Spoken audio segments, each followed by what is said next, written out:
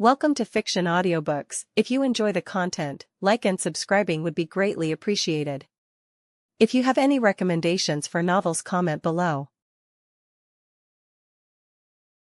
Please join my Patreon at https://www.patreon.com/fictionaudiobook.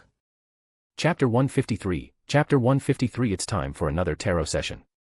Odis was entangled in Eleanor's spider silk, so he quickly sprinkled a handful of red powder and used fire magic to burn the spider silk. Although the spider silk was tough, it couldn't withstand the fire, and he and Brad escaped instantly. But the orange flames of the flame spell suddenly turned black, transforming into a ball of black flame that lunged at Odis. Odis quickly landed on the ground to avoid the flames, which ignited the trees in the forest, causing them to wither instantly. By this time, Odis had already flown over the wall of corpses and spirits. He sprinkled white powder on his own legs and Brad's legs and ran wildly down the mountain. Brad had no choice but to grit his teeth and keep climbing. He felt that he had never run this far or this fast in the previous half of his life. However, he soon discovered that although he had just been exhausted, his legs were now moving with incredible speed and were completely out of his control. After a moment's thought, he realized that it was the powder the wizard had just sprinkled that was working. At that moment, Brad, who was running, seemed to see a tree laughing. He. At first, he thought he was seeing things, until he heard a sinister laugh and realized that the trees were really laughing. On the dry bark of the tree, eerie smiling faces appeared, and branches stretched out to block the two people running wildly. Odis, who was ahead, did not slow down. He scattered a handful of iron black powder, which spread in the air and emitted a rusty smell. The surrounding trees seemed to be afraid of the powder, and they all cried out and ran away. Odis grabbed handfuls of powder and finally made it through the obstruction of the trees. At the same time, Brad felt his legs weren't moving as fast as before, the white powder's power was weakening. He felt a chill on his back, and when he looked back, he saw that the corpse behind him had caught up and was not far away. Brad was terrified, but then he felt his strength return and ran as fast as he could. Just then, someone in front suddenly shouted, "Lie down." Before Brad could react, the wizard grabbed him by the collar and threw him to the ground. Da-da-da-da. The sound of machine guns rang out from below the mountain, and bullets carrying flashes of light were fired at the corpses. The hit corpses fell to the ground and lay motionless, becoming real corpses. Meanwhile, the undead that Brad couldn't see were also shattered by the purifying bullets. In just a few seconds, the pursuers behind them had fallen to the ground. Odis sat on the ground, leaning against the tree trunk, and laughed loudly. "This is the first time I've ever felt that the sound of a gunshot is so pleasant. Don't worry about us, hurry to the top of the mountain, don't let that guy get away." Brad watched as dark figures rushed up the mountain. He lay on the ground and a slight smile appeared on his face. Although he didn't know who those people were, he knew that the wizard's reinforcements had arrived. Odis shouted at the retreating figures, "Be careful. Besides being a witch of pleasure, she also possesses some very strange abilities." Those dark figures had disappeared into the woods. It was unknown whether they had heard anything. Just then, two more figures emerged from the woods, one of whom asked, "Are you injured?" These are two low-sequence, mechanical heart team members, who are responsible for taking care of the wounded. "No," Odis said. "However, this lord is exhausted. Do you have any potions to restore his strength?" "Have." Brad was thus given a small bottle of cold potion in a daze, and soon he felt himself regaining some strength. With the help of a member of the Mechanical Heart squad, he returned to the castle. At this point, the only servants left in the castle were the sleeping coachman and Brad's personal valet, because they were going back to Backlund with Brad to avoid the misfortune caused by Eleanor. 2 or 3 hours later, Mechanical Heart and Night Watcher returned to the castle. They caught up with Eleanor and injured her, but she still managed to escape. She does indeed possess very strange abilities. The spirits and corpses on the entire mountain seem to be under her control. Moreover, she can extract life from others, making her very difficult to deal with. A squad of Mechanical Hearts and a squad of Night Watchers couldn't take her down. Some of the castle's servants were rescued. Many of them had been affected by the charm ability and had not died. It wasn't that Eleanor had a sudden burst of kindness and didn't kill them, rather, she wanted to keep these people alive so she could take their lives when needed. Odis asked her old friend Max, "Does her strange ability come from some kind of sealed artifact?" Max shook his head and said, "It's a bit like the power from worshipping evil gods that has appeared in some reports. It is said that worshipping certain evil gods can give extraordinary individuals some strange abilities without affecting their use of their extraordinary abilities." He looked at Odis's long beard, wanting to ask him what he was doing, but ultimately remained silent. Odis nodded, recalling the strange and unsettling symbol at the center of the altar, a realm that felt alien to him. Afterwards, Mechanical Heart withdrew overnight and handed the place over to the Night Watch team. At the same time, the case was also assigned to the Night Watch team.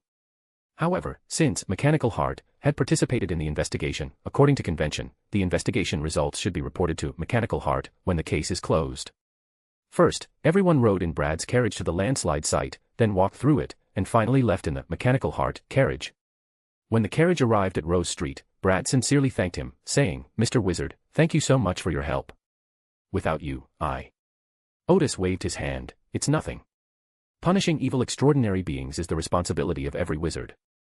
Of course, the promised payment should not be less than agreed upon, otherwise Odis will send the bill to the Lord's mansion." If Odis hadn't suddenly appeared, Brad could have continued to entangle with Eleanor for a while longer, but in that case, Brad's mental state might have suffered irreparable damage. Even now, Brad must have some mental issues. Odis has already quietly mentioned this to the Night Watch, who said they would send someone to visit Brad and have a good talk. When Odis returned to her residence, it was already past 3 in the morning. Since she hadn't eaten dinner, she made herself some noodles for a late-night snack, then quickly washed up and, using her meditation ability, drifted off to sleep. In a daze, he had a dream. Odis dreamed that he returned to the village on the mountaintop, which consisted of a cemetery, and Brad returned with him. The two of them stood in front of the thatched hut, staring blankly at the strange symbols on the altar. The eerie symbol suddenly came to life, lunging at Odis like an octopus. Phew. Odis awoke from his sleep and saw the light outside the window. It was already morning. He took a deep breath and carefully examined his spiritual body with his spiritual senses. Everything was normal. Odis guessed that his mind might have been affected by the symbol, but this effect would disappear on its own in a day or two. Odis then realized that the evil god Eleanor worshipped seemed even more terrifying than evil gods like the true creator. He was affected simply by glancing at the symbol. Ding-a-ling. Odis had just made herself a cup of coffee when she arrived on the first floor and heard the doorbell ring. To maintain his image as a wizard, Odis had to hide the coffee in the cupboard and then go to the front to open the door. Outside the door stood a middle-aged man who looked like a butler. He introduced himself as Lord Brad Rick's butler and brought Odis the agreed-upon payment. As they were talking, the other person handed over a thick envelope. Odis opened it and found a thick stack of 10-pound notes inside. He quickly counted. "It's 200 pounds more than the price we discussed."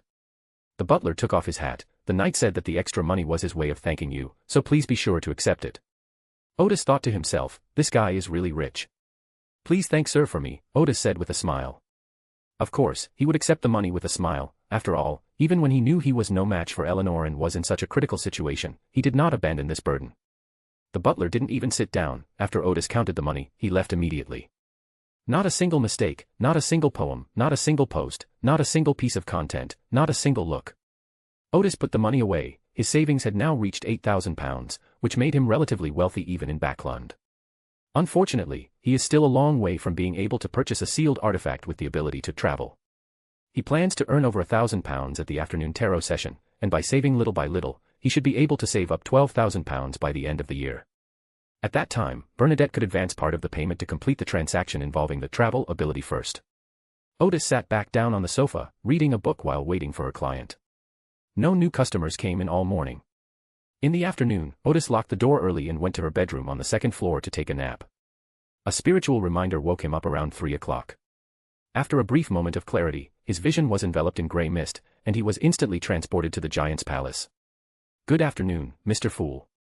Justice Audrey greeted all the members as usual, while observing the others. Little Son was in a stable mood, indicating that nothing too urgent had happened in Forsaken Land. The other members were as usual. The Hanged Man was calm and composed, the World and the Hermit concealed their expressions and body language well, and the Magician still looked somewhat lazy. After the greetings, since no one has sacrificed Roselle's diary this week, we'll proceed directly to the Tarot Club's trading session. Odis was the first to speak. "I'm selling a magical item." The fool, Klein, was taken aback. "Another magical item for sale? Didn't he sell one last week?" Alger, the Hanged Man, wondered, was it just last week's loot? Or was there an organization behind the Hermit that was using his Tarot Club channels to sell magical items? Odis, unaware of the other members' thoughts, continued, "That magical item corresponds to Sequence 9 of the Thief Pathway. The ability is to enhance the wearer's agility and endow them with superb thieving skills. The negative effect is that it becomes difficult to suppress the urge to steal. Does anyone want it?" This dagger was seized from the fighting arena and has been kept in the wilderness of knowledge, unable to be used in Backlund. Alger asked, "How much are you planning to sell it for?" 350 pounds. Alger readily agreed, "I'll take it." In the extraordinary realm, magical items are highly sought after. Alger, with his extensive network of connections, still plans to resell them. Compared to the magical items from last week, this deal will earn him less, but he should still be able to make 30 or 40 pounds. He added, and sell me that extraordinary weapon you mentioned last time too. I found a buyer for you, but the price is 280 pounds. Are you willing to sell it? Odis immediately nodded and said, I'm willing. Although it was a bit lower than the market price, it was still acceptable to Odis. After completing the first deal with great ease, the magician first proposed a new deal. Mr. Fool, I wish to trade the extraordinary characteristics of the sheriff from your servant. Hugh still hadn't saved enough money, but Furs had become Dorian's student, and her teacher said he could help her provide the main ingredients for potions, so Furs decided to help Hugh buy the extraordinary traits first. The fool, Klein, nodded calmly, okay. He was secretly pleased, but he couldn't say much, since a fool shouldn't pay attention to such small transactions. After a few seconds of silence in the hall, and once Alger was sure that Mr. Fool had nothing more to say, he asked Odis, can we trade information about the Elven race and the Elven king now? That's enough, Odis replied. I've gathered a lot of information about the elves for you. Alger asked, what form of transaction should we use? Let's use gold pounds, Odis said. 1,000 pounds. Deal, Alger said immediately. Although 1,000 pounds was not a small sum, Alger felt it was well spent, since such information was rare and hard to come by, and most of the time even if you had gold pounds, it was difficult to trade for it. Audrey immediately said, I'm willing to contribute 300 pounds to join this deal. Alger was naturally very happy to have someone to share the expenses with, okay. The other 3 members also expressed their willingness to join the deal. Furs continued to use chapters from Spiritual Encounters, the son Derek continued to use Ancient Myths, and The World continued to use Occult Knowledge. Alger said, yes, but the knowledge and stories I've heard don't count. He knew very well that this knowledge was also very valuable, and if he encountered someone who urgently needed it, he could sell it for 200 or 300 pounds. After discussing how to proceed with the transaction, everyone looked at Odis. Odis said, to make it easier to understand, I will first explain the concept of the ancient gods to everyone. Before the 7 gods, there were some other deities, which we generally call the ancient gods. Chapter 154, Chapter 154, A Brief History of the Elves. The description of the Hermit Odis from the very beginning seems to open up a new world for everyone and give them new concepts. The fool, Klein, thought to himself, how come I didn't think of that before? The existence of the ancient gods is equivalent to breaking the legend that the 7 gods have existed since ancient times. They are not gods who have existed since the creation of the world, there were gods even more ancient than them before them. Alger, the hanged man, also remarked, I've heard of the concept of the old gods before, and I used to think it referred to gods who had already fallen. Now it seems that besides their fall, there's another concept, those who are even older than the 7 gods. Justice Audrey and Magician Furs also understood the concept of the ancient gods, but talking about gods in this way still made them feel somewhat blasphemous. The most composed member should be the son Derek, after all, their general education includes descriptions of the ancient gods. Elven King Sunniasolam is one of the 8 ancient gods, Odis said. In various descriptions, the ancient gods are portrayed as twisted and insane, and their state is quite different from that of modern gods. Based on all other intelligence, I have some guesses about their situation. Although it's a guess, it's probably quite reasonable. People are quite interested in the speculation about the Hermit. The Hermit had previously made some speculations about Amon's actions during the 4th Age, which everyone felt were quite reasonable. Odiston paused and continued, as we said before, becoming a god requires 3 sequence 1 properties of a path, but the properties used by some ancient gods when they became gods may not be sequence 1 properties of the same path. For example, one piece of information that I am fairly certain of is that the vampire progenitor became a god by using 2 sequence 1 traits from the pharmacist pathway and 1 sequence 1 trait from the farmer pathway. Under such circumstances, these ancient gods must be insane and twisted. And some deities, in addition to possessing the characteristics of this path, also possess the characteristics of adjacent or non-adjacent paths. The giant king and the elf king seemed to be in this situation, so after they had offspring, their condition became more stable than it was at the beginning of the 2nd Age. Alger thought to himself, the Hermit doesn't seem to have much respect for the gods at all, making such casual guesses about them. Klein thought to himself, these guesses about the Hermit seem quite reasonable, and they don't even sound like guesses. Audrey then bluntly asked, why did their situation become more stable after they had offspring? Odis replied, in the extraordinary realm, there is a common sense that one can expel excess characteristics from the body by giving birth. For example, if you repeatedly take a magic potion in a situation that is out of control, you won't feel anything if you are in good condition, but if you are not in good condition, you will clearly feel a certain burden. At this time, you can try to have children to pass on some of your traits to them, thereby reducing your own burden. However, at most, a sequence 6 level will give the child half of the characteristics of a sequence 9, so that from birth, he can only choose the same path as his father. Moreover, at this level, extraordinary individuals cannot determine whether or not to give their children special traits. Often, even if they do not intend to give them, their children will still possess half of the traits of a sequence 9. It is said that after becoming a demigod, one can control to some extent how many extraordinary traits are given to a child. Alger nodded slowly. He knew this common sense too. Furs then thought of Hugh, who was born half a sequence 9, but still needed a sequence 9 potion to complete his advancement and become a true extraordinary. Audrey opened her mouth, not expecting such a thing to be possible. So even gods can use this method. Odis nodded. Yes, many ancient gods have used this method to make their extraordinary characteristics even purer.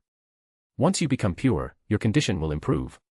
The world, who had been listening all along, suddenly asked the hermit, what is your basis for those speculations about the extraordinary characteristics within the ancient gods? Alger looked at the hermit, which was also his question. Odis replied, the main basis is that the blasphemy tablet only appeared at the end of the Second Age, which means that before that there was no concept of potion advancement, or even the concept of a path. The other members were all somewhat surprised, not expecting that it would involve such high-level information as the desecrating slate. Furs even asked, somewhat unconsciously, is there really such a thing as a blasphemous tablet? The issue of blasphemous tablets was discussed at the Tarot Club a long time ago, but at that time, Furs had not yet joined the Tarot Club. In her mind, the desecrating slate was something legendary. The sudden mention of the desecrating slate made her feel as if the legend had come to life. It does exist, Odis replied. But that's another matter. All we need to know is that the desecrating tablets didn't exist before the appearance of the ancient gods.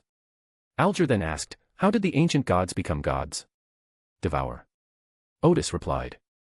As far as I know, it is to constantly devour the extraordinary properties one encounters. This answer once again greatly exceeded everyone's expectations. Little son Derek said, Mr. Hermit, if you randomly devour extraordinary characteristics, it's like drinking magic potions indiscriminately. You should fall into madness and completely lose control. I believe that many powerful beings perished in that crazy era in this way, Odis replied. The 8 ancient gods were luckier, they mainly devoured extraordinary characteristics from the same or adjacent pathways. Of course, there are also some laws of extraordinary properties at play here. As everyone should know, the extraordinary properties of adjacent paths have the property of mutual attraction. Even if they occasionally devoured characteristics that were not from adjacent pathways, their enormous bodies were enough to make them withstand the chaos brought about by the extraordinary, so those 8 ancient gods were basically insane and twisted. Derek nodded slowly, which did indeed explain why the ancient gods were so insane and twisted. Audrey was once again shocked by the hermit's answer, so, this chaotic devouring had already begun before the 8 ancient gods. Right, those were the ancient gods of the Second Age. Perhaps the entire First Age was an era of indiscriminate devouring. Klein couldn't help but sigh, although some legends and official records of the extraordinary mention, testing medicine on oneself, the concept of testing medicine on oneself, probably didn't exist in the Second Era. Back then, people likely relied on their instincts to devour things. It's impossible to become an ancient god just by trying things out, rather, one becomes an ancient god by simply devouring things and getting lucky. Alger thought, so the Second Age was darker and bloodier than the legends say. Only Furs remarked, the hermit is so learned, he explains every question so clearly. Odis waited a moment, and seeing that no one had any further questions, he continued, Elf King Sunniasolam is said to be the first elf. Are the later elves his descendants? Or did they mutate under some influence? At this point, no one paid much attention to the description of mutating into an elf. Odiston paused and then said, in that ancient era, the elves were one of the most powerful races to rule the world, and most of them were extraordinary individuals who had passed through the sailor pathway. It is said that they loved food made from the blood of a certain animal and also enjoyed eating animal organs, but that food has now been lost. There are also rumors that they liked to drink human blood, but this should be corrected, that was a special dietary habit of theirs. Klein, stunned behind the grey fog, wondered, could it be Mao Shui Wang, a spicy Sichuan dish? Or something similar to Mao Shui Wang? Alger was slightly taken aback. The church's legends about the elves actually had a prototype, but there were obvious elements of slander. Not a single mistake, not a single poem, not a single post, not a single piece of content, not a single look. Odis continued, the Second Era is too far removed from the present, and we can no longer obtain much detailed information. I only know roughly that at the beginning of the Second Age, the Elven race formed an alliance with the Giants and the Blood Clan. Later, with the fall of the vampire progenitor, this alliance completely collapsed, and the Elves and Giants became enemies. It is said that throughout the Second Age, most of the battles revolved around the Giants, dragons, and elves. Until the appearance of the ancient Sun God, who successively defeated the Dragon of Imagination, the Elf King, and the Giant King, the Third Era began, and the decline of the elf race began from there. Klein frowned behind the grey fog. the history of the Second Era is like a fog, elusive and unfathomable. The Hermit knows the general history of the Elven race, which is already very valuable information. Alger then asked, during our last gathering, didn't the clues in the ancient Elven script say, well, that the Lord of Storm's divine position was taken from the Elven race? Why was it the ancient sun that defeated the Elven king? I know a little about this information, Odis said with a smile. But in my opinion, it is a very important and valuable piece of information that cannot be answered specifically in this transaction.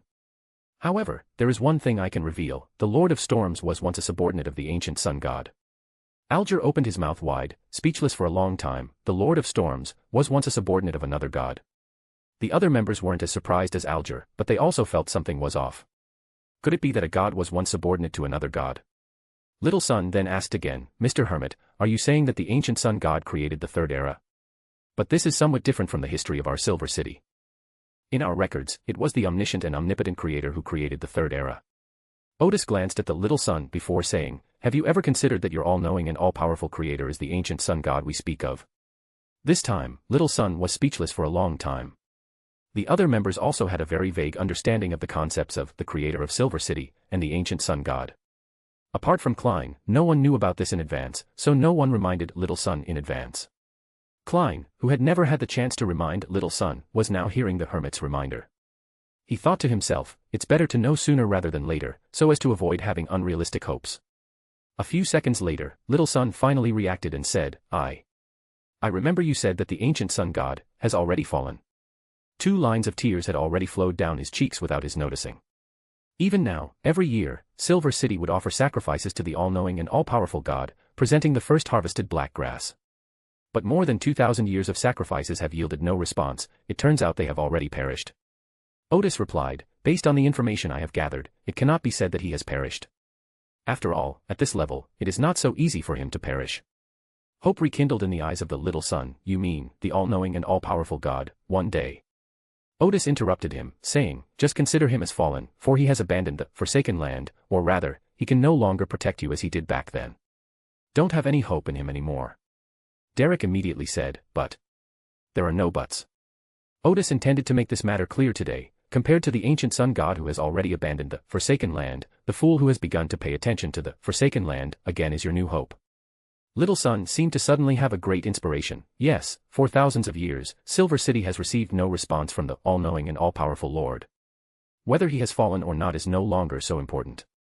In any case, he will not answer our prayers. Mr. Fool's gaze is Silver City's hope. I should grasp this hope instead of wallowing in the sorrow of the god's fall. The fool, Klein thought to himself, this Hermit guy would be perfect as a missionary. After that topic was put aside, Alger asked, why do you say that Elf King Sunyasolam was the first elf? I'm not entirely sure either, Odis smiled. It's quite possible that he created the elves, but I can't be sure of that. In fact, Odis already had a relatively reasonable guess. Sunyasolam should be the first human to be affected by extraordinary characteristics and mutate into an elf. However, this involves a lot of ancient and high-level information, and what he said at this time is somewhat unreasonable, or rather, it is not information that ordinary extraordinary individuals can access. The deal was now closed. Audrey said, I will pay the £300 after the party. Then she said, ladies and gentlemen, I have received important information. In the not-too-distant future, we will face the end of the world. She saw this information in Spiritual Encounters provided by Furs and wanted to share her thoughts on the matter with everyone. Chapter 155, Chapter 155, some research findings are announced at the tarot meeting. Upon hearing the topic raised by Justice Audrey, the hanged man Alger said, many extraordinary organizations have predicted the end of the world, but most of them think it's just an exaggeration to attract attention. However, some people speculate that the so-called doomsday is actually the change of an era. The magician, Furs, was taken aback. The 5th age is almost over. We're about to enter the 6th age. Alger did not give a precise answer, that's what some people guess. At this point, the Hermit Odis reminded us, the change of eras may be full of hardships. For example, at the end of the 3rd era, a great cataclysm occurred before the 4th era began. For example, at the end of the 4th age, the 4 sovereigns died one after another, and only then did the 5th age begin. The fool Klein immediately manipulated the world to ask, is the fall of the 4 emperors a sign of the beginning of the 5th era? I'm not entirely sure about the specifics either. Odis said with a refusing to take advantage expression, the fall of the 4 emperors is one of the signs of the beginning of the 5th age, but it doesn't seem to be the main sign. The most significant sign of the 5th age was that the gods went to the astral plane, and divine descents rarely occurred on Earth anymore. Furs asked, why don't I feel any sense of epical change? Or any sense of crisis? Odis countered, have you considered the nature of our tarot gathering? The other members nodded in agreement, and Furs realized that the ancient being, the Fool, was awakening and had invited several people to this gathering to achieve some purpose of its own. The resurgence of this mysterious entity should be one of the harbingers of an epical change. Klein once again felt that the Hermit had a talent for being a missionary, to make something that seemed ordinary sound so lofty, and to make everyone make all sorts of connections. His pretentious style was almost as good as his own. In his view, the awakening of the Fools is not a sign of an era change, since the Fools are currently only sequence 7. Audrey then asked, so what should we do in this situation? Strive to improve yourself. The usually quiet world joined the conversation, make yourself stronger so that you can protect yourself in the apocalypse. Klein also believed that the end of the world would come in the near future, and the only thing extraordinary people could do was to strive to improve themselves, otherwise they wouldn't even know how they died. Just as the Hermit mentioned before regarding the Great Cataclysm, most people in the Forsaken Lands died in a daze. Even those who survived only realized what had happened to them after living in fear for a long time. If it were an angel, it should be able to avoid such a disaster. Even if it were a demigod, it wouldn't be as miserable as an ordinary person. Audrey nodded. I understand. Thank you for reminding me. She is now close to digesting the Sequence 8 Mind Reader potion. If she successfully passes the test of the Psychological Alchemy Society, she should be able to obtain the Sequence 7 formula. She sighed, wishing her promotions could have been faster. Then Furs said to Alger, after the gathering, I will once again offer the first chapter of Spiritual Encounters to Mr. Fool. Klein thought to himself, there's no need for another sacrifice. You've already sacrificed twice, and I have saved those sacrifices here. Alger nodded, okay.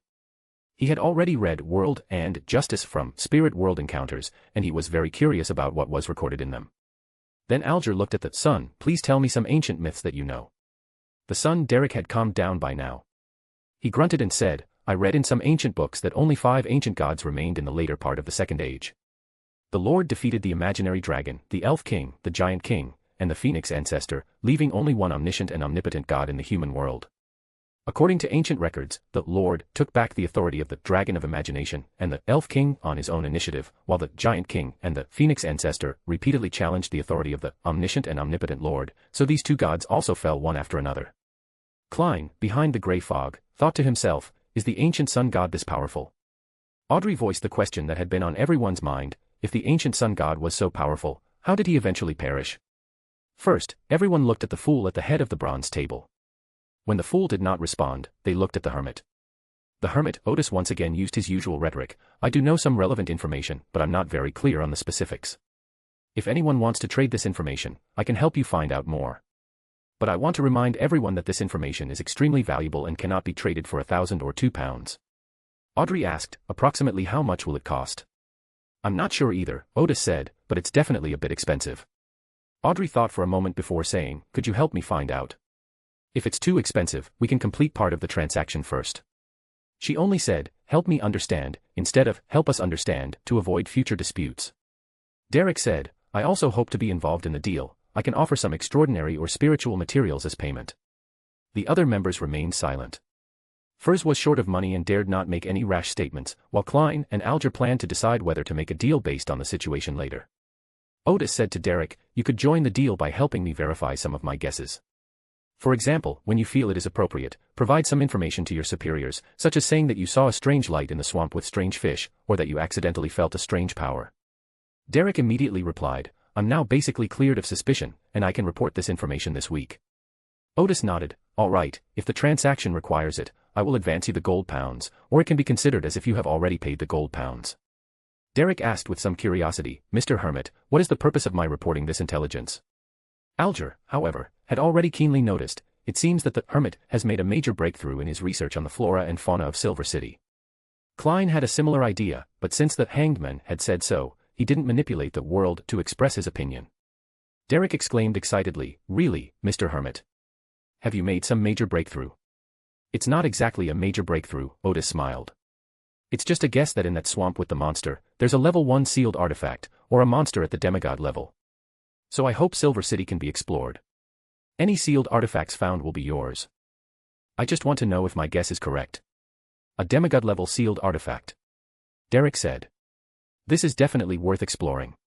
Silver City has seals that can shatter extraordinary attributes. Basically, seals from the warrior path are all pulverized into extraordinary attributes. Over 2,000 years, he has accumulated some demigod-level sealed artifacts, but the methods are relatively limited. He would be very happy if he could add another sealed artifact of this level. Alger was puzzled. How come Silver City didn't discover that there was a level 1 sealed artifact not far from them all these years? Derek replied, that swamp is huge. We've always walked around it, and we've never heard of anyone exploring it.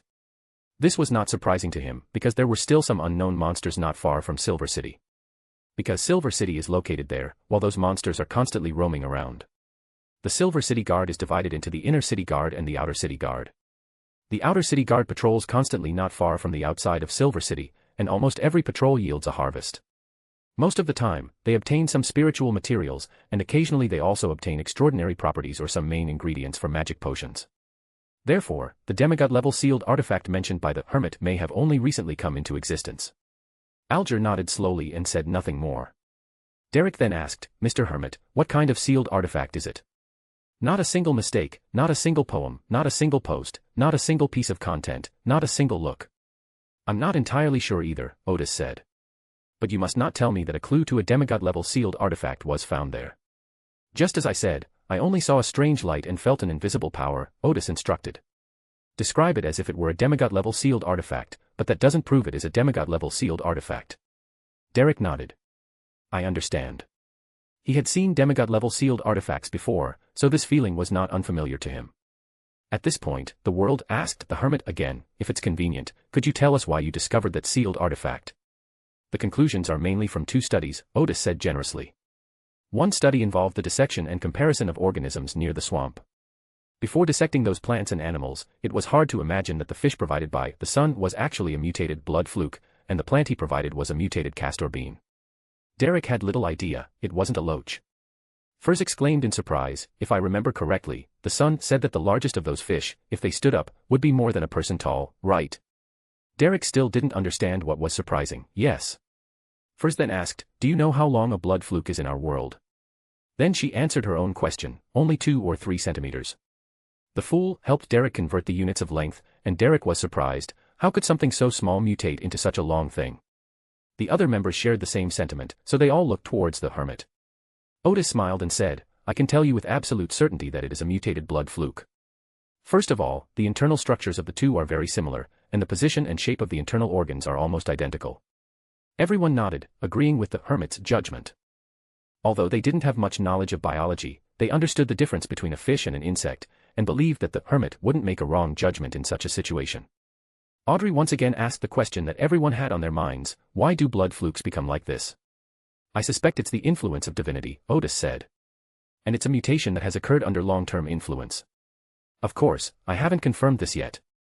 If Silver City finds a level 1 sealed artifact in the swamp, then this can be confirmed as a reasonable guess.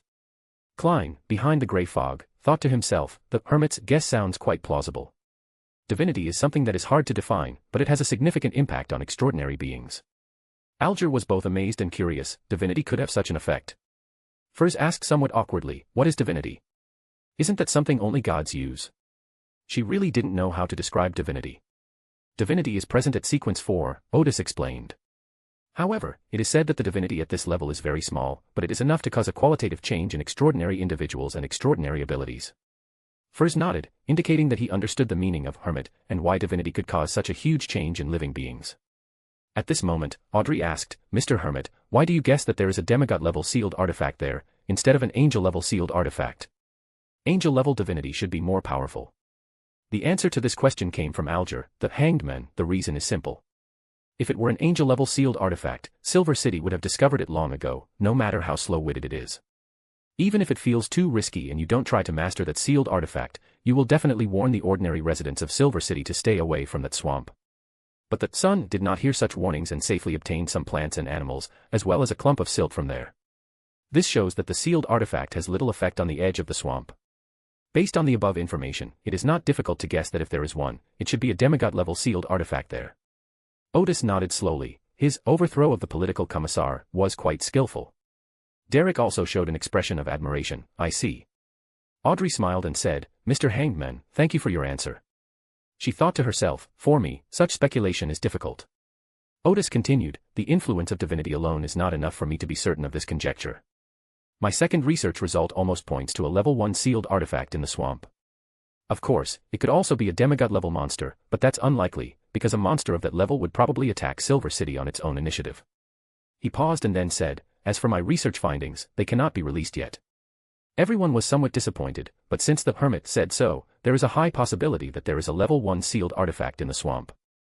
That concludes this topic. Alger then looked at the world, and it was now the world's turn to share some occult knowledge. Klein pondered for a moment before saying, as far as I know, Emperor Roselle was the previous owner of the Black Throne. Chapter 156, Chapter 156 Adam's Abilities. The intelligence released by the world didn't shock most people, except for Alger, the hanged man who frequented the seas, who quickly asked, is the information accurate? He had heard that Nast, the king of the 5 seas, had once named his flagship, the Black Emperor, the Black Throne. The fool, Klein, manipulating the world, smiled and said, this information is absolutely accurate. Because this is what Russell himself said in his diary. Alger took a deep breath. I've always heard rumors that Nast, the king of the 5 seas, was once bestowed a title by Emperor Roselle. It turns out that this is not just a rumor. Only then did everyone understand that the ship called the Black Throne currently belonged to a king of the sea. This is truly incredible. It is unbelievable that the great emperor, who has been dead for over 100 years, still influences the current maritime landscape. Alger then asked, how did the emperor obtain that ship, which is said to be a ghost ship of the Solomon Empire? I don't know about that, Klein said, manipulating the world.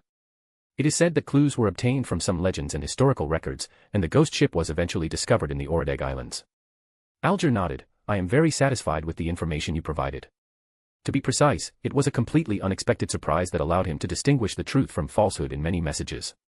Justice Audrey suddenly asked, Mr. World, do you have any other information about the Emperor? She was very interested in this legendary emperor. Klein thought to himself, could those things that happened in the bedroom with noble ladies and wives be considered other information? In order to protect the emperor's reputation, he decided not to release this information. Klein then manipulated the world and said, I don't have much information about the emperor either. Audrey was a little disappointed. Oh, okay then. The deal concerning the elves is now officially concluded. Similar to the transactions at the last tarot meeting, everyone not only got the answers they wanted, but also gained a lot of knowledge in the subsequent Q&A session. After the transaction was completed, son Derek asked, could anyone help me find out if Adam is currently in the Forsaken Land? At last week's party, Klein revealed that Amon has an older brother, and little son is very worried that Amon's brother is also in the Forsaken Land. He thought about it for a long time after returning home and decided to inquire about Adam's whereabouts at the tarot meeting, so that Silver City would not be at a loss as to how to defend itself when it faces a threat from Adam in the future. Odis replied, from what I know, Adam was not in the Forsaken Land. He established an organization called the Twilight Hermits in our world, so I speculate that he mainly operates in our world. The Twilight Hermits Gathering. Klein, who was behind the grey fog, was somewhat surprised when he heard the name, because Roselle had once been a member of this organization. Alger frowned, it was the first time he had ever heard of this organization. Audrey and the magician first looked somewhat confused, they had never heard of this name before. Derek breathed a slight sigh of relief, Mr. Hermit, thank you for your answer. Odis nodded slightly, accepting the other party's thanks, and then reminded them, outside of the Tarot Club, do not mention or write the name, Twilight Hermits Club, or casually utter Adam's name. Klein recalled the corresponding entry in Russell's diary. It seems Russell's guess was correct. Even if the name, Twilight Hermits, were written in the outside world, it might still be noticed by the organizers of the gathering. Audrey, Furs, and Derek didn't quite understand the meaning of hermit, but they found it strange and somewhat eerie. Alger, however, already had a guess. If we mention Adam and the Twilight Hermits, Adam might become aware of it. Yes. Odis did not elaborate, but simply said, he possesses such an ability. Klein immediately thought of 0-08, it was a level 0 sealed artifact from the Spectator pathway. Just like Adam, I knew about it, and it knew about me too. This ability is a bit abnormal. Alger asked the Hermit, what are Adam's specific abilities? I cannot tell you the details, Odis said. We are under the protection of Mr. Fool at the gathering, and Adam will not know the topic we are discussing. After learning the relevant information, I took corresponding protective measures. Without proper protection, the more you know Adam, the more Adam knows you. Apart from the world, the other members all stared in astonishment. Alger thought to himself, this ability is just too amazing. Furs had only one thought in her mind, how terrifying. How terrifying. Audrey then asked, Mr. Hermit, what are the protective measures you mentioned? Odis smiled and said, once you reach sequence 7, you will have the corresponding abilities. Audrey realized, hypnosis. Odis nodded, yes. Klein thought to himself, using the audience to deal with the audience is a pretty good idea. Audrey added, thank you for your answer, Mr. Hermit. Odis accepted the thanks again without hesitation, as the information was actually very valuable. Odis reminded everyone that he did not accept any payment. Then Klein manipulated the world and said, does anyone have any news about the thousand-faced hunter? No one spoke, which meant there was no news. Klein sighed inwardly. The magician's potion was almost digested, the deep-sea Janus hair had been obtained a few days ago, and Little Sun would soon be able to help hunt human skin shadow. Only Thousand Faces Hunter was still missing. He planned to try other channels after this tarot gathering, such as asking Miss Sharon, or asking a vampire servant of the Church of the Earth Mother if the vampires had such accumulation. Alger is currently searching for a sequence 6 potion recipe, so he has no immediate need for it. Son Derek is currently digesting the Lightbringer's potion and has no further needs. Magician first learned that Dorian would give her a main material for advancing to sequence 8. She planned to buy another main material after obtaining that one, so she did not intend to initiate a trade for the time being. Audrey, on the other hand, plans to obtain the sequence 7 potion recipe from the Psychological Alchemy Society. She hasn't received the recipe yet and has no need to trade it. Odis, on the other hand, had just advanced to sequence 7 and was working hard to digest the potion. He had no plans to trade sequence 6 formulas for the time being. So after a few seconds of silence, the main hall automatically transitioned into a free exchange session. Everyone began sharing interesting things that had happened to them in the previous week. When it was Odis's turn, he said, I encountered a strange thing last week, or rather, a strange and extraordinary path. I don't even know if I should call those abilities extraordinary pathways. Everyone's curiosity was piqued by the description of the Hermit, and they all looked at the Hermit. The Hermit, Odis continued, she was an extraordinary being of the witch pathway, but possessed some ability to control corpses and souls, as well as the ability to absorb life from others. It is said that it can also control the blood of others, and make the corpses it controls bear the damage it suffers. It is certain that the extraordinary abilities she displayed, beyond being a witch, were not achieved through the use of sealed artifacts, but were indeed her own abilities. Everyone was stunned, it was clearly the first time they had ever heard of such a thing. Alger asked, you mean that an extraordinary being possesses the ability to have two paths? Not a single mistake, not a single poem, not a single post, not a single piece of content, not a single look. It seems so, Odis said. Her extraordinary abilities beyond those which pathways are quite unexpected. So far, I don't have enough information to explain all of this. I just got some information from a friend that some followers of evil gods, while possessing their own extraordinary abilities, can also obtain some abilities and power from evil gods. However, there are very few such cases, and my friends don't know exactly how they did it. Everyone fell into deep thought, because this was different from their previous understanding of the extraordinary. The first piece of extraordinary knowledge they had learned since becoming members of the extraordinary was that potions should not be drunk indiscriminately. Once you've drunk a potion from the seer pathway, you absolutely cannot drink potions from other pathways, except for those from adjacent pathways that have reached a certain sequence. However, the description of the Hermit is that a person has the ability to have two paths. Audrey asked first, did she take a potion from an adjacent pathway? I've heard people say before that if you take a potion with an adjacent pathway, you can have the abilities of both pathways at the same time. Odis shook her head. As far as I know, the adjacent pathway to the witch pathway is the hunter pathway, and her additional ability is not an ability of the hunter pathway. Klein, behind the grey fog, thought to himself, I didn't expect the adjacent pathway of the witch pathway to be the hunter pathway. That's quite interesting. I remember Roselle saying that when the hunter pathway reaches sequence 4, a woman can also become a man, while the witch pathway is exactly the opposite. Alger also noticed this. This was an unexpected gain. He hadn't expected that witch and hunter would be adjacent paths. There seemed to be nothing similar or common between these two paths. After a moment of silence in the hall, Alger suddenly asked, have you ever heard of the Lord of Storm's favored ones? Everyone was stunned for a moment, and no one answered. Even Klein had never heard of him. Odis thought for a moment and said, I've heard that some extraordinary individuals at the sequence 7 level in the Sailor Path, after receiving the favor of the Lord of Storms, can acquire some sequence 6 or sequence 5 abilities ahead of time. Alger nodded, that's right. Through the blessing of the Lord of Storms, they possess some extraordinary abilities in advance, so they are called chosen ones of the Lord, able to summon gales and giant waves whenever they are on the sea. I have also heard that some devout believers who are not extraordinary can also briefly possess these abilities. Odis understood what Alger meant. You mean, the gods can use gifts to grant certain believers or extraordinary individuals extraordinary abilities? Alger shrugged, I just had this idea, and I'm not sure if other gods have this ability too. Odis considered it for a moment and felt it was a very good idea. Because it is a gifted ability, it does not possess corresponding extraordinary characteristics and will not conflict with the extraordinary characteristics within the body, so it seems to be an ability that can be used in two ways. Thinking of this, Odis smiled and said, "Mr. Hangman, thank you for providing the idea." Alger waved his hand to indicate that there was no need to thank him, since the Hermit had provided some high-level information about Adam without receiving any payment. Klein, behind the grey fog, had a similar thought to Odis. The extraordinary world is indeed complex and bizarre. Other members also shared their thoughts, but since they had never met such an extraordinary individual, they only speculated about it. After this topic ended, Klein manipulated the world and said, "I just received information that there is a mastermind behind the serial murders. Or rather, there is a master behind the murderer." This was information he had just learned from the renowned detective Isengard Stanton, who had official connections. He was sharing it now, firstly to remind the members in Backlund, and secondly to see if they could exchange any information. Audrey and Furs were very concerned about this, but they didn't know much about the demon and couldn't offer any useful information. Alger stroked his chin and considered for a moment before saying, "The person hiding behind this should be a Sequence 5. After all, his pet was preparing for promotion to Sequence 5, while the master couldn't possibly still be just Sequence 6. In a previous tarot reading, the serial killer was discussed in detail. Everyone knew that it was an extraordinary creature committing the crimes. Audrey and Furs both took a deep breath. This was even more difficult to deal with than the previous extraordinary creature.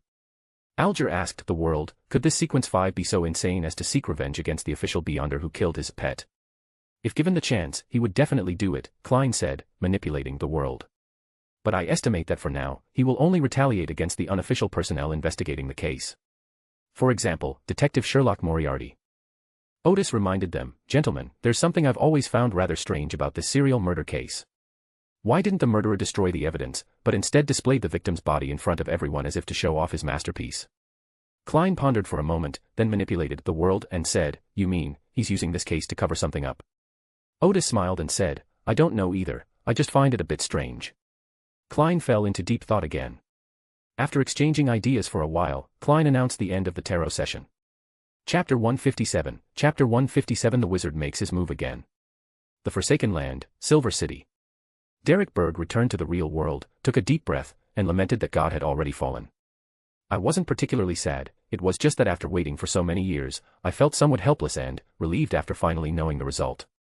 Of course, it was also because he found new hope in the Fool that he did not feel so hopeless." Derek realized that this message could not be told to anyone else unless the person was also willing to believe in the Fool. Then he thought of the research on the Hermit, so he immediately got up and went to the round tower to see the chief. Soon, Chief Colin met with Derek.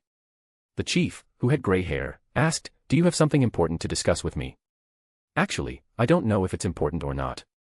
Derek had already gained some experience in dealing with superiors by this time. "It just feels strange the more I think about it, and I feel I should report to the chief as soon as possible." Colin nodded. "Go ahead and say it." "Last time I was patrolling outside the city, when I passed through the swamp north of Silver City, I seemed to sense a strange power," Derek said earnestly. "I had never felt this way before, and it disappeared quickly, so I didn't pay much attention to it and didn't report it at the time. But last night, I had a lot of dreams, and I kept dreaming that I was searching for something in the swamp. It felt like there was something very important in the swamp." The experienced Colin said almost immediately, "Perhaps you saw some important information at the time, but you ignored it because it would cause you some harm. Those dreams are your spirituality reminding you." He thought for a moment and said, "I will immediately organize a team to conduct an investigation, and if necessary, I will also have you join the investigation team." Derek breathed a slight sigh of relief and was about to say goodbye and leave. Chief Colin suddenly asked, "I heard from the patrol that they saw you catching fish in the swamp." "Ah, yes, yes." Derek had previously provided the Hermit with a strange fish during a deal. In the past, Derek wouldn't have thought anything was wrong if the chief suddenly brought this up, but Derek is not the same Derek as before. He realized that the chief might have noticed his lie, but the chief also said that he would immediately set up an investigation team, which seemed to mean, "I know you are lying, but I also know that your reminder is important." Backlund, 66 Rose Street. After the tarot session ended, Odis returned to the real world. He stared at the ceiling for a while, as usual, before getting up to prepare for the ritual and complete the deal with the Hanged Man. This tarot meeting yielded £630 from the sale of magical items and extraordinary weapons, and £1,000 from the intelligence exchange with Alger, for a total of £1,630. Odis took a deep breath. The tarot club was now one of his main sources of income. After tidying up the altar, Odis went to the basement and used the teleportation array there to return to her residence at 77 Highland Avenue, transforming back into the owner of the Gar herbal shop. She then took a taxi to the herbal shop. Today is the day to check and organize the accounts, a task that Odis has always done personally. After Mandy's assistants Bella, Enoch, and Kinna showed the ledgers to Odis, Odis made some notes and spoke with each of them for a while. Then he looked around the herbal medicine shop again, and seeing that there was nothing wrong, he left the herbal medicine shop and returned to number 77 Highland Avenue.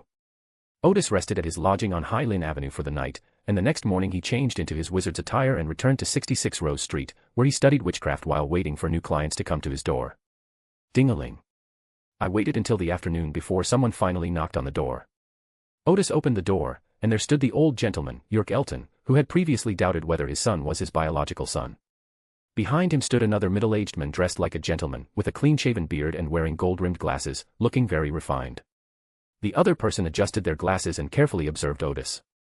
York politely removed his hat. "Hello, wizard, this is my friend Verdu Jackson. He has something he would like to ask you for help with." Odis examined the other person's glasses carefully, as long as they weren't monocles made of crystal. "Please come in." Odis invited the two gentlemen in, and after everyone was inside, he waved his hand slightly, and the door closed by itself. When Verdu saw this, he became somewhat nervous. York, however, already trusted the wizard completely because of Odis's previous performance, so he smiled at his friend, his eyes seeming to say, "See, I told you this wizard was amazing." After they were both seated, Odis said, "I'm sorry, I don't have any drinks for you here." York recalled that the wizard Gandalf had said that his drink was poisonous to ordinary people, so he quickly said, "We are not thirsty." Odis smiled slightly, "Then let's get straight to the point. What brings you here?" Did Mr. Verdu also suspect that he had become a father by accident? Verdu said, "Mr. Wizard, please keep what I am about to say a secret." Odis thought to himself, why does this sound so familiar? Verdu took a deep breath, as if he had made up his mind, and said, "My daughter Dileia seems to have been possessed by something evil, and her temperament has changed drastically. Sometimes she would stand on the terrace in the middle of the night, as if waiting for something. Sometimes he'll suddenly give a sinister smile, especially at night, and that smile is really scary. Sometimes she would hum some very melancholy songs at night, which would give you goosebumps. Dileia used to be a very gentle and lovely child, and would never do such a thing." The middle-aged gentleman finished speaking in one breath and looked at Odis with expectant eyes. Odis pondered for a moment before saying, "I suggest you go to the church you believe in and tell the pastor about these things." "I asked the bishop of the Church of the Goddess of Night to come and take a look," Verdu said with a wry smile. "The bishop said that Dileia was frightened in a dream, which is why she became like this. They gave Dileia some medicine, which did work after she took it, but soon Dileia's behavior became strange again." Odis was taken aback. It seemed that Night Watcher's judgment was correct. Either in a dream, she had unintentionally sensed something polluted. Judging from Dileia's behavior, it wasn't very serious, and it shouldn't have relapsed. He thought for a moment and then asked, "How long has Dileia's condition lasted?" Verdu replied, "It's been over a month." "Have you experienced any extreme pain, or said anything incoherent?" "No." Odis frowned. "Has anything strange happened in your house lately?" Verdu smiled helplessly. "No, not really." The previous bishop had asked the same question, but after thinking about it for a long time, he couldn't recall anything strange that had happened. Odis then asked, "Besides the changes you mentioned before, has Dileia undergone any other changes?" Verdu was silent for a moment before saying, "Please keep my following description a secret." Odis nodded. "Go ahead and speak." "Dileia's eyes seem more expressive, and her demeanor has changed somewhat." Verdu said somewhat awkwardly, She's only a teenager, but she exudes the aura of a mature woman in many ways. Moreover, Dileia used to be very introverted, but now she really enjoys chatting with young male servants. Because I'm afraid something might happen, I've dismissed several male servants in the past month or so. Not a single mistake, not a single poem, not a single post, not a single piece of content, not a single look. It's no wonder that Verdu repeatedly asked for secrecy. In the relatively conservative loan, a woman, even a minor, would easily be labeled as not reserved enough for such behavior. Odis, however, seemed to have found a clue. I should know what's going on now. It's understandable that the bishop of the Church of the Goddess of Night doesn't know this, since it's very obscure knowledge. He also stumbled upon the relevant knowledge by chance in the wilderness of knowledge. The church should also possess this knowledge, but because such situations rarely occur, it may not be disseminated to members at the captain level or below. Such cases, which do not exhibit significant or extraordinary harm, are at most investigated by the team leader. Verdu breathed a slight sigh of relief. Then, what should we do now? Odis thought for a moment. I must go to your house to confirm again. You two wait in the carriage first, I'll make some preparations and then come find you. He is increasingly realizing that preparation is extremely important for a wizard. This approach may not be good at direct combat, but in Odis's view, if sufficient preparations are made, he dares to confront it head-on. Therefore, one needs extensive knowledge and experience to predict potential difficulties and make corresponding preparations in advance. Other wizards may need time to accumulate experience before they can achieve this. But Odis is already able to do this, firstly because he has the help of the wilderness of knowledge and possesses a very broad reserve of knowledge. Secondly, he has a god's eye view and a thorough understanding of all 22 pathways. Combined, these two factors make Odis a veteran wizard, even though he has only recently been promoted to wizard. After making the necessary preparations, he boarded an outside carriage and followed two gentlemen to Verdur's house. Seeing the wizard's confident demeanor, Verdur finally saw a glimmer of hope. His daughter's recent troubles had left him exhausted, and he truly didn't know how to resolve the problem. York was also pleased that the wizard he had introduced could help his old friend solve the problem, which made the old gentleman feel very honored. The atmosphere in the carriage was very harmonious, and the three of them chatted as they arrived at Birkelund Street, where many wealthy people and politicians lived. Verdur's house is a large villa with a big yard and a garden in the backyard. The main body of the villa is a 3-story building, which looks spacious and grand. After the carriage entered the courtyard, Odis said, "From now on, you must follow my instructions without making any mistakes. Otherwise, the monster may escape, and it will return to affect your daughter at some point in the future." Verdur quickly nodded, "Okay. After you enter, take me to a reception room. Don't let too many people know I'm here," Odis said, "so that the monster won't be on guard." Verdur nodded repeatedly, and after thinking for a moment, he had an idea. After the carriage stopped in front of the villa, Verdur got off first and gave various instructions to the servants who came to greet him, telling them to do them immediately. Once there were no more servants at the door, Odis alighted from the carriage and, guided by Verdur himself, arrived at a reception room that was not usually used. The meticulous Verdur had his personal valet wait at the door. The tea, snacks, and fruit brought by the servants were all delivered by the valet. If anyone asked, he would say that he was discussing important matters with Mr. Jorgelton. After all this was arranged, Odis, who was sitting in the superior position, said to Verdur, "Go and take a look at the inside of Dileia's left arm, around the elbow. Are there two small, round wounds? There should be a similar wound on the inside of the leg, around the knee, but it's not easy to see from there. Just confirming one of them is enough." "Okay." Verdur left the reception room, pondered for a moment, and then went upstairs. Dileia was having an art class, and her personal maid was waiting outside the study. Verdur then beckoned to Dileia's personal maid. "Dileia hasn't acted strangely today, has she?" The personal maid replied, "No." Verdur hummed in agreement and then asked, "When Dileia was getting dressed this morning, did she have any unexplained wounds on her body?" The personal maid said, "It looks like there are two small, round wounds on the inside of the knee."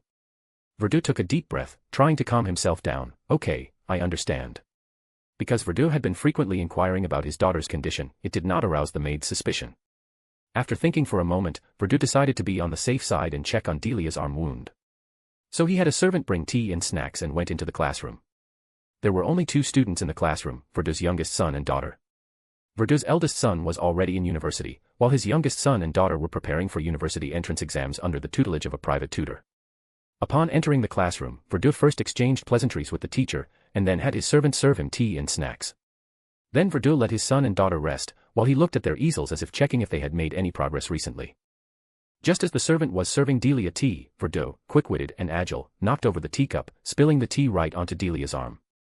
Verdur immediately knelt down anxiously, rolling up his daughter's sleeve as he asked, "How are you? Are you burned?" "Ah, I'm getting old, my hands and feet are so clumsy."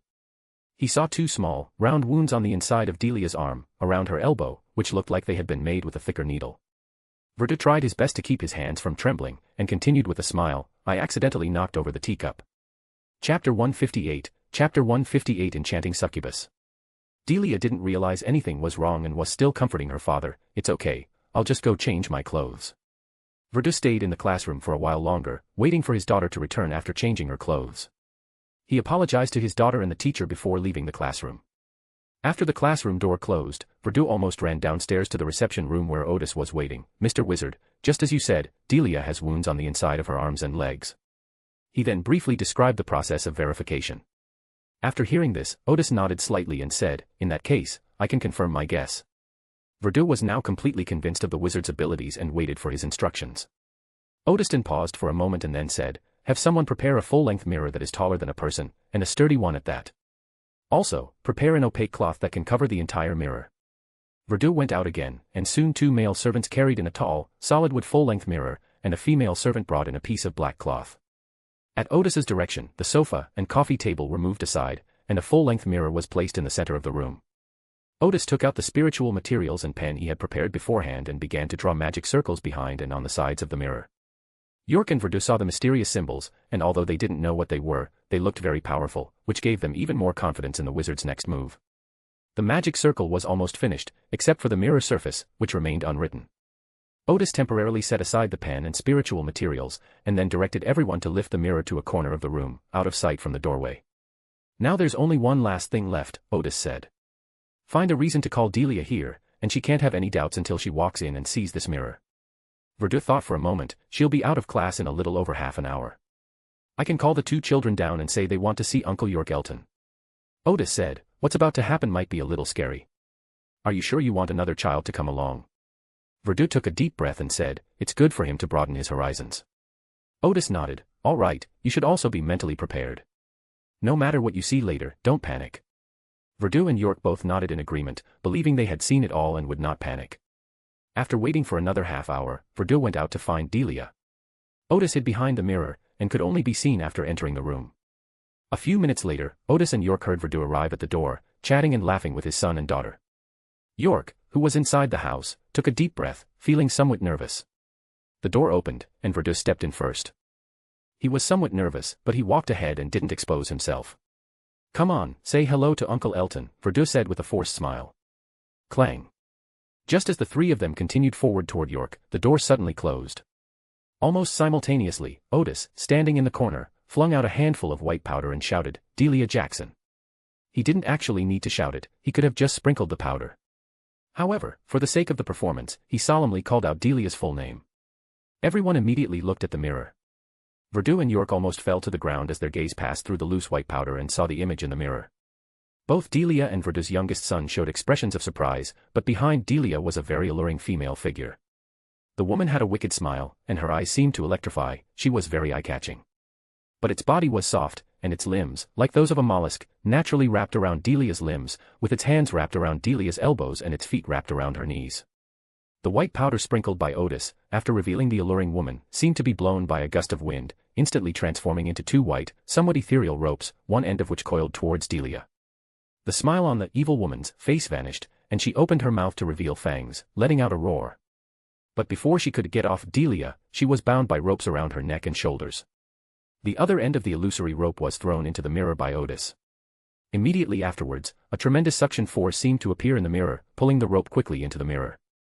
The evil woman struggled as she made eerie screams, being pulled rapidly toward the mirror by the ropes, but she did not release Dileia, so they were pulled together. Odis imbued his long wooden staff with spiritual power and struck the wicked woman hard on the back. The evil woman let out a scream and immediately released Dileia. Odis seized the opportunity to stuff it into the mirror with his staff, and then sprinkled a handful of black powder, making the mirror less bright. Knock knock knock. The wooden mirror shook violently, and the evil woman found herself unable to escape using the mirror world and was trapped inside the mirror.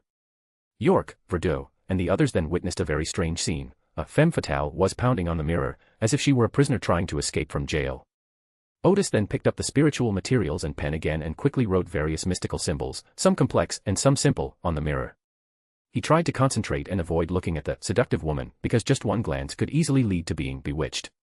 The black powder could only seal the object for a limited time. Ultimately, a magic array was needed to seal the object inside the mirror.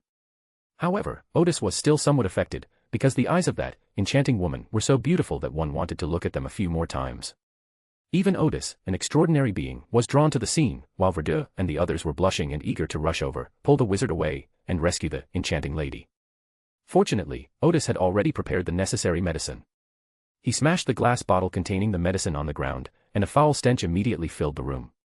The stench was like the worst fart anyone had ever heard, like the stench of severely spoiled meat or eggs. In short, no one in the room had ever smelled anything worse. So Verdun and the others stopped caring about the evil lady and squatted down to vomit. Odis couldn't help but gag, but as he did so, his hands moved even faster, quickly writing the last occult symbol and infusing it with spirituality in the correct position. The scene in the mirror immediately became blurry, and the face of the evil woman could not be seen, so she would not be affected by her. Finally, Odis covered the mirror with a black cloth and breathed a sigh of relief. At this point, apart from the occasional thump sound, the full-length mirror no longer had any impact on the outside world. While Verdú and the others were still vomiting, the room was no longer safe to stay in. Odis opened the window and then the door, and had the servants help the people inside out. When the servants came in to help him up, he couldn't help but vomit. The scene was chaotic for a moment, and it took a minute or two to get everyone out of the room. Odis took out a bottle of essential oil that she had prepared beforehand, smelled it under her nose, and her nausea immediately disappeared. He then held the bottle of essential oil under the noses of the others and made them smell it. Everyone stopped vomiting, but the room and the doorway were already a mess, and Verdú and the others were covered in vomit. With the help of servants, they went upstairs to tidy up and change their clothes before coming down to entertain the wizard. While Odis was using this time, he had already sprinkled some medicine powder in the reception room, so it didn't smell so bad anymore. At the same time, Odis sensed that the potion was being digested, which meant that his performance was very successful. Verdú and the others all thought he was a very powerful wizard.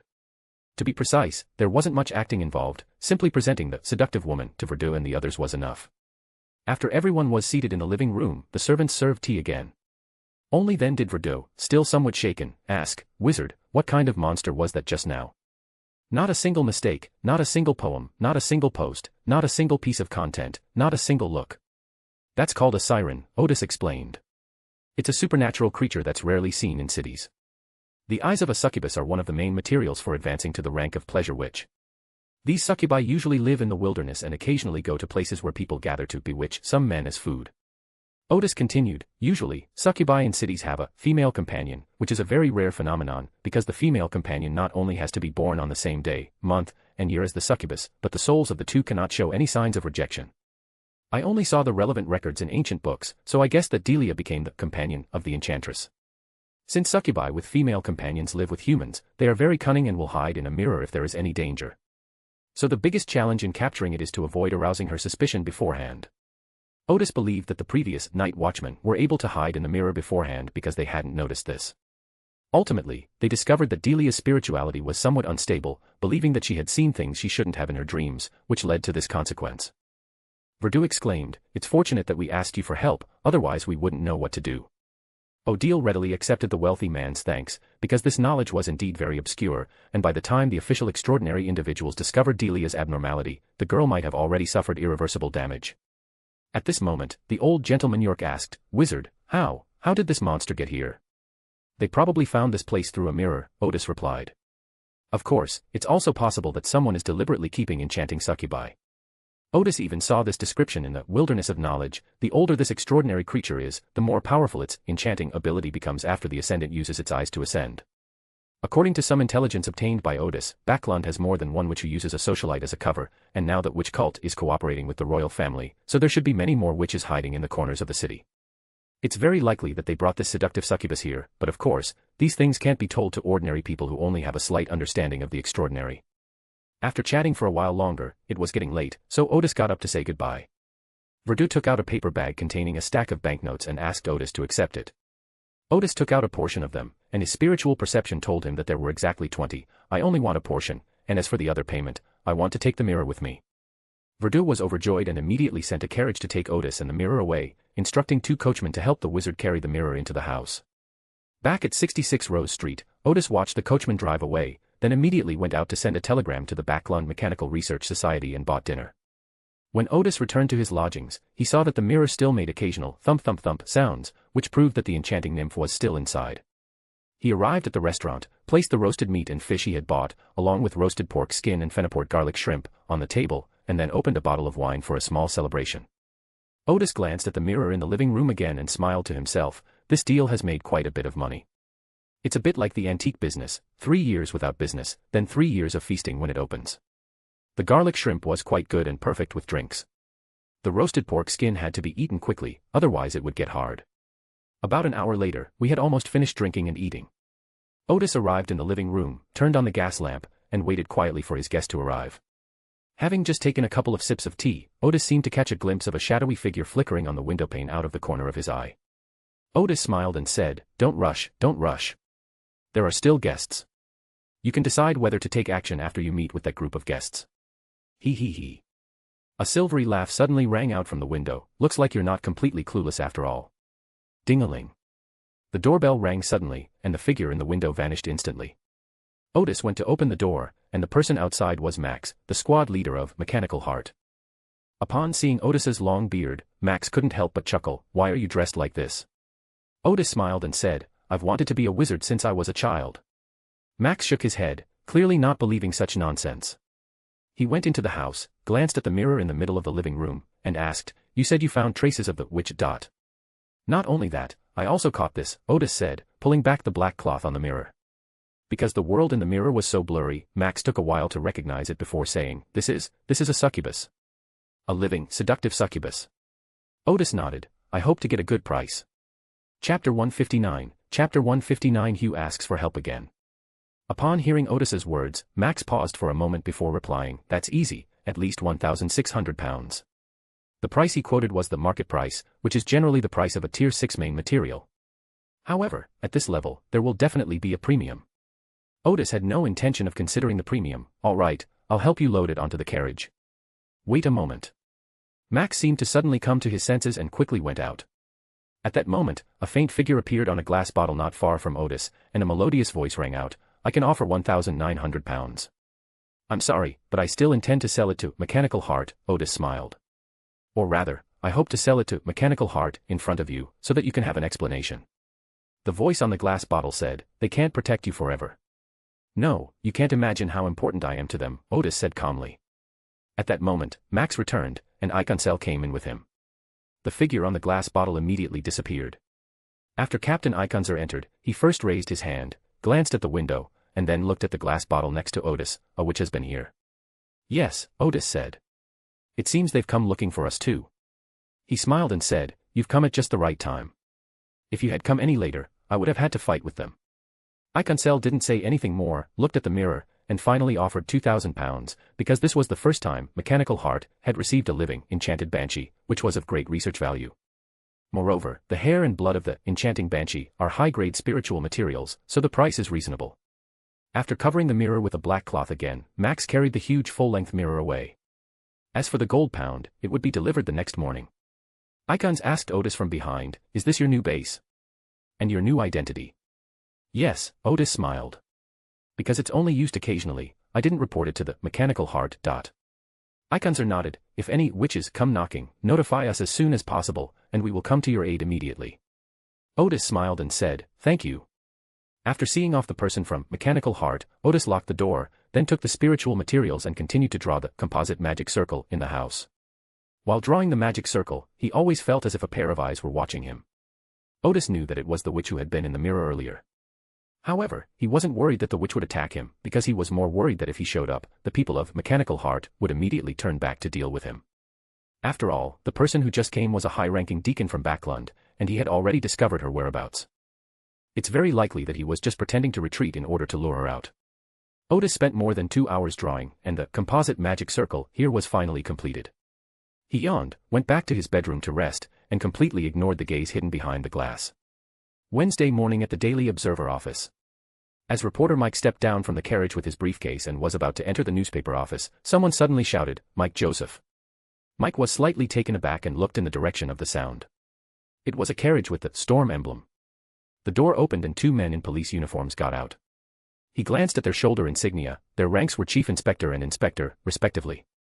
The Chief Inspector strode over and said, "I need to ask you about something." Mike nodded. He knew what the other person wanted to know. "Want to sit in the newspaper office?" The Chief Inspector said, "Let's go up to our carriage and talk." "Okay." Mike followed them into the carriage. Many of Mike's colleagues stopped to observe the meeting. Inside the carriage, Senior Deacon Connor, dressed in the uniform of a chief inspector, looked out the window and smiled, saying, "If I take you back to the police station for questioning, will there be some reports attacking us in tomorrow's newspapers?" Mike smiled but did not answer directly. "They are journalists and will report the facts, and I have not committed any crime." "But I suspect you're an accomplice of Lelouch," Connor said. "We've received information that you recommended Lelouch's manuscript to a publishing house." "Yes, I had someone review it, and the manuscript is quite professional," Mike said. "It will be a very good reference book. But Lelouch is a fugitive. I also had someone check the relevant laws, and there is no law that explicitly states that fugitives cannot publish books," Mike said calmly. Because at that time, most of the prisoners were illiterate or semi-literate, and they had difficulty even reading newspapers, let alone writing books. Therefore, the right to publish is not yet among the rights that prisoners are deprived of in this era. Connor looked at the reporter, who showed no sign of panic, and said, "You should know that your actions are highly suspicious, and I can even apply for an arrest warrant based on this." "The manuscript was sent by mail," Mike said.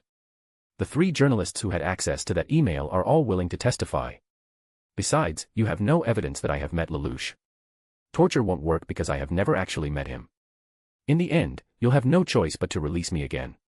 Connor looked at his subordinate, who nodded slightly, indicating that the reporter was telling the truth.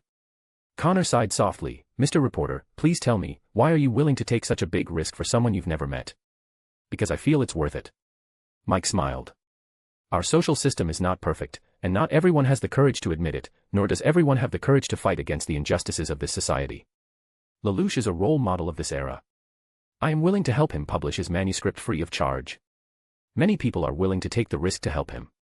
Connor scratched his head, feeling like he'd never catch Lelouch in his lifetime. Meanwhile, in a narrow alleyway in the bridge area, which is well connected but has few pedestrians, Hugh Deerchaw met with the men in the gold mask again. Upon meeting, the men said, "MI9 is planning to withdraw the people protecting you. Their new plan is to use you to lure out the enemies who escaped earlier." Hugh paused for a moment before saying, "MI9 had agreed before." "Don't expect a Secret Service agency to keep its promises," the masked man said. "MI9 has received accurate intelligence that the other side will launch a retaliatory operation, so they have devised a new plan. However, in this new plan, they will no longer be responsible for protecting you. Moreover, they would deliberately withdraw their guards to expose the enemy as quickly as possible. If you can hold out until MI9 encircles him, that would be ideal. If he can't hold out until then, he will be posthumously awarded a martyr's medal after the battle, and his family will receive some compensation." From the perspective of MI9, compared to espionage organizations that target foreign powers, the life of an informant is utterly insignificant. Hugh was somewhat angry because she had gotten into this trouble while investigating the mission issued by MI9. But her anger quickly vanished, and she instantly began to think about what to do. The opponent has at least one Sequence 7, and Hugh knows that he and Furs combined are no match for them. Just as she decided to temporarily move out of the rented apartment and face the enemy alone, the masked man said again, "Go to the leader for help, he will definitely help you again. But based on my observation of the leader, he will definitely put forward some conditions this time. As long as they are not too unreasonable, we can agree to them first." Hugh looked at the masked man in front of her with some surprise. She could sense that he wanted to help her, but was powerless to do so. She took a deep breath and said, "I'll think about it when I get back." "Your time is running out," the masked man added. "The enemy is likely to launch an attack within the next 2 days." Hugh nodded, indicating that he understood. Not a single mistake, not a single poem, not a single post, not a single piece of content, not a single look. Number 66, Rose Street. Odis woke up very early today, not because he was particularly diligent, but because he was awakened by the ramblings of the hidden sage. The feeling was awful, accompanied by severe tinnitus and a headache. After enduring those few seconds, Odis couldn't fall asleep. Once he had recovered, Odis recalled the knowledge he had just heard, and some of it was indeed decipherable, including the description of the demon curse. Many extraordinary beings possess the ability to curse, with the most professional curse coming from the prisoner pathway. Additionally, witch and demon pathways also have their own unique curses. The curse of the demon is particularly vicious, but such curses are rarely seen in daily life, so they are not taken seriously by people. Odis sighed helplessly, because he already knew this knowledge. He had previously studied in detail the capabilities and characteristics of the 22 pathways, and the vast amount of knowledge in the wilderness of knowledge amazed him. It was through his research at the time that he learned a lot of obscure knowledge from various sources, such as the information he already knew about the enchanting spells companions. Few people know about these things, not even among the official extraordinary individuals. While having breakfast, Odis noticed that the witch who had been watching him yesterday had left, and he guessed that they probably wouldn't bother him. Because they are at a crucial time cooperating with the royal family, they will not easily provoke the mechanical heart. Around 9 o'clock in the morning, Max delivered the gold pounds for the acquisition of Enchanted Banshee. The two chatted for a while, then Max said goodbye, jokingly remarking as he left that Odis looked quite handsome with a beard. Back on the second floor, Odis had just put 2,000 pounds into the wilderness of knowledge when his pocket watch lit up and read, a signal from the meeting place of the Mystic Research Society. OSS was slightly taken aback. Someone was asking for help.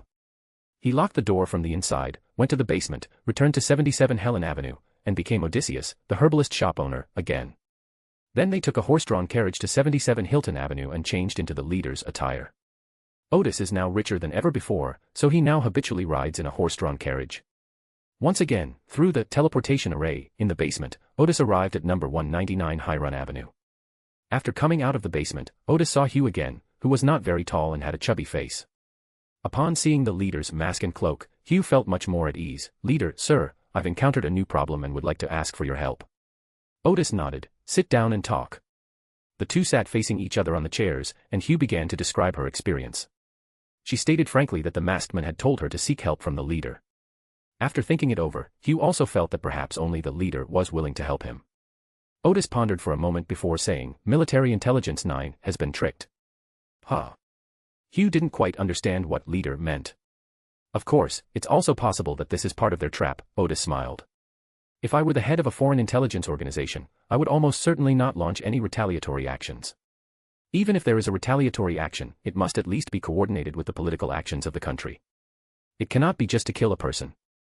Otherwise, the chances of success of a retaliatory action carried out in another country are very small, and a large number of subordinates will be killed or injured. And it's strange that MI9 also received intelligence that foreign spy organizations were planning retaliatory actions. Therefore, it is almost certain that the retaliatory actions of foreign intelligence organizations are merely a cover for their true purpose." This left Hugh stunned. He hadn't expected that the leader could make such an analysis based on just a few snippets of information, and that it seemed quite reasonable. MI9's response either means they were tricked, or they were pretending to be tricked, Odis said, taking a deep breath. "But either way, you are in danger." He thought for a moment before saying, "I can continue to provide you with protection, but I have one condition." Hearing this, Shio breathed a sigh of relief. "Please go ahead." Hugh was somewhat uneasy if the leader didn't set any conditions. "Become my subordinate," Odis said. "Of course, it will be a secret. In the outside world, you will still be a bounty hunter, just like before and after. But you will have to carry out some of my orders at specific times. Of course, you won't work for nothing. Except for the first task, which you won't get anything out of it, you'll get some rewards for the subsequent tasks." He paused and said, "Well, as we discussed before, you have to help me complete a task for free." Previously, when Odis escorted Hugh to MI9, Odis's request was that she complete a mission without pay. After thinking for a moment, Shio asked, "Do I have the right to refuse a mission?" "Most of the time," Odis said. "There are tasks that are only your responsibility, and you cannot refuse them." "Very well then." Hugh stood up and said, "Honorable leader, please accept my allegiance." As she said this, she knelt down on one knee before the leader. To her, the leader was an extraordinary person whom she respected and admired, so she did not object to expressing her loyalty to the leader. Chapter 160 Living at Hugh and Furz's house. Odis nodded slightly in response to Hugh's loyalty. "Rise." He paused and then asked, "I need to go back and make some preparations. I'll come find you this afternoon. What's your exact address?" Odis needs to go back and create some extraordinary weapons to prepare for the upcoming battle. Hugh replied, "South of the bridge, 26 Tutwa Street." Odis stood up and said, "See you this afternoon." Shio also stood up and said, "See you this afternoon." She also needed to go back and explain things to Furz, and try to persuade Furz to stay somewhere else temporarily. After leaving 199 Heron Road, Odis returned to the herbalist shop, wrote down a list, and had Kenneth take £1,000 in cash and the list to 117 Queen Road, the Viscount Kelton's residence, to purchase a batch of high-quality spiritual materials. After completing a batch of extraordinary weapons, Odis wrote another letter to the Backlund Mechanical Research Society, roughly describing his next actions, which was a way of reporting to the official extraordinary individuals. Yesterday, when Odis returned from Verdur's house, he sat in the carriage and looked in the full-length mirror in the carriage, summarizing some of his experiences as a wizard. Before a battle, one must be fully prepared. If they were to fight head-on, Odis would have to expend a great deal of effort to defeat the enchanted woman, and it is more likely that the enchanted woman would escape through the mirror world. However, if you are well prepared and make accurate judgments, you can defeat your opponent relatively easily. In contrast, the operation in the suburban castle last week ended up in such a mess because of a serious misjudgment. Odis therefore took the preparations even more seriously than before and designed several new weapons. After finishing all this, it was already past 3 in the afternoon. Odis slung his backpack containing weapons over his shoulder and took a carriage to Tutwa Street. On the carriage, Odis put on a mask and a cloak, continuing to dress as the leader. Upon arriving at number 26, Odis did not rush inside, but first observed the surrounding environment. This is a street that is not very wide. Most of the houses on both sides are single-story buildings, and almost none of them have a yard. After Odis had a general view of the park in the distance and the street behind the house, she rang the doorbell. Soon, Hugh, dressed in knight's attire, opened the door. "Chief, sir." Odis nodded and went inside. He then looked around at the layout of the rental house. Upon entering, there was a living room, kitchen, and dining room. Inside, there were 3 rooms, 2 bedrooms and a bathroom. It's not very big, but it's decorated very warmly. Furs also changed out of her usual long dress and into clothes that were more practical for movement and combat. She smiled and said, "Hello, Chief." She had heard from Hugh that the Chief was willing to help, and that Hugh had already sworn allegiance to the Chief. If Hugh were to swear allegiance to someone else, Furs would say she must have lost her mind, but based on Furs's observation, the leader is a rather special extraordinary being who can be trusted for now.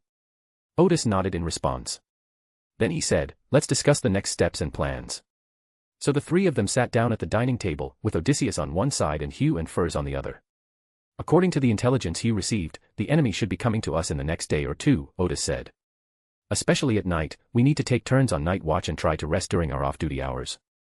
Because we need to ensure we have enough energy and strength before the enemy arrives here." Hugh and Furs nodded repeatedly, looking very professional. "Another issue is tactics," Odis said. "I will draw the corresponding magic circles on the walls of the 2 bedrooms, and once the enemy arrives, we will immediately escape to the street behind. Then head west along the street, where there is a park, the best place to fight, where some of my powerful weapons can also come in handy. Of course, it would be even better if the enemy were intercepted by MI9 during the pursuit. Our initial relocation was quite important. Although MI9 had evacuated everyone on the surface, there must have been people lying in ambush around us in secret. According to convention, their approach is usually to wait for the enemy to attack us, and only when the enemy has revealed all their strength will they strike. If we lure the enemy elsewhere, their encirclement will be in danger of being broken, so there is a certain probability that they will launch an attack ahead of schedule." Hugh and Furs could only nod. The more they listened, the more they felt that the leader's plan was far-sighted. It was not about fighting the enemy head-on, but about using all available resources to resolve this crisis. Oddston paused for a moment and then asked Hugh, "You seem to have been promoted." "Yes." Hugh didn't hide anything. "I've just been promoted to sheriff. Odis nodded. "The other side doesn't know about your promotion. When we get to the park and launch our counterattack, we must take advantage of this and quickly kill 1 or 2 of their members to have a deterrent effect. Hugh and I will take the initiative, and this lady." He asked, knowing the answer already, "May I ask your name, and what path did you take to become an extraordinary being?" Furs, who had long brown hair, replied, "I am an apprentice." Odis pretended to think for a moment before asking, "How's your marksmanship?" Furs smiled wryly, "It's just at the level of knowing how to fire a gun." Odis took out an exquisite metal crossbow from his bag. "Don't come with us.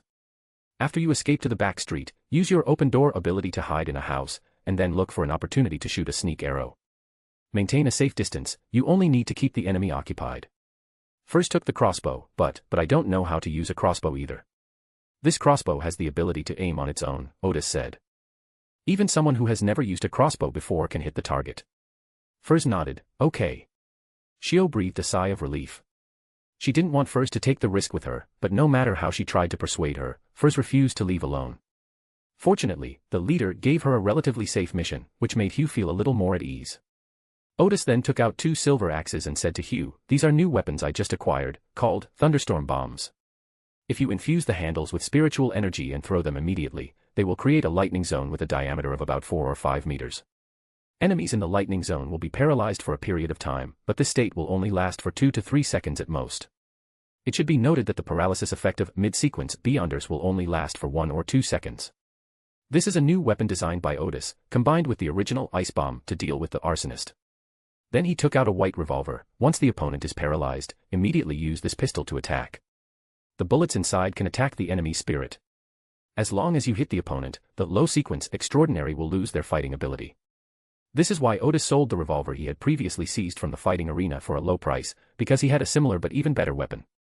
As she spoke, Odis took out a box of bullets and 2 blue axes, and pushed them to Hugh. "You should have seen me use the blue axes before, so I don't need to explain them again." Hugh didn't stand on ceremony. She put away her weapon and said, "Thank you." Furs asked curiously, "Chief, why are these weapons shaped like axes?" Odis explained simply, "This provides enough space to arrange some extraordinary designs." "Oh." Furs nodded, seemingly understanding but not quite. Odis stood up and said, "If you don't have anything to pack, I'll go to the bedroom and draw a magic circle." Hugh stood up and said, "We've already discussed it. Tonight, Furs and I will share a room, and you can stay in my room." Odis did not refuse. "Okay." So Odis went to his bedroom, drew the magic circle, and then sat down to rest in Hugh's room. Around 7 p.m., Furs prepared dinner and invited the leader to dine at the restaurant. Not a single mistake, not a single poem, not a single post, not a single piece of content, not a single look. Odis came to the table, removed her mask, and politely thanked Furs for providing dinner. Since they would be living together for a day or two, Odis couldn't wear the mask the whole time, at least she had to take it off when eating. So when he agreed to help Hugh through his current predicament, he was already mentally prepared to reveal his true identity. Furs looked at the leader's face and smiled, "This is what we should do." She thought to herself, fair-skinned and clean-cut, not bad-looking at all. Even if he really has some other intentions towards Hugh, I can rest assured that no matter what happens between them, Hugh won't suffer any losses. Hugh thought to himself, he's so young. I thought that a leader with so much experience and so many channels should be a middle-aged man, but he looks about my age, maybe even a year or two younger. The atmosphere at dinner was very harmonious. Furs even asked the leader who his family members were and what his main job was, giving off an air of, "I'm very comfortable entrusting my daughter to you." Hugh noticed that Furs's question was getting a little strange, so he quickly changed the subject. "What kind of enemies will we be facing?" "I deduce that it is a spy organization of the Republic of Intis or the Empire of Fuzak." Odis swallowed the bread in his mouth and said, "The royal families and former royal families of these two countries have the potion formula for the Hunter pathway. And the seventh sequence of the Hunter pathway is called Pyromaniac. Hugh immediately said, "The previous sequence 7 that could manipulate flames." Odis nodded.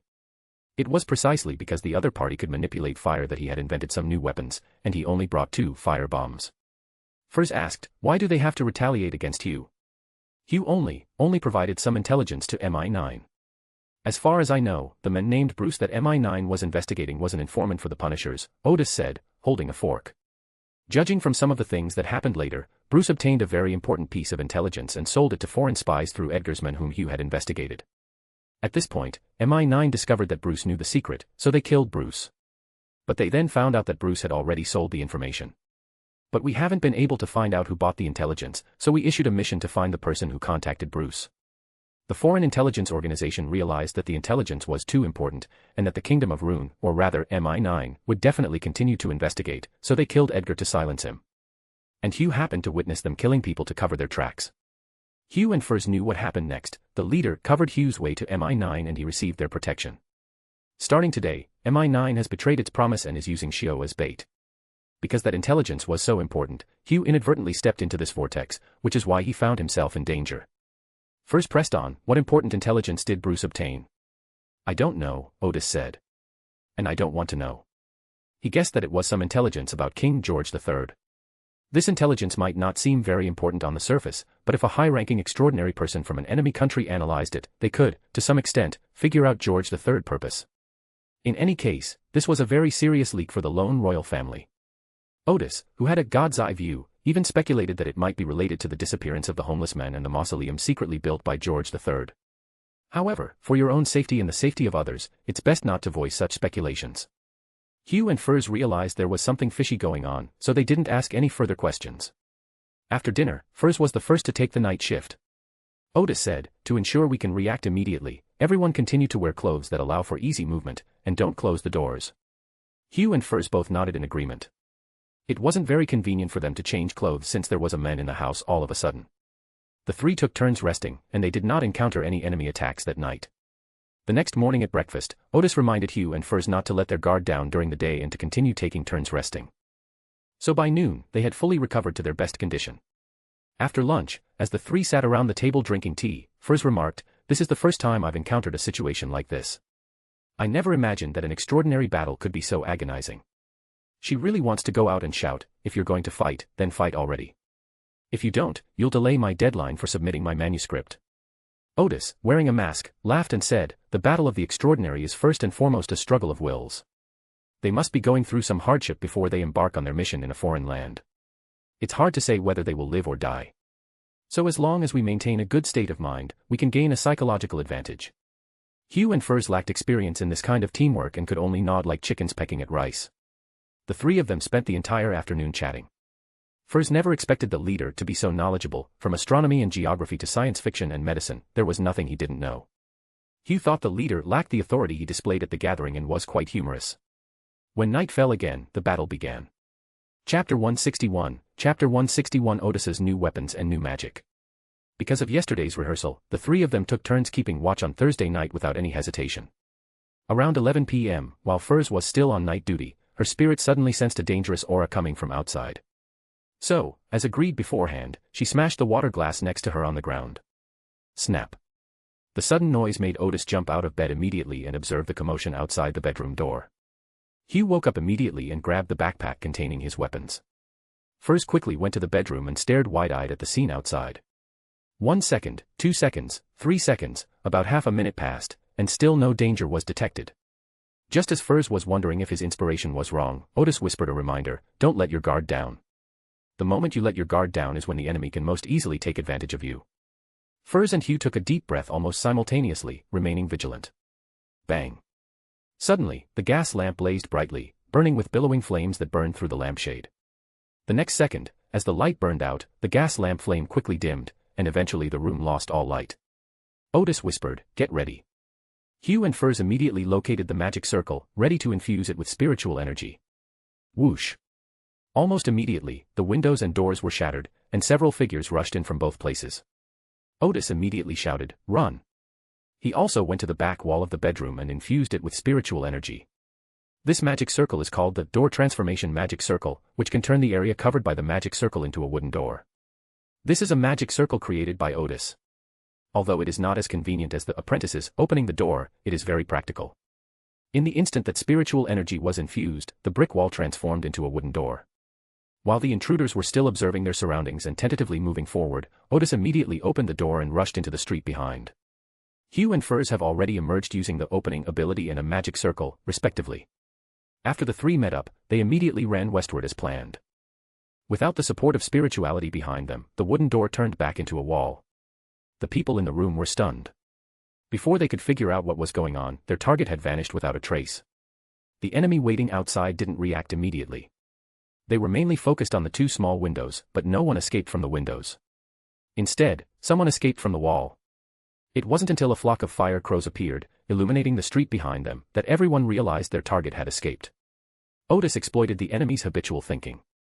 Generally speaking, when faced with a suddenly intruding enemy, they would fight back fiercely, and only when they realized they couldn't defeat the opponent would they escape through the back door or back window. However, Odis's tactic was simply to flee without resistance. This not only caught people off guard, but it also showed weakness. The extraordinary being who summoned the Fire Raven was the same arsonist who had previously chased Odis and Hugh. Upon seeing Odis, he immediately shouted, "Chase! I never expected this guy to be with Hugh. That's perfect, I can get my revenge all at once."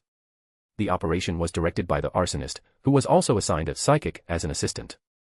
According to the intelligence they received, their target this time was a Sequence 9, and she seemed to have a Sequence 9 companion. However, they still deployed 2 Sequence 7s because they knew there would be Mi-9 ambushes nearby, and they deployed so many people to deal with a possible breakout battle. The arsonist, leading 4 low-ranking subordinates, immediately gave chase, while the psychic directed the 4 subordinates who had previously entered the room to follow closely behind. As the enemy drew ever closer, Odis suddenly said to Furs, "Go." Following the plan, Furs ran to the wall on one side and used her door-opening ability to enter the room. The arsonists ignored Furs because he wasn't among their targets. Their primary objective was to kill Hugh and Odis. Moreover, in the eyes of the arsonist, this task was not difficult to complete. After all, it was just a Sequence 8 and a Sequence 9, 2 low-sequence enemies. As long as you are on guard against the opponent's powerful, one-time use extraordinary weapon, you can be fine. They were just a few steps away from using their extraordinary abilities to attack their opponent when they entered the park. Odis reached into his backpack, took out a silver-white axe, and threw it behind him. Having learned his lesson with fire bombs, the arsonist was extremely cautious about axe-like attacks. He quickly threw out a fireball and shouted, "Scatter." But this time the axe did not explode. It was just like an ordinary axe, which was ignited by the fireball and flew towards the pursuers due to inertia. The arsonist's spirit sensed danger once again, and he leaped into the bushes in the park. Sizzle. Just then, the lit silver-white axe emitted a silver-white light, which quickly spread and penetrated into the ground. The light expanded, forming a constantly flashing semicircular electric arc. This arc instantly expanded to about 5 meters, encompassing all people and objects within that area. The arsonist's 4 henchmen dodged, but 2 of them were unable to dodge in time and were struck by the electric arc, sparks immediately flying off their bodies. They trembled all over, drooled, and screamed incoherently from the electric shocks. Odis suddenly stopped running, put both hands into his pockets, pulled out 2 handfuls of green powder, and threw them out at the same time. The powder immediately reacted with the forces of nature, creating a gust of evil wind that caused the surrounding plants to shake violently and rapidly shrink and shorten. At the same time, one wooden spike after another appeared in midair, and soon there were hundreds of wooden spikes. Odis then made a pushing gesture, and the wooden spikes flew out and pierced the pursuers. This is a powerful new sorcery invented by Odis. These wooden spikes, accompanied by a whistling sound, are like javelins piercing the enemy. The two pursuers, trembling from the electric shock, had no time to dodge and were immediately impaled by several wooden splinters, pinned to the ground, and died on the spot. The other two low-sequence, extraordinary individuals were also pierced by the splinters, but they both avoided fatal wounds. Boom boom boom boom boom. At this point, Hugh fired, unleashing all his bullets. One low-sequence enemy was killed, and another was seriously wounded. Hugh's last two bullets were aimed at the arsonist. The arsonist summoned the fire crows again, burning some of the splinters and changing the direction of some of them, so the arsonist was not injured and nimbly dodged Hugh's shot. Although Odis and Hugh gained the upper hand for a moment, they took the opportunity to turn around and continue their escape, because the psychic and his men were catching up with them. The arsonist pointed out that man got promoted. Otherwise, a Sequence 8 could not possibly possess such extraordinary power. They led their team to continue the pursuit, believing that with two Sequence 7s on their side, the enemy was no match for them. At this moment, Odis had already escaped with Hugh to the edge of the artificial lake in the park. He sprinkled a handful of silver powder and flew over the lake with Hugh. As he leaped across the lake, Odis immediately realized that this was an excellent battleground. The lake wasn't very big, but it exceeded the attack range of a Sequence 7 level extraordinary ability. In other words, the pursuers on the opposite bank could not reach Odis and Hugh, and they could circle around the lake and maneuver around their opponents. If the opponents split up to surround them, then Odis and Hugh can try to defeat them one by one. Not a single mistake, not a single poem, not a single post, not a single piece of content, not a single look. The arsonists behind also noticed this, so they did not continue the pursuit and instead discussed countermeasures on the other side of the lake. However, the psychic wouldn't let Hugh and Odis be idle. With a wave of his hand, several hands, some just bones and others covered in rotting flesh, immediately emerged from the lake. They quickly swam to the shore, revealing their rotting bodies, and let out monstrous hisses toward Odis and Hugh. Those are a few water ghosts. Odis immediately threw out a handful of black powder, which burned in the air as he chanted the incantation, emitting a golden light that spread outwards. When these beams of light struck the water ghosts, they emitted blue smoke from their bodies and let out another piercing hiss, while pieces of rotting flesh or bones were evaporated. Thump thump thump. Hugh had finished reloading and fired several shots at the water ghosts. Several water ghosts fell on the shore, their bones and rotting flesh scattered all over the ground. At this moment, the lake water seemed to suddenly boil, and began to churn and bubble. One by one, skeletons emerged from within, floating on the water and forming a narrow floating bridge. The arsonist charged towards them first on the pontoon bridge, followed closely by the other extraordinary individuals. Odis did not act immediately, but waited until they rushed to the middle of the lake before suddenly throwing a silver-white axe. At his signal, Hugh also threw one. Knowing the power of the axe, the arsonist immediately summoned a fireball and smashed the axe away. The axe that Hugh threw did not fall into the water, a skeleton bird flew over and caught it in its mouth. Odis once again put his hands into the pockets at his waist and sprinkled out 2 handfuls of transparent powder. The powder spread in the water, instantly forming 2 water walls that slammed towards the arsonists. The arsonist bent down and summoned 2 walls of fire to block the wall of water. With a loud bang, the water wall and the fire wall collided, stirring up bursts of mist. But the attack of the water wall did not end there, because in addition to the water wall on the surface of the water, there were also undercurrents underwater, which caused the skeletons that had built the floating bridge to sway back and forth, and even scattered several skeletons. The arsonists, unsteady on their feet, also began to sway from side to side. Taking advantage of the opportunity, Odis reached into his backpack and took out another red axe. He quickly walked to the shore and threw the axe directly into the water. Boom. The firebomb exploded in the water, and the shockwave completely destroyed the floating bridge made of skeletons, causing several pursuers to fall into the water. Because the explosion occurred underwater, the arsonist was unable to control the flames produced by the explosion. Odis sprinkled a handful of black powder, and suddenly 2 invisible giant hands appeared. One slapped the skeleton bird in the air into the water, and the other threw the silver-white axe that had been smashed by the fireball into the water. The 2 axes released arcs of electricity one after the other, illuminating the entire lake surface with electric light. However, at the very moment the axe fell into the water, a gigantic ghost appeared in midair and pulled the psychic and the arsonist out of the water. But the psychics could only pull out 2 people, their subordinates weren't so lucky, and were electrocuted and nearly killed in the lake. Odis and Hugh's counterattack began. He once again scattered a handful of silver powder, grabbed Hugh with one hand, and the 2 flew together onto the lake. Then Odis sprinkled a handful of transparent powder, and 2 tendrils of water immediately appeared in the water, wrapping around the legs of the arsonist and the psychic and slowly pulling them into the water. Boom boom boom boom boom. At the same time, Hugh fired continuously, running out of bullets, hitting the arsonist and the psychic in succession, both of whom were sequence 7 and were injured. Just as Odis was about to press his advantage, his spiritual senses suddenly detected a great threat, and he quickly flew with Hugh to the shore. Boom. A fireball flew in and crashed into the water, making an explosion. Odis's flying technique was disrupted by the explosion, and he and Hugh tumbled onto the shore in a sorry state. At the same time, the 2 water tentacles that Odis had just summoned were also blasted into water droplets. The arsonist and the spirit medium were finally freed and were thrown to the shore by the ghost in midair. Although they were injured in body and spirit, they were still able to get up and continue fighting for the time being. At this moment, Odis and Hugh saw a ball of flame flying towards them. The flame suddenly grew larger not far away, and a figure with its face covered emerged from it. Odis immediately told Hugh to run. This was a sequence 6 conspirator whose ability to manipulate fire had been enhanced, and who could use fire to move at will. Instead of attacking Odis and Hugh, the conspirator waved his hand at the arsonists, who then chose to retreat. Taking advantage of Odis and the others being preoccupied with this matter, the spirit medium summoned the water ghosts again to pull his subordinates out of the water and had them carry them away. Suddenly, the park brightened as several flares were launched into the air, illuminating the park as if it were daytime. MI9 has finally made its move, with the conspirators leading the way, preparing to break through the encirclement with all their might. Upon seeing this, Odis immediately turned back and sprinkled powder on Hugh and his own legs. The 2 of them then moved with incredible speed and quickly caught up with the enemy. Hugh threw the other silver-white axe that the leader had given him at the arsonist, who quickly dodged the arcs of electricity that appeared on the axe. At the same time, Odis sprinkled a handful of iron-black powder, which flew towards the arsonist like mosquitoes and covered his body, turning into a layer of rust-colored slime. Chapter 162, Chapter 162 The Ruin Royal Family's Conspiracy. Odis's counterattack caught the arsonists somewhat off guard. If they had known this guy would be so audacious as to charge at a sequence 6, they should have attacked earlier and injured both of them. But for the arsonists, there is no time to fight on 2 fronts, they can only break out as quickly as possible. This gave Hugh and Odis an opportunity. With the help of the silver axe, Odis's witchcraft successfully struck the arsonist, forming a layer of rust-colored slime on his body. The arsonist suddenly felt his joints stiffen, and every movement became slow and laborious. Phew! He immediately summoned flames that burned all over his skin.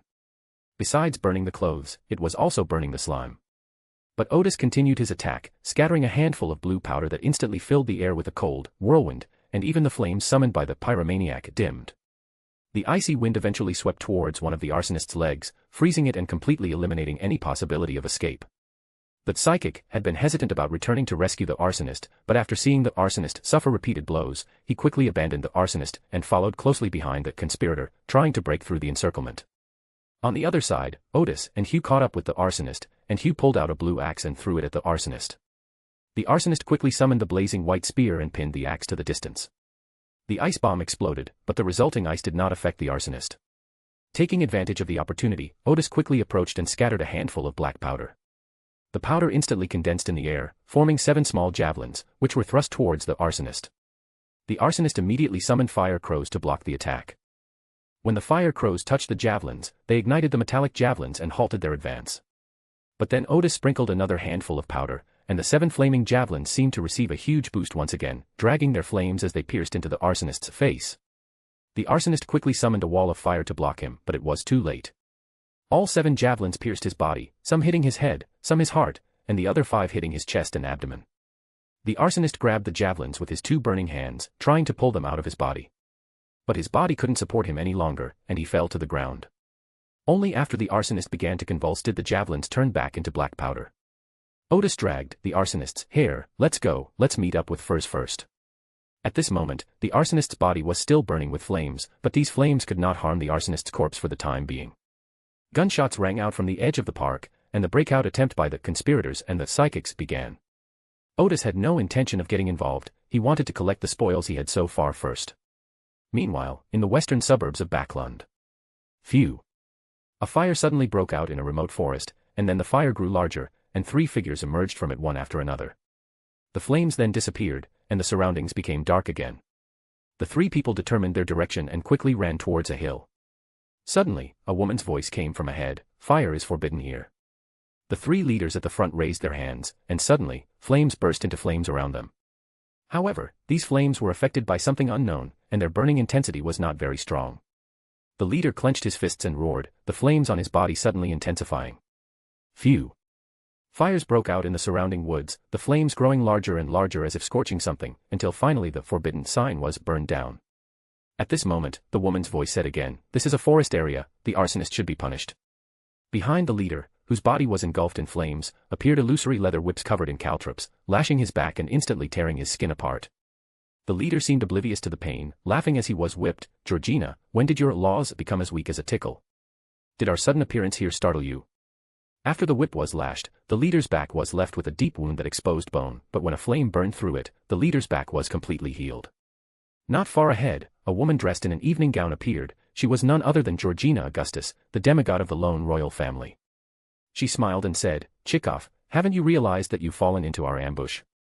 The leader, named Chikov, smiled and said, "No, you've completely misunderstood the situation. Whether our actions succeed or not, it proves that there is a problem with the hill ahead. Let me guess, there must be an important building you secretly constructed hidden there, otherwise you wouldn't have set up an ambush here." Chikov is one of the deputy directors of the Berkneen Intelligence Bureau of the Fuzak Empire. Last month, the spy agency that Berkneen set up in Backlund, as usual, bought a piece of intelligence from an informant of the Punisher. This intelligence, once relayed back to headquarters, immediately caught the attention of the director. It was only during a secret meeting that Chikov learned that the intelligence contained important information. The missing homeless men they had previously sent on a mission to find in Backlund had been secretly brought to the vicinity of this hill. The director analyzed that there should be an important building secretly constructed by George III here, and a grand conspiracy being brewed by the Kingdom of Rune. Chikov was then sent to Backlund to determine if there was an important building nearby. After arriving in Backlund for some time, Chikov planned an attack on Hugh to draw the attention of MI9, while he personally led a team to investigate the area near the hill. If their investigation goes smoothly, they will be able to determine whether that important building exists here. But if they've fallen into an ambush, it means there's definitely something wrong here, and that important building is most likely nearby. Otherwise, the Kingdom of Rune might have set up an ambush in the city, or conducted a citywide search for Chikov, but they would not have set up an ambush in this desolate wilderness. In other words, if there was nothing wrong with the hill, the lone royal family wouldn't have known Chikov's objective and wouldn't have been able to ambush him there beforehand. Chikov was prepared to risk his life to complete the mission. Georgina, dressed in an evening gown, suddenly laughed and said, "You can look all you want, look as much as you like, because this is just an ordinary hill." Chikov sneered, "Then may I ask, what are the demigods of the lone royal family doing here on this ordinary hill, so late at night?" "Of course I came to wait for you." Georgina smiled. "We understood your intentions when we learned that you had people from Backlund investigating the missing homeless men. They simply wanted to find out the approximate location of King George III's tomb by observing where the homeless people went. Of course, the information about the mausoleum was very high level, even Chikov didn't know what those important buildings represented. So we used that substitute informant to release some information," Georgina explained patiently. "Now we're just waiting for you to verify it. When we learned that you were going to attack that MI9 informant named Hugh Dircha, we guessed that your operation was about to begin. So we waited for you here early on, and then we destroyed you here. This will make your superiors think that there must be something wrong with this hill. At the crucial moment, they will attack this hill, and then they will find there is nothing there. Not a single mistake, not a single poem, not a single post, not a single piece of content, not a single look. And we've already taken this opportunity to complete our plan." Chikov became increasingly alarmed as he listened, never imagining that it was all a trap set by the runes. He realized he had to break through and bring the news back. Chikov, no longer caring about his two subordinates, immediately transformed into a ball of flame and flew away at top speed. Georgina calmly placed a crown woven from thorns on her head, and then clusters of pure light appeared from the crown, eventually converging into a sea of light. A blazing white spear appeared in Georgina's hand. With a gentle toss, the spear flew out at a speed much faster than Bichkov, pinning the deputy director of Berkneen, the Iron Knight, to the ground.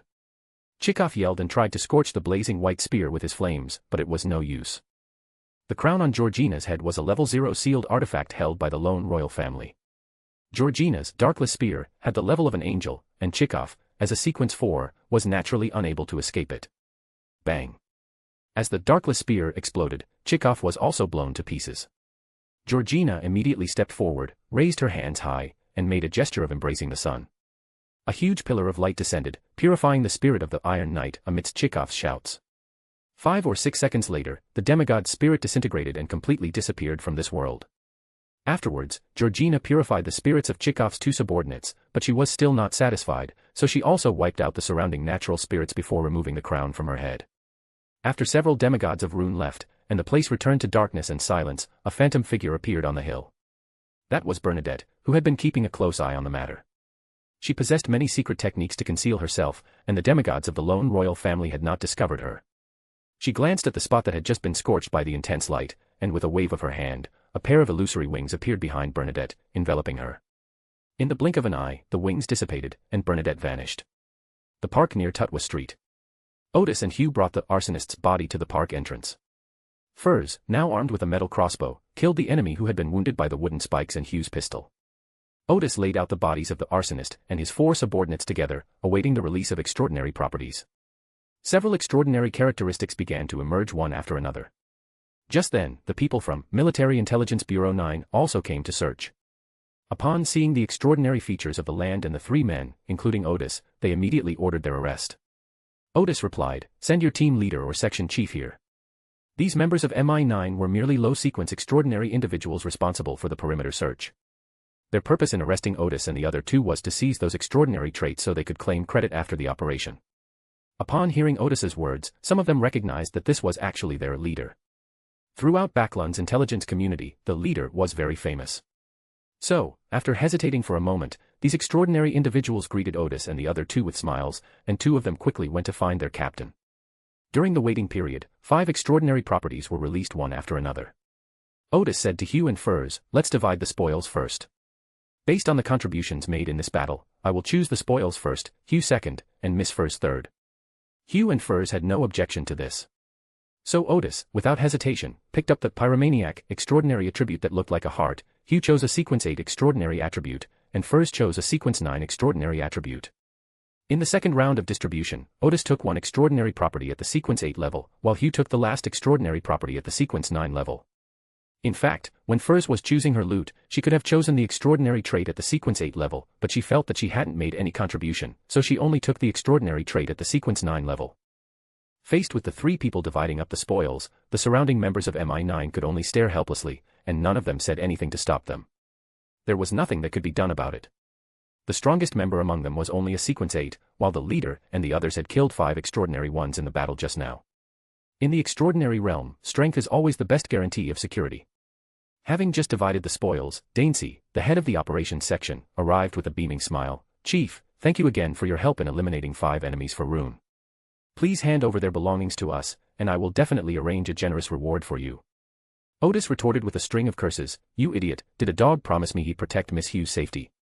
Darnacy's smile remained unchanged. "If you don't hand over those relics, I will write in my report that you colluded with the enemy to break our encirclement, allowing an important enemy to escape." Although their conversation didn't seem to be about a single issue, they were actually talking about one thing. Darnus wanted those extraordinary qualities. Odis scolded him for breaking his promise, saying that the so-called generous reward was completely unreliable.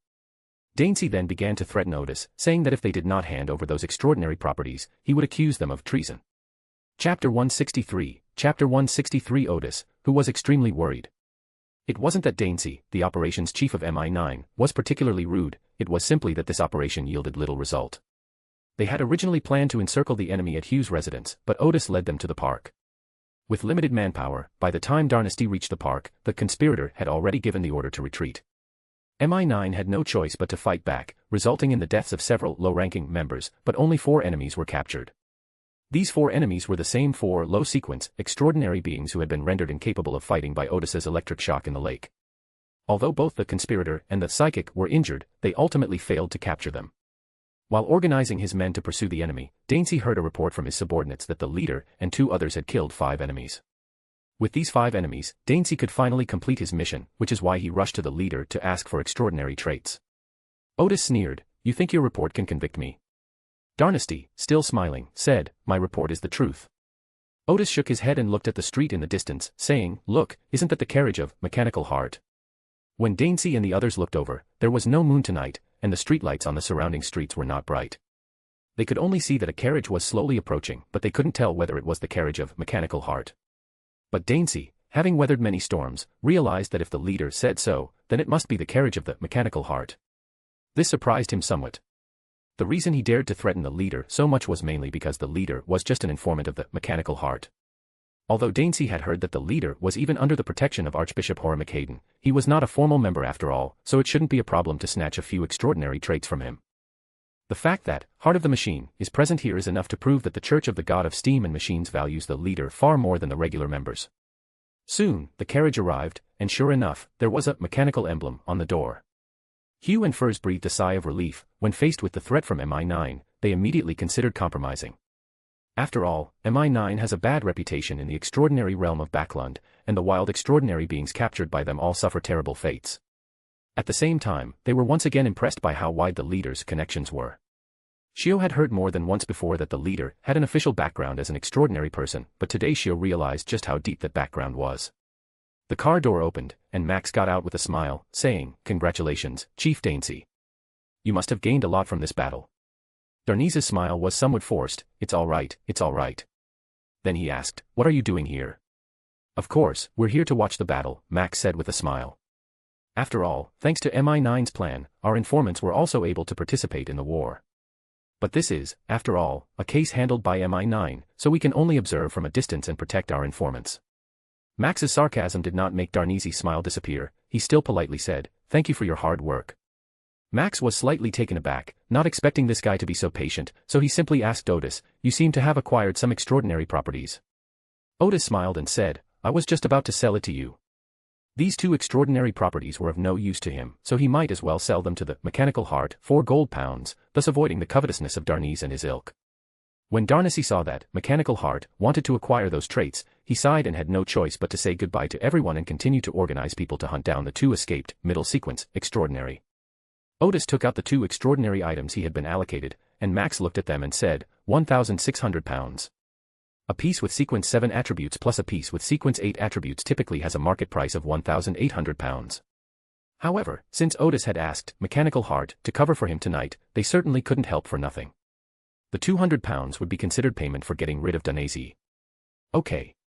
Odis understood this perfectly, so he readily agreed. He thought to himself, "I spent 1,000 pounds and earned 1,600 pounds, so I still made a profit." Moreover, he has only used about 1/5 of the extraordinary weapon he created today. Odis said to Hugh and Furs, "If you don't have a better way, you can sell these extraordinary properties to Captain Max. The characteristics seized tonight are all hot potatoes." Hugh and Furs had no objections, and their bids were slightly below market price. Hugh received 850 pounds and Furs received 270 pounds. They were already very content. Not only had the crisis been resolved, but they had also made so much money. Hugh, in particular, can not only pay off Furz's debts, but also prepare to purchase the interrogator's potion recipe. As is customary, the extraordinary property is given to Max first, and he will deliver the money to Odis the next day. After Max left, Furz pointed to the 5 corpses and asked, "What should we do with them?" "We don't need to worry about it," Odis said. "Let's go back and hand this over to MI9. The 3 of them leisurely returned to 26 Tutwa Street. Hugh and Furz still felt a little unreal, never expecting the problem to be solved so easily. Back at her lodgings, seeing the mess inside, Furz sighed, "I have to move again." Odis smiled and said, "Actually, you are no longer in any danger. After the foreign spy organization failed in this operation, it will not retaliate." As she spoke, Odis scattered a handful of colored powder, which emitted a faint 7-colored light in the dark room. All the broken glass seemed to come alive, drawn to the colored light and forming a ball. Without the shards of glass bothering them, the 3 of them were able to sit down at the restaurant and talk. Hugh asked, somewhat uneasy, "Are we really safe?" Odis smiled, "Our battle today is just an operation by this spy organization to attract the attention of MI9. Judging from the personnel of MI9, their main force is not here either. Well, how should I put it? We're not the main characters in this battle. Apart from that arsonist, no one else is so eager to kill us. And the only arsonist who wanted us dead has been taken care of by us, so we don't have to worry about their retaliation anymore." First took a deep breath, "That's good." As she spoke, she took out the metal crossbow that the leader had given her and returned it to the leader. Hugh returned the revolver and bullets, as well as the remaining ice bomb, to the leader. Odis picked up the metal crossbow and pistol, but pushed the ice bomb back to Hugh. "Keep this for self-defense. This is considered an employee benefit." "Thank you." Hugh didn't refuse, because this extraordinary weapon was truly useful and could save his life in a critical moment. Odis said to Hugh, "I suggest you continue being an informant for MI9 and accumulate merits from them to obtain potion recipes. As for the main ingredients or special properties of potions, I can help you keep an eye out for them. If you have any clues but are short of money, I can lend them to you first." He remembered that the masked man was a former subordinate of Hugh's father, and that the masked man would take care of Hugh within the limits of his power. Hugh said again, "Thank you." In retrospect, joining the leader seems like a good option. Promote yourself as soon as possible, Odis said, standing up. In this world, becoming stronger is the most important thing. After saying his goodbyes to the two ladies, he quickly left and disappeared into the night. Not a single mistake, not a single poem, not a single post, not a single piece of content, not a single look. After watching the leader leave, Fur said, "The leader seems very reliable. It makes me want to pledge my allegiance to him." Hugh smiled and said, "Why didn't you say so earlier? Perhaps the leader's household is short of a maid." The two chatted and laughed as they tidied up briefly and returned to their respective rooms to rest. Although the windows and doors were broken and the room was cold, if they stayed at the hotel, it would be targeted by more than one group of thieves, and when they returned tomorrow, all the valuables in the room would be gone. Hugh returned to his room and felt a little embarrassed when he remembered that the leader had just rested on his bed not long ago. Odis hurried away and, after arriving at a wider street, took a horse-drawn carriage back to 199 High Run Avenue. Then leave through the basement here, and 2 blocks away at 77 Hilton Avenue, you will become Odysseus, the owner of a herbal shop. By this time there were hardly any pedestrians on the road, and Odis walked quite a distance before finally finding a taxi. Odis returned to 77 High Lynn Avenue by carriage, intending to rest there for the night. When she got home, it was already past 1 a.m. Odis had just finished washing up and lay down on the bed, intending to rest as soon as possible, when she suddenly saw a phrase appear on the ceiling, "I'm here." Odis yawned and sat up somewhat helplessly. "Is there something important that's happening so late?" "Nothing important, I'm going to sleep. I witnessed the ambush by the royal family of Lone in the western suburbs of Backlund," Bernadette said. "I also learned a great deal of important information."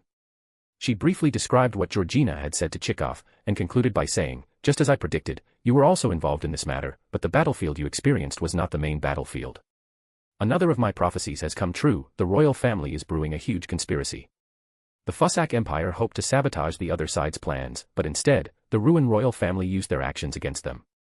In this battle of wits and intelligence, the Fussac Empire was completely at a disadvantage." When Odis heard the two demigods describe the important building, he knew they must be referring to the mausoleum of George III.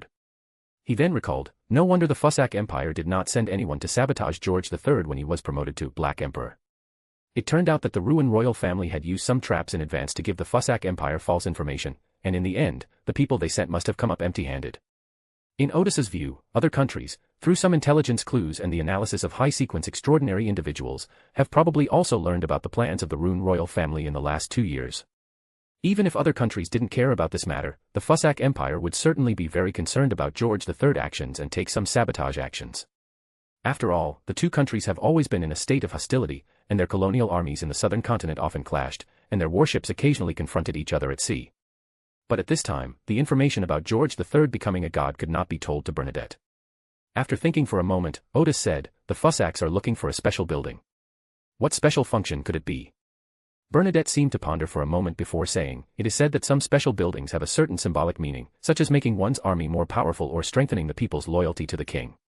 Before Odis could join the discussion, she continued, "But what the Fussac people are looking for, and what the lone royal family is trying to conceal, is definitely not this kind of architecture, but rather, it is something that can influence the current situation between Rune and Fussac, and even the entire world situation."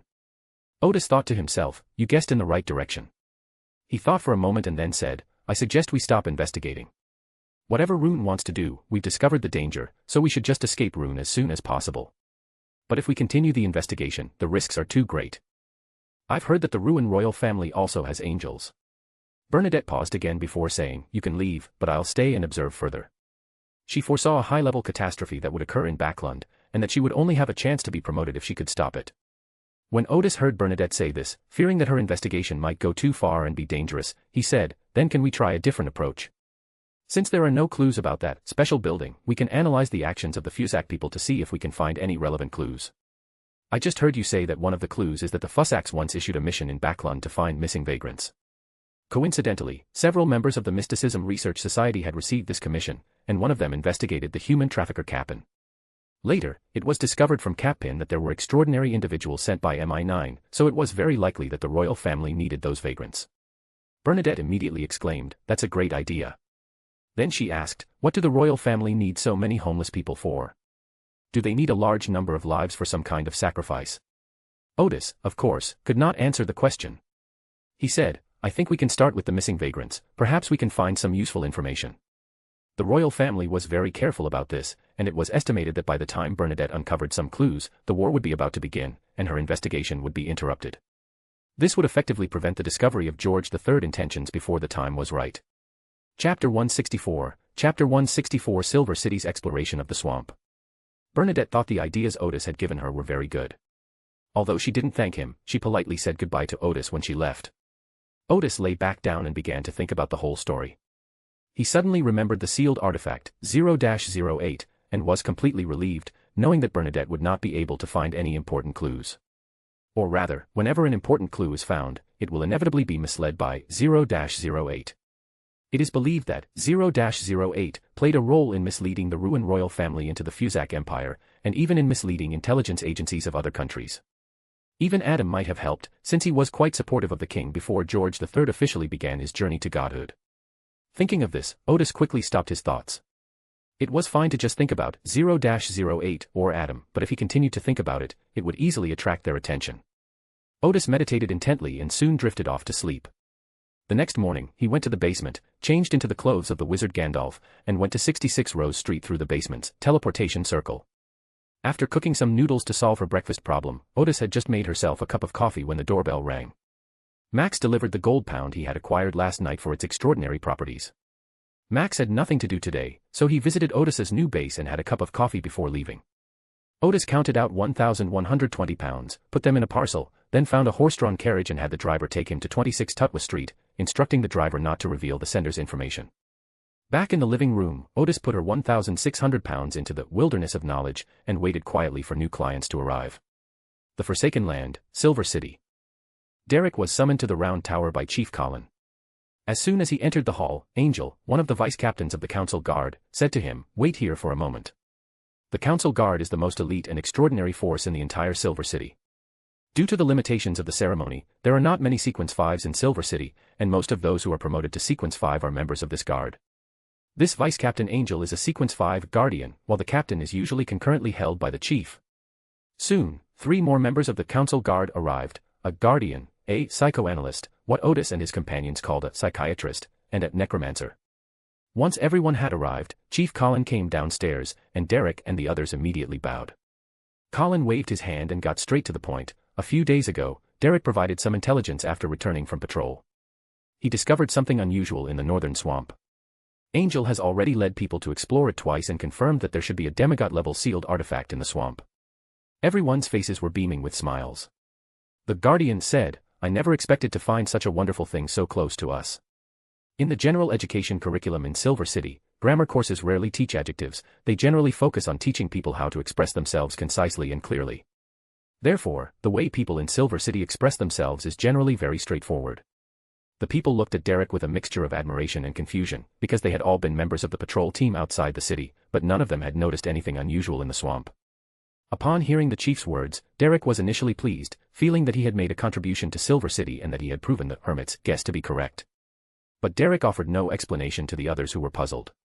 During his previous conversations with the Hermit and the Hanged Men, his inner world underwent significant changes. He had prepared himself mentally to move forward alone amidst the incomprehension and skepticism of his compatriots. Then, Angel began to describe the 2 expeditions, during which the chief concocted a powder that could drive away the annoying strange fish in the swamp. So they ventured deep into the swamp and encountered some monsters and enemies. Based on the distribution of those monsters and enemies, they were able to roughly determine the location of the sealed artifact. Therefore, the 3rd expedition was personally led by Chief Colin, with Derek also participating in the operation, aiming to find and obtain the sealed artifact in this mission. After making some simple preparations, the group set off. Chief Colin walked at the front, carrying 2 swords, while only Derek, of Sequence 8, was in the middle of the group. They soon arrived at the swamp, and Angel took the lead. Their previous 2 explorations had already led them to a relatively easy path. Angel would occasionally sprinkle some medicinal powder to drive away the strange fish in the swamp. After traveling through the mud for several hours, the exploration team rested twice and encountered some monsters. When Angel indicated that he suspected the sealed artifact was not far ahead, Colin ordered a final rest and some food to replenish their strength. By this time, they had gone deep into the swamp. Under the light of the lightning, they could occasionally see strange fish and monsters fighting in the swamp, and sometimes they could see some strange plants waving their leaves or tentacles to hunt. Even the least experienced Derek had become accustomed to such sights and did not consider the animals and plants to be monsters. After the final rest, Colin once again took the lead in the group, heading in the direction Angel had indicated. Not long after they started walking, Colin suddenly pulled out a sword and plunged it into the mud beneath his feet. A humanoid monster struggled in the mud and soon became motionless, losing its life. Strangely, no sound was made during the entire process. After the monster died, it turned into silt. Then, illuminated by the lanterns and lightning, everyone saw that the surrounding mud suddenly seemed to come alive and began to shape itself, eventually turning into humanoid monsters. Before the exploration team members could even draw their weapons, they were already surrounded by these monsters. Angel said, "When we came here before, we had already killed all the monsters. I didn't expect them to reappear." At this moment, the team's psychologist reminded them, "They're all puppets." She sensed no mental activity from these monsters, and they seemed to have no spirit, only an instinct to attack intruders. As Derek, wielding the hurricane axe, fought these monsters, he mentally assessed that they weren't very strong. Upon hearing the psychologist's reminder, Colin's pupils suddenly emitted a blue light, and his gaze became extremely deep. After looking around, he took out a black medicine bottle from his waist, poured out some black grease, and spread it evenly on the long sword. Then, he plunged his long sword into the ground, and a dark light rippled out. The monsters around him suddenly froze and turned into clay sculptures. Colin sheathed his sword, "Conserve your energy and keep going." The road ahead became increasingly muddy, with mud reaching up to the thighs in some places. At this moment, the undead mentor stepped forward and summoned a blue ghost with a head that looked like a round crystal.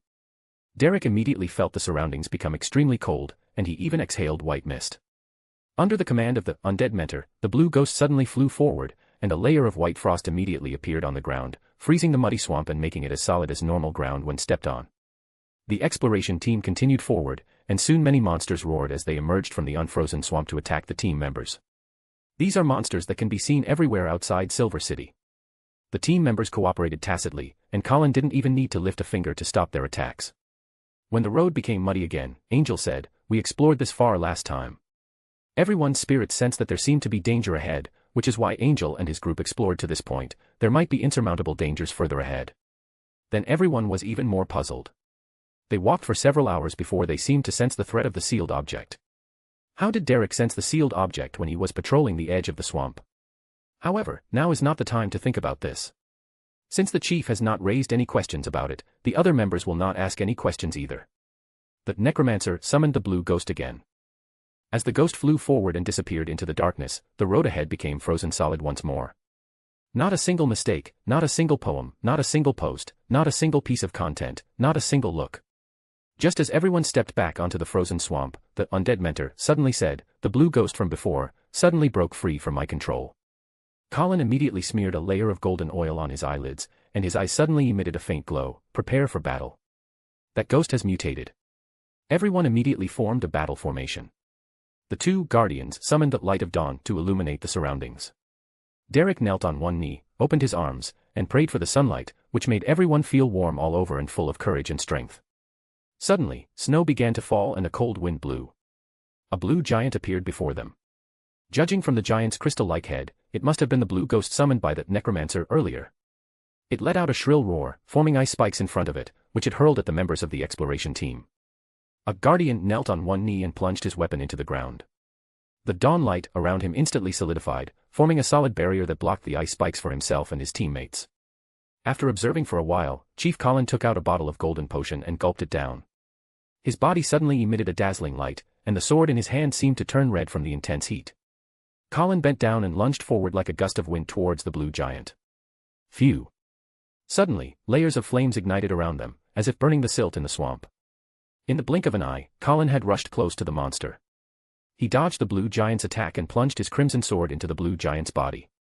The blue giant seemed to raise its head and let out a roar, and orange flames spewed from its mouth. Then the giant went limp like a melting snowman and disappeared without a trace. At this moment, the light on Colin and the surrounding flames disappeared one after another, and the chief sheathed his sword. "Keep going." Backlund, 66 Rose Street. While studying witchcraft, Odis waited, and in the afternoon, he suddenly heard a noise outside. Ding-a-ling. Soon, the doorbell rang. Odis picked up her staff, opened the door, and there stood Lord Bradrick, who was slightly overweight. Last weekend, Odis had just been invited to visit his castle in the suburbs, where he encountered Eleanor, who possessed strange abilities. At the same time, Odis noticed that behind Brad was a man in his 30s, dressed in fine clothes. Judging from the design of the badge the other person was wearing, he was a true nobleman, and probably a viscount or earl whose ancestors had distinguished themselves in battle. Odis had some prior knowledge of noble badges, which often represented the honor of a noble family, with the highest ranking being the founding badge of the nation. Those were the true old nobles of Rune, and it is said that they were awarded more than 1,000 years ago when Rune had just been founded. Secondly, there are the 20 Years' War Badge, the White Rose War Badge, and the Battle of the Oath Badge. Currently, most of the traditional nobles of Rune were ennobled or distinguished themselves in these 3 wars. The lowest tier is the Colonial War Badge, a batch of badges awarded by the royal family more than 100 years ago when colonial wars broke out. These badges were not symbols of noble status, nor were they part of the proof of the legitimacy of a noble title. However, they could be used to display the honor of one's family and were generally only worn by the person who inherited the title. The nobleman behind Brad is wearing the Order of the White Rose, which is generally awarded to viscounts or earls to noble families who participated in the war, unless they have been too promiscuous or in poor financial condition in recent years. Odis judged that the nobleman's financial situation must be good, because he was accompanied by a caravan when he traveled, and judging from the bodyguards, it was clear that he hadn't just hired people to make a show of things. "Wizard, we meet again." Brad introduced with a smile, "This is Earl Brandon. He has heard about your story and would like to have a chat with you." Earl Brandon greeted him politely with a warm smile. "Greetings, wizard." "Hello, please come in," Odis said calmly. He then noticed that Brad and Earl Brandon's personal valet had followed him in, indicating that the conversation was unlikely to involve private topics such as "my son." After they were seated, Earl Brandon looked around curiously. "This is the first time I've ever visited a wizard." Odis said, "This is also the first time I have hosted a count. Let's get down to business. What do you need me for?" The count then looked at Brad, who was standing to the side. Brad smiled and said, "My lord, I have described my experience, and I believe that this Mr. Gandalf is a very reliable wizard." Earl Brandon then slowly nodded and said, "Wizard, it seems my family is cursed." Chapter 165, Chapter 165 Silver City adds a demigod-level sealing artifact. Upon hearing Count Brandon's words, Odis became very interested. "Oh, please tell me more." "The Brandon family acquired their titles during the 20 Years' War and became earls during the Wars of the White Rose," said Earl Brandon. "When the Brandon family received the title, they acquired a fief in the northern suburbs of Backlund. However, about half a month ago, the grapevines on that land suddenly died in large numbers. No matter how much water was poured, the land remained dry and barren. I've asked many people to take a look and tried many methods, but nothing has worked." Odis stroked his long beard, which was stuck to his face, and asked, "Has any of your family members been sick or injured recently?" "No." "Have you been unlucky lately, or suffered any financial loss?" Earl Brandon shook his head and said, "No." He was somewhat disappointed because some of the people he had approached before had asked similar questions. Odis smiled and said, "It is that land that is cursed, not your family." As he spoke, he put away his research notes. Earl Brandon did not continue the previous topic, but instead smiled and asked, "Is that some of your research?" Odis hummed in agreement. "The study of witchcraft has no end." Brandon paused for a moment, perhaps not expecting that witchcraft required further study. "Excuse my frankness, but some extraordinary beings seem to acquire knowledge naturally after taking potions." Odis shook his head and said, "It's like the relationship between talent and effort. Having talent is certainly something to be happy about, but if you don't work hard, your talent will disappear." Brandon smiled and said, "That's an interesting theory." Then he suddenly said seriously, "For a nobleman, the fact that his ancestral land is cursed and there is no way to resolve it is the beginning of the family's decline. Although I am not as wise as my ancestors, I do not want to see such a thing happen. Therefore, that curse must be lifted." Odis thought to himself, this must be one of the elite among the nobles. Although the other party was not an extraordinary person, his way of speaking was very skillful and also very authoritative. While thinking this to himself, Odis still asked aloud, "What is your belief?" Earl Brandon replied, "Lord of the Storms." "Have you asked someone from the church to check it out?" "Yes, the church sent rain all day over that land, but it's still very dry." Brandon rubbed his temples. "Where did all that rainwater go?" "Let me guess," Odis smiled. "Did the church tell you to wait for the curse to disappear on its own?" Earl Brandon seemed to see a glimmer of hope again and nodded, saying, "Yes." "Let me guess again," Odis asked. "Did you secretly ask the Church of the Earth Mother for help, on the advice of some extraordinary beings?" Brandon suddenly sat up straight and said with some surprise, "Yes." "How was the effect?" "The grapevines have all survived, but the land is still very dry." Brad, noticing the Earl's confusion, smiled and asked, "Wizard, did you learn these things through divination?" "This is just a reasonable guess," Odis smiled. "Although each church has a wealth of knowledge, their styles of doing things are still different. The Punisher is better at direct combat than at things like breaking curses. Of course, they must have tried to make up for this shortcoming by using some items and by cultivating some extraordinary individuals, but they are not good at it. Even if they watered the ground all day, they would not be able to analyze the underlying principle of this curse. In addition, when it comes to land issues, people first think of the Church of Mother Earth. Generally speaking, no matter what problems arise with the land or crops, they can usually solve the problem. There are only a few problems that they cannot solve, and the problem that Count Brandon encountered belongs to the few problems. It's not that they're incompetent, because they're not good at solving these kinds of difficult problems. He pointed to his notes and said, "This requires erudition and wisdom, as well as continuous study of nature." Earl Brandon asked with a smile, "You seem to know how to solve this problem." "I do have some ideas," Odis said, "but I need to go to the vineyards and find evidence to support them." Brad clapped his hands. "That's fantastic." He asked, "Can we leave now?" Odis nodded. "You all wait in the carriage for a while, I'll make some preparations." The Forsaken Land, a swamp north of Silver City. The exploration team continued onward, but the members' intuitions told them that they were getting closer and closer to real danger. Suddenly, Chief Colin, who was walking at the front, raised his hand, and the team members immediately formed a defensive formation. They gazed silently ahead and noticed what appeared to be points of light moving in the darkness. Just then, a bolt of lightning streaked across the sky, and in the instant the lightning illuminated the earth, they saw a strange sight in the distance. It was on a small island in the middle of a lake, with several tall plants, grass, and some small, faintly glowing flying insects. The reason they found it strange was that they had never seen such plants and insects before. At first, they thought they were monsters with plant-like shapes, but later they thought the plants were beautiful and the island looked quite nice. They stared blankly for a long time before Chief Colin suddenly said, "Those are normal plants." The team members were initially surprised, then their eyes filled with tears. They had never seen what a normal plant looked like before. The only normal plant they knew was black-faced grass, but this plant did not grow in the ground and seemed somewhat abnormal. They were surprised to find that they didn't recognize the normal plants they were seeing. Colin added, "This should be a sealed artifact that is relatively unfamiliar to us." Everyone immediately became more alert and followed the chief step by step. After taking a few steps forward, Derek suddenly felt an itch in his left hand. He looked down and saw that another thumb had grown next to his original thumb. Before he arrived, the chief of staff, standing beside him, said to the psychologist, I think I've grown an extra eye." Everyone looked at her, and sure enough, this female psychologist had grown a third eye on her forehead. Then the guardian discovered that another nose had grown on the back of his head, and the undead mentor was the most unlucky, as he felt as if he had grown an extra heart. Colin watched all this quietly, then suddenly drew his long sword again and smeared some pure white grease on it. Then, wielding his sword with both hands, he slashed fiercely at the crowd. Derek and the others sensed that their bodies had been severed from some external connection. Immediately afterwards, their mutations disappeared, and they returned to normal. Colin glanced at the small island. That sealed artifact seems to have the ability to eliminate mutations, as well as to generate them. He sheathed his long sword, gripped it tightly with both hands, and suddenly a bright light of dawn appeared around him. "Keep going." The Witcher's Dawn of Light can eliminate surrounding anomalies and evil, as well as most status-affecting extraordinary attacks. After walking a short distance further, several roars suddenly rang out from ahead. Colin said in a deep voice, "Derek." Derek immediately stepped forward and prayed fervently, when a ray of sunlight pierced the darkness and shone ahead.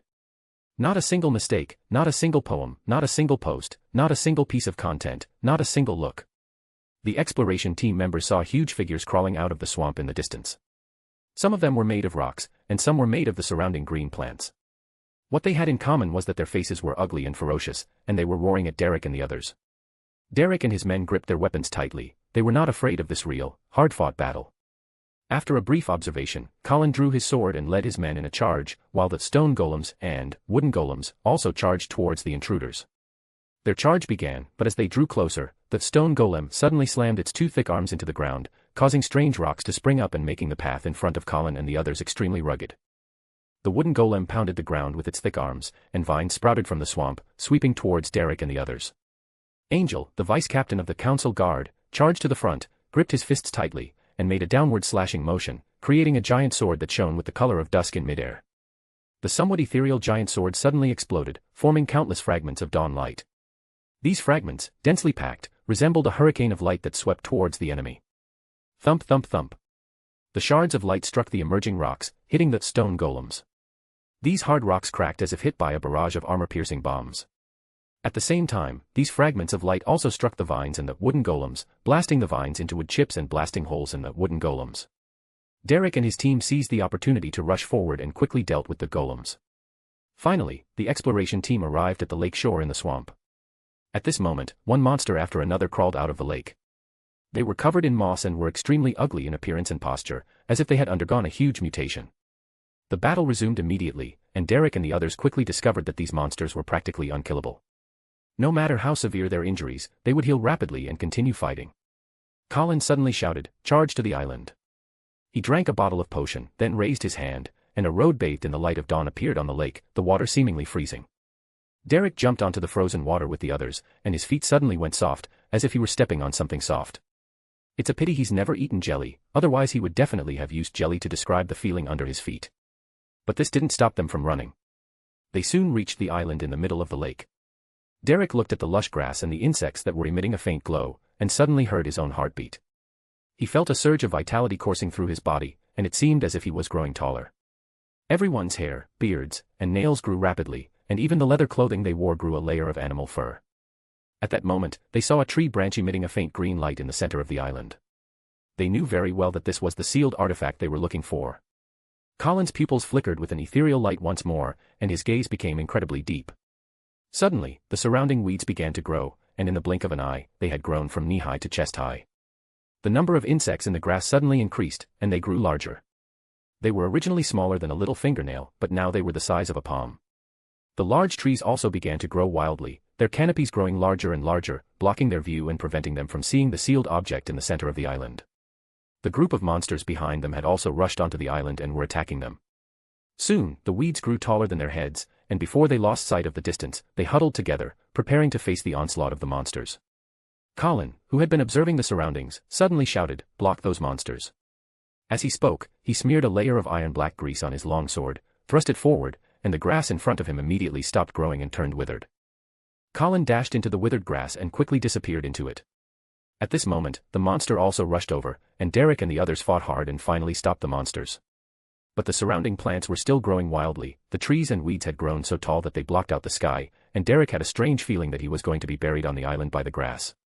The battle was intense at first, but soon the surrounding bushes began to severely hinder the fighting. These weeds grew thicker and thicker, constantly encroaching on their space, until even wielding weapons became extremely difficult. The surrounding space became increasingly cramped, and even as he struggled to cut down the surrounding weeds, the feeling of being buried alive became more and more pronounced. Suddenly, after a certain moment, the weeds stopped growing and quickly became smaller and shorter. Soon the surrounding vegetation returned to its original state, and Derek and the others saw that in the center of the island, Chief Colin, whose body was wrapped in thorny vines, was holding aloft the branch that had a faint green glow. The branch quickly changed its appearance and became a green wooden walking stick. Immediately, the vines on Colin's body disappeared, and everything around him returned to normal. Chief Colin has obtained the sealed artifact. At this moment, the monsters charged at Colin like madmen, and the battle became fierce again. However, this time the monsters could be killed, and their wounds were no longer so easy to heal. Soon, Decry and his companions discovered that these monsters could actually extract extraordinary properties. After a moment's thought, Derek realized that, because of the law of convergence of extraordinary characteristics, these monsters with extraordinary characteristics were attracted by the sealed artifact. However, these monster spirits and bodies had undergone significant mutations before they arrived, making it impossible for them to control the sealed artifact. On the northern outskirts of Backlund, Odis rode in Count Brandon's carriage to the nobleman's vineyard. Chapter 166, Chapter 166 The Curse of the Unorthodox Method. Upon entering the vineyard, Odis dismounted from the carriage, squatted down, grabbed a handful of soil, and examined it. The soil in the vineyard was so dry that it was almost like sand, you couldn't hold it in your hand, and it would leak through your fingers. Odis, who was squatting on the ground, said, "Fetch a bucket of water." Without the Earl of Brandon giving any orders, his personal valet immediately went to instruct the vineyard steward to send someone to fetch water. Soon, two farmers brought over a large bucket of water. Odis scooped up a ladleful and poured it onto the ground. The water quickly seeped in and disappeared without a trace. When Odis squatted down again to grab the soil, it had become so dry that it slipped through his fingers like sand. According to Count Brandon, not only this spoonful of water, but also the fact that the Punisher had reigned here all day, yet not a single drop of water remained on the land.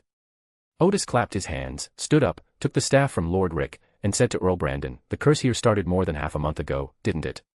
Earl Brandon nodded, "Yes." Odis hummed in agreement and then said, "Then, about half a month ago, something magical and strange must have grown in this vineyard. Count, please send someone to search for it. If we can find that thing, I am confident that I can solve the soil problem here." Earl Brandon asked, "What exactly does that thing look like?" "I don't know either," Odis said. "It has no fixed shape, but it must emit a soft, pure white light."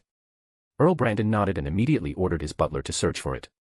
But half an hour later, the butler replied that the wizard was not looking for anything in the vineyard. He had asked the local farmers, and they had never found anything like it either. Brandon, a nobleman with a keen understanding of human nature, pondered for a moment and said, "Whoever finds that item will be rewarded with 200 pounds. 200 pounds was a huge sum for the farmers working in the vineyard, so soon someone brought Odis what he was looking for. It was a bright green grape leaf, but now it was winter, and all the grape leaves had long since fallen. In this era without greenhouses, the color of this grape leaf looked very abnormal. At the same time, this grape leaf also emitted a pure white light, making it look very sacred. Count Brandon breathed a sigh of relief, finding such a thing would prove the wizard's judgment correct. Odis took the leaf and asked, "Who found this?" The vineyard manager nudged a man in his 40s who looked like a fruit farmer. The fruit farmer nervously straightened his clothes and said, "It's me, sir." Odis then said, "Tell me how you discovered it." "That night, I went out to pee and saw it," the fruit farmer said. "It was very conspicuous in the vineyard. I didn't know what it was, but I thought it was something good, so I picked it off the vine and took it home." "Yes, there wasn't a single leaf on the vine before dark." Odis smiled and said, "He is indeed a good thing, and he has earned you a bonus of 200 pounds. Lord Brandon, standing nearby, said, "I'll give you 300 pounds, but I'm also firing you because you didn't bring it out immediately when I first ordered the search for this leaf." The fruit farmer was suddenly unsure whether to be happy or frustrated. Although 300 pounds is a huge sum of money, in recent years, it has not provided the same sense of security as a stable job. Odis thought to himself, this count does have some tricks up his sleeve. Brandon then waved his hand, signaling everyone to step back a bit. "Mr. Wizard, have you found the problem?" "Found it," Odis said. "Please have someone find a basket of wood ash and a few dozen pieces of perilla leaves. There probably aren't any fresh perilla leaves left. You can go to the nearest herbal medicine shop and buy some dried perilla leaves." The Earl of Brandon immediately ordered his personal valet and the vineyard steward to prepare these things, and then the Earl looked at the wizard Gandalf. Lord Bradrick also looked at the wizard with curiosity. Odis smiled and explained, "There are many kinds of curses, among which the curses of demons are the most vicious and insidious. Of course, the curses of demons are also relatively rare. As far as I know, those curses include, but are not limited to, turning food and grain in front of the cursed area or person into stone, or turning clear water into sand, so that the cursed person can never eat a bite of food or drink a drop of water. And another thing is to make the land dry up." He paused for a moment and then said, "These curses are very rare. I've only read about them in books, and even fewer people know how to break them." Earl Brandon frowned and asked, "Why is the demon targeting me?" "It's not that they're targeting you," Odis said, waving the grape leaf in his hand. "It's about their relationship." Lord Rick, who was standing nearby, asked, "Sir Wizard, what is this?" "This is what demons hate most," Odis explained. "Where there is evil, there is purity. Where there are demons, there are things that can restrain them. This leaf is such a thing. I don't know the mechanism of its growth. I only know that there is a very small probability that such a pure thing will grow naturally. Every demon hates it, yet no one wants to get close to it. So demons usually curse the land where such things grow, causing it to dry up and become barren for years. Demons represent the most evil part of this world, and the abyss is the physical embodiment of evil and depravity. The leaf in Odis's hand is another extreme. Such things tend to grow when the world is dark and filthy." Earl Brandon remarked, "The extraordinary world is always so magical." Lord Rick smiled and said, "Fortunately, we found the learned wizard Gandalf, otherwise we would still be searching for a solution." Earl Brandon replied, "I am more grateful for your recommendation." Lord Rick quickly replied, "It is my honor to be of help to you." Odis ignored the two noblemen's pleasantries and instead looked closely at the surrounding grapevines. Just as Count Brandon had said, they were still alive in such dry land. It seems that the people of the Church of Mother Earth Goddess have indeed put in a lot of effort, but they have not been able to solve the problem at its root. When no one was looking, he put a handful of dry soil into his pocket and then picked up a small twig and put it into his pocket as well. At this time, the wood ash and perilla arrived one after the other. Odis poured a third of a basket of wood ash into the large bucket of water, and then crushed a dozen or so dried perilla leaves and sprinkled them into the water. After stirring the water with a ladle and waiting for a minute or two, Odis used the ladle to scoop up water and sprinkled it evenly on the ground in front of him. A miraculous scene unfolded. The ladle of water didn't leak out as before, but instead remained on the ground, slowly seeping into it. That small patch of land became moist and returned to normal. Odis sprinkled it out ladle by ladle, and soon a large area of land returned to normal. Earl Brandon was overjoyed at the sight. The problem was finally solved. After Odis poured out the whole bucket of water, he said to Earl Brandon, "This method is effective. It allows fruit farmers to evenly sprinkle water containing wood ash and perilla leaves onto the ground. I just demonstrated the approximate proportions. You can use a little more wood ash and perilla leaves, but not less. You can sprinkle more or sprinkle it repeatedly, but don't miss any spots. Very well, very well. Earl Brandon smiled and said, Sir Wizard, how can I thank you? Give me this leaf. You have no use for it. I might be able to use it to fight demons in the future. Odis raised the grape leaf in his hand again and said, Also, I need Earl Brandon's help. What favor? Count Brandon really didn't need the leaf, and to avoid being targeted by the devil again, he was happy to give it to the wizard Gandalf. Odis then smiled and said, I will write to the Count around the new year. Not a single mistake, not a single poem, not a single post, not a single piece of content, not a single look. If I haven't written to you, it means I don't need your help anymore, and you don't need to pay me any further compensation. No problem, Earl Brandon readily agreed, as long as it's not beyond my capabilities. Odis smiled, put away the grape leaves that emitted a soft glow, and took his leave. Count Brandon immediately sent a carriage to take Odis back. Back at number 66 Rose Street, Odis first put the leaf into the wilderness of knowledge, then wrote a letter explaining the matter of the demon's curse. She found a rental carriage and delivered the letter to the Backlund Mechanical Research Society to report to the heart of the machines. If they can get a clue from this and find the demon, that would be ideal. After finishing all that, Odis made herself a cup of coffee, but as she drank it, her lips felt as if they had touched a hard solid. He found it strange, so he held the cup up to his eyes and shook it. It was liquid, and it could be shaken. Odis tried to drink again, but still couldn't swallow a single drop. He seemed to understand something, turned on the water tap, and glanced at the splashing water. Odis reached out to touch the tap water, but the flowing water suddenly froze, and not a single drop of water got on his hand. This did not surprise Odis too much, because he broke the demon's curse and obtained the leaves that the demons hated, so the curse was transferred to him, and he could never touch the water again. Even if they jump into a river or even the sea, they cannot escape the fate of dying of thirst. Odis remained calm, knowing that when she agreed to help Earl Brandon, she might also be cursed by the devil. For him, lifting the curse was not difficult. Odis had previously studied the curse of demons, and on Tuesday, the hidden sage had also instilled some knowledge about the curse of demons in him. Of course, this is only easy for Odis. For others, the demon's curse is very difficult to deal with, and the only way to remove the curse is to kill the demon. But Odis knew more than one way to break the demon's curse. He went to the shelf where the herbs were kept and mixed several kinds of herbal powder together in a certain proportion. Then Odis locked the door from the inside, took off all her clothes, and came to the center of the living room, where she scattered the powder. Phew! The powder ignited into black flames, which, as if alive, enveloped Odis. Odis was grimacing from the heat, and at the same time he saw a black mist seemingly being baked out of his skin. The flames burned for 4 or 5 seconds, and the black mist emanating from Odis's body formed a symbol in midair with goat horn elements, representing a demon. The symbol then vanished quickly, and the black flames surrounding Odis disappeared as well. Odis didn't have time to get dressed before going to the kitchen, picking up a coffee cup and gulping down half of it. He put down his cup and smiled, saying, "Knowledge is power." Then he went to the bathroom to wipe his blackened body and put on his clothes. Back in the living room, Odis sipped his coffee and pondered, as long as the demon who cursed the vineyard is still alive, similar curses might still find me. I can't just sit here and wait to die. Odis's original idea was to report the matter to the mechanical heart, to get their attention and have them resolve the issue. However, the mechanical heart might not be able to find the demon's whereabouts in a short time, so Odis decided to help the mechanical heart one more time and help them find the person. Since Odis is now quite familiar with Sherlock Holmes, who is good at finding people, she can ask him for help. The key is to use the Source Castle for divination without alerting the demon. As for how Mechanical Heart avoids the demon's malicious perception and eliminates it, that's up to Mechanical Heart.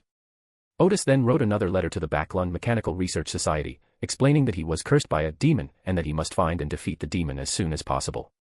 He also told Mechanical Heart that he knew a very powerful fortune teller and would ask that fortune teller to find the demon. The implication is that you should be prepared to strike immediately once you find traces of that demon.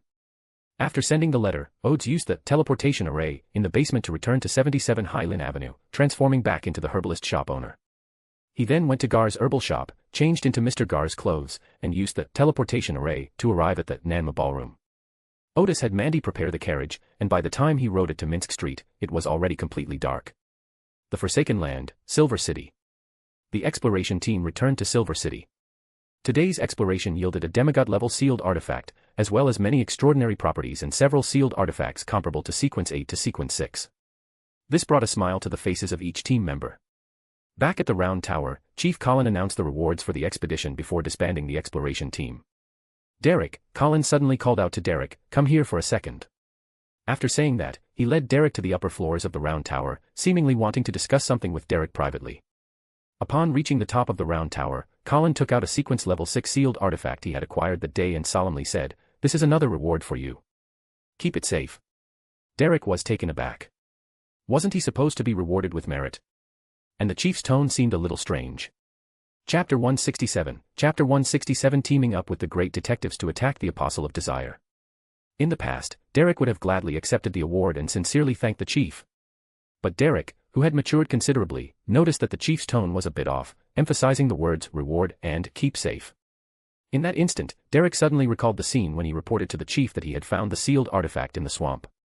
At that time, the chief seemed to already know that the sealed artifact was not found by him.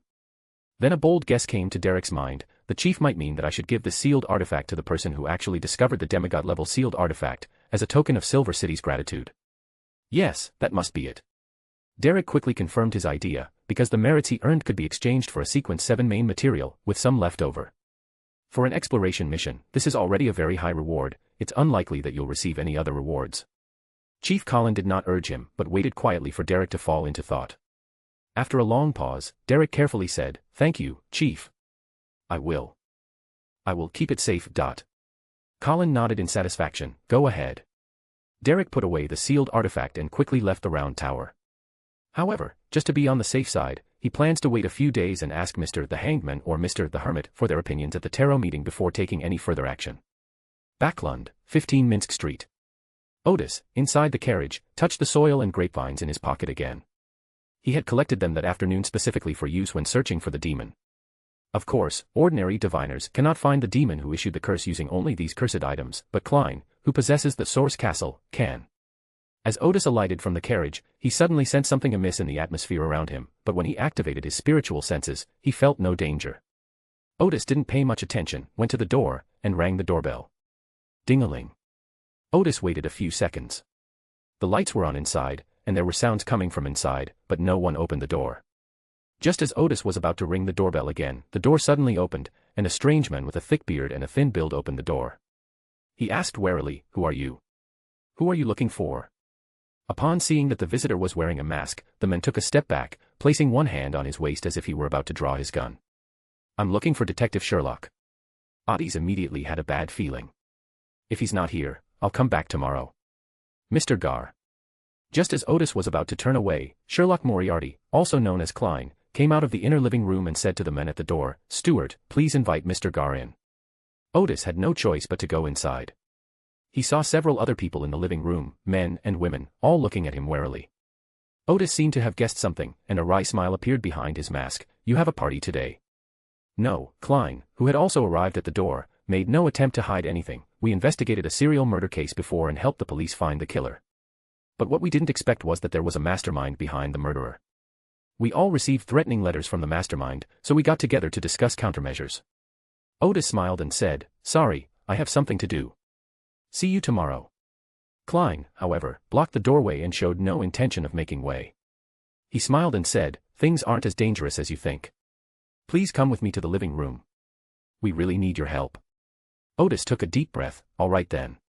He remembered that there were many official extraordinary individuals stationed around here today, but there was indeed no danger. Odis then realized, no wonder the atmosphere outside felt strange when he got off the carriage. It was because he was surrounded by official extraordinary beings. Upon entering the living room, one finds a man and a woman. The man was an elderly man with graying temples and a thin face. He was wearing a black trench coat, and his left shoulder was bulging high, as if it were wrapped with thick bandages. The woman had thick eyebrows, wore a gray wool coat, and had slightly sagging facial muscles.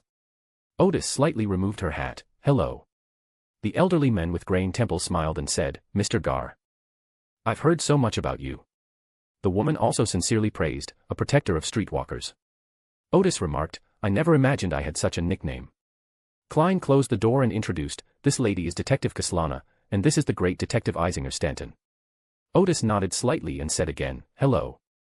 "There may not be time for pleasantries," Klein said. "Please sit down. Let me give Mr. Gar a brief overview of the current situation." After everyone was seated, Klein said, "We are all extraordinary beings, so there is no need to explain some common-sense things. The serial killer is a demon, Mr. Gar. Do you know anything about the extraordinary ones on this path?"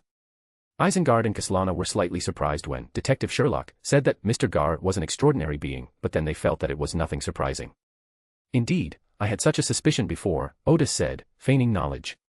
Then he added, I know some things about this path. What impressed me most was their ability to sense malice. As long as they were plotting to put a certain demon in danger, they could sense the threat. To be precise, he came to see Klein today because he was looking for traces of a demon. To save time, Odis continued, is the person behind it all a demon or an apostle of desire? Upon hearing Mr. Gard's answer, Klein knew that this man was quite knowledgeable about demons, and he replied, it should be apostle of desire. He then said, we are currently discussing how to stall this apostle of desire, and then notify the official extraordinary beings who are lying in wait outside to eliminate him.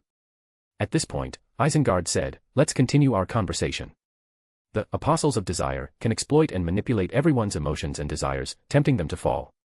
Therefore, when facing such an enemy, one must not have strong emotional fluctuations or obvious desires, otherwise one will be remotely controlled by him or have a seed planted in him to be detonated at a critical moment. Kaslana seemed to have figured things out, so that's how it is. Isengard took out his pipe, but did not fill it with tobacco. I have fought that apostle of desire head-on and witnessed his extraordinary ability to foresee danger. I have a preliminary understanding of his strengths and weaknesses. Although the demon can sense danger in advance, even a long time in advance, the flaw in this precognitive ability is that it can only sense who the danger comes from and where it comes from, but it has no way of knowing the specific details. This gives us an opportunity to take advantage of. Kaslana immediately asked, what opportunity? I have a ring that originated from a runaway sequence 6 of the reader pathway, Isengard said quite frankly. It allows me to recognize, see, remember, and simulate the extraordinary abilities I have ever seen. Of course, the stronger the extraordinary ability you are facing, the higher the probability of failure. As he spoke, Isengard produced a dazzling ring set with many tiny diamonds surrounding a beautiful, emerald green gemstone. Not a single mistake, not a single poem, not a single post, not a single piece of content, not a single look. Upon seeing the sealed artifact, the others didn't think much of it, but Klein immediately recognized it. Wasn't this the ring of the Eye of Wisdom? Isengard Stanton, the Eye of Wisdom. However, Klein used the Joker ability to control his expression and did not show the slightest surprise. Kaslana looked at the ring with a hint of envy and asked, what ability do you want to simulate to counter the Apostle of Desire's premonition of danger? Isengard smirked, the demon's ability to foresee danger. The great detective, now resembling a gray-furred fox, said, the first step, which is what we are doing, is to devise a plan that can actually harm the Apostles of Desire, and put it into action. The second step was that the Apostles of Desire sensed the danger and knew that its source was with us, that it originated from here. Thirdly, as a demon, there are some instincts he can't change. His first reaction will definitely be to nip danger in the bud. After all, even if the 4 of us combined, we would have almost no chance of killing him. Fourth step, as long as he has such a thought, regardless of whether he acts on it, my simulated ability can detect the threat of the Apostle of Desire and pinpoint his location. Odis couldn't help but exclaim, this plan is brilliant. Klein was also amazed, that's an incredible move. Eisen glanced at the 3 people in front of him and smiled, based on my judgment, he just caused Stuart and the others to lose control of their emotions, so he must be hiding nearby. After all, the ability to remotely manipulate other people's emotions must have a distance limit.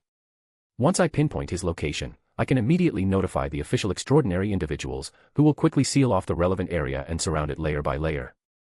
Odis thought for a moment, and of course he remembered where the Apostle of Desire was now. In fact, as soon as the other party appeared, he could hold off that Apostle of Desire for more than 10 seconds by himself. He stopped thinking about it as soon as he realized this, because if he continued, the Apostle of Desire would sense a danger he couldn't handle, which would make him afraid to take action. Although he didn't think about it any further, as Odis listened to Isengard recount his plan, he reached into his pocket and grabbed a corner of the secondary array of the space magic circle drawn on a piece of cloth. At this point, Klein said, but the problem is, how do we notify the official extraordinary? If this cannot be done in a few seconds, the Apostle of Desire will escape. Isengard took out a palm-sized golden object that resembled a miniature telegraph machine, but also had a loudspeaker. This is a sealed artifact that allows my voice to resonate within a 5-kilometer radius simultaneously, Isengard smiled. For this operation, the Mechanical Heart, Night Watchers, and the military each dispatched a senior deacon or colonel, along with 2 to 3 squads of extraordinary individuals, all of whom were lying in ambush within a 5-kilometer radius. I can use it to tell the extraordinary beings outside the location of the Apostle of Desire. Kaslana listened attentively, then frowned slightly and said, since you have official extraordinary individuals, it seems you don't need to cooperate with us. Isengard carefully put on the gemstone ring and said sincerely, in order not to alert the Apostle of Desire in advance, the area closest to us is powerless. If the target is nearby, we will need to help each other to delay him as much as possible. The great detective chuckled. Originally, it would have been a bit of a stretch for the three of us, but with Mr. Gard joining us, I believe we can hold off the enemy for 7 or 8 seconds without any problem. Klein thought for a moment and then said, I have no problem. I also really hate that serial killer, Odis said with a smile. My abilities aren't good for direct combat, but I have a few that are great for stalling the enemy. Kaslana nodded and said, Mr. Stanton, you don't really need to explain so much. We will cooperate for our own sake. Haha, the explanation is part of the premeditated plan, and reaching an agreement means the operation is about to begin. With that, Isengard half closed his eyes. The emerald gem on the ring he wore on his right hand shimmered with a deep blue light. Suddenly, Isengard stood up abruptly. He's right here, upstairs. Klein and the other two also got up and ran towards the door. Apart from Odis, none of them expected that the Apostle of Desire would be so bold as to be watching their scheme from upstairs. Just then, Kaslana's eyes suddenly turned red, and she clenched her right fist and punched Isengard in the back. Klein and Isengard immediately realized that the Apostle of Desire had, without them noticing, planted the seeds of depravity in Kaslana's heart. However, Kaslana was too close to Isengard and had no time to dodge. Bang! Kaslana punched and slammed into Isengard's back. Click! Klein even heard the sound of bones breaking as he watched Isengard fall to the ground. Kaslana collapsed to the ground, panting heavily, as if she had lost all her strength. Klein rushed to Isengard's side, half squatted down, and tried to help him up. Lying there, Isengard cried out in anguish, Run! Don't worry about me. Klein hesitated for a moment, about to make a decision, when he saw a viscous liquid flowing down from the ceiling, quickly condensing into a dark figure. Odis, who had been observing everything, suddenly pulled out the secondary array of the spatial array. With the array half open, he used his other hand to grab a grape leaf that emitted a pure light. Chapter 168, The Desire Apostle was dealt with ahead of schedule. Meanwhile, in Klein's living room, the great detective Isengard was seriously injured and unable to fight. The female detective Kaslana, whose emotions were manipulated by the Apostle of Desire, unleashed all her power in an attack on Isengard, thus losing her fighting ability. Only Klein and Mr. Gard remained, and they were clearly no longer able to hold off the Apostle of Desire. The Apostle of Desire did not waste the situation he had painstakingly created. He immediately went to the living room on the first floor, where a dark figure appeared, like a person shrouded in a black curtain, with only a pair of cold blue eyes exposed. Upon seeing him, Klein and Odis felt as if they were witnessing the most intense emotions and desires of living beings: fear, anger, greed, jealousy, hunger, lust, and so on. Odis, who had been keeping quiet and trying to control her thoughts, suddenly stepped forward and quickly took out the grape leaf that she had just obtained, which emitted a pure light. Upon seeing those blue eyes, Odis's cold expression turned to fear, and she knew that the knowledge she had gained from the wilderness of knowledge was accurate. The object in his hand was very restrained from the demon. So Odis, before the Apostle of Desire could escape, suddenly raised the grape leaf high and poured the maximum amount of his spirituality into it. Buzz! A pure white light instantly spread throughout the living room. This light seemed to have a physical form, causing a soft, buzzing sound in the ears of Klein and the others. Odis was bathed in pure white light, which made him look dazzling and divine. The moment Odis took out the grape leaf, the Apostle of Desire collapsed rapidly, turning into a viscous liquid, and turned to run towards the window. But when pure white light filled the entire living room, the speed of the Apostle of Desire seemed to be greatly restricted, and it suddenly slowed down. The pool of black liquid gradually solidified and transformed back into a human shape. The black humanoid figure hissed as it struggled to crawl toward the window. At this moment, a pure white, somewhat ethereal longsword formed in midair in the living room. Under Odis's control, the longsword fell, piercing the vest of the Apostle of Desire, and pinning him to the ground. The Apostle of Desire roared, sometimes turning into liquid, sometimes into a demon with 2 ram's horns, covered in complex mystical symbols, and with a pair of wings, and sometimes into a phantom black shadow. But no matter how hard he struggled, he couldn't break free from the pure white sword. Odis said with some difficulty to Klein and the others, quickly inform the official extraordinary individuals, I can't hold on much longer. Although the grape leaf in his hand could restrain the demon, it required a lot of spiritual energy to maintain. Odis felt that his own spiritual energy could only last for 10 seconds. Klein and Isengard then came to their senses. Klein quickly placed his hand on the wound on Isengard's back and smeared it, transferring the spinal fracture to a rib. This is the most amazing and extraordinary ability of the magician, damage transfer. When Klein saw Isengard injured, he had already devised a plan. First, he would pretend to be helpless to make the Apostle of Desire appear, then he would transfer Isengard's wounds, so that he, Isengard, and Mr. Gard would be enough to delay the Apostle of Desire for a while. Klein hadn't expected Mr. Gard to be so formidable, managing to hold off the Apostle of Desire all by himself. Almost simultaneously, a vibrant green light appeared on Isengard's ring, and his body was quickly enveloped in a soft glow, causing his wounds to heal rapidly. This surprised both of them slightly, and they asked almost simultaneously, "You know how to treat?" They quickly realized that this was not the time to worry about that. When Isengard was attacked, the miniature telegraph with the loudspeaker in his hand flew to the wall. Using the Joker's agility, Klein rolled to the telegraph machine, grabbed the sealed artifact, and threw it to Isengard. The reason he did this was because Isengard hadn't mentioned the negative effects of the telegraph machine, so he didn't dare use it casually. Isengard, whose wounds had healed, grabbed the telegraph machine and immediately infused it with spirituality. "He's in Shylock's living room." An echo seemed to reverberate around them. "He's in Sherlock's living room." Everyone within a 5-kilometer radius heard this. Then Isengard sat down in the corner, the ring on his hand gleaming with golden light, and the great detective's ears suddenly closed on their own. The downside of this telegraph machine is that for a period of time after its use, all sounds within a 5-kilometer radius will also enter the user's ears. Although Isengard simulated extraordinary abilities, he hypnotized himself, making himself believe that he was deaf. But he still heard a commotion. "Go and provide support." In the living room. Whose voice was that just now? "Bread prices have gone up again. Release the seal on 2 to 115. Honey, we don't have enough money for a holiday to Dipsy this new year. Third squad, the closest to there, full speed ahead. Who's in Sherlock's living room?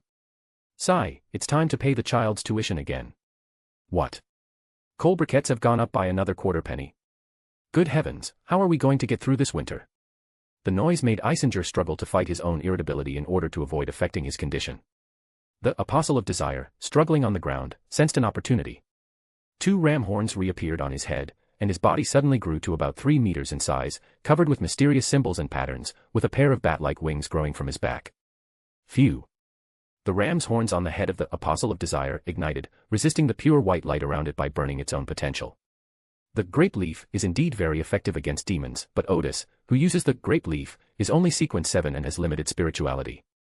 At present, he can only trap the Apostle of Desire and suppress his own abilities. This is the limit that Odis can currently achieve. The Apostle of Desire, 2 sequences higher, desperately searched for a gap in the pure white light, igniting Isengard's agitated emotions.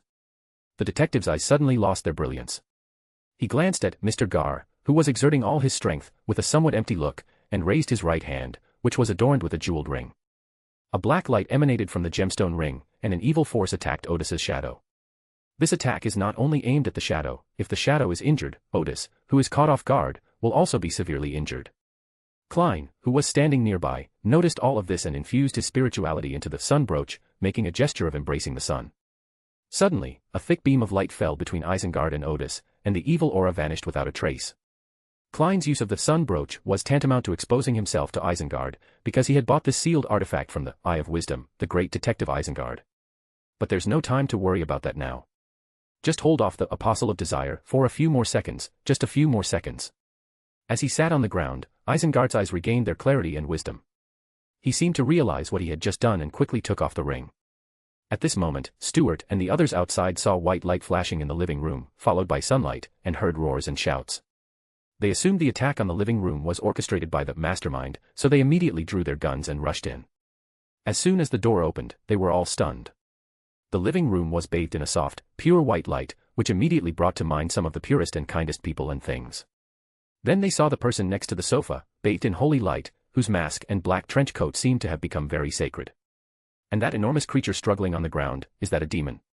Goat horns, a pair of wings, yes, those are some legendary demonic figures. Finally, they saw Sherlock Holmes on guard, the great detective Isengard sitting on the ground, and the female detective Kaslana lying on the ground. Not a single mistake, not a single poem, not a single post, not a single piece of content, not a single look.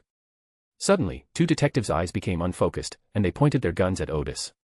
Their surprise was exploited by the Apostles of Desire on the ground. Klein, realizing all this, bent down and flipped a single sofa over, smashing it into the detectives. The detectives who were not affected by the Apostle of Desire quickly moved away, while the 2 detectives who were affected were blocked from shooting at Odis by the sofa and fell to the ground. Klein stepped forward and quickly closed the living room door. At this moment, the pure white light in the living room suddenly dimmed, and the sword embedded in the heart of the Apostle of Desire also rapidly shrank. The next second, Odis collapsed to the ground, her hands trembling as she held the grape leaf. His spirituality was almost completely depleted, he was as if he had lost all his strength and didn't want to move a single finger. Klein rushed over, staring at the Apostle of Desire, protecting the weakened Mr. Gar. The Apostle of Desire struggled to his feet, and a pale blue flame, emitting a sulphurous odor, suddenly ignited on his chest.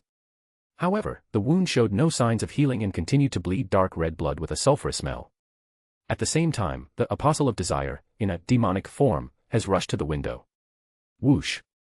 He disregarded his injuries at that moment, smashed open the window, jumped out, and fled the place as fast as he could. However, the pure white longsword just now greatly weakened the power of the Apostle of Desire, and he was temporarily unable to transform himself into the incarnation of desire, which is the form of viscous black liquid. Having no choice but to flee in a demonic form, Klein nimbly leaped out of the window, managing to keep up at a respectable distance despite his speed. After following for only a few steps, Klein saw the demon in front of him suddenly slow down, start snoring, and actually fall asleep standing up. Klein breathed a sigh of relief, knowing that official support from the Extraordinary had arrived. He stopped the pursuit, watched the battle, and retreated back to his living room.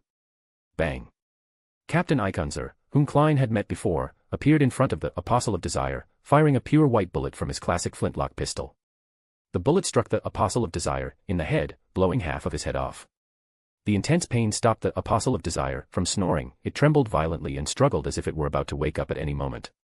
At that moment, a middle-aged man in military uniform appeared at the street corner. He raised his hand and said, "Awakening is prohibited here." The struggling Apostle of Desire lowered its head again and began to snore. At this moment, more and more official extraordinary individuals arrived, blocking both ends of the street. Klein breathed a sigh of relief. This time, the Apostle of Desire was definitely not going to escape. Iconzer put away his flintlock pistol and said to his men, "Give me 2 to 115. A captain handed Iconzer a pair of golden metal armor gloves, which Iconzer put on with the help of his subordinates. Then, the senior deacon and captain of the Mechanical Heart were surrounded by a light like the dawn. After a second or two of hesitation, Iconzer suddenly strode forward, raised his hands, and shouted, "Ha!" A huge, heavy sword of dawn immediately appeared in his hand, and he slashed fiercely at the Apostle of Desire. A profound sense of crisis caused the Apostle of Desire to show signs of awakening once again, but the night watchers, high-ranking deacons in the darkness of the streets, were struggling to keep up with him. The military's prohibition on punishing knights remains in effect. So, despite his struggles, the Apostle of Desire didn't wake up when the Sword of Dawn cleaved his head in two. Iconzer continued his efforts, completely cleaving the Apostle of Desire in two. Klein turned to Odis and the others and said, "The Apostle of Desire is dead." Odis smiled. With so many people lying in wait outside, it would be truly unjust if he didn't die.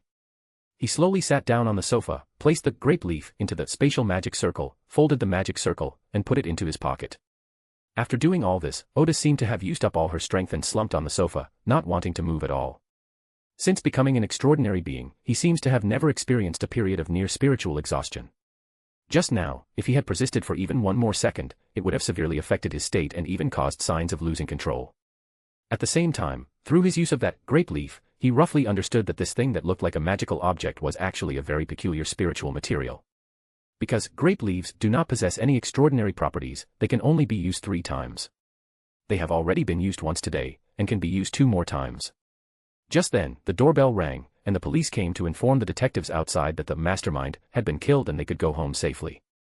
However, since they had just witnessed the battle between Odis and the others, according to their beliefs, the relevant official extraordinary individuals would sign a confidentiality agreement with them.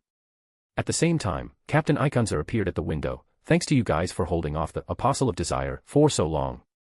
"Hey, what are you doing here?"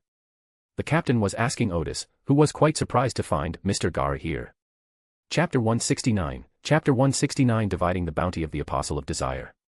Odis's spirit suddenly sensed that the Apostle of Desire, who had just died, was the demon who had cursed Count Brandon's vineyard. Now that the Apostle of Desire is dead, the curse has been completely lifted, and Odis no longer needs to worry about the curse transfer. His action of trapping the Apostle of Desire had not only greatly depleted his spiritual energy, but also his physical strength. So when Odis heard Captain Iconzer's question, he remained slumped on the sofa. "It seems you didn't see the letter I sent to Mechanical Heart. When you go back and read those 2 letters, you'll understand why I'm here." Iconzel nodded, not continuing the topic. He jumped in through the window and said to everyone, "We will continue to investigate along the trail of that Apostle of Desire, and all his assets will be confiscated. At that time, we will give you a bonus as a reward for your contributions tonight."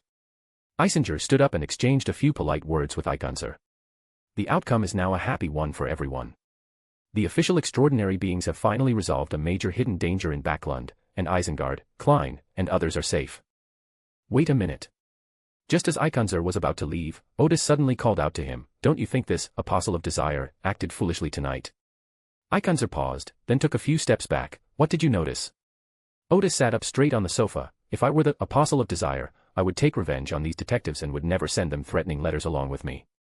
He shrugged and said, "The serial killer has been dead for a month, and the Apostle of Desire has been lying low for a month, which shows that he has not lost his mind. On the contrary, devils and demons are usually very cunning and despicable. If they wanted revenge, they wouldn't send out threatening letters like a challenge letter. Isengard said, maybe he just wants us to get together and then get revenge all at once."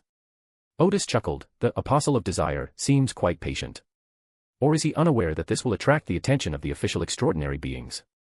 He paused and then said, "I remember there was an ancient name for this path called the Cold-Blooded One. One of the most crucial questions is, would he really risk avenging a serial killer?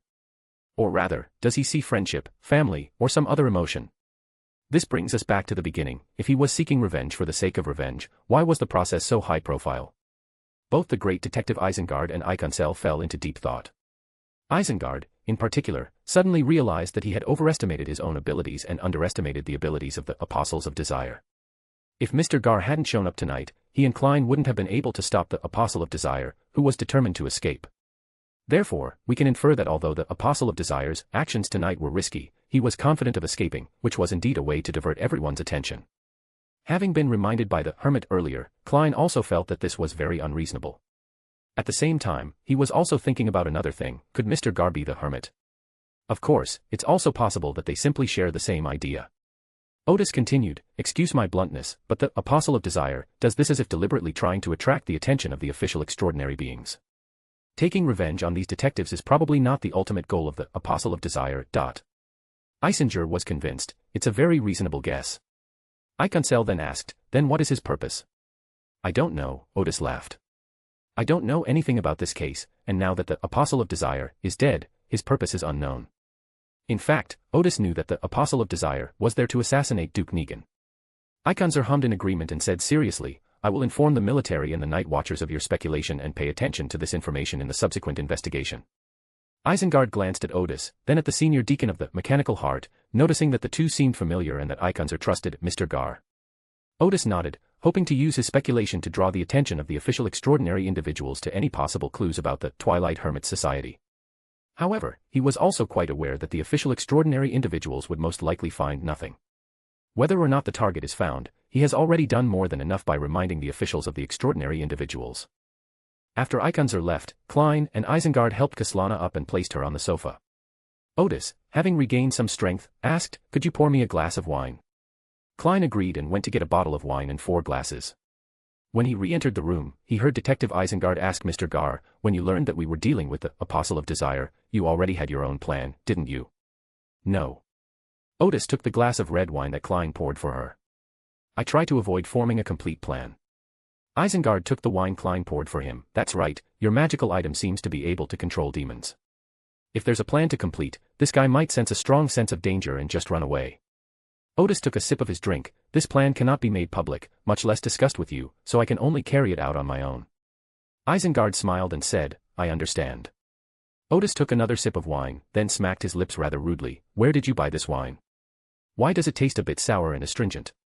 It seems like I've drunk counterfeit alcohol." Klein was taken aback. "In the tavern."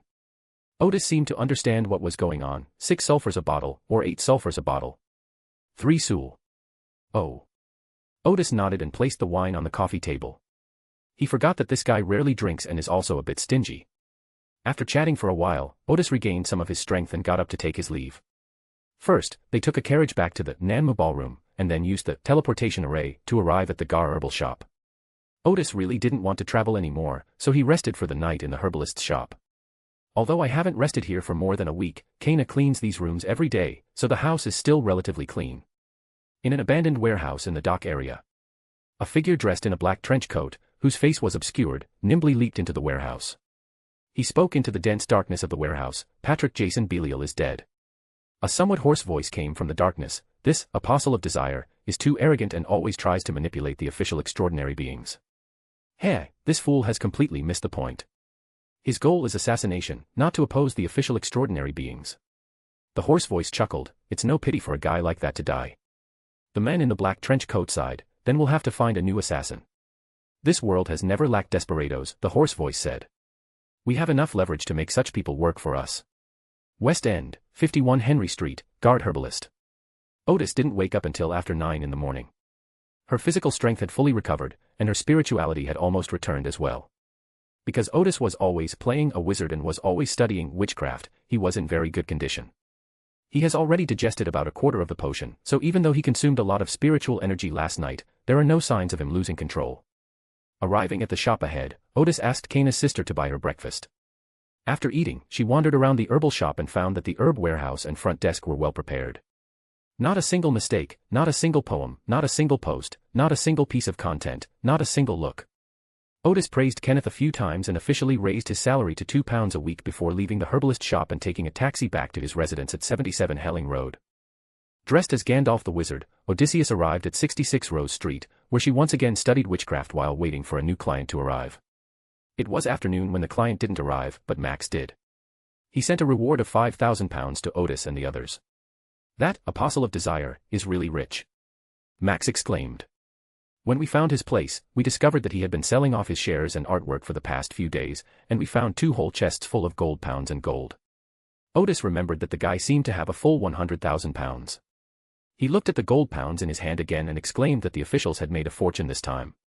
At the same time, I was also struck by how stingy these officials were, giving only £5,000. However, he then thought that 3 departments' official extraordinary individuals had been mobilized yesterday, and the division among the 3 forces was certainly not as simple as a single force directly confiscating the spoils. Max added, at the same time, we also found many brutally murdered bodies at his residence. It's hard to imagine that there is such a serial killer in Backlund, and that he has been hiding so well all these years.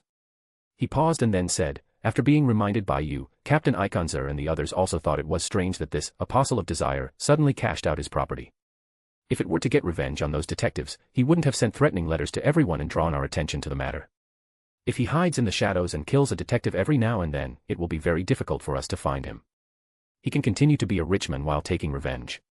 But he used the most eye-catching method to retaliate, which clearly indicates that he had other motives, but unfortunately no one knows what his motives are now. Odis smiled and said, unless by chance, it will be difficult to know the truth in the future. Then he asked, any new developments in Bernie's case? Have any clues been found at his residence? Bernie was made into a puppet by the astrologers of the Moss Ascetic Order. Klein had previously helped find Bernie's residence, but there were members of the Moss Ascetic Order lying in ambush there. Odis and Klein defeated the members of the Morse Penitentiary and told Mechanical Heart where Bernie lived, so that Mechanical Heart could continue to investigate the matter. We haven't found any clues, Max said. We can only be roughly certain that he was turned into a puppet a month ago. The only thing that seems to be a clue is an ancient stone brick, which seems to come from some ruins. But despite numerous divinations, we were unable to find any clues about the ruins. Odis was slightly taken aback. If even the Mirror of Arads couldn't be found, this ruin must have a very high level of concealment measures. He sighed, it seems unlikely that we can find the whereabouts of the Morse Penitentiary members using this lead. The two discussed the case for a while, chatted for a bit, and then Max took his leave. Odis wrote to Klein, asking him to arrange for Isengard and Kaslana to meet at 15 Minsk Street the next morning to divide the prize money. Then it was just a matter of waiting, but no one came all day. In the afternoon, Odis went out and bought a small barrel of beer, as well as some fresh pork and mutton. That evening, Odis cut the fresh meat into chunks in the kitchen and then marinated it with onions, cumin, and salt. After marinating for about half an hour, Odis skewered the meat onto pre-made wooden skewers, sprinkling chili powder on it as he grilled it. Soon, the sizzling skewers were ready. Odis drank a beer and ate the skewers, feeling great. This barbecue was his reward for the bounty he received today. Based on his contribution yesterday, he should have no problem receiving £2,000, which would bring his savings to £12,000. When the time is right, you can initiate a trade with Bernadette for a sealed item that grants the ability to travel. As he drank, Odis thought to himself, £12,000. If I didn't plan to escape from Backlund, with this money I would be a rich man, no less. Having eaten and drunk his fill, Odis patted his round belly and locked the door early from the inside, deciding to rest for the night. Back in his bedroom, Odis casually read a novel for a while and lamented how scarce entertainment options were these days. He felt there was practically nothing to do at home if he didn't go to dance halls, bars, or theaters. Around 9 o'clock, feeling a bit bored, Odis entered the knowledge wilderness to continue researching the recorder's abilities. After making some breakthroughs, he submitted his findings to the knowledge wilderness, completing his research task for the week. After working for a while, Odis finally felt satisfied. He smiled helplessly and said, "I really am destined to be a workaholic." However, his night shift work is also largely due to the lack of a mobile phone and computer. Lost in thought, Odis fell asleep through meditation. The next morning, she got up early, changed her clothes twice, and rode in a carriage from the Nanma Ballroom to 15 Minsk Street. The great Detective Isengard and the female Detective Kaslana had already arrived, and together with the room's owner, Klein, and the masked Odis, the four of them sat down in the living room once again. Odis said, "The official extraordinary individuals received a total of £5,000 in prize money." Klein, standing to the side, remarked, "The official extraordinary beings are truly generous." Chapter 170 Bernadette's Invitation. The windows in Klein's living room were replaced yesterday, and the sofa he had thrown out was also repaired, costing a total of £1.80. When Klein heard Mr. Gar say that the official bonus for extraordinary individuals was as high as £5,000, he immediately felt that his own expense was nothing. Odis continued, "Let's discuss how to distribute this prize money." The experienced Isengard smiled first and said, "Mr. Gar made the greatest contribution in the battle the night before last, so Mr. Gar can decide on the distribution." Klein and Kaslana immediately nodded in agreement, indicating that they also agreed with Detective Isengard's opinion. Odis smiled and said, "Then let me first explain my distribution plan. Based on our contributions yesterday, I will receive £2,000. Detective Sherlock will receive £1,400, Detective Isengard will receive £1,400, and Lady Kaslana will receive £200. "No, that's too much," Kaslana said. I didn't contribute anything yesterday at all, in fact, I caused you a lot of trouble." She originally thought that being invited to share the prize money meant she would only get a small token amount, but she never expected to receive £200. Odis smiled and said, "There's no need to refuse. Just yesterday, deciding to participate in the operation against the Apostles of Desire was already a great risk. And the fact that you were manipulated by the Apostle of Desire, in terms of your emotions, is not entirely your fault. As you said, you didn't really contribute anything, but your share should be included in the bounty. This is the so-called participation award. For such a high-risk activity, anyone who participates should receive a substantial reward." Kaslana, whose eyebrows were rather thick, habitually smoothed her hair. "Well, okay then." Odis then asked the other two, "What are your thoughts on this allocation plan?" Yesterday, Klein interrupted the Apostle of Desire from exploiting the emotions of others twice, so his contribution was also significant.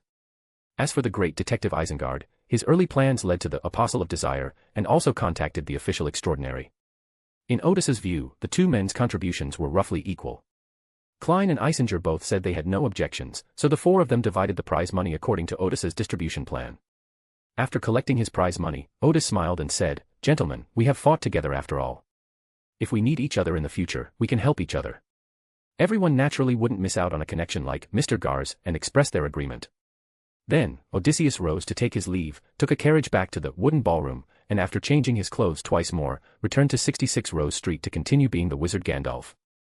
He spent the whole day waiting for new customers, but no new customers came to his door. That night, Odis lay half reclined on his bed, using meditation to enter the wilderness of knowledge, counted his gold pounds one last time, and returned to the real world with satisfaction. Just as he was about to go to sleep, a short phrase suddenly appeared on the ceiling in front of him, "I'm here." Odis was taken aback, wondering why the mysterious queen had suddenly appeared. He asked, "Is there something you need?" Bernadette's voice rang out in the air, "I need your help with something." "You want my help?" Odis thought he had misheard. If a sequence 3 couldn't solve it, what could a sequence 7 like him possibly do? "Yes," Bernadette said firmly. "I'll give you 10 minutes to change. Don't wear your long beard anymore, it looks terrible." The younger version of Odis without a beard is more pleasing to the eye. "All right." Odis threw off the covers and changed into a knight's outfit that was easy to move in and had a defense magic circle. "The mysterious queen calling me out so late definitely isn't to invite me to a party, it's best to prepare for a fight." 10 minutes later, the pumpkin-shaped carriage, pulled by horses made of rats, reappeared before Odis. Odis sat in the pink-themed carriage, the door closed by itself, and the outside world immediately became bizarre and surreal, as if all the surrounding objects had turned into clusters of rich colors. Odis then returned to the spirit world. This time, he was more comfortable with the environment. With the protection of Bernadette's carriage, he was able to confidently observe the spirit creatures outside. Before he could take a closer look, the area around the carriage became bizarre and fantastical again, and Odis found himself on a dock. The dock was very quiet, with only occasional noises coming from the ships moored in the distance with their lights on. Bernadette, with her hair tied up, wore beige trousers for easy movement, black leather boots, and a brown knee-length skirt. Odis actually saw a touch of elegance and unruliness in this woman. After getting off the carriage, Bernadette said, "I'm sorry, it's so late, and I still need your help." But there was no apologetic look on her face. "While I was tracking an important member of the Moss Ascetic Order, I discovered an ancient ruin and encountered some strange magic circles inside, which I need you to break." Odis nodded, "No problem." He thought to himself, "This is my specialty." Bernadette continued, "If we find anything valuable inside, we'll split it all. But if there's danger inside and I play a significant role, I'll get more. If there's nothing inside, consider it voluntary work. After all, finding out the purpose of the Moss Ascetic Order will also benefit you. This is something every experienced extraordinary individual does before embarking on an expedition, determine how the spoils will be divided." Odis nodded, "Okay. Even if you can only get some antiques, you can still sell them for a very good price." After finalizing the general plan for dividing the spoils, the operation officially began. Bernadette led Odis to the riverbank, and with a wave of her hand, a huge whirlpool immediately appeared in the Taysock River in front of them. The whirlpool grew larger and larger, soon exposing the silt at the bottom of the riverbed. In Odis's view, the whirlpool was enormous, but the ship sailing on the river in the distance seemed not to notice it at all. "Let's go." Bernadette grabbed Odis's sleeve and jumped down. This action startled Odis, who was prepared to step into the mud, but after falling into the mud, he did not feel any mud at all. Before Odis could even react, he and Bernadette, like two souls without physical form, entered the riverbed without encountering any obstacles. The whirlpool on the Taysock River disappeared immediately, and the river surface quickly returned to calm. Odis saw a bizarre scene, first mud, then soil, then rocks, and finally, his vision opened up to a long underground corridor. Although it was very dark inside, Odis, with his eyes enhanced by the magic potion, could still roughly see that the corridor was quite wide. At that moment, a very soft light suddenly emanated from in front of Bernadette, and a small crystal floated in midair in front of the two of them, emitting a light that was not dazzling but could illuminate a great distance. By the light, Odis noticed that although the area was below the Taysock River, there was no sign of water seepage, suggesting that some extraordinary method had been used to waterproof it. "This way," Bernadette said, leading the way. Odis quickly followed up, "Do you have any idea what period this ruins are from?" Looking at Bernadette's figure, neither too thin nor too fat, Odis felt a shameful sense of security. "The Quaternary period," Bernadette replied. "The ruins of the Trencist Empire." She paused and then said, "There are some murals ahead. The style of the paintings belongs to the Quaternary period. They depict the battle between the army of the Night Emperor and the army of the Black Emperor. Not a single mistake, not a single poem, not a single post, not a single piece of content, not a single look." Odis said, "Oh, won't we be discovered by the Moss Ascetic if we just walk around like this?" "No," Bernadette replied. "They didn't know this place either. I discovered it by accidentally knocking over a stone tablet while I was tracking members of the Moss Ascetic Order. I have restored that stone tablet, and the Morse Penitentiary will not be able to find this place." For some reason, Odis suddenly sensed something strange. "You accidentally knocked over a stone tablet." Bernadette suddenly stopped and glanced at Odis. "I also feel that something is amiss. After all, it's been a very long time since I've made such a basic mistake. But I carefully checked my condition and found nothing wrong. I was just unlucky at that time." "Unlucky."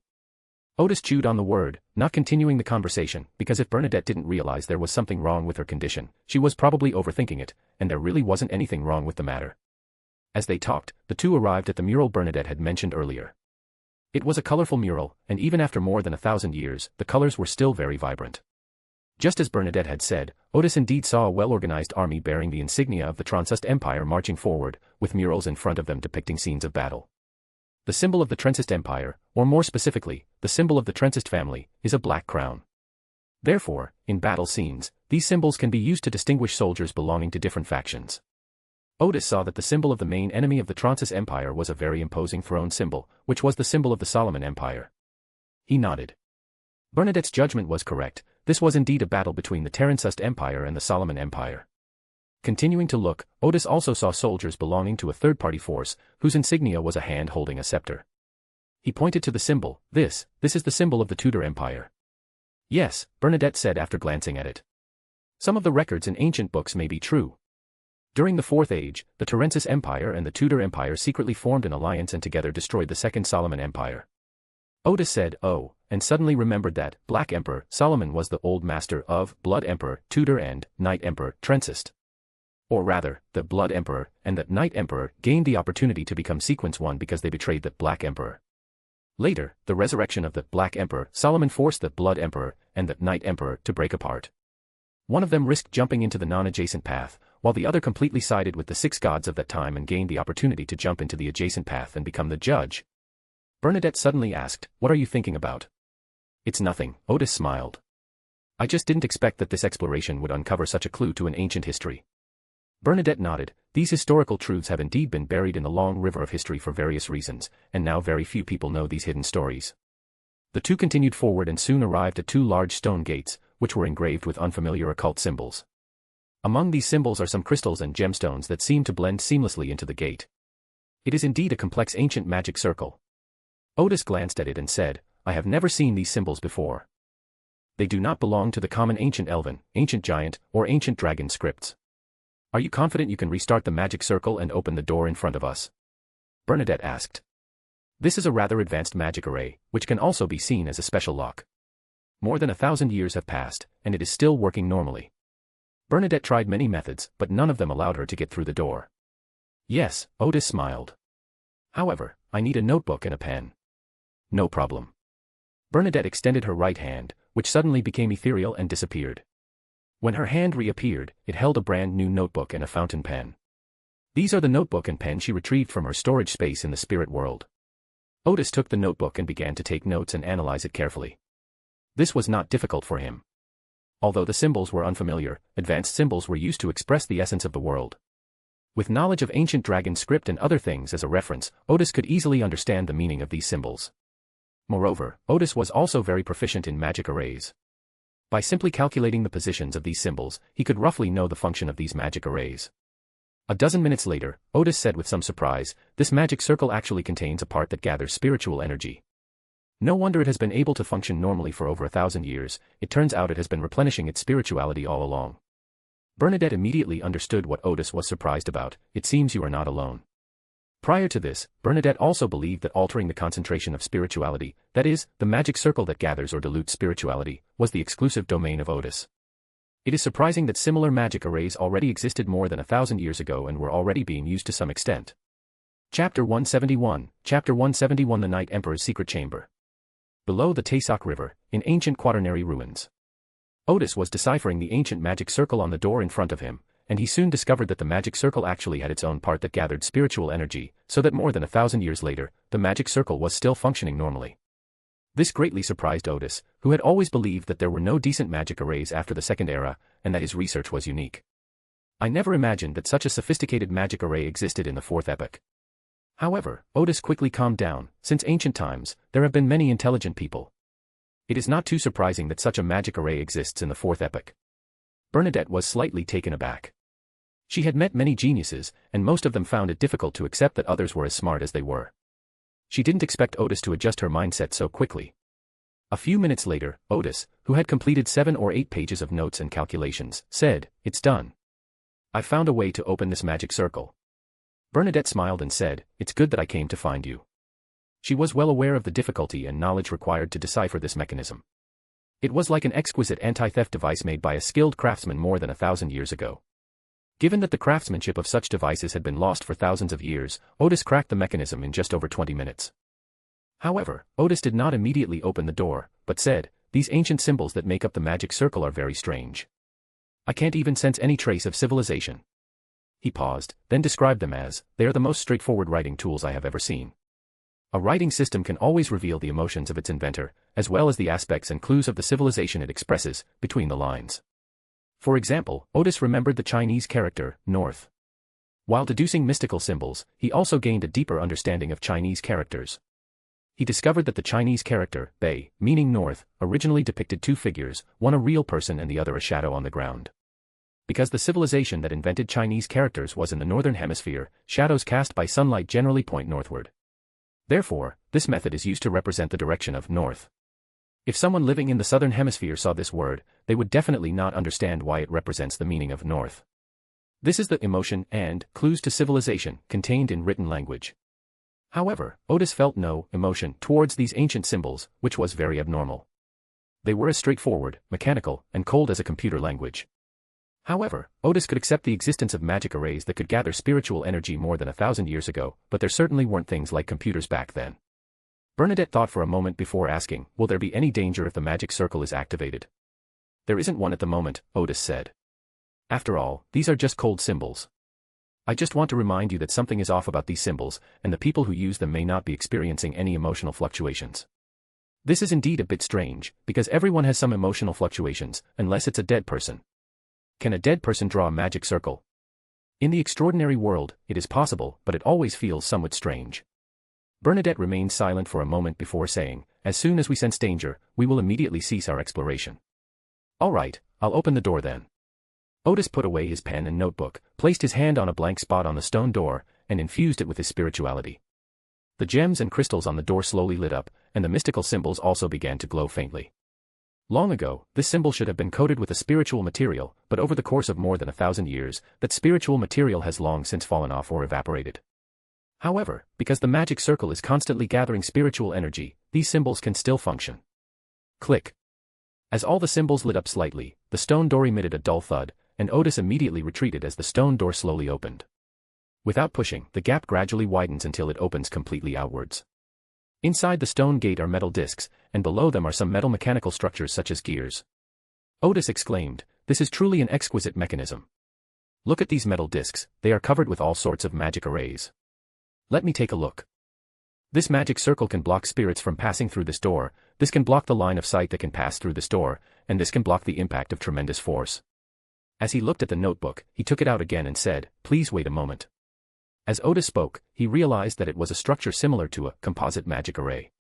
His research on composite magic arrays was basically done behind closed doors. Although it was relatively useful, he didn't know if his research direction was correct. This magic circle is a good reference. Odis made notes on the ideas that looked good or the parts he didn't understand before looking inside the door. Inside was a large, empty hall, seemingly devoid of anything.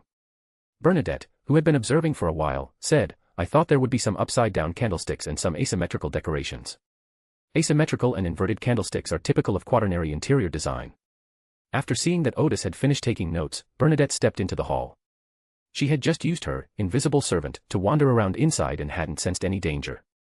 Upon entering the hall, Odis discovered that the ceiling was circular, seemingly engraved with strange patterns. There are some reflective elements among the patterns, reflecting a faint light, like cold eyes staring at the two intruders. Apart from that, there was nothing else in the hall. "I'll make this place brighter." Bernadette seemed to understand what was going on, and she made the luminous crystal rise rapidly and emit an even stronger light. The circular top was immediately illuminated, revealing numerous small crystals that emitted a faint glow under the light. In addition, there are some metal structures on top, which seem to allow you to move the small crystals. This is... Odis suddenly felt that the scene on the dome was familiar, as if he had seen it somewhere before. Bernadette said firmly, "This is the starry sky." The starry sky. Upon hearing this word, Odis, who was not present, felt a jolt in her heart. Or rather, the night sky, Bernadette explained. These small crystals represent the positions of the stars, and their positions can be adjusted using those metal devices so that the starry sky at the top is aligned with the current season. For example, it is now deep winter, but the constellations at the top are still in late summer. By adjusting the positions of these constellations, the constellations at the top can also be made to appear as if it were deep winter. As a former astrologer, Bernadette was very knowledgeable about the positions of the constellations and the corresponding seasons. Odis said, "Oh, I see." He then said, "I have seen in some materials that many ritual magics correspond to the stars represented by the corresponding gods, but I have never heard of them corresponding to the corresponding constellations." Bernadette looked at the constellation at the top and slowly paced around. After about half a minute, she said, "This might be a place where advanced ritual magic is performed. I have read in some documents that some very advanced ritual magic requires a corresponding constellation or a distant star." Odis was taken aback. How come he had never heard of such ritual magic? However, it is said that such rituals often bring many terrible consequences, Bernadette continued. You could even see those high-level rituals as rituals directed at evil gods. She hummed in agreement and then said, "That should be it. As long as the positions of the stars above are adjusted to match those outside, this place can be connected to the starry sky, which is equivalent to performing the ritual under the starry sky." Odis did not possess this knowledge, but he had a concept in his mind: the starry sky was a place where evil gods congregated. Not a single mistake, not a single poem, not a single post, not a single piece of content, not a single look. He didn't know why he had this concept, and his spirituality would give him a warning whenever he thought of the corresponding theory that supported it. This made him realize that not remembering this information might be a form of self-protection, or protection provided by the wilderness of knowledge. Thinking of this, Odis guessed, it's probably because it involves evil gods that it was built underground, since such a ritual couldn't be carried out in a grand manner. He looked around and said, this should be a place built by the Turnsost family. Could it be that this family has been secretly communicating with the evil god without the six gods' knowledge? It could also be a form of checks and balances. Bernadette gave Odis a deep look. Odis's words just now indicate that he knows a lot of the true history of the Fourth Age, such as that there were only 6 gods back then, and that Trensis completely sided with these 6 gods, or rather, that he engaged in deep cooperation with them. Bernadette then looked up at the top of the hall. She had previously discovered that Odis had many secrets, but the fact that he could openly discuss these secrets with her showed that he trusted her and was therefore so frank. She wasn't an official extraordinary and didn't care much about the secrets surrounding Odis. Odis nodded, that makes sense. The Night Emperor is also a god. Although he has the support of the other 6 gods, he should also be subject to their constraints. So that's why he wanted to cooperate with the evil god to counterbalance the 6 gods. He chuckled. That sounds dangerous. Bernadette looked away from the top. I once obtained some historical materials that were difficult to verify, in which there was a description that the Night Emperor fell under the combined attack of the 6 gods. Odis recalled that it was indeed true. Trensis was killed by the 6 gods, and the uniqueness of the Judgment Pathway became the sealed artifact, Trensist's brass book. The key issue is that its uniqueness has been compromised. Odis looked up at the top of the hall. Could it be that the Night Emperor was corrupted by the evil god, which is why he was killed by the 6 gods? His spirituality told him that this was not the right answer. But he can't remember exactly what kind of pollution he was exposed to. He may need to enter the wilderness of knowledge to recover his memories. As Odis was considering whether to find an excuse to go outside the hall and enter the wilderness of knowledge to obtain relevant information and determine whether there was any danger here, the ground suddenly emitted a faint light. Soon, more and more places began to emit light. These were mystical symbols similar to those on the stone gate. Bernadette and Odis quickly retreated. After observing the ground for a while, Odis said, this is a magic circle. However, he needs to observe it further to determine whether the magic circle has the function of activating itself. Odis discovered the energy-storing crystals last week, which sparked many ideas for self-activating magic circles, his latest research, which he only had as a concept. Since there were magic arrays that could gather spiritual energy more than 1,000 years ago, it cannot be ruled out that they also had the corresponding technology for self-activating magic arrays. He. While Odis was studying, a series of strange sounds suddenly came from above. The two of them looked up and saw that the starry sky above them was moving on its own. Bernadette glanced at it and said, the stars are shifting toward the depths of winter. At this point, their spirits had not sensed any danger, and there was no sign that the door was closing. This led them to believe that it should simply be a self-starting mechanism. As long as no ritual is performed, there is no danger in simply standing under the night sky. Odis then turned his attention back to the magic circle. With a crisp click sound from the top, the constellation stopped moving, and the small crystals began to emit a faint starlight, making the top look somewhat like a normal night sky for a moment. At this moment, the center of the hall floor suddenly opened, and a small stone platform was raised from inside. On the stone platform stood a narrow-necked glass bottle, inside which was a pale white, thin, almost ethereal mist. Upon seeing the narrow-necked glass bottle, Bernadette and Oedipus immediately sensed a great danger. They immediately stepped back, only to find that they hadn't retreated at all, but were still moving forward. Bernadette raised her hand, intending to use her abilities to transfer herself and Odis away. But strangely, she did raise her hand and tear off one of her sleeves. She instantly realized that her actions had been distorted, and not just distorted, but distorted at an extraordinary and high level. Bernadette was about to summon a level 0 sealed artifact when Odis suddenly said, wait, we'd better not use any extraordinary abilities that are too high level. He took a deep breath, slowly moved his feet, and came to the back of some of the mystical symbols. Odis continued, you do as I do, go behind those 2 symbols. Bernadette immediately followed Odis's instructions and slowly lifted her foot. At this moment, she discovered that as long as the movement was slow enough, she could sense the distorted force and thus avoid being affected by it. At this moment, Odis, who had been observing the magic circle, said, this is a sealing magic circle, a very advanced sealing magic circle, but it is not perfect. Chapter 172, Chapter 172 The Outer God of the Corrupted Night Emperor. After that narrow-necked glass bottle appeared, the night sky overhead seemed to have changed. A series of soft murmurs echoed throughout the hall, making Bernadette and Odis realize that even if they didn't perform the ritual pointing to the evil god, the ritual had already begun on its own. However, they can only hide behind the magic circle for now and dare not make any rash moves. Once they leave the protection of the magic circle, their thoughts will be distorted by unknown forces. Although they could slowly walk away like before, their location was too far from the gate, and at that speed, it might take them more than 10 minutes to get out. And 10 or so minutes is enough for the ceremony to complete on its own. If the evil god merely glances in their direction, they will all be in grave danger, especially Odis, who is a sequence 7 and could very well lose control on the spot. Odis stared at the magic circle for a while before saying, "The fastest way to save ourselves now is to perfect this magic circle and completely seal this ritual. Yes, you only need to fill in 7 occult symbols." As Odis said this, he took out his spiritual materials and a soft pen that he always carried with him. "I need your help," he said. "We cannot leave the mystical symbols in front of us, otherwise we will lose the protection of the magic circle. And we can't use extraordinary abilities that consume too much spiritual energy. In that case, do you have a way to write the specified symbols in the place I designate?" Bernadette thought for a moment and said, "Okay." Odis warned again, "Don't use extraordinary abilities that consume too much spiritual energy, otherwise they will definitely be distorted." "I know," Bernadette said calmly. "Put the pen in the glass bottle containing the spiritual materials on the ground." Odis did as he was told and quickly put it on the ground. At this moment, the murmurs in the hall became more pronounced, the thin mist in the narrow-necked glass bottle began to shimmer with a faint light, and the stars above their heads became very deep, as if they were the real starry sky. The pen at Odis's feet suddenly stood up on its own and hopped away from the protection of the magic circle. Bernadette said, "Yes, this pen has no thoughts and cannot be distorted." Or rather, the distortion of that unknown force is limited, and can only affect living beings. Otherwise, Bernadette was using extraordinary abilities to control the pen, and theoretically, such extraordinary abilities should also be able to be distorted. It's also possible that the sealing array blocked part of the influence of that power. There wasn't time to explain it clearly, so Bernadette tried it out and immediately asked, "Where is the first symbol located?" "Draw this symbol over there." Odis opened his notebook and drew the corresponding symbol. The pen and the glass bottle bounced and hopped until they reached their designated location. Then the glass bottle unscrewed its cap by itself, and the soft brush, dipped in spiritual material, drew the corresponding symbol in the position designated by Odis. Because the magic circle was already activated, the symbol emitted a faint light immediately after it was drawn.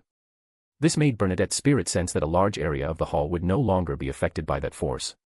With each finger and each drawing, by the time they reached the 5th symbol, the murmurs in the hall were already driving Odis and Bernadette crazy. At the same time, the light from the narrow-necked glass bottle in the center gradually rose, as if it were about to merge with the starry sky. There was an evil gaze, as if it were looking this way.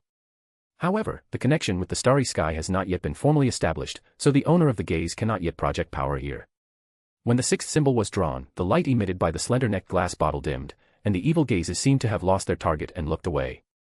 Odis breathed a sigh of relief. "Draw the last one there, draw this symbol." As the next symbol was drawn, the light emitted by the mystical symbols in the magic circle suddenly became illusory, forming a layer of illusory light above the hall. After this layer of light appeared, all connections between the slender-necked glass bottle and the starry sky were severed, and the starry sky was no longer so deep, gradually turning back into crystals. The light emitted by the slender-necked glass bottle also disappeared, and the thin, ethereal mist inside could be seen again.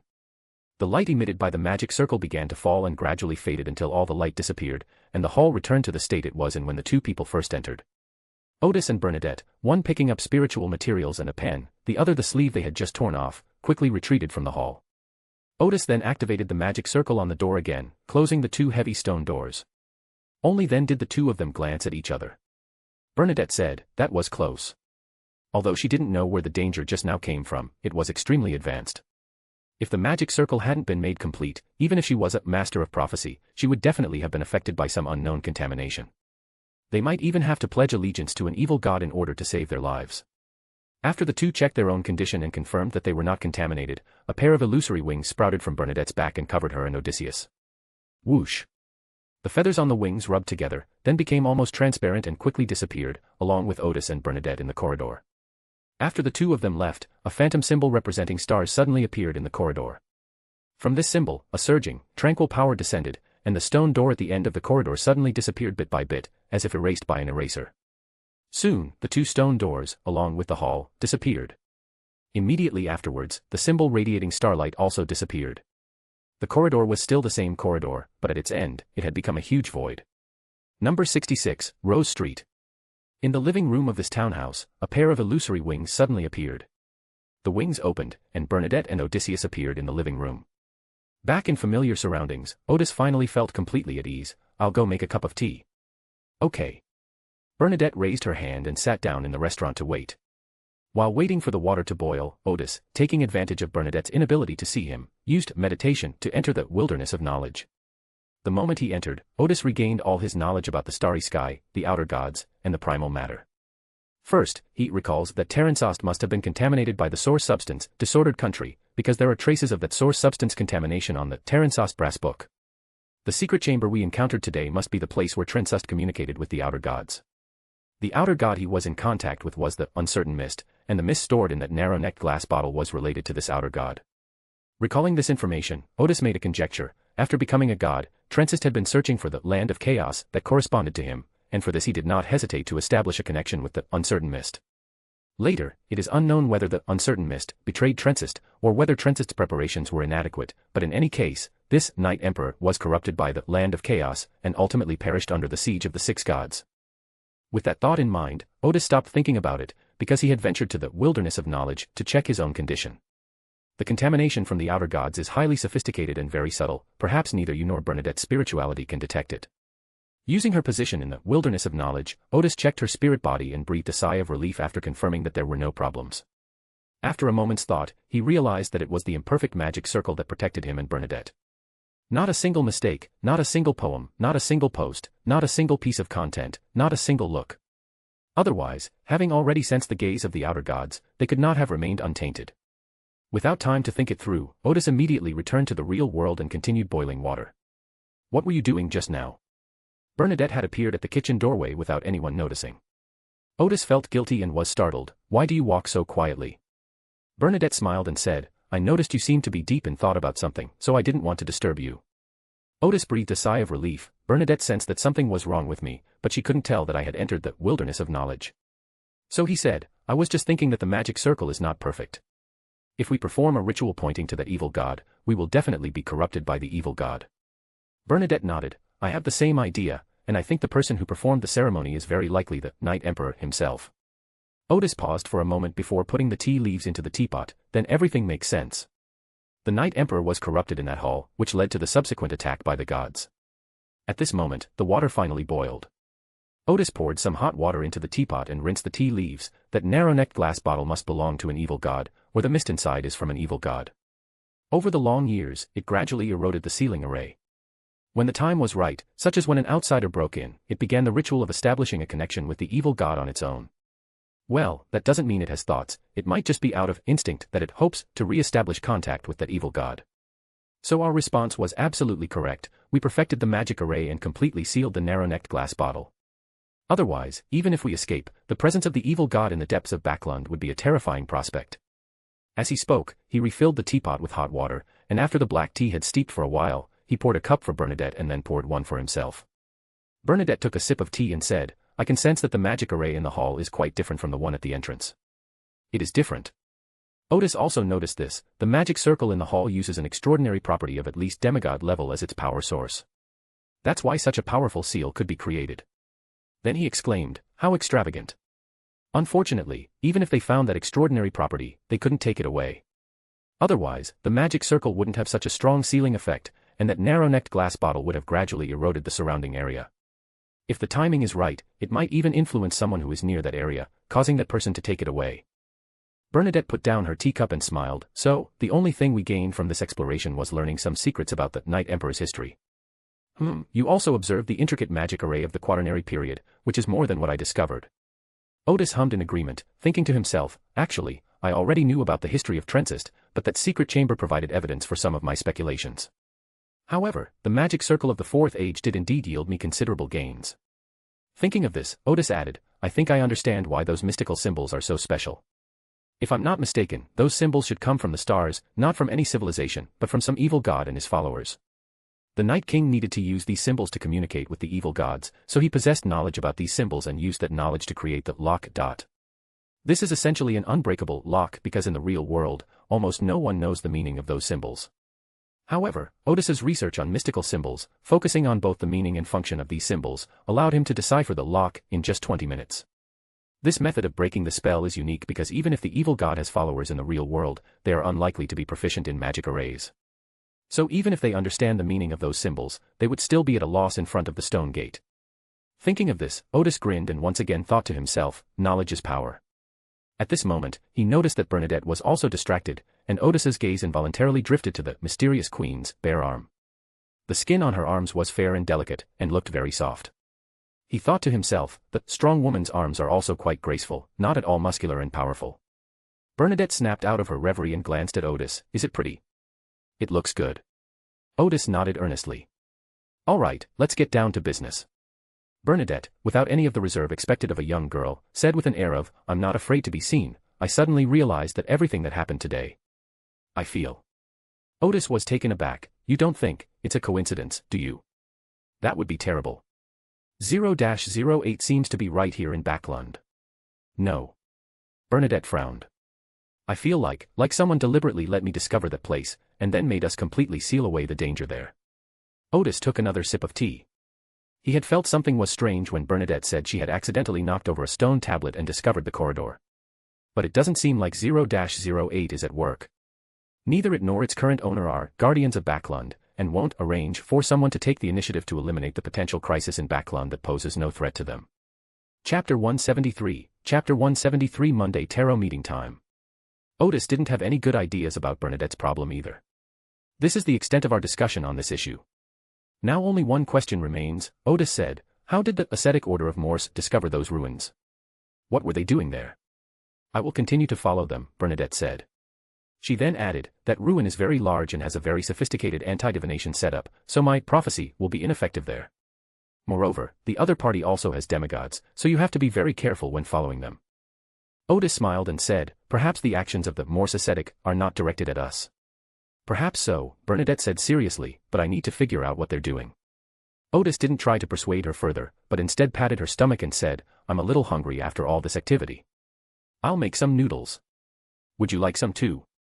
Bernadette paused for a moment before replying, okay. There was leftover meat tonight, so Odis cut it into shreds and then picked some greens and washed them. Bernadette picked up her teacup and took another sip. You seem very familiar with the kitchen. Because the food in Backlund is unpalatable, Odis said. It's always the same things, steak, lamb chops, roast chicken, foie gras, seafood soup. Oh, by the way, speaking of foie gras, I can also make stewed goose. I'll treat you to a meal sometime. In Oedipus's mind, goose offal should be stir-fried and made spicy to taste good, and he always felt that offal was not as delicious as meat. Odis skillfully stir-fried the shredded meat. Later, I started to study cooking for myself. I also studied some Intis dishes, but I made some improvements. I'll treat you to them another day. The so-called improvements were basically just modifications of some Intis dishes invented by Emperor Russell. After Odis ate Intis cuisine a few times, he was almost certain that the Emperor hadn't studied eating much before his transmigration. Therefore, the dishes invented by the Emperor always seemed somewhat incongruous. Bernadette smiled and said, okay, now that you mention it, I'm starting to look forward to it. After stir-frying the meat, Odis briefly stir-fried the vegetables, then added water and waited for it to boil. Bernadette had never made noodles before, nor did she know how Odis's method of making noodles differed from that of other countries in the northern continent. The scene in the kitchen and the content of their conversation stirred up memories that seemed to have been long ago. She remembered that the person she had been searching for, or rather her father, would always complain at the dinner table that the food was terrible, and then swear that his cooking was 1,000,000 times better than this. One day, he actually went to the kitchen and made several dishes that didn't look very appetizing and didn't taste good either. He said somewhat awkwardly that he hadn't spent much time in the kitchen, and although he understood the theory of cooking, the result was not very satisfactory. However, when the ministers learned of this, they praised those dishes extensively and added them to the Intis cuisine. Bernadette took a deep breath. Looking back now, those dishes were truly delicious. Are all men who can cook handsome? Odis said with a smile as she cooked. This is the first time I've seen you look so affectionate. Bernadette smiled and said, it's just that this scene makes me feel very warm. After uttering the word warm, Bernadette was startled, belatedly realizing that she was the mysterious queen, the leader of the elemental dawn. How could you show such an attitude? Odis, however, didn't take it too seriously. Perhaps it's the taste of life that touched you. The noodles were almost cooked, so he started serving them. Bernadette paused slightly, feeling that the words seemed to have a profound meaning, and at the same time she noticed that her spirituality was very active at this moment. After a moment's thought, she realized that her humanity seemed to have been amplified in some way, while the divinity that had always been under her control seemed to have become more obedient. Be careful, it's hot. Odis handed over a large bowl of noodles. Bernadette caught it instinctively before snapping back to reality, wondering why she had been so easily distracted. Once at the table, Bernadette asked, "How shall we eat? The soup and noodles are served together. How should one eat something like this?" Odis brought over 4 forks and handed 2 to Bernadette. "Eat like this." He held a fork in one hand, then used both forks to scoop the noodles out of the soup, blew on them, and put them in his mouth. This is the alternative Odis found for chopsticks. He had been under close surveillance and was therefore not allowed to use utensils such as chopsticks, so this was the only way he could eat noodles. Bernadette also followed Odis's eating method and found that the noodles with soup were particularly smooth and delicious. Moreover, the soup contained meat and vegetables and tasted very good, which actually made her feel a little hungry. After eating a bowl of shredded pork noodles and drinking the hot broth, Odis said contentedly, "It's still the most comfortable way to eat." The way Phenobot noodles are eaten is similar to the mixed noodles that Odis remembers. At first, it seemed very novel and delicious, but after eating it a few times, it felt far inferior to the soup noodles. Bernadette praised, "You have a real talent for cooking." Odis thought to himself, this seems to be a common skill among Eastern time travelers, except for the Emperor. After having a late-night snack, the two drank tea and talked about the city of Backlund, the situation in the north, the colonies, and the bloody sacrifices in the south. After chatting for a long time and drinking 2 pots of tea, Bernadette finally took her leave. After seeing off the mysterious queen, Odis planned to wash the dishes tomorrow. He glanced at the wall clock and realized it was already past 3 in the morning. Odis yawned, marveling that it hadn't felt like much time had passed. He then realized, chatting with a learned person, or more precisely, a person who is both beautiful and learned, is a pleasure. Odis didn't sleep well that night because he had drunk too much tea and kept wanting to go to the bathroom while he was sound asleep. The swelling in my lower abdomen didn't subside until the early morning. So he slept until after 10 a.m. and decided not to open for business this morning. Odis went out and bought some food, and then ate a meal that was neither lunch nor breakfast. In the afternoon, he continued writing the complete book of wizardry, and around 2 p.m., he lay down in his armchair ahead of time. At exactly 3 o'clock, Odis's vision was shrouded in grey mist, and he appeared on one side of the mottled bronze table in the giant's hall. "Good afternoon, Mr. Fool." Justice Audrey's greeting always sounded so pleasant. While greeting the others, Audrey observed the other members as usual. She soon noticed that Magician first seemed a little worried. Could it be that she had encountered some problem? However, at the beginning of the tarot meeting, there was a reading session of the Sacrifice Diary and Mr. Fool. After Audrey noticed that Furz's worries were not so urgent, she said first, "Dear Mr. Fool, I have obtained 3 new pages of Russell's diary. This is a diary she saw at the Psychological Alchemy Society, and she will return it after she has finished studying it." The Fool, Klein asked with a smile, "What reward do you want?" "I have something I'd like to ask you privately," Audrey said, bowing slightly. "Okay." Klein waved his hand, blocking the other members' senses. Audrey said, "I received a secret message. The Psychological Alchemy Society was originally established after the discovery of a relic related to Hermes. Not a single mistake, not a single poem, not a single post, not a single piece of content, not a single look. Mr. Fool, is this true?" Klein breathed a slight sigh of relief, because he happened to know the answer to the question, yes. He then explained with a smile, "Although the Psychological Alchemy Society is not an ancient organization, I know Hermes. Hermes was also a member of the Twilight Hermits, and Roselle had some dealings with him." Audrey was slightly taken aback. Mr. Fool knows an ancient figure like Hermes. Well, that makes sense. After all, Mr. Fool is an ancient deity. Then she realized another problem. This is Hermes. No, I remember Mr. Hermit said that he was a figure from the Second Age. How could he possibly have influenced the people of the Fifth Epoch and established a secret organization? Klein maintained his smile and did not answer the question. He knew that the establishment of the Psychological Alchemy Society was related to Hermes, but he didn't know if it was the old man's arrangement. The Fool's reaction led Audrey to believe that Mr. Fool meant it was obvious. Perhaps Hermes shouldn't be called he but he. He was an angel with a long lifespan who could influence the people of the Fifth Age. Therefore, the Psychological Alchemy Society could be seen as an organization closely related to Hermes. Seeing that Miss Justice's expression was becoming increasingly serious, Klein knew that he didn't need to say anything more. She had already filled in the blanks in her mind. After a few seconds, Audrey seemed to come to her senses and said, "Thank you for your answer. I have no more questions." Klein slowly nodded, removing the barrier to everyone's senses. Audrey quickly materialized 3 pages of a tan diary and passed them on to Mr. Fool. Next was Mr. Fool's reading time. After about 7 or 8 minutes, Klein said to everyone, "You may begin." Furz asked first, "Gentlemen, if one takes an extra dose of a sequence 9 potion, is it necessary to expel the excess extraordinary characteristics from the body through childbirth?" Last week, when they talked about the old gods, they discussed how one could eliminate excess extraordinary traits from their body by giving birth. The other members were taken aback at first, but immediately realized that Miss Magician had taken an extra dose of a Sequence 9 potion. The Hermit Odis, first has already established a close enough connection with the Abraham family. Klein thought to himself, it seems that Miss Magician has passed the test of the Abraham family, but the price is that she has to take an extra dose of magic potion. Audrey almost covered her face. This is also my problem. Coincidentally, she had just undergone the test of the Psychological Alchemy Society, where she lied that she was already an audience member, and thus took an extra dose of the Mind Reader's potion.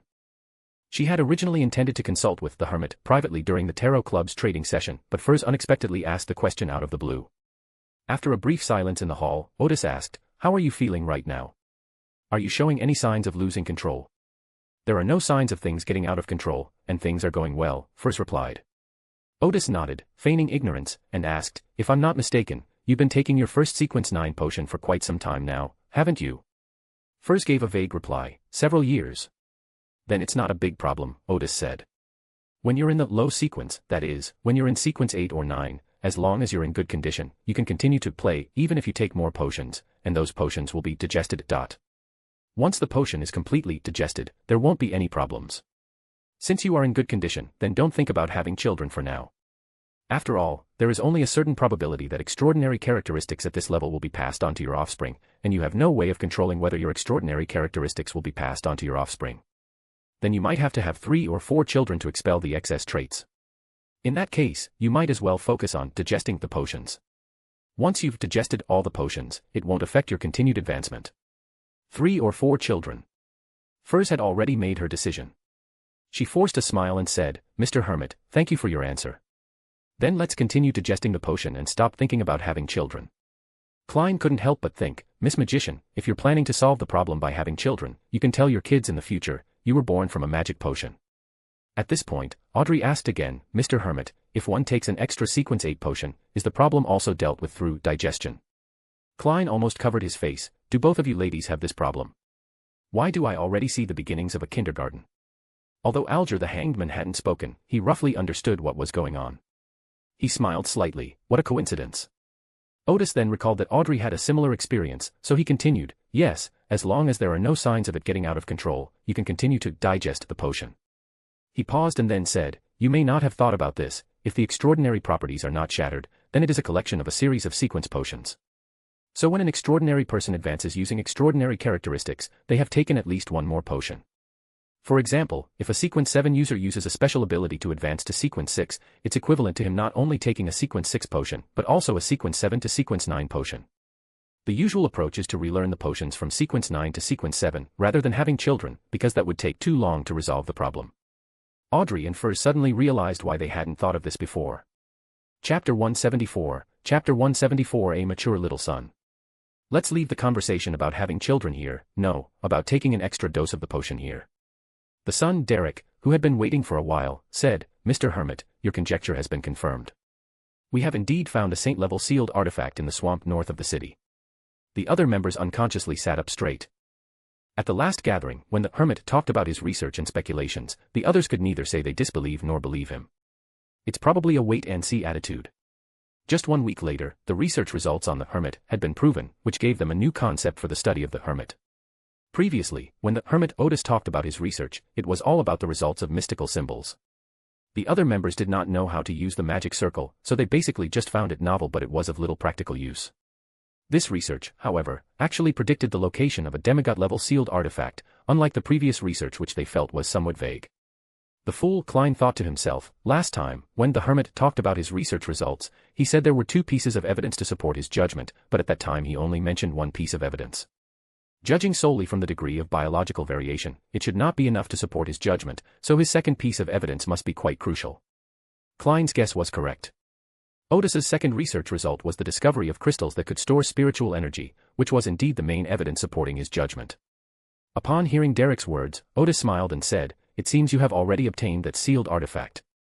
What method did you use to obtain it?" "That's a relatively unfamiliar route for us, but I've heard that the chief found the corresponding route in ancient documents," Derek explained in detail. That thing has the ability to cause biological mutations and eliminate them. It has the ability to instantly eliminate pain and disease, as long as it has not already begun to get out of control. It has the ability to control living beings. It has the ability to create puppets with various abilities. Odis deduced, a seal on the cultivator pathway. He thought for a moment and then said, according to some information I have gathered, the ancestor of the vampires and the giants both once possessed this path, and Silver City once worshipped the king of giants. Now you don't even have these paths anymore. The key point is that the Silver City still worships the goddess of harvest, the queen of the giant king. Derek was taken aback, not expecting the hermit to know so much about the history of Silver City. He paused and then said, before this, we indeed did not have the corresponding extraordinary means. Odis nodded, since your chief found the corresponding method in ancient documents, then you should have mastered this method before, but no longer do you. This struck him as somewhat strange. After all, once a faction has mastered a method, even if it can't always cultivate extraordinary individuals through that method, it must at least possess the relevant knowledge. After a moment's thought, Odis suddenly realized, the giant king's queen, the goddess of harvest, was killed by the combined forces of the ancient sun god, the goddess of night, and Lilith. The ancient sun god stole the goddess of harvest's destiny. Could he have also stolen his followers and the means they possessed? He then recalled that Silver City had indeed converted to the all-knowing and all-powerful Lord, also known as the ancient sun god. Theoretically speaking, the conversion process should have been completed after the fall of the king of giants. But suddenly another guess popped into Odis's mind. Perhaps the ancient sun god gave the stolen identity of the goddess of harvest to Lilith, the progenitor of the vampires, but detained the goddess of harvest's followers. It's believed that the ancient sun god, during the rise of his power, would have greatly needed followers. But this wasn't exactly a glorious thing, so the ancient sun god simply stole Silver City, which at that time was still the Silver Kingdom, through the cultivators, making it seem like the whole thing was done without anyone noticing.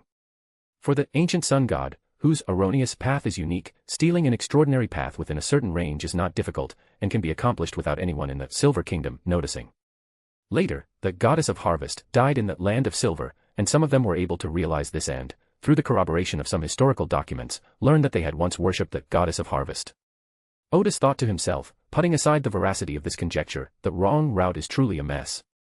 At this moment, Little Sun said again, after the exploration mission was completed, in addition to rewarding me with a lot of merit points, the chief also gave me a sealed artifact that I obtained during the mission. The chief's tone was strange at the time. My understanding is that the chief realized that the demigod-level sealed artifact was not discovered by me, so the reward was given to the person who actually discovered the sealed artifact. Klein thought to himself as he walked through the grey fog, Little Sun has matured quite a bit, he can even notice the implied meanings in the chief's words now. Alger, the hanged man who had been listening in, asked, when you reported the sealed artifact to the chief, did he show any signs of doubt or questioning? Yes. Derek nodded and said, no one noticed anything unusual in the swamp.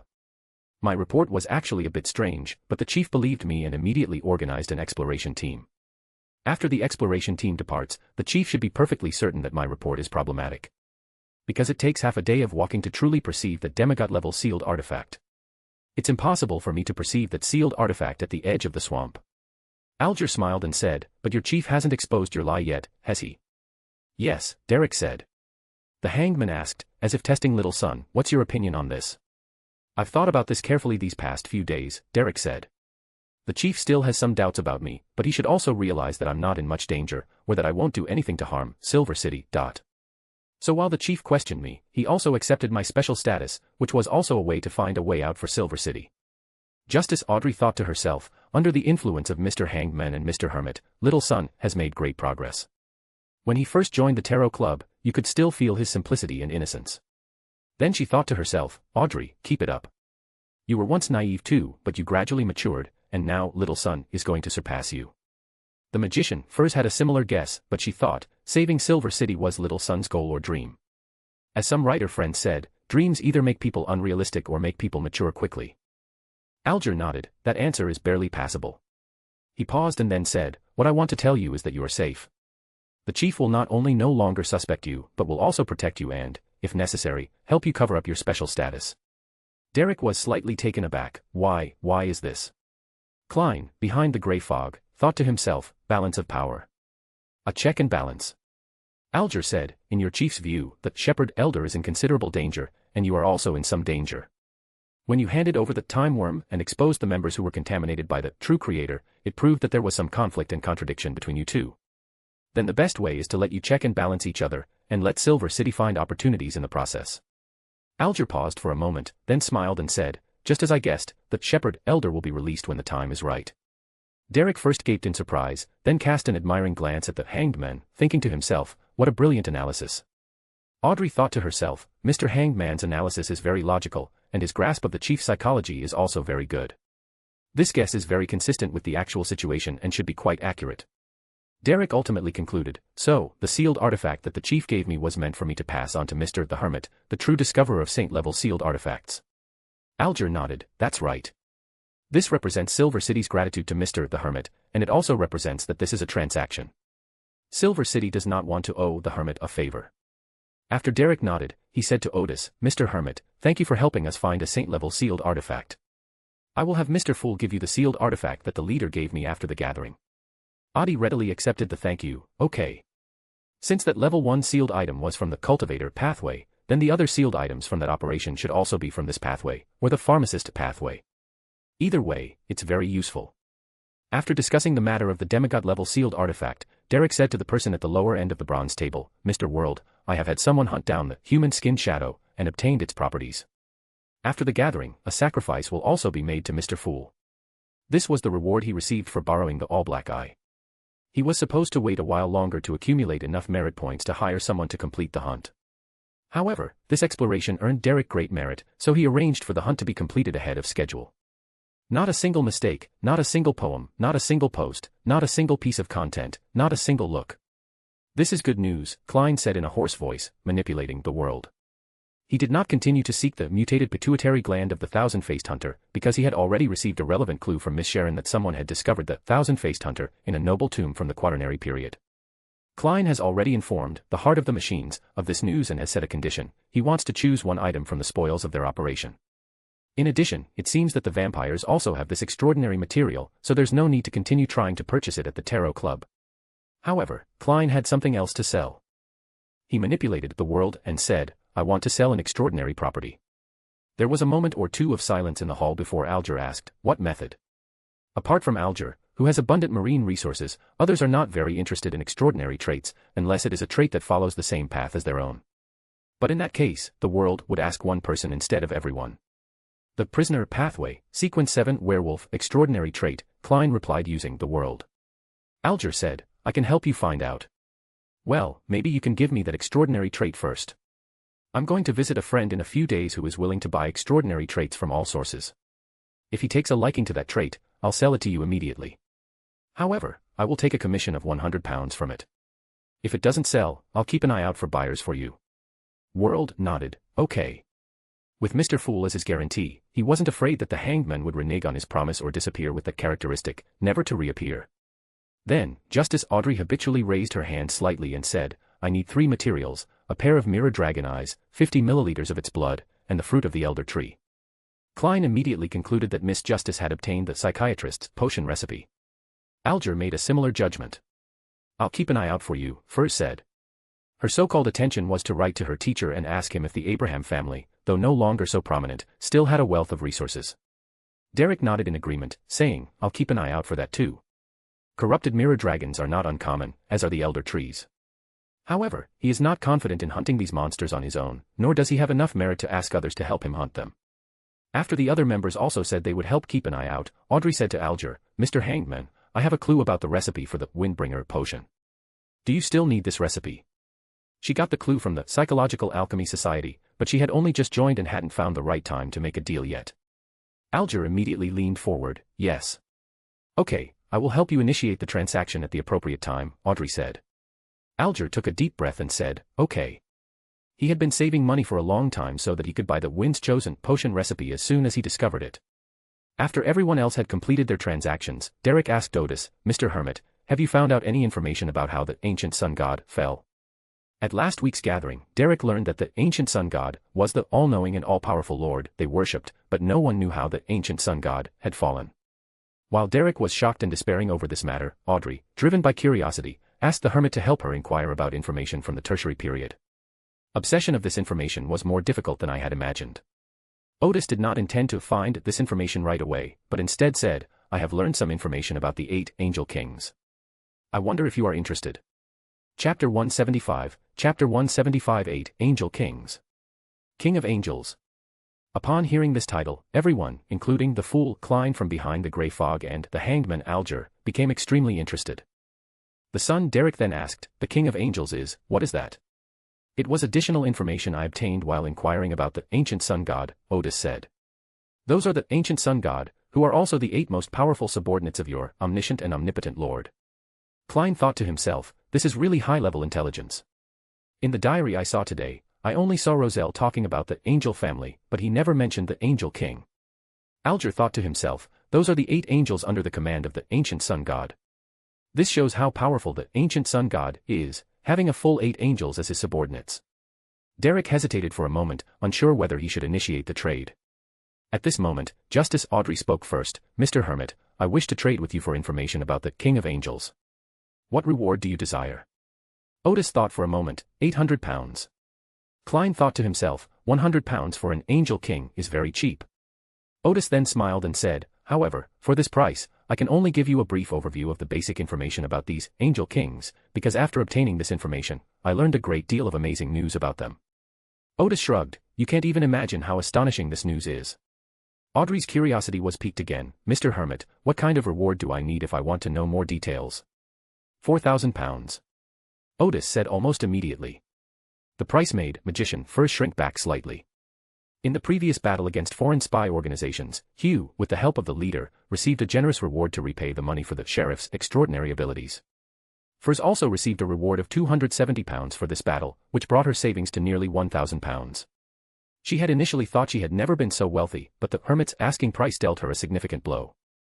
Klein's lips twitched slightly. £4,000.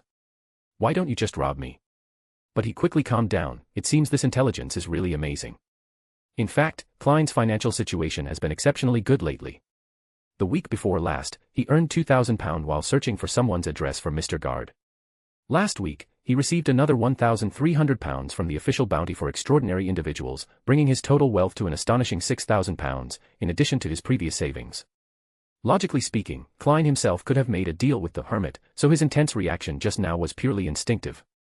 At this point, Odis added, "Well, perhaps the value of that information is even higher than this price, but since this kind of information is difficult to measure in gold pounds, the extra premium is just a benefit for the Tarot Club."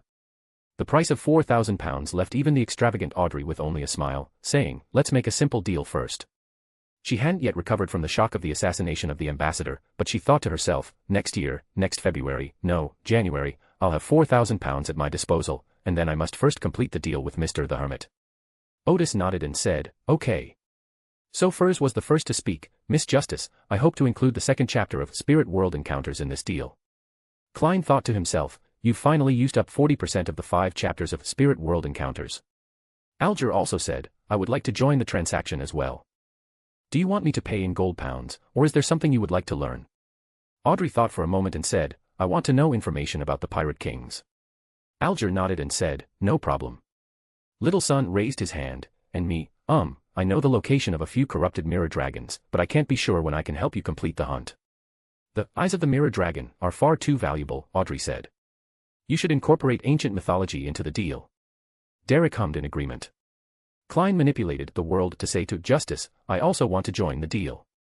You have 2 choices, some knowledge, or intelligence about the follow-up to the serial killer case." Without hesitation, Audrey chose information on the follow-up to the serial murder case. Furs leaned forward slightly. She was also quite interested in this. Once the payment for the transaction was agreed upon, the transaction officially began. Odis said, "Among the 8 angel kings, there are 2 old acquaintances, Adam the imaginary angel, and Amon the time angel." No one was surprised by this. After all, he was a descendant of the ancient sun god, and his extraordinary abilities were so strange and powerful that it was only natural for him to be ranked among the 8 angel kings. Odis continued, "The 3rd angel king is the dark angel Sazriel, who is the vice-king of heaven and the most important assistant to the ancient sun god. He is the king of angels of the mystic pathway. The secret prayer route." Klein frowned slightly behind the grey fog. Could this king of angels be connected to the true creator? Was he an angel in the 3rd age and later became a god? Is he the current true creator? However, since Klein did not know the true name of the true creator and had nowhere to inquire about it, he could only keep the question to himself and ask it later when he had the chance. The others, with their limited advanced and extraordinary knowledge, did not think of this, and therefore did not find anything special about this king of angels. Odis did not pause. The fourth is the pure white angel Succubus, the king of angels of the sun pathway. At this point, Little Sun raised a question. Mr. Hermit, you call the omniscient and omnipotent Lord the ancient sun god. Then the Lord should be a deity of the sun pathway, so why isn't this pure white angel the vice king of heaven? Alger answered his question. You may have forgotten some information we traded before. To become a true god, you must collect all 3 sequence 1 traits of this path. Since the ancient sun god is a deity of the solar pathway, then this pure white angel could not possibly be a sequence 1, while the other angel kings could all be sequence 1.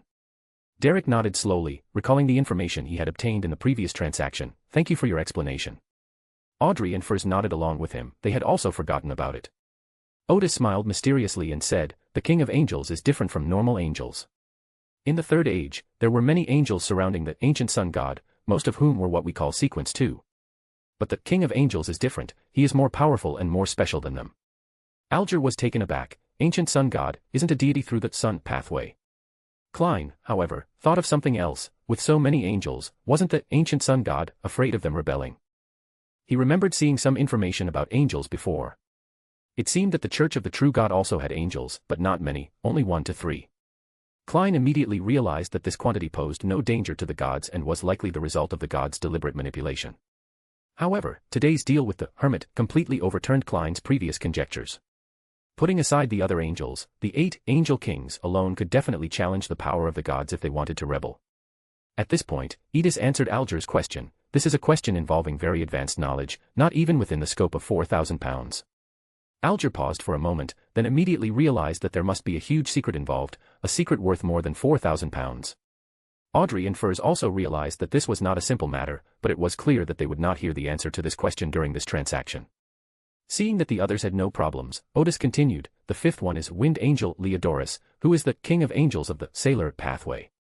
Not a single mistake, not a single poem, not a single post, not a single piece of content, not a single look. Wait a minute, Alger suddenly stammered. The other members were puzzled, wondering why the hanged man was reacting so strongly. But then they thought that this was a high-sequence extraordinary individual from the sailor pathway, and perhaps he had something to do with the Church of Storms.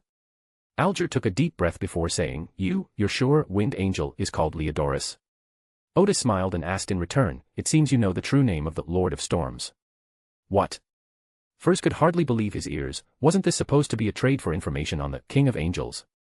How did it get to the Lord of Storms? Could they be, not the same person, or gods? Klein, however, had already realized that Wind Angel was the later Lord of Storms. He had just felt that the 800 pounds Justice had spent was a bit overpriced, since all he had learned about were the titles and real names of 8 angel kings. Now he has completely changed his mind. The information of the Lord of Storms' real name alone is worth the money. After a brief moment of surprise, Audrey then thought, if the Wind Angel is the Lord of the Storm, then could the other angel kings be other gods? Alger snapped out of his shock. He did indeed know the true name of the Lord of Storms because he had once secretly seen the Book of Storms, which was not made public, by chance. Unlike the Book of Storms used by pastors for preaching, that unpublished book contained a wealth of extraordinary ancient history. Some very advanced information appeared in it, such as Alger's understanding of the time worm sequence, which came from that book. The book also contains the real names of many deities. Unfortunately, due to time constraints, Alger only read a portion of it, from which he learned the true names of the Lord of Storms and the God of War. Alger took a deep breath and forced a smile, saying, yes, I know the true name of the Lord of Storms. At this point, Little Sun, who had also understood what had happened, asked, Mr. Hermit, did those 8 angel kings all become gods later? Klein almost clapped. That's a great question. Audrey thought to herself, that's the perfect question I had. Before Odis could answer, Derek added, no, there are only 7 gods now, but there are 8 kings of angels. Klein manipulated the world and said, and there's the evil god. For example, could dark angels correspond to the true creator? Furs nodded. Even with the addition of several evil gods, the 8 spots for angel kings are still not enough. However, their conversation failed to answer the question posed by Little Sun, so they both looked at Hermit and waited for him to reveal the answer. No, Odis smiled. Their different experiences may be discussed in some later transactions. For now, I can only tell you that not all of them became gods. But half of them became gods in the years that followed. 2 others have become gods in the last 2 years. Klein thought to himself, this isn't the King of Angels, it's clearly a crash course to godhood. Audrey also remarked, the probability of becoming a god is just too high. Alger, who had calmed down, thought to himself, that pure white angel is very likely the current, eternal sun. Whom did he gain the corresponding characteristics and become a god after the ancient sun god fell? Odis's subsequent answers did not elicit any further strong reactions. The three angel kings are Hermit, the angel of fate, Eurolius, and Medici, the red angel.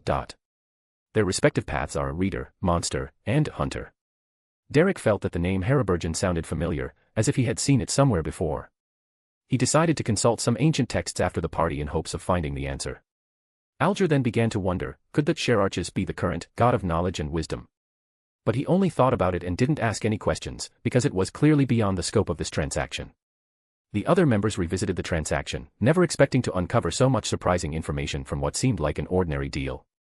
At the same time, they roughly understood why detailed information about the King of Angels was worth £4,000, just knowing which four later became gods was worth that price.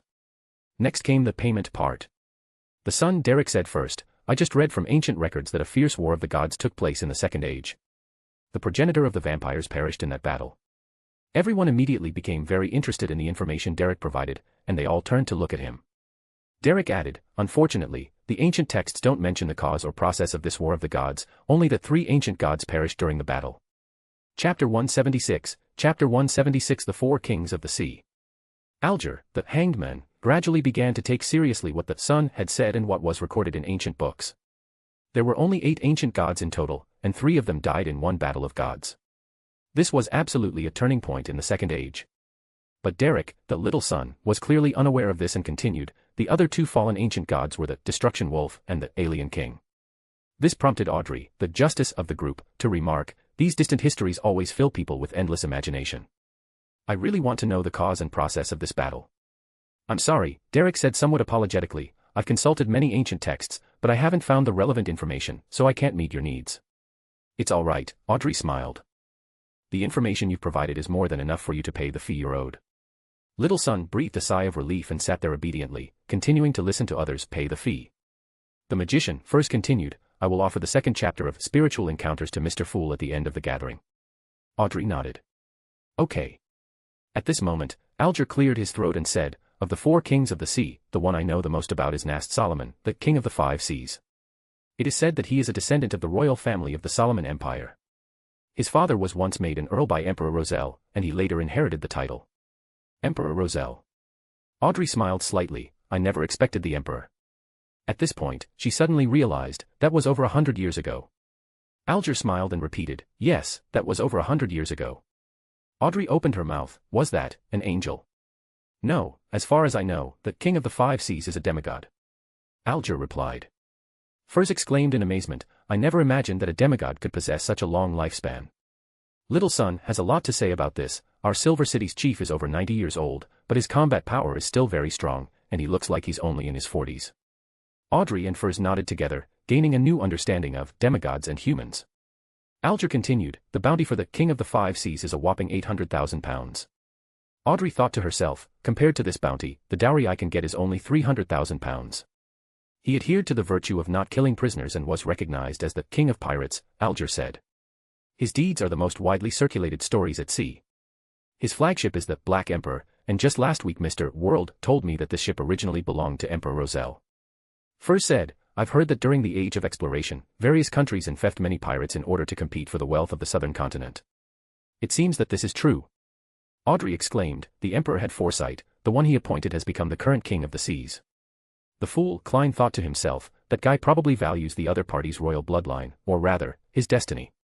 After a brief discussion, Alger continued, the second ruler of the sea is the mysterious queen, who is said to be the leader of the elemental dawn, but because she is so mysterious, people don't even know her name. All I know is that she was a very beautiful woman, a demigod of the secret seeker pathway. But some speculate that the mysterious queen possesses a rather powerful sealed artifact, since the elemental dawn has been fighting against the Moor's penitentiary. The Moss Ascetic Order worships the evil god Hidden Sage. If the mysterious queen were merely a demigod, the elemental dawn should have been destroyed by the Moss Ascetic Order long ago. Audrey's focus was on something else, I didn't expect there to be a woman in Pirate Kings. Generally speaking, women seem to have little to do with pirates, in fact, women are often the victims of pirate raids. Alger paused for a moment before replying, yes. The mysterious queen's flagship is the Dawn, and her bounty is £800,000. He paused and continued, there is another king of the sea, the immortal king, Agorito, whose flagship is the Death Note, and whose bounty is 100,000 pounds. This was a very evil pirate who committed many heinous and bloody crimes. But very few ships can encounter it proactively, especially those with strong naval or church personnel. They have never encountered the Death Note. Most of the ships that encountered the Death were sunk by the Undying King. Some suspect that this pirate king may have the ability to foresee danger. Klein, who was listening from the sidelines, thought to himself, this sounds a lot like the power of a demon. Alger continued, there are also rumors that the Undying King once drank from the Fountain of Youth, which is why he has a near-infinite lifespan. Audrey's eyes lit up again, there really is a Fountain of Youth. I don't know, Alger said. But legends about the Undying King have been circulating for decades. After saying this, Alger leaned back in his chair, seemingly waiting for the world to pay him. Audrey asked, somewhat puzzled, Mr. Hangman, weren't there 4 pirate kings? Why did you only mention 3? I only said 3. Alger thought for a moment before saying, sorry, I forgot to mention, King of the Black Sea. Yes, this king is very mysterious. There is basically no news about him at sea. We don't know his name, or even what his flagship is called. Klein thought to himself, how did such a low-key person become the king of pirates? That is the king of the sea, not someone anyone can become, or rather, without powerful forces, it is impossible to become a king. The title of 4 kings has been used for decades, and each of the kings should be a widely recognized strongman. In other words, someone whose name and strength are unknown to everyone cannot become the king of the sea. He also noticed that the hanged man's reaction seemed a bit off. He was a cautious and intelligent person who shouldn't make such a basic mistake. Regarding the final, King of the Black Sea, Audrey also felt that the description of Mr. the Hanged Man was too simplistic. However, since the previous descriptions were quite detailed, she still said, thank you for providing this information, which has given me a new understanding of the forces at sea. At this moment, Odis said, I have heard some information about this King of the Black Sea. Everyone looked at the Hermit, especially Alger, who valued intelligence about the sea. Audrey asked, Mr. Hermit, what reward do you desire? No reward is needed, Odis said. I don't know much about it either, so let's just consider it an exchange of ideas. He paused and then said, I heard that this King of the Black Sea is a demigod of the audience pathway. The demigod's ability through this path has a characteristic that is easily overlooked by everyone. Some people say that anyone who has heard of the name King of the Black Throne is likely to overlook him. Klein manipulated the world and said, then, no one will remember his details. Those who have heard of the King of the Black Sea may easily overlook him, while those who haven't heard of this name are unaware of the existence of this pirate king. Thus, this pirate king becomes quite low-key. However, the demigods and, high-sequence, extraordinary beings among the official extraordinary beings would certainly not overlook the existence of the King of the Black Sea, so although he has always been overlooked, he is still one of the 4 kings.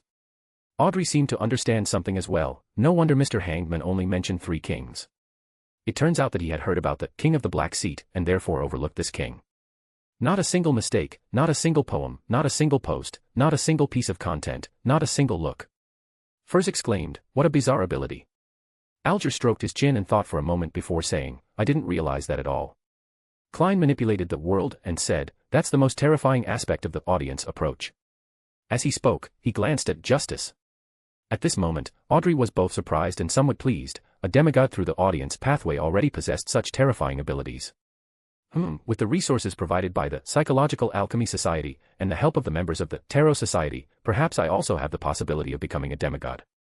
However, Audrey quickly snapped out of her reverie, Mr. Hermit, thank you for the information you provided, which helped us understand the truth about the King of Black Sea.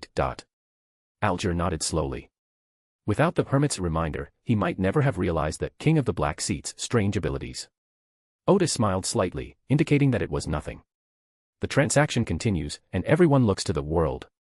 Klein, manipulating the world, said, last week, I learned that the owner of the serial killer had sent threatening letters to the detectives who were involved in the investigation. Everyone knows that the serial killer is an extraordinary being at sequence 6, so the world doesn't need to explain further, everyone understands what he means. Klein kept his eyes fixed on the Hermit while he had the world tell the story. In fact, there was a certain risk in his description of this intelligence, as it could very well expose the fact that the world was Sherlock. But that's precisely the purpose of the alt account.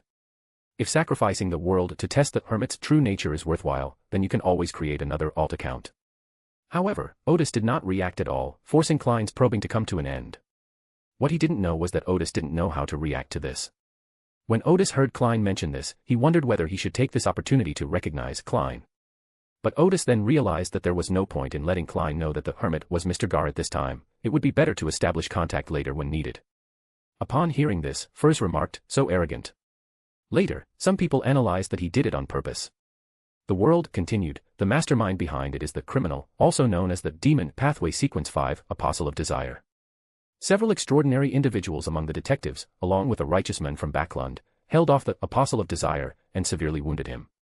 But he was still able to escape by the Apostle of Desire, but he encountered the official extraordinary who arrived and was killed by the official extraordinary. Odis scratched his head, the righteous men of Backlund. This description was a bit speechless. Heroes of Backlund would have sounded much better. Furs thought to himself, the description of the world is too emotionally stable. It sounds like it should have been a fierce battle, but he's made it sound like a cultural report. It's rather uninteresting. Fortunately, however, the threat to Backlund has been eliminated.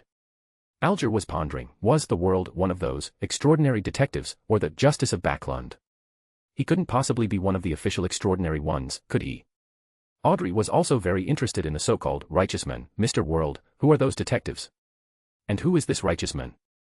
Klein did not elaborate further, but manipulated the world to say, my information is limited, and this is all I know. Audrey was somewhat disappointed, oh.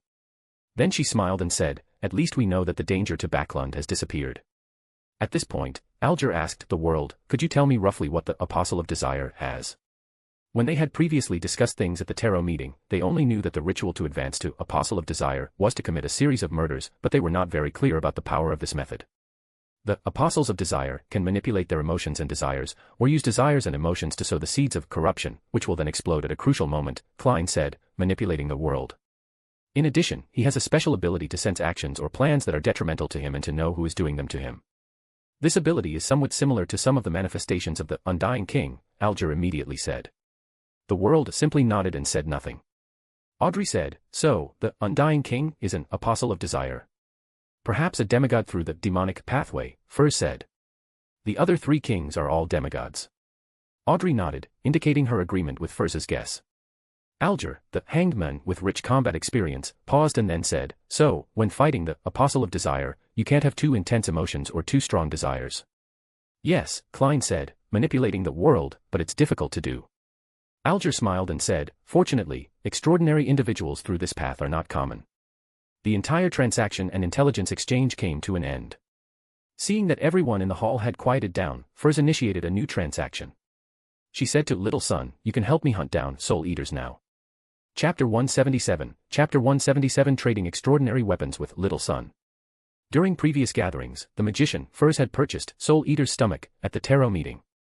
At that time, only the son Derek said that he knew where to find Soul Eaters.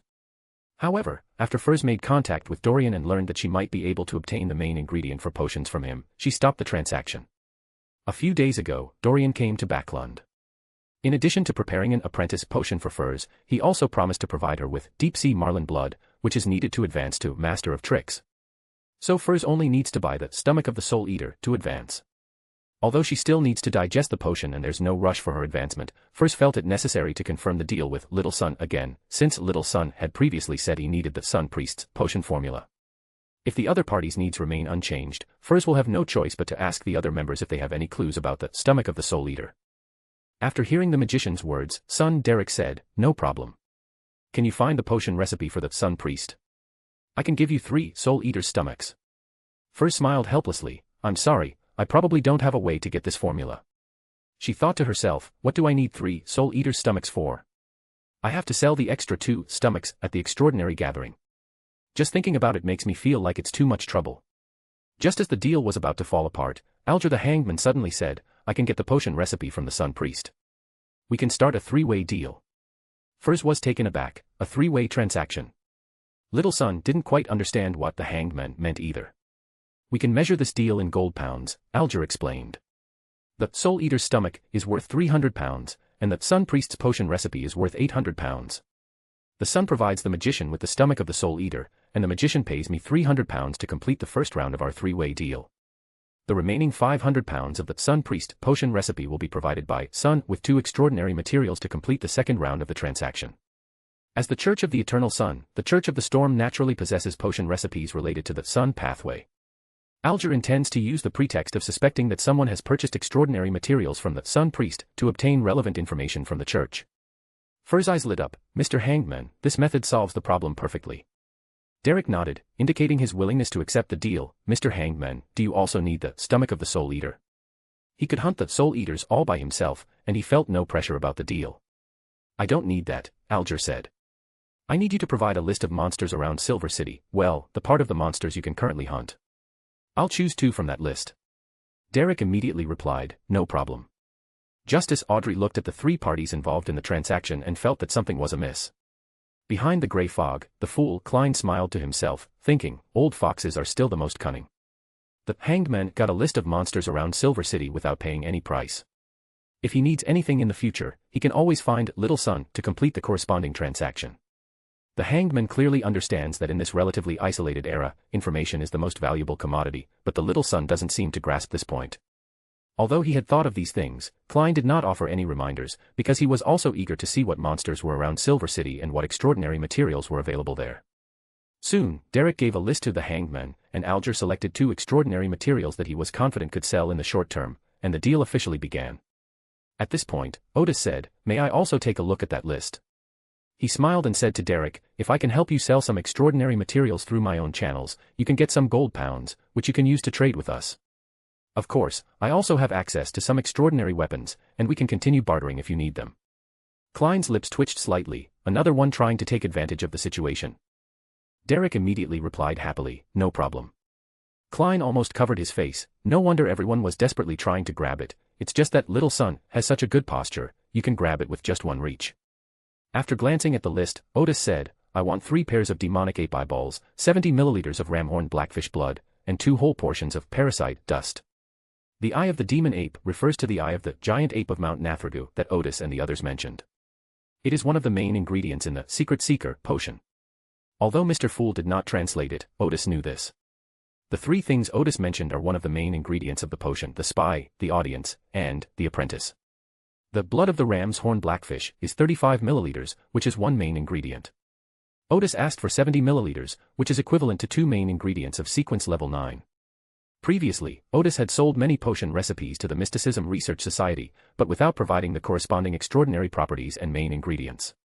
Therefore, the members of the Mysticism Research Society generally hold the recipes and are searching everywhere for the main ingredients. Now that Odis has suddenly gained access to extraordinary materials, he naturally wants to seize the opportunity to make another fortune. This made both Klein and Alger look at the Hermit. Klein thought to himself, you've come to buy some goods. Derek was slightly taken aback, not expecting the Hermit to place an order so quickly. Okay, I can get these materials for you tonight. These are all extraordinary creatures at sequence 9 level, making them easy prey for Derek. Of course, he dared to promise to deliver the goods that night because the warehouses in Silver City contained many such extraordinary materials, such as giant ape eyeballs and parasite dust, which could be found in the wild. The reason is simple, there are many such monsters around Silver City, but no corresponding potion recipes exist, so these main ingredients are useless to them. Sometimes, even after defeating a monster, you might only collect spiritual materials like its blood or soul fragments. Because spiritual materials have a wide range of uses, but the main materials from these monsters are of unknown use. Fortunately, Derek didn't explain this, otherwise Odis would have been heartbroken to know that such a large fortune had been left in the wild. For Derek, only a small amount of merit is needed to exchange for demon ape's eyeball and parasitic dust. However, since there are also extraordinary individuals with the spectator pathway in Silver City, and the blood of the ram's horn blackfish requires a slightly higher amount of merit, Derek decided to hunt a ram's horn blackfish. Yes, it is one, because although this extraordinary creature is called a fish, it lives on land and is called that because it has fish-like scales on its body. Odis nodded and said, the materials I just mentioned are equivalent to 7 sets of sequence 9 level master materials. If each set is 140 pounds, that's 980 pounds. This time we can use the market price because I'm confident I can sell all the materials. But next time you want to make an extraordinary weapons deal, we can only calculate it at 130 pounds or even 120 pounds per piece.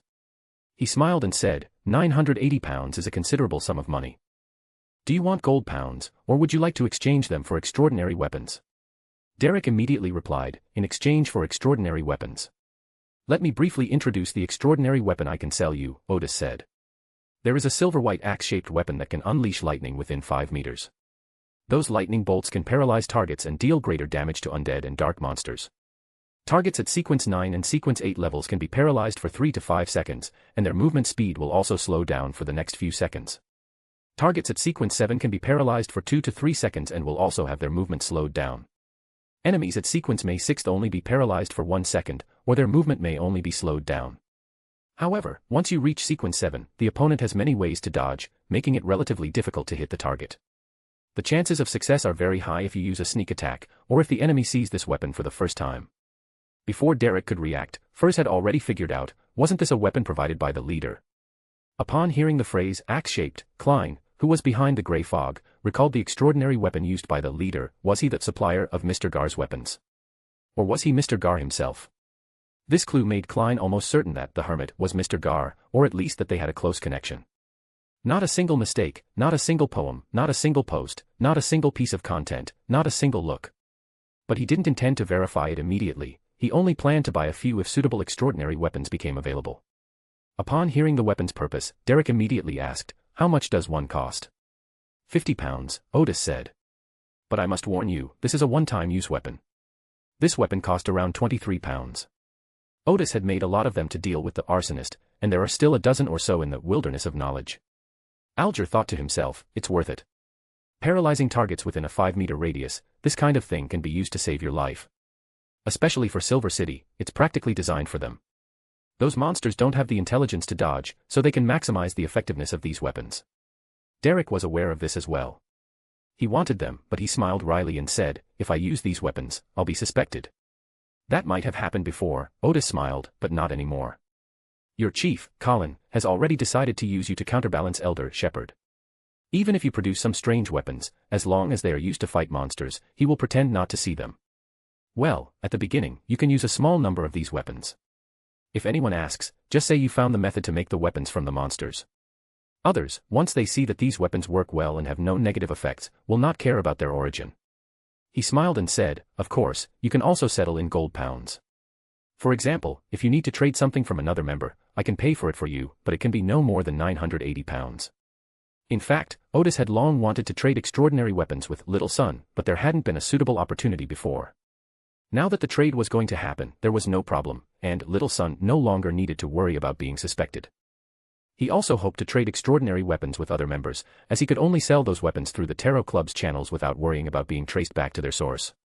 Odis had never cared whether Klein had guessed his real identity, but since this was a secret gathering, doing something that might expose him right away would make the other members think he wasn't being reliable enough.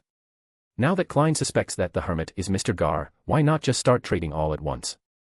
Before long, this will become another important source of income for him.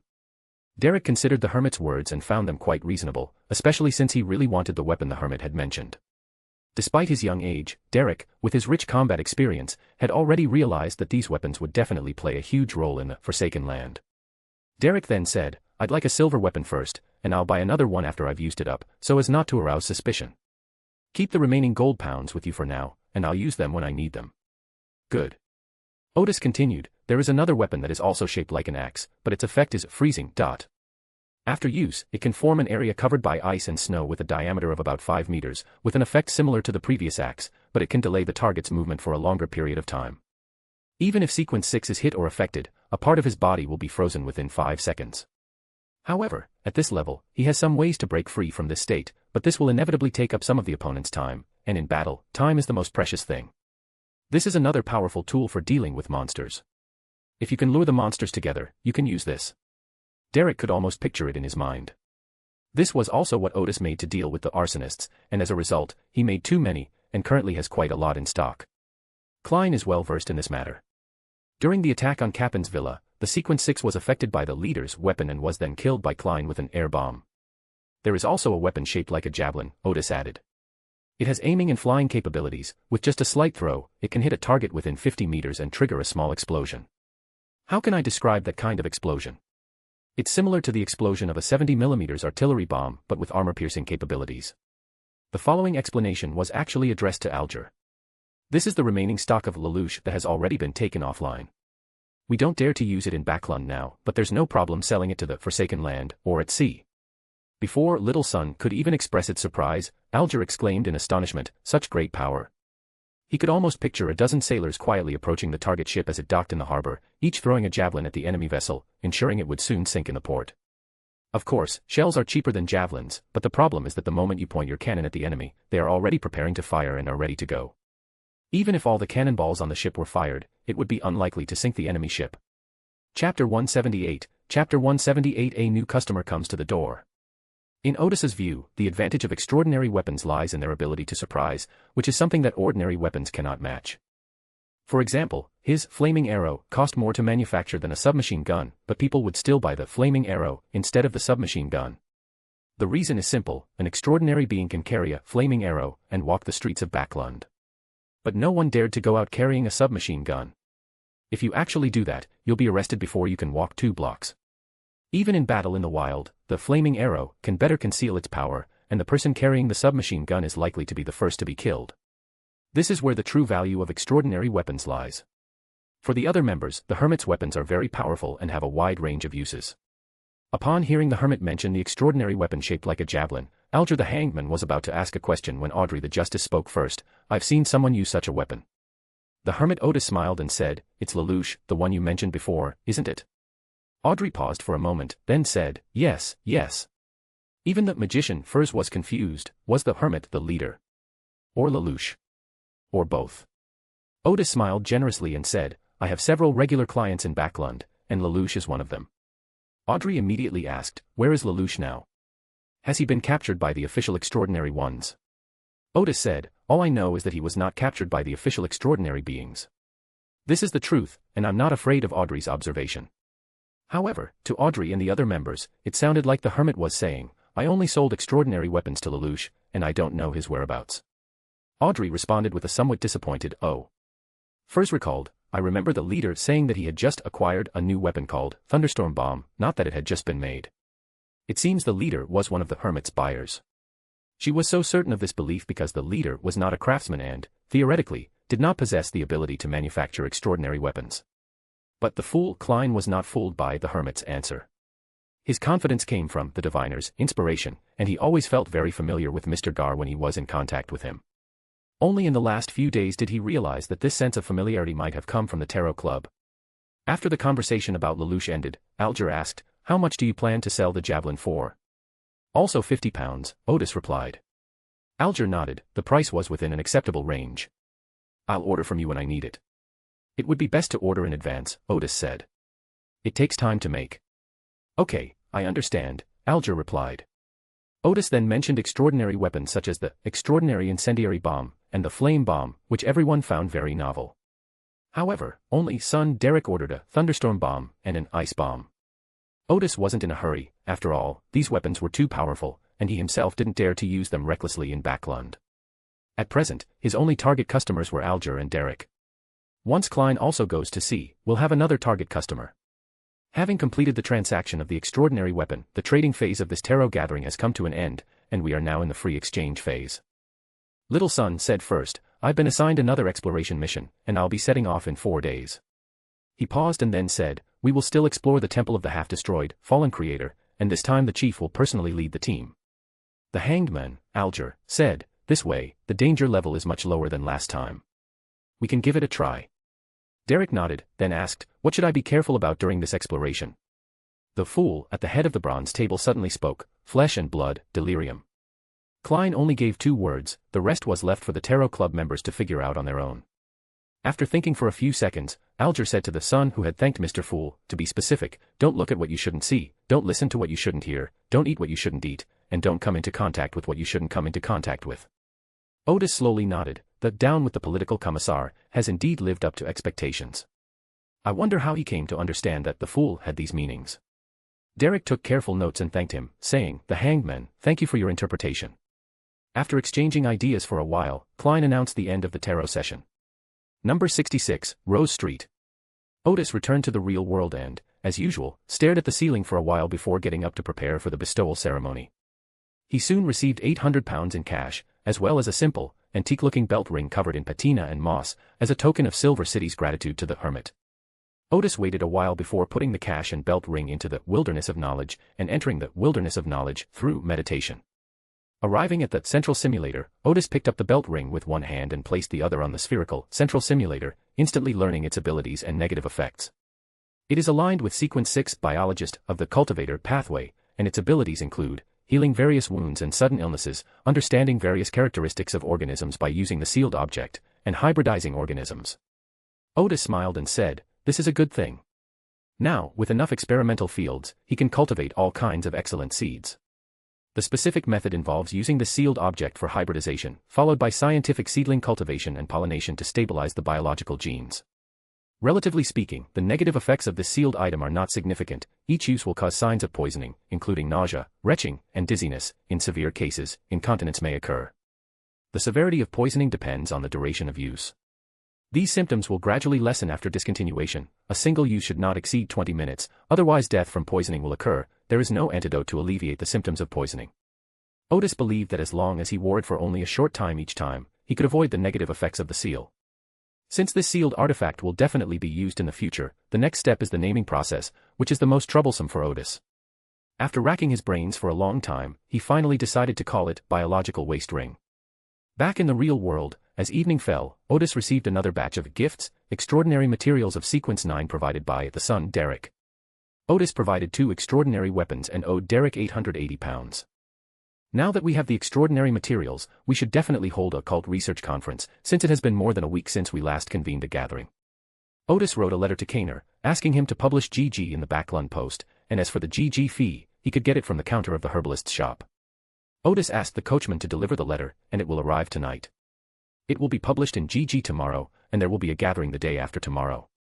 After finishing all this, Odis ate dinner early and then entered the wilderness of knowledge to study the magic array recorded from the ruins of the Terransost Empire. The knowledge he gained gave him some new ideas about magic arrays. After organizing these ideas, he completed his research for the week.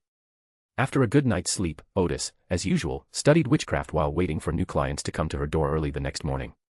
Ding-a-ling. Around 10 a.m., the doorbell rang. Odis picked up her wooden staff to open the door. Outside stood a man in his 30s, dressed cleanly but somewhat worn, holding his hat in both hands and looking a little uneasy. Upon seeing Odis, he immediately bowed slightly and said, "Hello, wizard, I need your help with something." "Come in and talk," Odis said. He sat down on the sofa first, and after the other person was also seated, he asked, "What is it?" The other person seemed to be either nervous or finding it difficult to speak, as if they didn't know where to begin. Odis then asked, "What strange thing have you encountered?" Yes, something very, very strange happened," the man said. "But please keep it a secret. Not a single mistake, not a single poem, not a single post, not a single piece of content, not a single look." Odis hummed in response. "My name is Darren," the other person introduced himself. "I own a bakery, and business is pretty good. I usually make the bread, and my wife, Hina, sells it at the store. But just 3 days ago, Hina felt unwell after selling bread to a customer."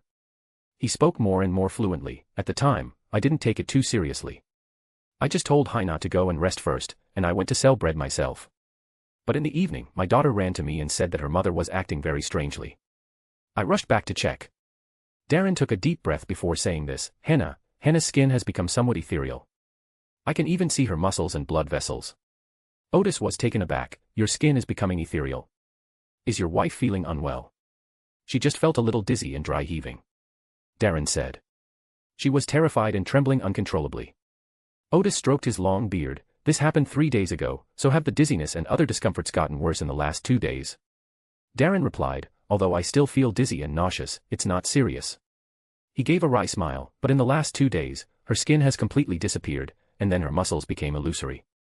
Now her muscles are almost gone." Odis remained silent, searching his mind for relevant information, but in the end, he found that he could not explain what was happening either. After Darren finished speaking, he was no longer nervous and awkward.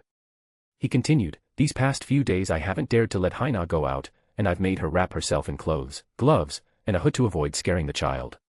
But this can't go on forever. What if Hina disappears completely? In the past 2 years, business has just started to pick up, and our lives are getting better and better." Darren, whose eyes had reddened, realized he seemed to have gone off topic. After a pause, he said, "I live on Longster Street and have heard of your deeds, so I've come to ask for your help." Odis nodded slowly. The sister of the vendor who sold dipsy pies on the street lived on Longster Street. Darren must have heard the story of the wizard saving the little boy. This made him lament, I've already become famous in some places, I wonder if the official extraordinary beings outside of Mechanical Heart will be eyeing me.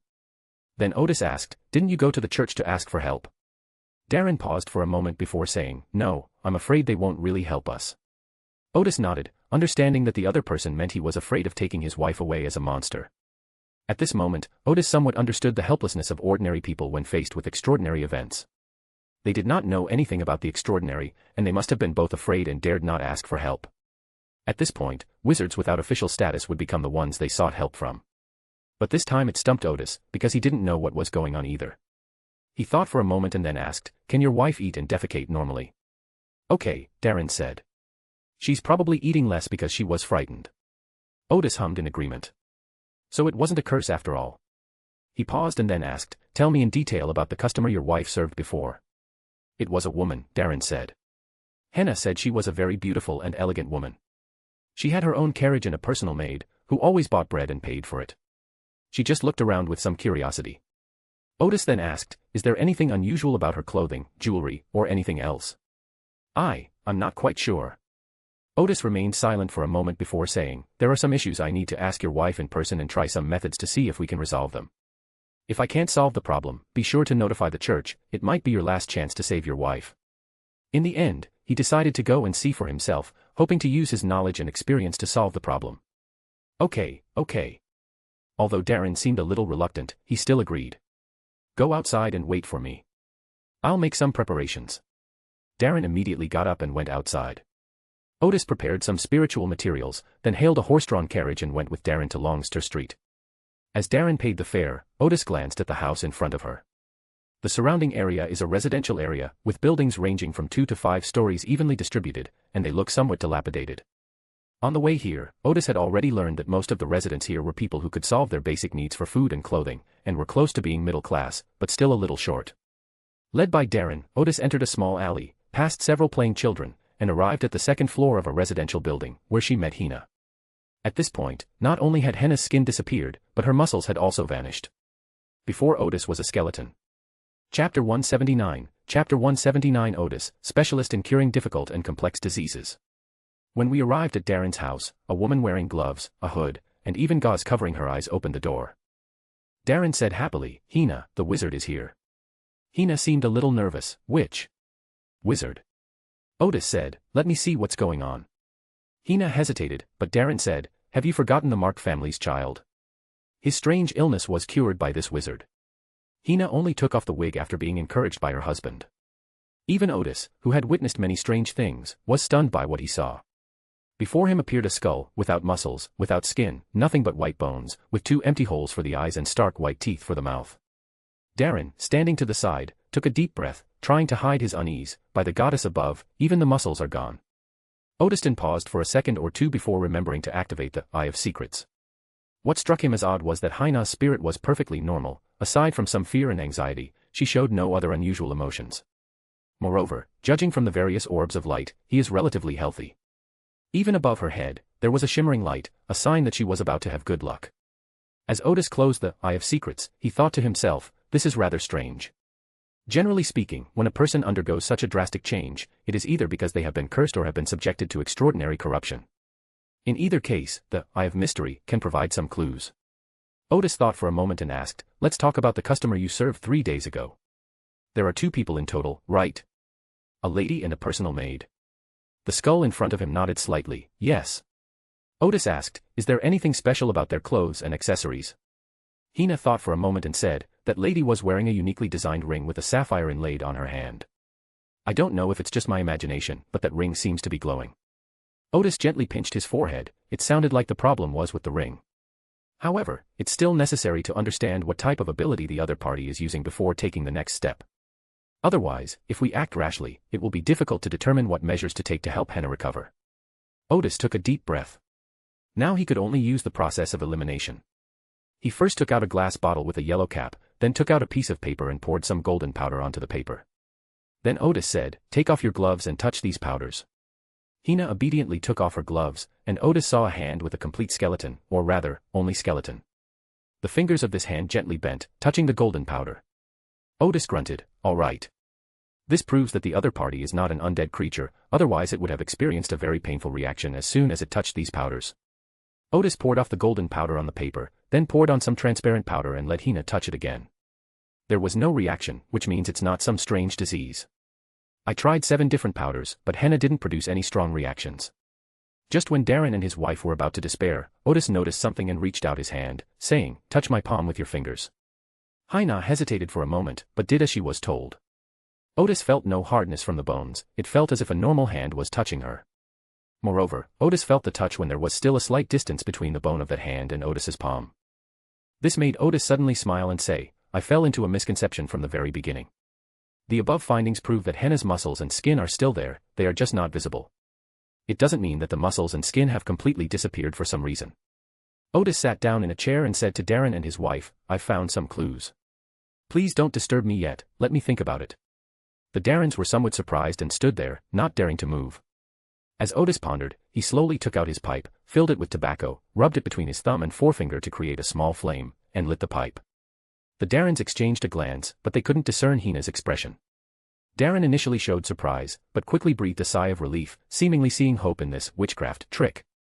Odis had only been pondering for a few minutes, and hadn't even finished smoking his pipe, when a little girl of about 6 or 7 years old peeked in and opened the door. Darren quickly said, "Annie, come here quickly, don't disturb the wizard's thinking." Hina quickly hid in the inner room to put on gloves and a hood. The little girl curiously looked at the wizard sitting in the chair, then cautiously approached her father and whispered, "I met Reverend Tony." Darren immediately became nervous. You're not saying anything inappropriate, are you?" No. No, the little girl stammered. Odis reached out and extinguished the tobacco in his pipe, then smiled at the little girl and said, "But you still revealed your mother's special nature, didn't you?" The little girl nodded in surprise. Darren was taken aback for a moment, then quickly squatted down and asked, "What did you say?" "Pastor Tony asked me why we didn't go to church on Sunday." The little girl said, "I said my mom was sick and couldn't go." Darren nodded, this was the line he had taught his daughter. The little girl, Annie, continued, "Pastor Tony asked me what illness I had. I said I didn't know. He asked me again if I was coughing or if something hurt. I said I felt unwell all over." The subsequent questions and answers went further and further beyond Anne's scope of answers, and finally, after receiving the reply that her skin had become somewhat transparent, Pastor Tony immediately returned to the church. Darren got up and went to the window. Seeing that the church members hadn't arrived yet, he asked Odis, "Wizard, what should we do now?" "Don't rush," Odis countered, "what are your family's beliefs?" "Goddess of the night." Odis nodded, "The next steps will require the help of the church, so it would be good if they could come." Then he added, "Let Hina come out again, I have some questions to ask her." Henna had already put on her gloves and hood. Odis said, "Try to recall as many details as possible about that lady. Did she have any identification? What were the characteristics of her carriage? Or was there anything else strange about it?" Hina thought for a moment before saying, "Well, after that lady left, I found a note on the ground." "Bring it here quickly," Odis said immediately. "There was only an address on it," Hina said helplessly. "I saw it was useless, so I threw it away." Odis pressed further, "What's the address?" I forgot." Hina didn't take it seriously at the time, she just glanced at it and threw it away. Odis took out the spiritual materials and pen he carried with him and quickly drew a magic circle on the ground. Then he said to Hina, "Stand in here and put your feet in these 2 positions." After Hina stood in the designated spot, Odis took out a piece of paper and a pen, first laying the paper on the table. Then Odis, holding a pen in one hand, extended his other hand to Hina and said, "Put your hand in mine. Let the child go out first, take off his gloves, and put his real hand in mine." Darren told Annie to go out and play a little longer. After the child left, Hina took off her gloves again and touched Odis's palm with her fingers. Not a single mistake, not a single poem, not a single post, not a single piece of content, not a single look. Odis added, "Start to recall what the lady looked like, and the scene when you found the note. Don't have any distracting thoughts, just think it through carefully." Odis stepped on a symbol of the magic circle and infused it with spirituality. Then he closed his eyes and focused on feeling the emanation of Henna's thoughts.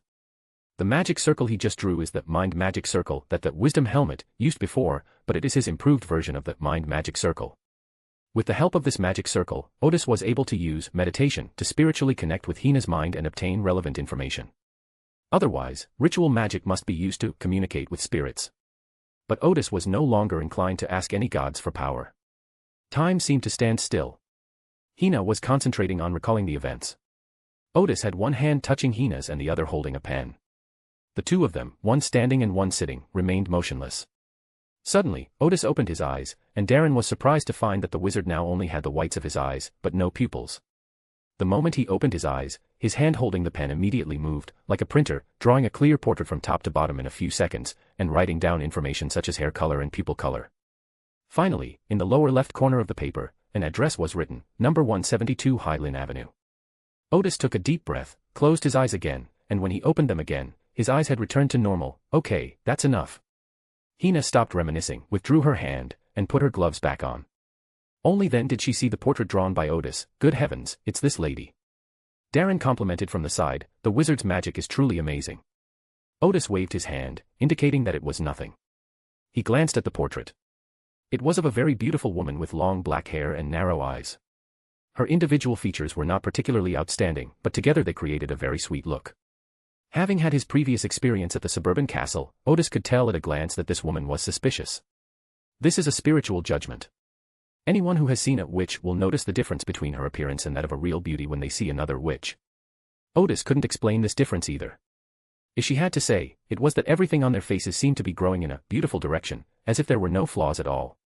If one has a strong spiritual awareness and has seen a witch, one will realize that this is somewhat unnatural. The woman before me is just like that. No matter who you show this portrait to, they will all say she is beautiful. That's the problem, because very few people can fit everyone's aesthetic standards. As for that address, Odis frowned. It was on the same street as her home. Fortunately, my home is in the middle of the street, while this address is at one end of the street. With these clues, Odis smiled and said, all right, let's wait a moment. Once the official extraordinary individuals arrive, they will arrest the people. After waiting for more than 10 minutes, Odis saw through the window that a carriage with the Black Knight emblem had arrived outside, and 3 policemen got out of it. One of them was an acquaintance, Captain Carl. In a previous joint operation between Mechanical Heart and Night Watchers, this Night Watchers squad leader served as a liaison between the two official extraordinary organizations. Odis had accompanied him and Captain Iconzer to the traps they had set for the Rose School and had translated the ancient dragon script. What Odis didn't know was that Captain Carl had once helped Lelouch hide important clues. Captain Carl soon knocked on the door. Darren and his wife stood together, arm in arm, looking very nervous and reluctant to open the door. Odis calmly got up and opened the door. Hello, Captain Carl. Captain Carl and his 2 teammates remained on guard. Carl asked, who are you? You've forgotten, I once translated ancient dragon script for you. Odis immediately introduced himself. Carl looked somewhat bewildered. Odis was taken aback. This guy hasn't forgotten, has he? Odis explained that poor memory was a characteristic of the insomniacs, intelligence personnel of the Mechanical Heart. Carl frowned. When did you? You've grown a beard. Odis laughed and said, I'm conducting some investigations. Carl didn't ask any more questions, but instead looked at the Darrens in the room. He said, as is customary, this case is handled by us. Of course I know, Odis smiled. But I've basically figured out what happened and found the prisoner's address, so I don't think it's necessary to do the same thing again. To Odis's surprise, Carl said, let's investigate ourselves. This surprised Odis. When she met the captain of the Night Watch before, she did not feel that he was a stubborn and unapproachable person. But since they had said that, Odis had no choice but to step aside. Please. Well, it's best not to frighten them. At Carl and the others' request, Hina removed her hood again. Upon seeing the skeleton in front of them, one of the team members almost drew his gun and fired a purification bullet. Odis sat to the side, quietly watching the Night Watch team's investigation. He glanced again at the portrait on the table and suddenly felt something was amiss. Captain Carl, who wasn't particularly difficult to get along with and knew he was an informant for Mechanical Heart, why had his personality suddenly changed, insisting on investigating him himself? This woman. At that moment, Hina was answering the Night Watchman's question, and was talking about the lady's characteristics, including the jeweled ring. Odis suddenly put these things together and got an amazing answer. Chapter 180, dominated by. Chapter 180 is dominated by 0. In an ordinary house on the outskirts of Backlund. It looks like a residential house from the outside, but the interior is decorated quite exquisitely. In a study with a solid wood desk and chair, a middle-aged man with dark golden hair, classically sculpted features, and one blind eye is writing furiously with an ordinary quill pen. The middle-aged man was in Sangwell, the murderer who attacked the Blackthorn Security Company in Tingen and killed Captain Dunn Smith. The ordinary quill pen, however, was the pen of 0-08 Alshogod. On the notebook marked 0-08, some words had already been written. Triss's escape failed again. Although she did it very cleverly, and it wasn't discovered until today, the important clue she left behind, the address, did not attract Hinamir's attention. Hinamir, because she comes into contact with too many people every day, has basically forgotten what Triss looks like. Darren Mill was afraid that the church would take his wife away forever, so he decided to help a wizard. But generally speaking, some wizards who have a reputation but haven't been arrested by the authorities don't have any real skills. As expected, that wizard didn't notice Triss's attention-grabbing arrangement, so he had to try it little by little. Unexpectedly, the wizard Gandalf was actually a true wizard. He was extremely knowledgeable. Haha, this wasn't Zangwill's mistake. If he had gone directly to the official Beyonders, perhaps he could have bought some more time. Ince Zangwill, who only had one eye, looked at the quill's sarcasm and sneered, "Just a wizard." Gandalf the wizard found a crucial clue and understood what was going on, but he was unwilling to take the risk, so he planned to wait for the official Beyonders to arrive so they could arrest Triss. Although Calderon, who was investigating the case, knew Gandalf the wizard, he refused Gandalf's help out of a responsible attitude and instead conducted the investigation himself. As I was writing this, the quill suddenly jumped up and wrote on a new line, "Gandalf the wizard actually knew about the existence of the Lip of Altharad. He has many secrets, but I never imagined he knew so many more." Ince's one eye narrowed, another troublesome fellow. This reminded him of a member of the Night Watch he had met in Tingen City who had made him repeatedly revise his story. Fortunately, 0-08 didn't continue writing, which means that this guy named Gandalf is no threat to Ince. Otherwise, 0-08 would definitely have used this as an excuse to put Ince Zangwill in some danger. He took a deep breath, glanced at the clock on the wall outside, and realized he needed to buy some more time to let the witch cult deal with Triss's matter. "What a hassle," Ince said coldly. Longster Street. The sweet witch, with her unique design and jeweled ring, along with Captain Carl's unusual behavior, led Odis to a terrifying suspicion. Although he had a deep impression of the character Triss the witch, the written description was different from seeing a portrait of the real person, which caused him not to think of these clues immediately. But the next second, Odis used the power of meditation to stop herself from thinking about it anymore. Because if you keep thinking about it, that damn pen will learn even more about you. It might even write down what color underwear you're wearing. So Odis continued to observe Carl and the others' investigation. The Darrens were somewhat nervous, but they had no choice but to cooperate with the police investigation. Fortunately, these police officers were quite polite, and they seemed to possess some amazing investigative techniques, although their methods didn't appear as sophisticated as those of the wizard from before. Karen and the others were quickly stumped by the problem at hand. Like Odis, they had fallen into the same misconception that Hina's skin had disappeared. Odis was not in a hurry. He had no intention of investigating thoroughly or arresting the witch. His only goal was to help Darren and his wife solve their problem. So, seeing the official extraordinary being deep in thought, he not only didn't offer any advice, but also asked Darren to pour him a glass of water and lit his pipe again. Suddenly, he felt that he had inexplicably digested a lot of his potion, which surprised Odis, because his performance today would never have allowed him to digest so much potion. He certainly didn't know that just now, 0-08 had admitted that he was a real wizard. Even if he continued to play the role for another month, it wouldn't be as effective as that admission. One of the night watchmen glanced at the leisurely wizard and the smoke coming from his pipe, frowned, and said, "Don't cause trouble here." Carl seemed to suddenly snap out of his reverie, remembering Odis's existence, and he smiled. "What clues did you find?" Odis also finished thinking about the sudden digestion of his own magic potion, but he did not answer directly. Instead, he said, "Generally speaking, if I provide clues to Mechanical Heart, I will receive a tip fee. In particular, if I provide clues that can solve the case, I will receive a large tip fee. In addition, we had an agreement that I would only provide intelligence to Machine Heart. Carl thought for a moment before saying, "How about £300? The two members of the Night Watch team were stunned for a moment, not expecting that their captain would actually give them money, and so much at once. Odis pondered for a moment. "It's not much, but let's do it this way. Consider it a discount for Captain Carl." He didn't overcharge on this point. Mechanical Heart has always been very generous when it comes to paying. Carl added, "After the case is investigated, I will submit a request for assistance to Mechanical Heart, and I will not let you get into any trouble." Odis laughed and said, "That won't be necessary. Next, I need to explain to my employer why his wife encountered such strange things, not that I'm helping you solve the case." Carl nodded, thinking that this would save both sides a lot of trouble.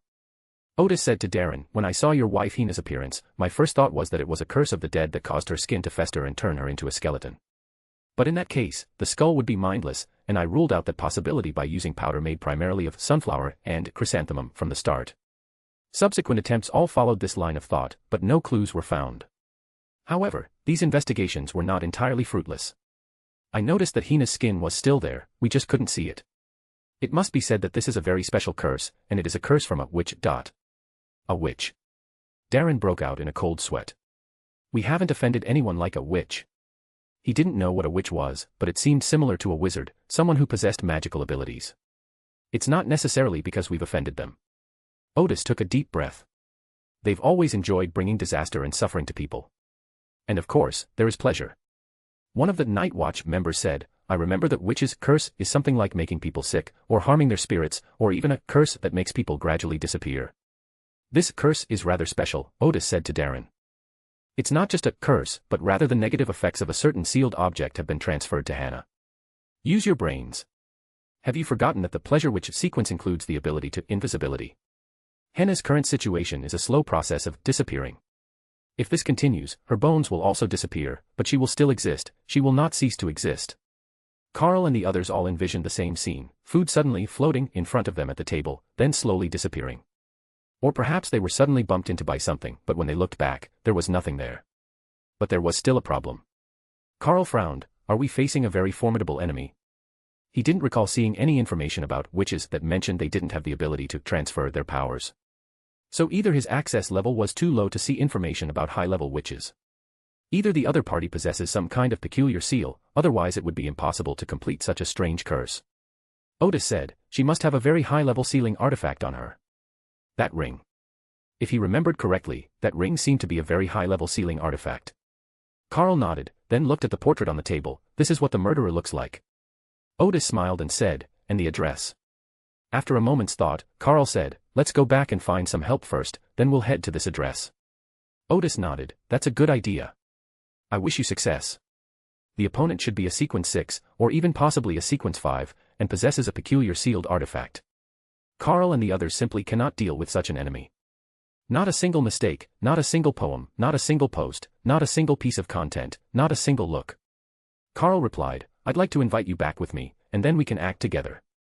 He remembered that Odis was also an extraordinary being. Of course, the main reason for the invitation was that the senior deacon of the Backlund region had said that if there was an opportunity, he should try to get to know Odis. After all, such a top-notch intelligence agent is popular wherever he goes. They might not realize that if they wanted to cooperate with Odis on anything, all they needed to do was prepare enough gold pounds. Odis laughed and said, my appearance fee is very high. By sequence 8, an arrow was already worth 10 pounds. You don't need to do anything, Carl smiled. Just provide us with some ideas or intelligence when needed. After all, the goal was to befriend Odis, not to make Odis a cannon fodder. Carl left one member of the Night Watch squad there, and he took Odis and another member back to the Night Watch headquarters. The three of them chatted along the way, and for some reason, none of them seemed to be in a hurry. It was as if they weren't on their way to arrest the murderer, but rather on a picnic. Halfway there, the carriage suddenly slowed down, and the driver said that a carriage had broken down on the street ahead. Carl glanced outside and saw the Black Knight emblem on the broken carriage.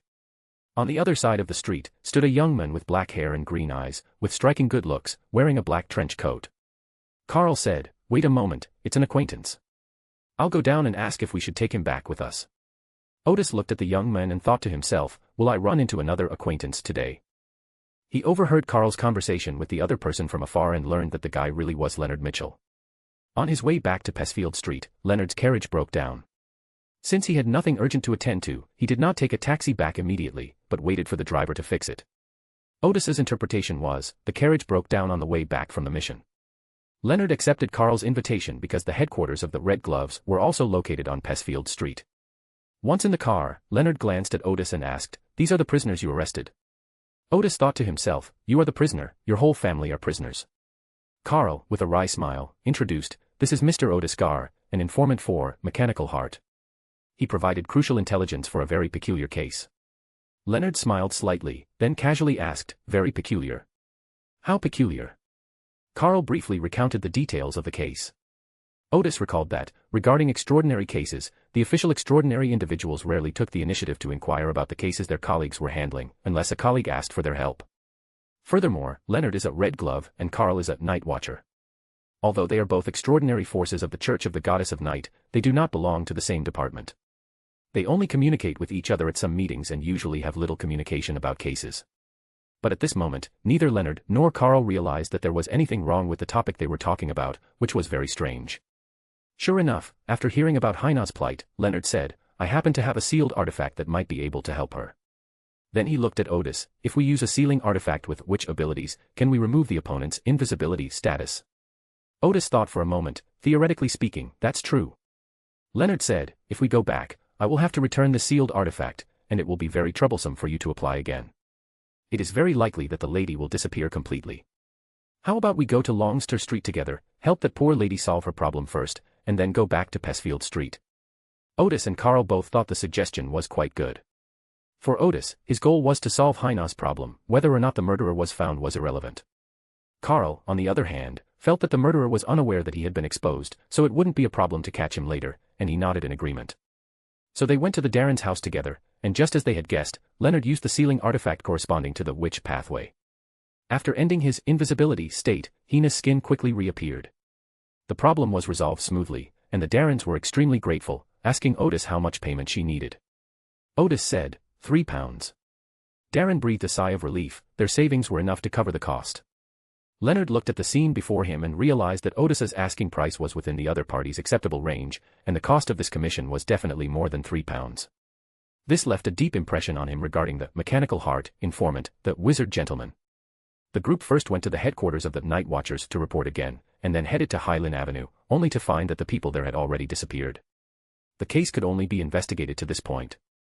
Odis said goodbye to Cullen and the others, returned to number 66 Rose Street, and found nothing unusual. It wasn't until evening, when he ventured into the wilderness of knowledge to research, that he suddenly realized, had Carl and I lost our minds? Arresting criminals was like a leisurely picnic. Chapter 181, Chapter 181 Always encountering high-level events. Pesfield Street, the Red Gloves Lounge. Having finished writing the mission report and returned the sealed artifact, Leonard reclined on the sofa, completely lacking any gentlemanly manners, and looked at today's newspaper. After the other Red Gloves member left the lounge, leaving Leonard alone, he heard an old man's voice in his ear. You were just affected by a high-level sealed artifact. The voice came from the old man inside Leonard, the angel pale Zoroaster of the thief pathway. Leonard paused slightly upon hearing the voice, continuing to read his newspaper. How come I didn't notice? Is it the sealed artifact on that informant, Odis? No, although Odis also has many secrets, he is also affected by that sealed artifact, Pale said with a smile. Leonard frowned. Why didn't you remind me sooner? Because that sealed artifact isn't meant to harm you, it's just stalling for time, Pale said. If I had warned you earlier, you could easily have gotten involved in some strange and unusual events. Leonard then asked, what kind of sealed artifact is it? The Pen of Alzacad, Pale said bluntly. Leonard jumped to his feet. Where is it? 0-08 in Backlund means that in Sangwell is in Backlund. I don't know, Pauls laughed. What? Are you planning to report this immediately and then launch a citywide manhunt for in Sangwell? Leonard narrowed his eyes slightly. Such a vicious wanted criminal has been at large for far too long. If your captain, Soster, asks you where you got the clue, how would you answer? Leonard opened his mouth, unsure how to respond for a moment. I've said it before you reach sequence 5, just pretend you didn't hear this kind of news, Pale said seriously, a rare occurrence for him. Leonard took a deep breath, temporarily suppressing the flames of revenge in his heart. What is 0-08 aiming for this time? Pale said, they probably don't want Karen and the others to catch that witch. Leonard frowned, that witch. I know nothing, Pales immediately said. You'd better know nothing either. Leonard didn't continue the topic, but instead asked, old man, 0-08 should know me, but does it know you? Hee hee. Pales chuckled and said, 0-08 sounds terrifying, but an old man always has a way to deal with it. The premise is that you don't mess with 0-08. Leonard absent-mindedly uttered an oh, as he had been pondering how to safely report the 0-08 intelligence to Soster. But another problem arises. How do we find 0-08? Perhaps once the Red Glove takes action, 0-08 will be able to detect it. Pales knew perfectly well that if this guy listened to his advice, he wouldn't be Leonard. Number 66, Rose Street. In the evening, Carl delivered the promised payment, a total of £300. The two had a cup of coffee and chatted for a while before Carl left. As Odis continued his research on the magic array in the wilderness of knowledge that evening, he immediately noticed the inconsistencies in what had happened that day the moment he entered. He first lamented that he and Carl must have been out of their minds, dawdling so much after learning the killer's address, which gave the killer time to escape. Or rather, there is time to transfer. Odis recalls that Triss seems to have discovered that her life is being manipulated by some extraordinary force, and she has repeatedly tried to attract the attention of the official extraordinary beings in order to extricate herself. Darren's request must be one of the efforts she made. However, her little tricks were discovered, so 0-08 reasonably held off the official extraordinary, while the witch cult took the opportunity to move Triss away and destroy all the clues there. Odis smiled. It was good that he hadn't come into contact with Triss, he didn't want to get involved in this matter. Then Odis calculated the date and realized that the Great Smog would occur next week. He planned to do something under Bernadette's protection. He wasn't interested in George III tomb, instead, he planned to save as many people as possible. This was an idea he had long ago.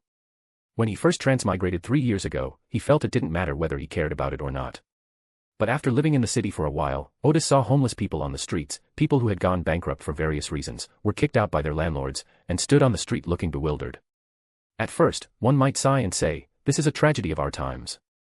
Later, I saw that during the winter, homeless people were dying on the streets every day, while some people worked hard all day but still couldn't solve their food and clothing problems. At that moment, Odis suddenly realized something, these were living, breathing people, not NPCs in a game. He didn't care what era it was, but he demanded of himself that he not be like most people of this time, indifferent to life. So he had the idea of saving people. Before meeting Bernadette, Odis's plan was, don't take risks, don't force things, save as many people as you can. With Bernadette's protection, Odis felt she could save most people. If Bernadette were willing to strike back at the Witch of Despair, perhaps this Great Smog would be just like a flu. As for the fact that this smog made Klein feel the extraordinary disaster and the vulnerability of ordinary people, it had a very important meaning for him. This has nothing to do with Odis. Just because he's the protagonist doesn't mean he should stand by and watch tens of thousands of people die, just to make him realize something. Odis felt that if he did nothing, his condition would definitely deteriorate. Another function of the Great Smog was that the royal family used the disaster to cover up the missing persons in Backlund. This has nothing to do with Odis. The royal family doesn't pay him a salary, so why should he help those ambitious people cover up their conspiracies? Guided by this idea, Odis planned to make a big splash in the following week. After recalling his plan, Odis calmed himself and began to study the magic circle he had found in the ruins. After making some more gains, Odis returned to the real world, went to her desk, opened her notebook, and wrote, I have something to discuss with you. Then, he took a book, lay half reclined on the bed, and read while waiting. To Odis's surprise, by midnight she had received no response regarding Bernadette. Logically speaking, Bernadette's invisible servants should come and visit occasionally. He had no choice but to rest first and talk about it tomorrow. At night, Odis had a dream in which he was walking on the street outside, surrounded by a bustling crowd. Suddenly, Odis sensed danger ahead.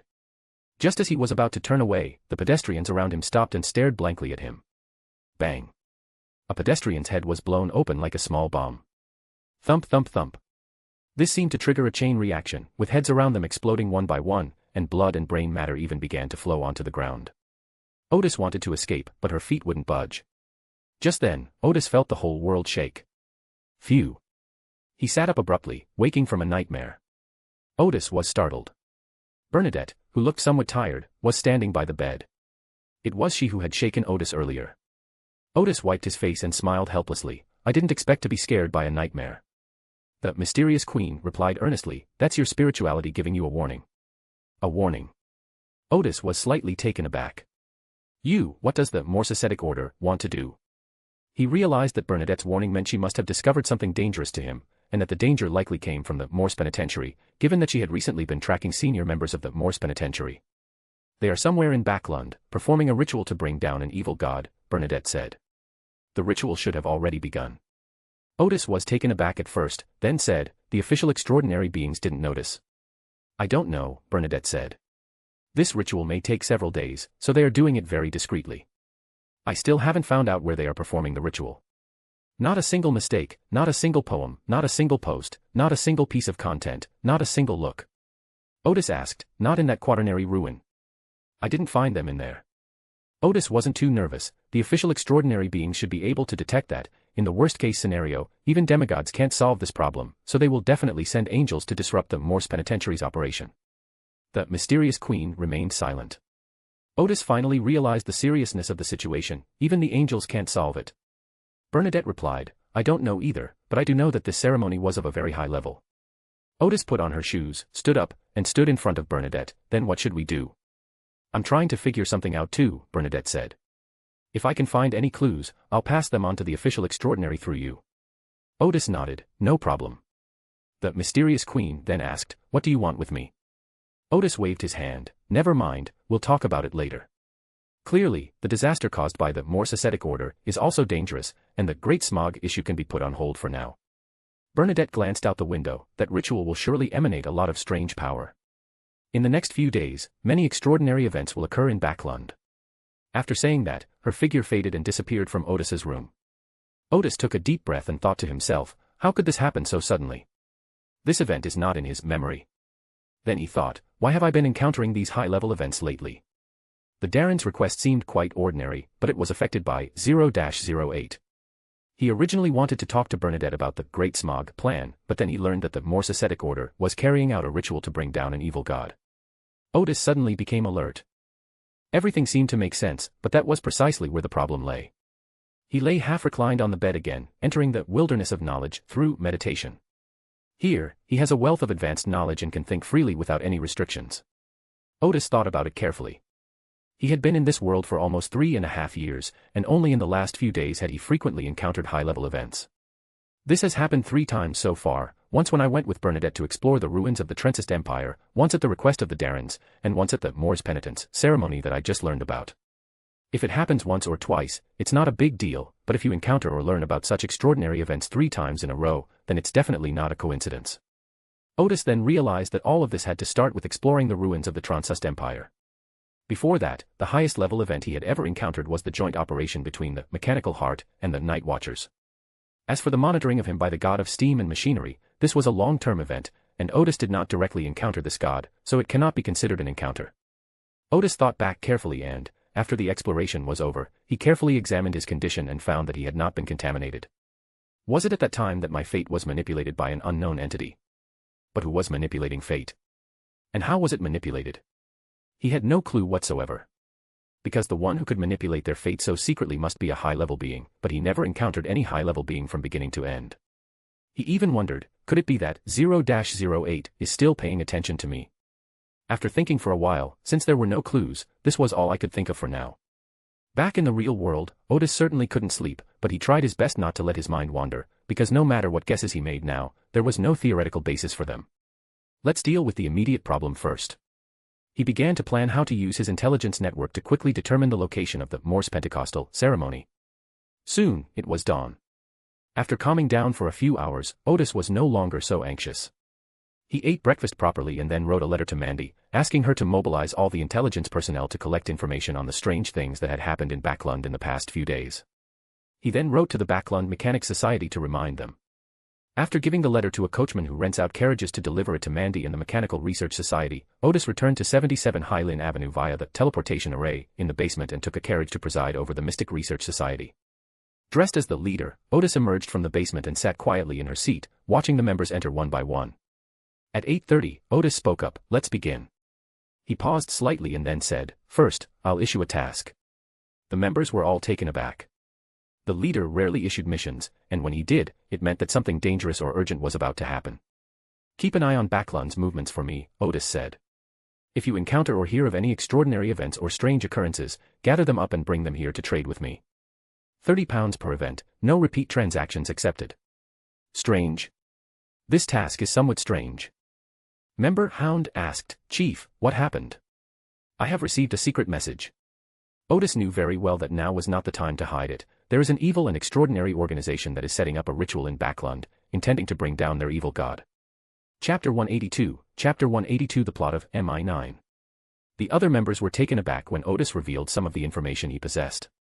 Few dare to hold a ritual to invoke the descent of an evil god in Backlund, because several demigods reside in the city for extended periods, and many more demigods lurk in the shadows, representing their respective organizations and conducting transactions and other business in Backlund.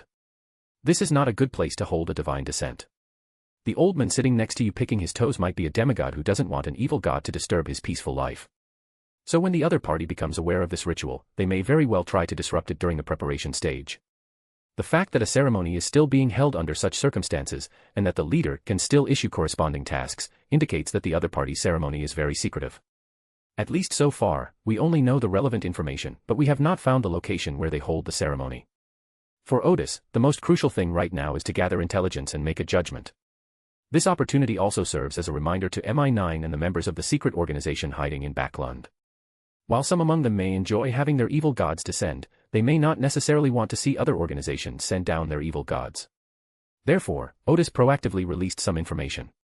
Member Hound asked again, which organization is conducting such a ritual? Oedipus replied, the Ascetic Order of Moors. The members whispered among themselves, as intelligence agents, they certainly knew about the Moors Penitentiary. However, this secret organization has never taken any extreme actions. Within the secret organization, it is not the kind of organization that is particularly dangerous or evil. Why are they suddenly holding this ceremony? And in Backlund no less. Hugh, sitting in the corner, was a little dazed and felt it was all unreal. She had originally planned to take on some missions to earn some extra money, but how did it suddenly get involved with the evil god?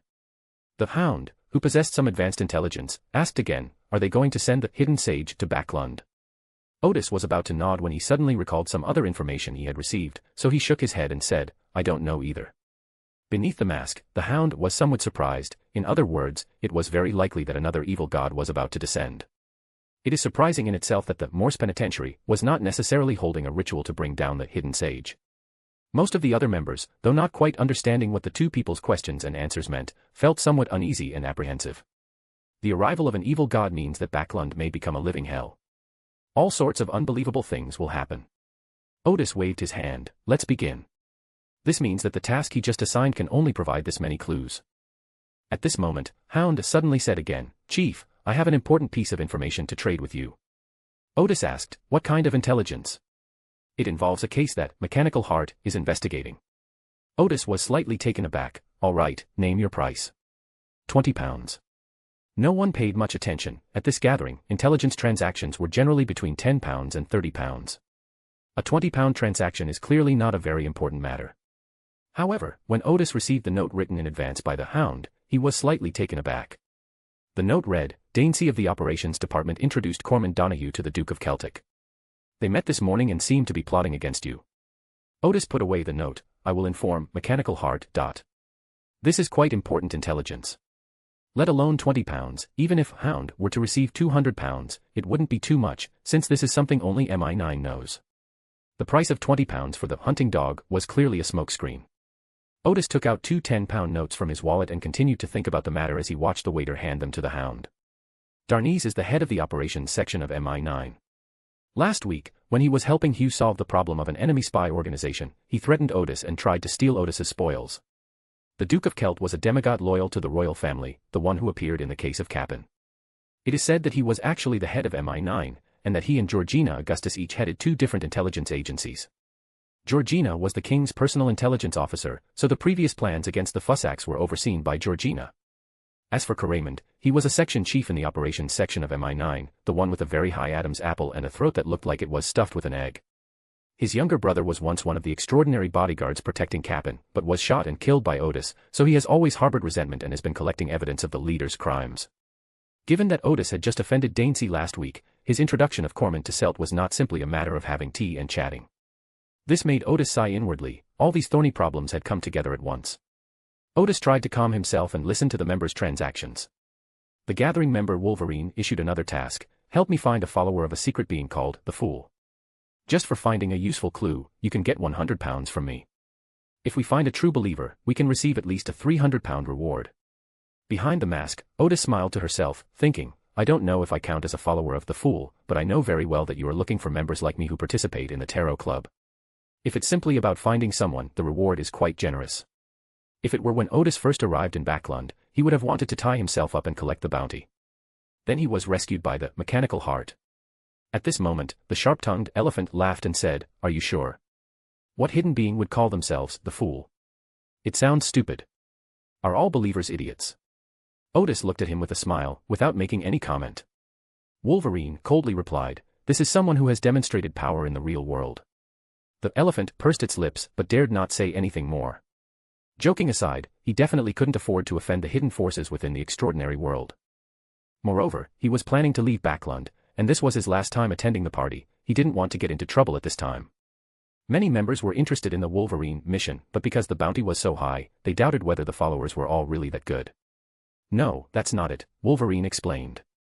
The difficulty of this mission lies in finding them, because I can't provide you with any clues about those believers. The other members were stunned. So, whether they could find any clues for this mission depended entirely on luck. After the Wolverine mission ended, the trading continued. At the end of the gathering, Odis said, "I have some extraordinary materials here that you may find useful: the eyeballs of the giant apes of mountainous Ragu, the blood of the black fish, and dust formed from complete parasites. 160 pounds per serving. Materials at sequence 9 don't command much of a premium unless someone is in a real hurry to buy them." The members who had previously purchased the potion formula from Odis were initially taken aback, but then they began a buying frenzy and spontaneously started raising the price, which quickly reached 180 pounds. Although the potion recipe is available, the main ingredients for sequence 9 are not something you can find all at once. 3 weeks have passed, and some people still haven't bought a single main ingredient. Odis waved his hand and said, "There is more than one of these extraordinary materials. You don't need to bid against each other. Don't worry if you didn't manage to buy them. I can provide more of these 3 materials, but it will take some time before I can give them to you. The main reason is that Little Sun is going on a new exploration, and new extraordinary materials can only be provided after he returns to Silver City." Of course, Little Sun hasn't set off yet, but Odis doesn't have time to initiate a new deal with him right now. After hearing what the leader said, the members who needed the materials breathed a sigh of relief. Hound and the others speculated that the leader had somehow obtained access to extraordinary materials, enabling him to trade so many at once.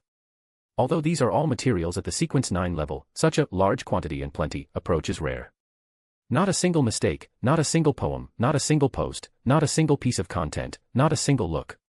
Odis quickly sold all 7 sequence 9 potions he had, earning 1,120 pounds. In addition, 3 other members also had trading needs, ordering extraordinary materials from Odis. Once this transaction is completed, this gathering will also come to an end. As usual, Odis watched the members leave, left some gold coins for the waiters to trade information with the other members, and made some arrangements in the basement before leaving. 19 Kings Road. This is the residence of Duke Kelt. The Duke has black hair and golden eyes, and is dressed in formal attire, giving him a mature and refined air. He was in the living room at that moment, receiving several guests. Selt also had his own office at the headquarters of MI9, but he almost never appeared there. However, he was in real control of MI9. Raymond was last in line. He watched as people were called away and left, and he felt somewhat nervous. When it was finally his turn, it was already around 10 a.m. led by the butler. Corymond finally met the real head of MI9 in the living room. Even members of MI9 rarely saw the head of this department, and the person who was usually in the head's office was actually Duke Kelt's secretary. "Have a seat," Duke Kelt said to Corymond without any expression. "I heard from Danesey that you have something very important to report to me." "Yes." Corymond did not sit down, or rather, he did not dare to sit down, because the Duke exuded tremendous pressure, causing Corymond to lower his head and not dare to look at him. He took a deep breath, as if organizing his thoughts, before saying, "Someone has learned about some of our very important plans." Selt didn't ask any questions, so Corymond continued, "In Backlund, there was a very famous intelligence officer who gave himself the code name, the Leader. Cert nodded, "I know. He used to protect one of our informants, Hugh Deerchaw, and it was during this incident that he exposed a major secret," Corymond said. "I repeatedly questioned the members of the operations team who were also involved in the operation. At the time, the leader had the waiter shout that he had crucial intelligence about Bruce." He paused for a moment before explaining, "Bruce was the substitute Punisher informant who sold intelligence to the Fursax." Claymont was unaware that it was a trap set by Georgina. He only knew that finding this informant was a very important task at the time, as it seemed that he had sold intelligence to an enemy country that had attracted the attention of the higher-ups, and that the King's Guard had even sent someone to kill him. However, after communicating with the spirits, it was discovered that the secret had been leaked. As a result, MI9 received an urgent mission to investigate the people Bruce had contacted before his death, which led to the Hound issuing the mission at the Occult Research Conference. However, Claymont had no idea what information Bruce had betrayed. Selt said again, "I know. On the surface, it may seem like nothing, but when we issued the mission, we didn't explain why we needed to investigate Bruce," Corymond said. "But the leader was very certain that as long as Bruce's name was mentioned, our people would definitely come to our aid. According to the intelligence provided by Hugh Deerchaw, she did not know anything special about Bruce, and the leader could not have obtained the corresponding intelligence from her. This shows that the leader has a way of knowing about Bruce's special abilities. Given what happened with Capin at the time, it's not surprising that the leader could have guessed that our people were monitoring him. But if he has no problems, then he should assume that the members of the action team who were monitoring him were doing it for Capin's case. But the truth is, he used Bruce as an excuse to get our attention, which is very unusual. I think he must know some secrets about Bruce." Selt pondered for a moment, then suddenly smiled and said, "If I remember correctly, the leader seems to have killed your brother." Corymond felt even more pressure than before, and a fine layer of sweat immediately appeared on his forehead, although there is a personal grudge, I mainly did it because I didn't want MI9 to be deceived. Heh. Duke Kelt chuckled. That lie is clumsy, but in my opinion, only someone with a personal grudge would investigate so thoroughly. At that moment, a servant hurried in and respectfully handed the Duke a telegram. After glancing at the contents of the telegram, Kelt said, "The leader is quite the talent when it comes to intelligence." As he said this, he handed the telegram to Raymond. "Take a look." That was a report from the Hounds, whose leader had just warned MI9 that a secret organization was conducting a ritual to bring down an evil god. Selt remarked, "We hadn't received any relevant reports before this. No wonder Bishop Hermit was willing to personally protect this intelligence officer." Claymont immediately realized that the director might not investigate the leader, and he asked, "Then, what about the leader?" Selt replied, "Immediately launch a special investigation into the leader. Once the investigation is complete, I will explain to the mechanical heart. Raymond breathed a sigh of relief, feeling that he had made the right bet. For Duke Celtic, the name Bruce concealed a very sensitive secret, and just to be on the safe side, he had to investigate it to put his mind at ease. Even if it's just a suspicion, we must investigate thoroughly, and even if it offends the mechanical heart, we must continue the investigation. Raymond smirked. The so-called special investigation meant that the leader could be arrested and interrogated first. There's no need to provide evidence for mechanical heart or obtain an arrest warrant. Anyone who sees him can be arrested, and those around him can also be arrested and interrogated. Chapter 183, Chapter 183 Thought Storm. Odis was unaware of the conspiracy at the Duke's mansion, and he traveled by carriage to the Backlund Mechanical Research Society. Although the arrival of the evil god is now a reality, the meeting between Darnasy and Raymond cannot be ignored. It would be best to go and discuss it with Max. The carriage sped forward, and Odis, lost in thought, was suddenly struck by a spiritual awakening and looked out the window. He saw 3 homeless men on the street, arm in arm, dancing joyfully while singing, "Ah, this beautiful world. Ah, this helpless world. Friends, dance and sing. I have heard the secrets of the stars, I have heard the essence of the universe. I heard the teachings of the gods, and they echoed in my ears." Odis frowned. What is this song about? As the carriage passed the 3 vagrants, Odis observed them carefully. The vagrants had genuine smiles on their faces, but their eyes seemed to lack spirit and even looked somewhat cloudy. Although Odis's spiritual senses detected something amiss, he did not stop the carriage. Instead, he planned to report the matter to the mechanical heart and have them investigate. Shortly after passing the 3 homeless men, Odis suddenly heard a startled cry from behind. He quickly stuck his head out of the window and saw the 3 homeless men lying neatly on the ground, spitting blood from their mouths. Their eyes bulged out, their faces turned purple, and they quickly stopped breathing. Their faces still bore cheerful smiles, but the smiles looked extremely eerie against the backdrop of blood. Just as Odis was about to tell the driver to stop, his intuition sent a warning of danger. "Quick! Let's go." As he spoke, he sprinkled a handful of transparent powder, and 2 invisible giant hands appeared behind the carriage, pushing the carriage to accelerate. The carriage hadn't gone far when the 3 vagrant corpses suddenly sat up, opened their mouths, and uttered a few strange, drawn-out syllables. These syllables traveled far, and Odis heard them faintly. They sounded like the fax machine sending a fax that he had heard before he traveled through time. Although they were not very sharp, they were very jarring. Only after the spiritual omen of danger disappeared did Odis peek out again. The 3 pedestrians closest to the homeless men linked arms and danced joyfully, singing, "Ah, this beautiful world." However, they looked quite astonished, as if they didn't understand why they were jumping up and singing. Odis hesitated for a moment before saying, "Stop the car." He speculated that this was likely the result of the strange power emanating from the ongoing ritual of the Moss Ascetic Order. The 3 homeless men were clearly the initial source of contamination, and after they died, they contaminated the 3 people closest to them. Meanwhile, there were quite a few people around checking on the 3 homeless men. At this rate of pollution, by the time they returned from the Mechanical Research Society, dozens of people would probably be dead.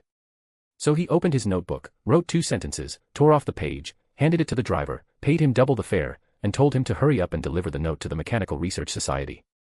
Odis then quickly returned, "Scatter. They have a strange contagious disease."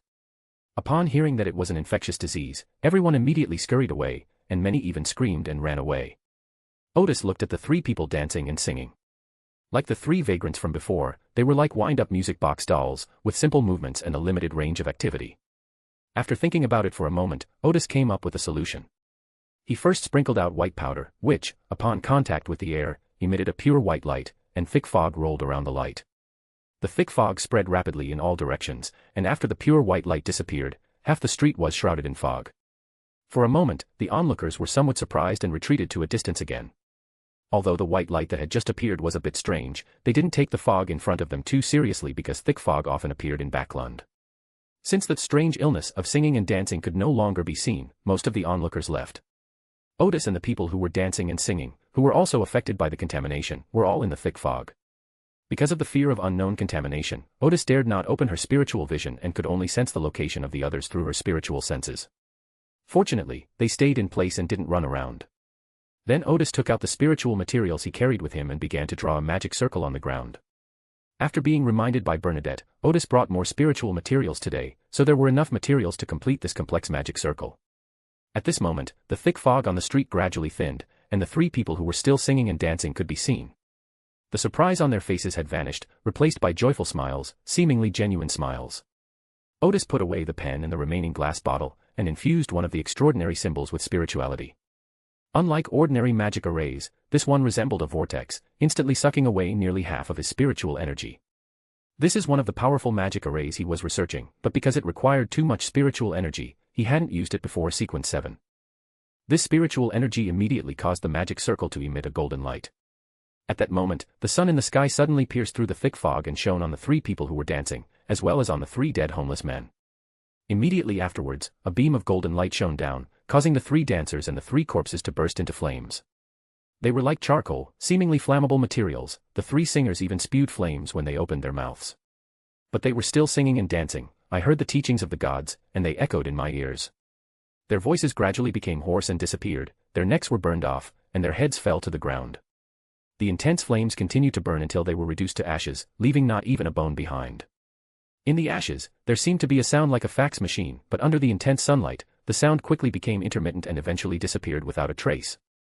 Then, the sun disappeared behind the thick fog again, becoming faint, like a gas lamp about to burn out. As the thick fog dissipated, Odis checked his success and found it to be quite effective. This powerful magic circle was his strategic weapon. Before this, Odis had only drawn a few similar magic circles, none of which had been put to use. The attack from this magic circle is more like an extraordinary attack than a support or ceiling attack. However, these magic arrays can only draw power from nature, and they possess abilities such as creating lightning and summoning scorching sunlight. However, some strange abilities cannot be cast using the corresponding magic array. For example, the Master of Puppets has the ability to turn others into puppets, and the Hermit has the ability to enter the shadows, etc. The principle behind these magic arrays is to rapidly mobilize and concentrate the surrounding natural energy. This is why Odis wanted to study the Record Officer and Record abilities. If there were a breakthrough in this research, then these powerful magic arrays could truly create attacks that were comparable to extraordinary abilities. After all, extraordinary power is one of the forces of nature, and theoretically it can be borrowed temporarily using spiritual materials. For example, if his research makes a breakthrough, a huge pure white beam of light could have descended just now, purifying them and burning them to ashes within 2 seconds. Currently, there has been no breakthrough in research on recording, and it can only be done as it is today, where the irradiation and combustion take about 5 seconds to complete. If the person inside the magic circle were a normal extraordinary individual, they would have run away long ago. Odis did have a strategy to deal with the extraordinary ones. Simply add a tracking array to the array and select a target to track. As Odis wiped away the magic circle, he built a spiritual wall to prevent the ashes from being blown everywhere by the winter breeze. Not a single mistake, not a single poem, not a single post, not a single piece of content, not a single look. This is also a simple way to seal them in, to prevent any further contamination. About 20 minutes later, a carriage bearing the mechanical holy symbol sped over. Max jumped down and glanced at the ashes on the ground. Is it over? It's resolved, Odis explained. They were all contaminated. Although 3 pedestrians were still singing and dancing, there was no way to save them. To avoid contaminating more people, we had to burn them to ashes. Max nodded in understanding. He had 2 team members clean up the ashes, then said to Odis, "Come with me to Backlund University. There's a tough problem there, and we'll see if we can help." This time, Odis did not refuse. "Okay." Once aboard the carriage, Max said, "Before we received your intelligence, we received news from headquarters that someone was conducting an evil ritual in Backlund." McStan said, "Including the case you just reported, Machine Heart has received 3 extraordinary cases related to that descent ritual today. Some of the church's mobile forces have been deployed to Backlund, but so far, they have not found the other side's altar." Odis breathed a slight sigh of relief. As long as the official extraordinary individuals take it seriously enough, they should be able to catch those bastards soon. Max gave a faint, Before coming here to provide support, Max's mission was to escort a group of important church scholars, scientists, and family members of Mechanical Heart members out of Backlund. But of course, this couldn't be told to Odis. The carriage sped along and soon arrived at Backlund University. One of the school buildings has been sealed off by the Mechanical Hearts and the police. Captain Ikunzer is on the second floor with 2 Mechanical Hearts captains, trying to resolve the issue. 3 more members of Mechanical Heart are waiting outside. Max and Odis alighted from the carriage, and Max immediately asked the waiting members of Mechanical Heart, "What's going on?" According to the students' descriptions, while the Stanford professor was lecturing today, several students closest to him suddenly stood up and began mimicking his speech, one member described. The Stanford professor thought it was a student prank, so he flew into a rage. Then several other students stood up, started mimicking him, and flew into a rage just like him. In the next minute, the professor first questioned his students, and then told them to stop playing pranks. When half the students in the classroom were mimicking his speech and movements in unison, the professor realized something was wrong. He quickly asked the remaining students to leave and told them to call the police. The first 2 police officers to arrive, the one who entered the classroom first, said the same things to the professor and made the same expression, just like the students. When we arrived, we first sealed off the school building, and then Captain Ikunzer used a sealing artifact to put everyone in the classroom to sleep. And began to use the sealed artifacts to investigate the environment of the classroom, as well as to examine the spirits and mental bodies of the teachers and students. Odis thought to himself that Mechanical Heart is really using sealed artifacts to solve cases. However, this seems to be a characteristic of this approach. A few minutes later, a captain of the Mechanical Heart team returned from the second floor and said to the senior superintendent outside, "This classroom has been contaminated and must be purified immediately. Moreover, the people inside are beyond saving." The senior superintendent in charge of the investigation was pale-faced, "My God, a professor, more than 20 students, and a police officer." In this era, every college student is either rich or powerful, especially at top universities like Backlund University, where students are either millionaires or children of high-ranking officials. The captain of Mechanical Heart said, "Even if we release them, it will only lead to more contamination." The senior superintendent sighed, "Fine, all right." The captain wasn't there to consult the senior superintendent, he was merely informing him before going to the carriage to retrieve the purified weapon. Max caught up with them, helping them while asking, "Are there no hopes that those students will wake up?" "This is a thought storm," the captain explained. "This is a name that Captain Ikunzer just came up with. The Stanford professor's thoughts and memories have covered the students' thoughts and memories and established certain connections. That's why there are situations where students tend to repeat whatever Stanford professors say. It can be seen as those students having lost their own thoughts."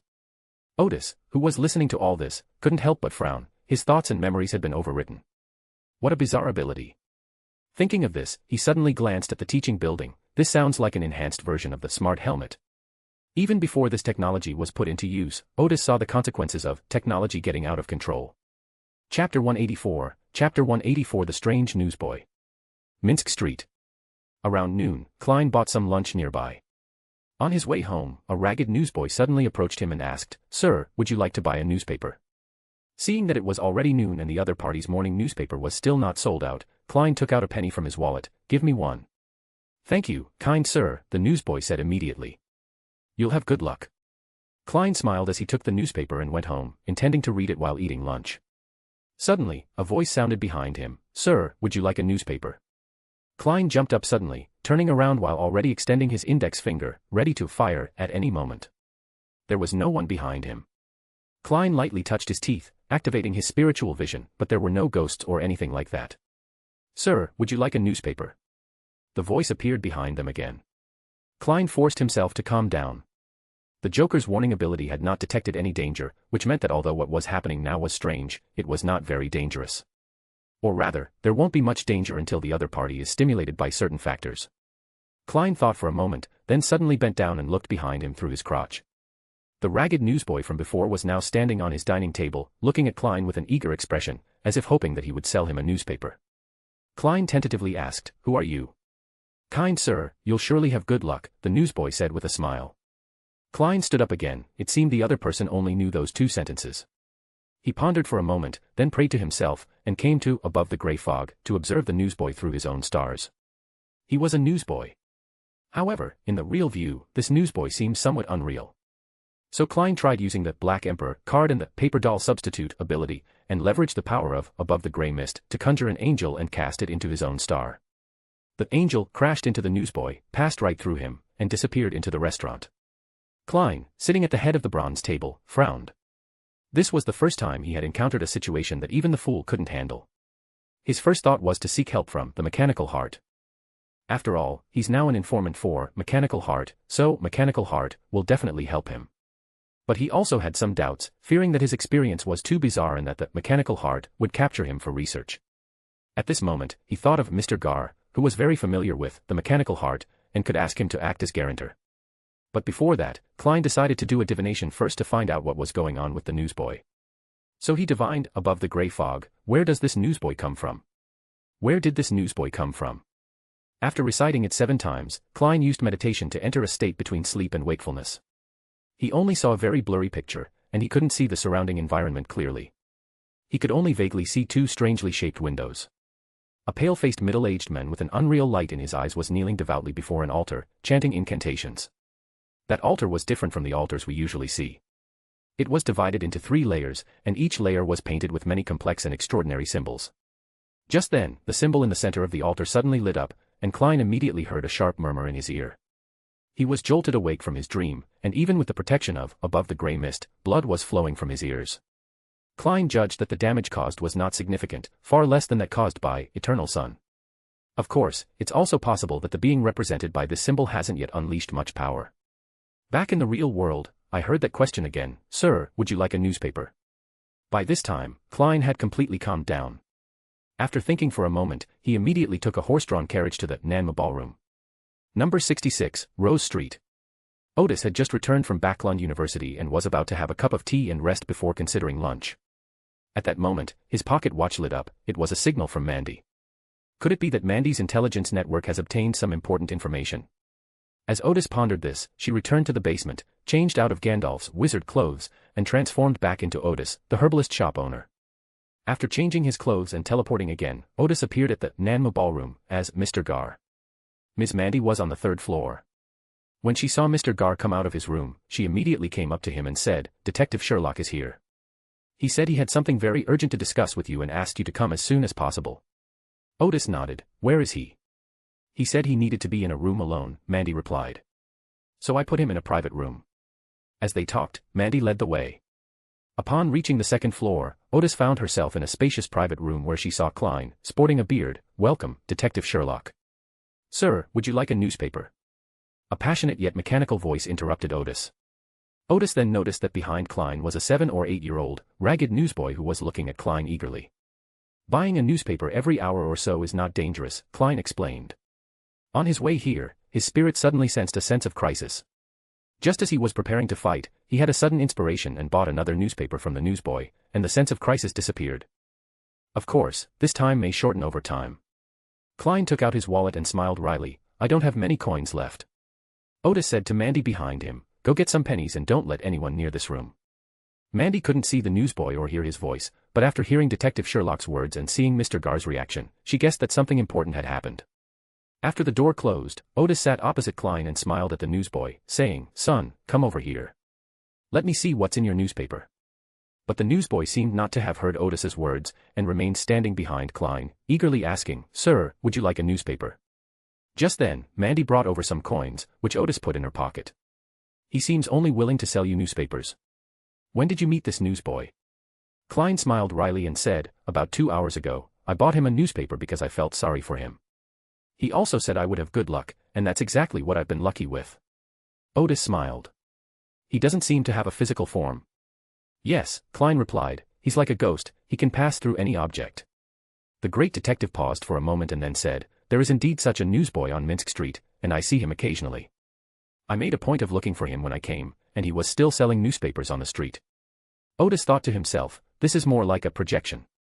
Then he asked, "May I see the newspaper you bought from him?" Klein said, "I've seen it. It's not news. It's about creating and controlling zombies using one's own spirituality." "I suppose this is considered good luck," Odis said as she took the newspaper. After all, such knowledge is difficult to acquire except by extraordinary individuals through specific means. Those below the level of demigods only possess the ability to create and control living corpses through the death god and prisoner pathways.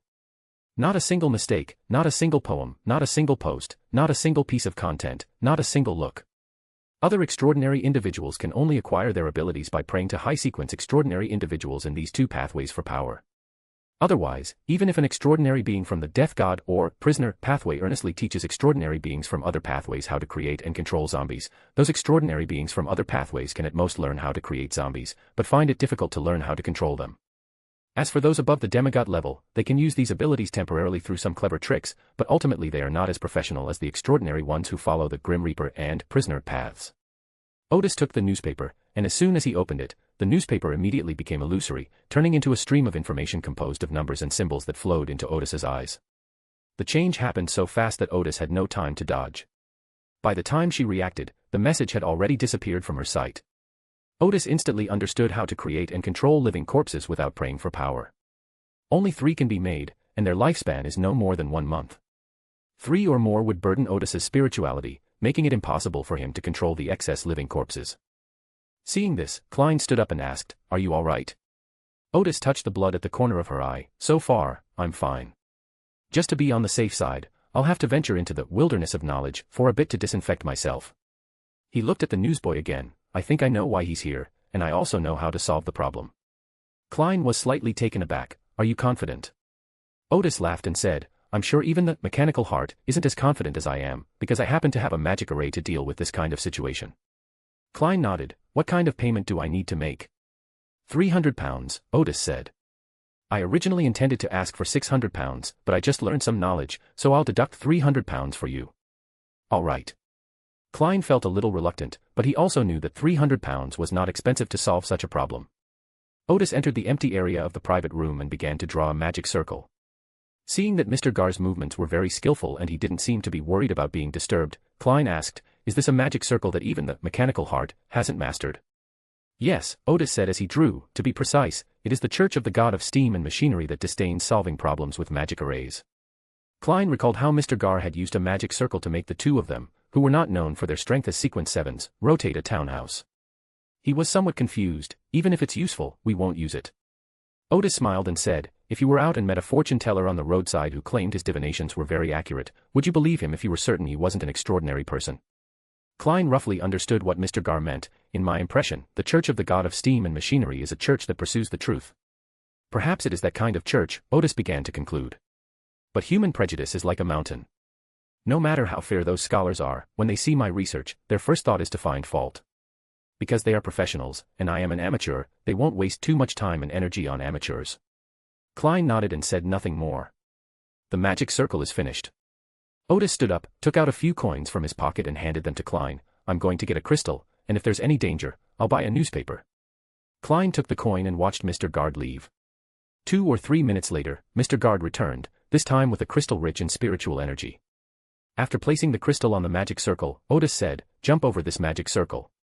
Klein did as he was told, and the newsboy followed him forward into the magic circle. Under Odis's command, Klein adjusted the position, placing the newsboy in the very center of the magic circle. At this moment, the newsboy seemed to sense the danger. He stopped staring at Klein and looked at Odis, then examined the magic circle beneath his feet. However, the opponent's wisdom was still limited. Before he could react, Odis infused the magic circle with spiritual energy. One by one, the symbols and patterns on the ground lit up, and the newsboy seemed to jump up instinctively, but a white light dome that shimmered with an illusory glow had already formed above him.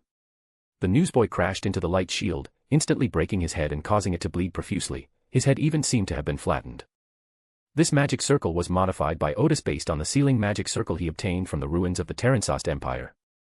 However, what he was facing now was not an evil god, but only some power overflowing from the ritual of summoning the evil god. Therefore, Odis simplified the magic circle, which was sufficient for sealing. The original magic array's power came from a demigod-level sealed artifact or extraordinary properties, but the simplified magic array doesn't need such strong power, it only needs a spiritual material. Odis continued to infuse the magic circle with spiritual energy, and the illusory light barrier gradually solidified, sealing the newsboy who tried to escape by jumping inside the magic circle. At this moment, the newsboy suddenly became illusory, transforming into a series of scrolling information streams that entered the mystical symbols of the magic circle. This was the first time Odis had encountered such a situation. The target actually wanted to break into the magic circle to escape. Fortunately, the crystal was there as a barrier, and the newsboy got trapped inside it. Odis quickly picked up the crystal, covered it with the Wall of Spirit, and wrote a series of symbols on it, finally completing the seal. Holding the crystal, Odis belatedly realized, for a moment just now, the newsboy seemed to be the embodiment of knowledge. Klein was slightly taken aback. He comes from the hidden sage or the god of knowledge and wisdom. Both of these deities seem to be related to the embodiment of knowledge, but the hidden sage seems to be closer to it. Considering that someone is performing a ritual to invoke the descent of an evil god, it is very likely related to the hidden sage. After all, the god of knowledge and wisdom is one of the 7 righteous gods, and it is unlikely that he would allow his followers to perform such a ritual. Chapter 185, Chapter 185 The Surprise Attack of Mi. Upon hearing Klein's conjecture, Odis did not immediately offer his opinion, because he felt that if the hidden sage were to descend upon Backlund, it shouldn't require a ritual that would last for several days. Perhaps it's another evil god, Odis said. I've received some information, though I don't know if it's accurate, that some members of the Moss Ascetic Order are still worshipping evil gods other than the hidden sage. Klein frowned. The hidden sage would allow such members to exist. I don't know the specifics either. Odis took a deep breath. I just recalled some cases of evil gods descending. Although those cultists have to prepare for a long time, the initiation ceremony doesn't seem to take much time. Klein recalled his experience in Tingen and realized that it was indeed the case. The process of the evil god's descent is very quick. If left unchecked, it may only take a dozen minutes for the true creator to descend into the real world, given all the previous preparations. I also received accurate information, Odis said. This ritual for the descent of the evil god will take several days, which is unlike a typical ritual for the descent of an evil god. It's as if one needs to break through numerous obstacles to complete a divine descent from the starry sky. Klein's expression also became more serious, and he guessed that it was very likely not an evil god in the real world. Odis pressed the crystal and asked again, have you divined where this newsboy came from? Klein was about to state his divination result, but then he realized that a sequence 7 could not possibly divination result for such a high-level ritual. But Klein thought about how urgent the situation was, so after hesitating for a moment, he said, I have divined that the newsboy comes from a ritual. At the time I didn't understand what it meant, but now that I think about it, it probably means that the power that sustains the newsboy comes from that ritual. As for the possibility that this might expose some of his special characteristics, that's something Mr. Gard can only imagine for himself, since this guy also has many secrets. But to Klein's surprise, Mr. Gard did not show any doubt or questioning. Instead, he immediately asked, were there any detailed clues in that ceremony? This is the person who conducted the ceremony. Klein took out 2 exquisite sketches. This is a sketch he drew in advance by carefully praying to himself. Klein was unaware that the ritual was of such a high level, so he intended to provide these clues to Mechanical Heart in order to resolve his own problems as soon as possible. Odis glanced at the portrait and immediately exclaimed, Alvis. He then explained, this is a demigod of the Moss Ascetic Order. The demigod who went to capture Odis while Mechanical Heart and Night Watchers were setting traps in the dock area and fighting the Rose School was taking advantage of the situation. Klein nodded slowly. It seems that this ritual was indeed a conspiracy by the Moors Penitentiary. Odis grunted in agreement and went to look at the second sketch, which depicted the approximate structure of the altar. In the real world, rituals pointing to the true god do not require such a 3-tiered altar. This reminded Odis of the altar she had seen in the suburban castle when she faced the witch with the ability of dual pathways. The altar was also divided into 3 levels, a structure that was quite impressive. Now it's pretty much confirmed that this altar is the evil god pointing to the starry sky. Odis said, the clues you provided are very important. Then he added, I need to hand these clues over to the official extraordinary individuals as soon as possible. You go back and don't go anywhere today. If needed, I will come to you to divine some clues. As for the reward for helping you this time, we'll talk about it after this incident is over. Klein did not refuse. Okay. After seeing Klein off, Odis returned to the Gar herbalist's shop, where she first used the spiritual materials there to concoct a black powder, and then covered the sketch provided by Klein with 2 sheets of paper. Black powder was sprinkled out, and it began to gather on the 2 pieces of white paper as if it were alive. Soon, Odis received 2 copies. This was a new form of witchcraft invented by Odis. Because it was not needed in normal times, no powder was prepared in advance. Odis then took a taxi to the Backlund Mechanical Research Society, handed the 2 sketches to the Mechanical Heart, and lied that he had found the clues. After learning that the investigation into the Mechanical Heart had made no new progress, Odis returned to 77 Highlin Avenue. He didn't pretend to be Gandalf the Wizard for the time being because he might still need to use the identities of Odysseus or Mr. Gard to obtain some intelligence or information. Upon entering the study, Odis wrote in his notebook once again, I have obtained important intelligence. Then came the waiting again, during which Odis thought to himself, there's nothing I can do now until I have enough information. After waiting for about half an hour, Bernadette's voice rang out in the air, is it Alvis presiding over the ceremony? Odis did not complain that the other person had not reminded her, the other one is a sketch about the altar. There are windows, Bernadette said. So, it's not in the ruins of the Quaternary period. She continued, I've been searching for that ruin. It has more than one secret room, and I found some clues there. But now it seems those clues may have been misleading. Not necessarily, Odis said. These two windows are a bit blurry, perhaps they are some kind of special decoration. Bernadette fell silent and did not immediately respond. After a long pause, Bernadette asked, do the official extraordinary individuals have any clues? No, they are also searching for the location of the altar with all their might, Odis replied. Bernadette suddenly smiled, perhaps we should pray to the goddess of night, after all, she has secret authority. Odis took a deep breath, shall you pray, or shall I pray? I was just joking, Bernadette said. If you really pray, you probably won't get any response.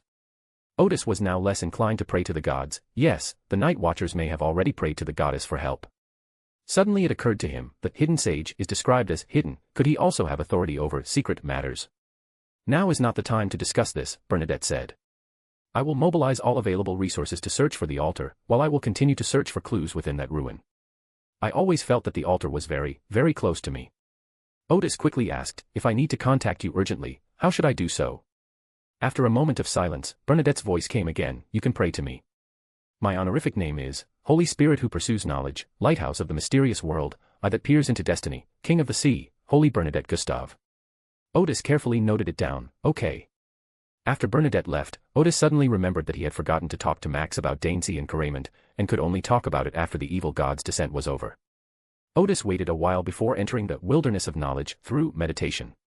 Upon entering, Odis heard that fax-like voice again, which immediately made him feel agitated. The sound quickly disappeared, and Odis saw a ball of light appear on his chest, which slowly floated away from his chest like a glowing balloon. Odis immediately realized that this was the pollution brought about by that newspaper, which seemed to have been extracted by the wilderness of knowledge. He wasn't worried about Klein being contaminated, because the other party also had the help of source matter and could be disinfected just like him. The ball of light slowly floated to the towers made up of other ball of light and merged into them, becoming part of the ball of light towers. This reminded Odis that much of the source matter on Earth was torn off from the outer gods. Not a single mistake, not a single poem, not a single post, not a single piece of content, not a single look. Could it be that the wilderness of knowledge was also torn from the unceasing murmurs? Or are they from the same source? Shaking his head, Odis stopped thinking about the question and returned to the real world to continue waiting.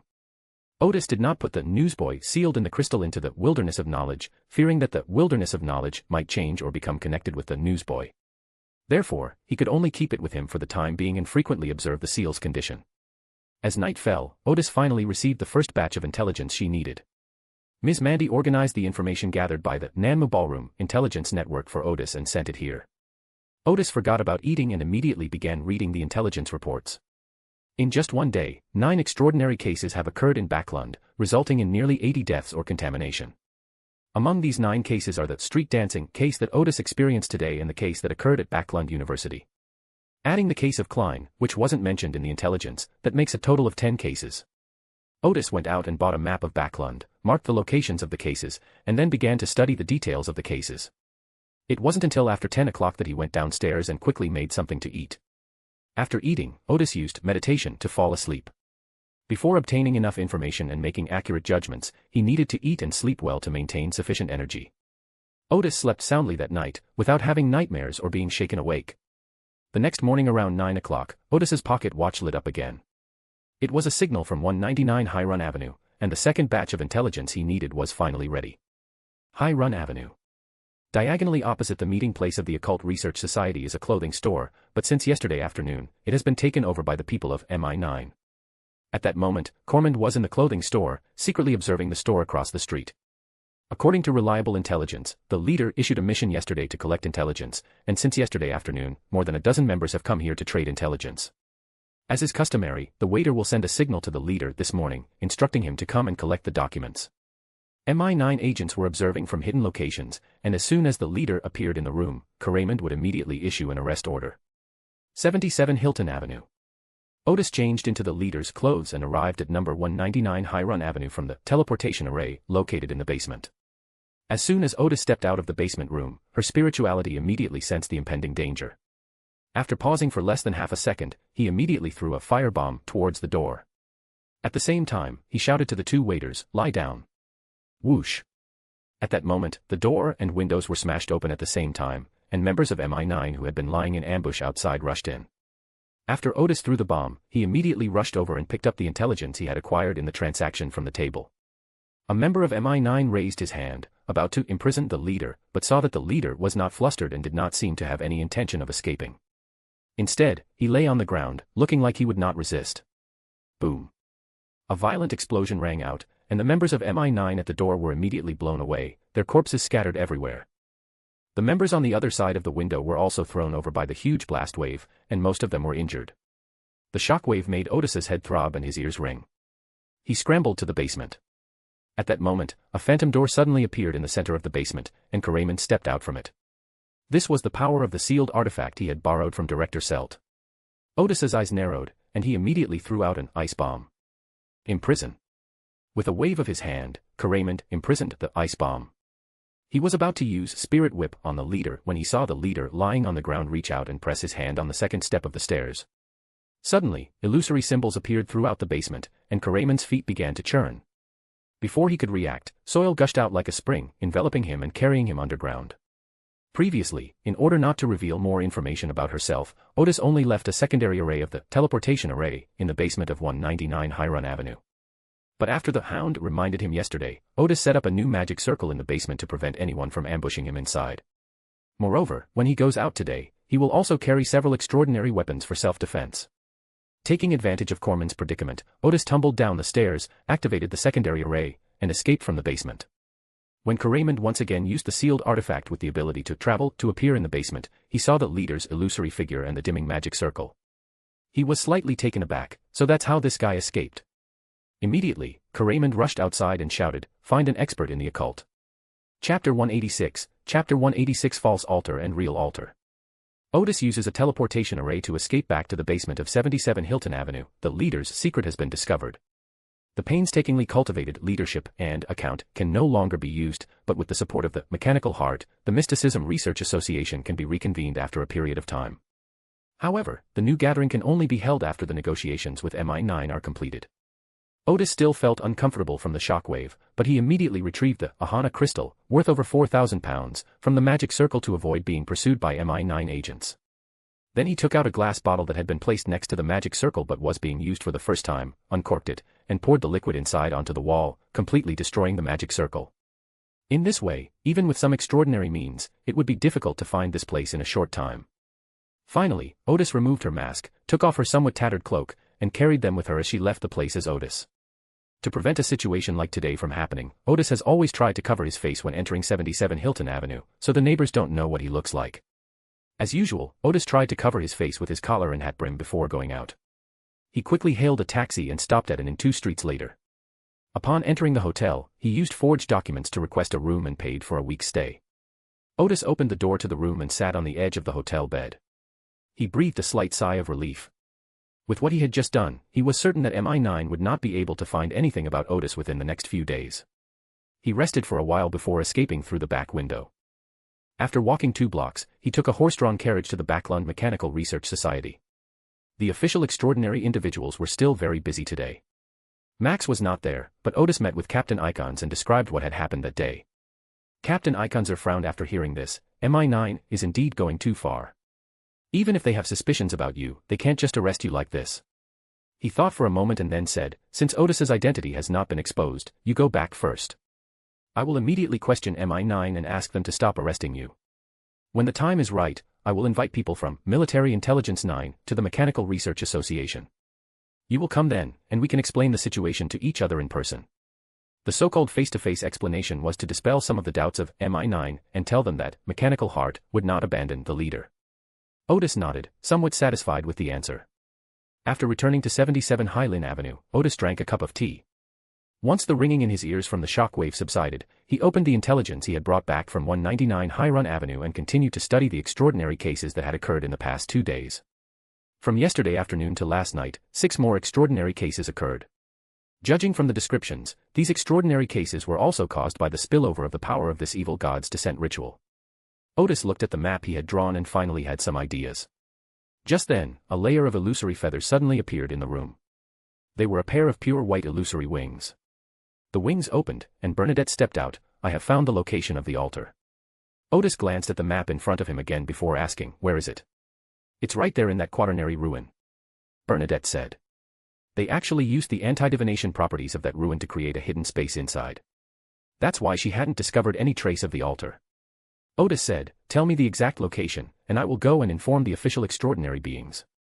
Bernadette raised her hand, and several exquisite sketches appeared on Odis's desk. The altar can be found by following the chronological order of the scenes depicted in these sketches.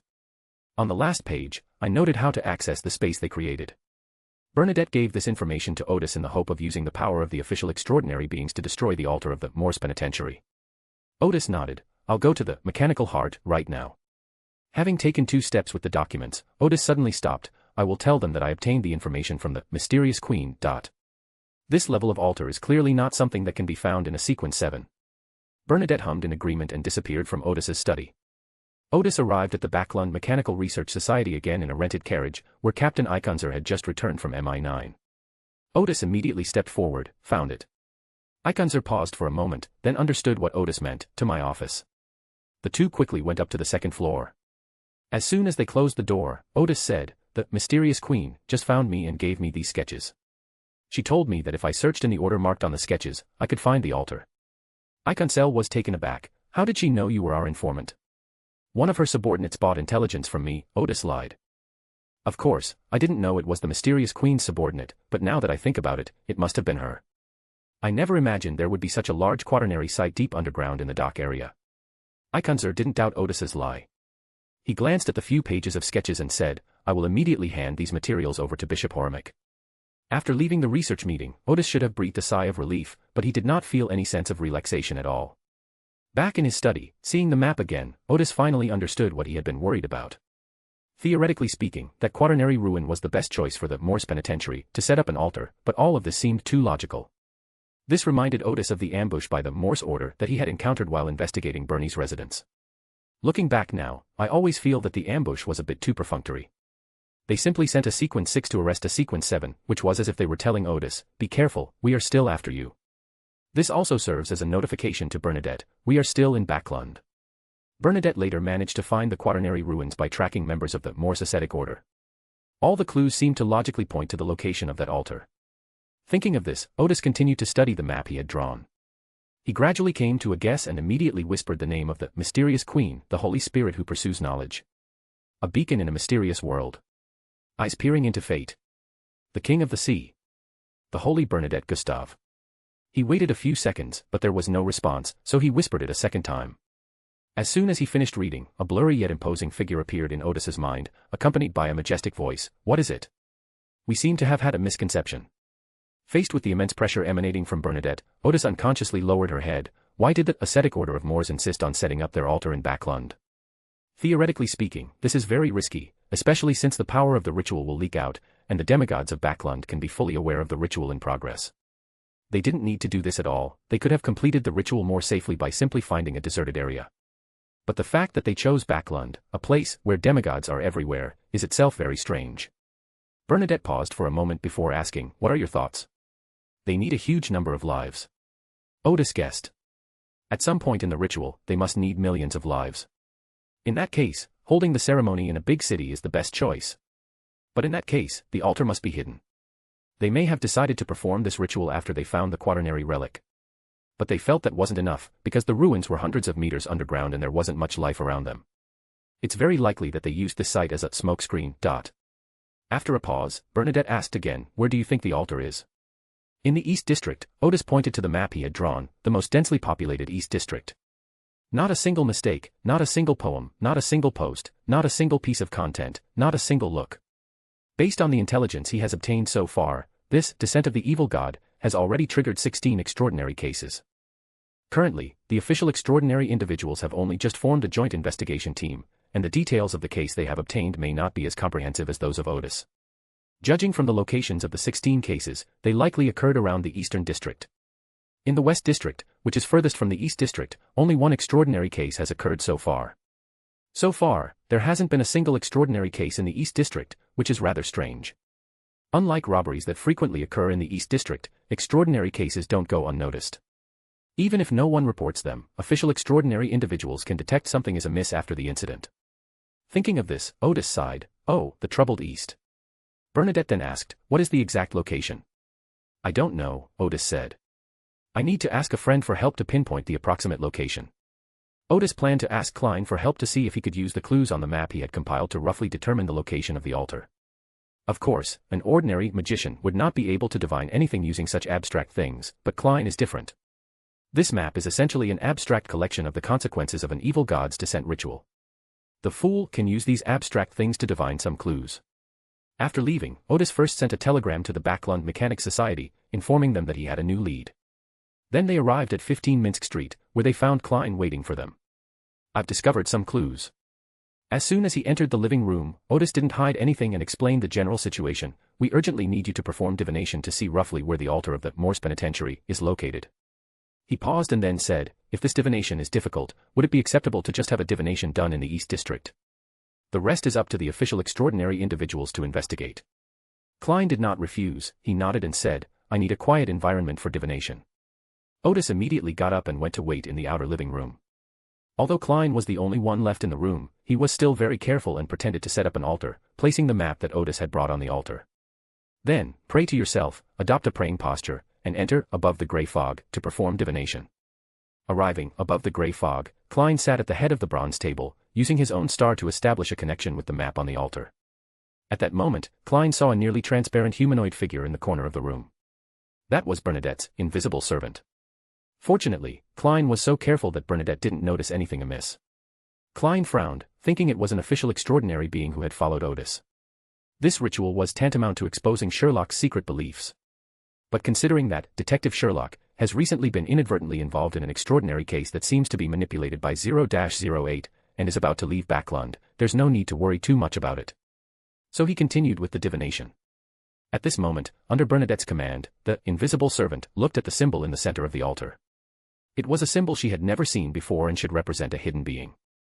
Soon, the great detective seemed to have finished his prayer and quickly drew a sketch with paper and pen.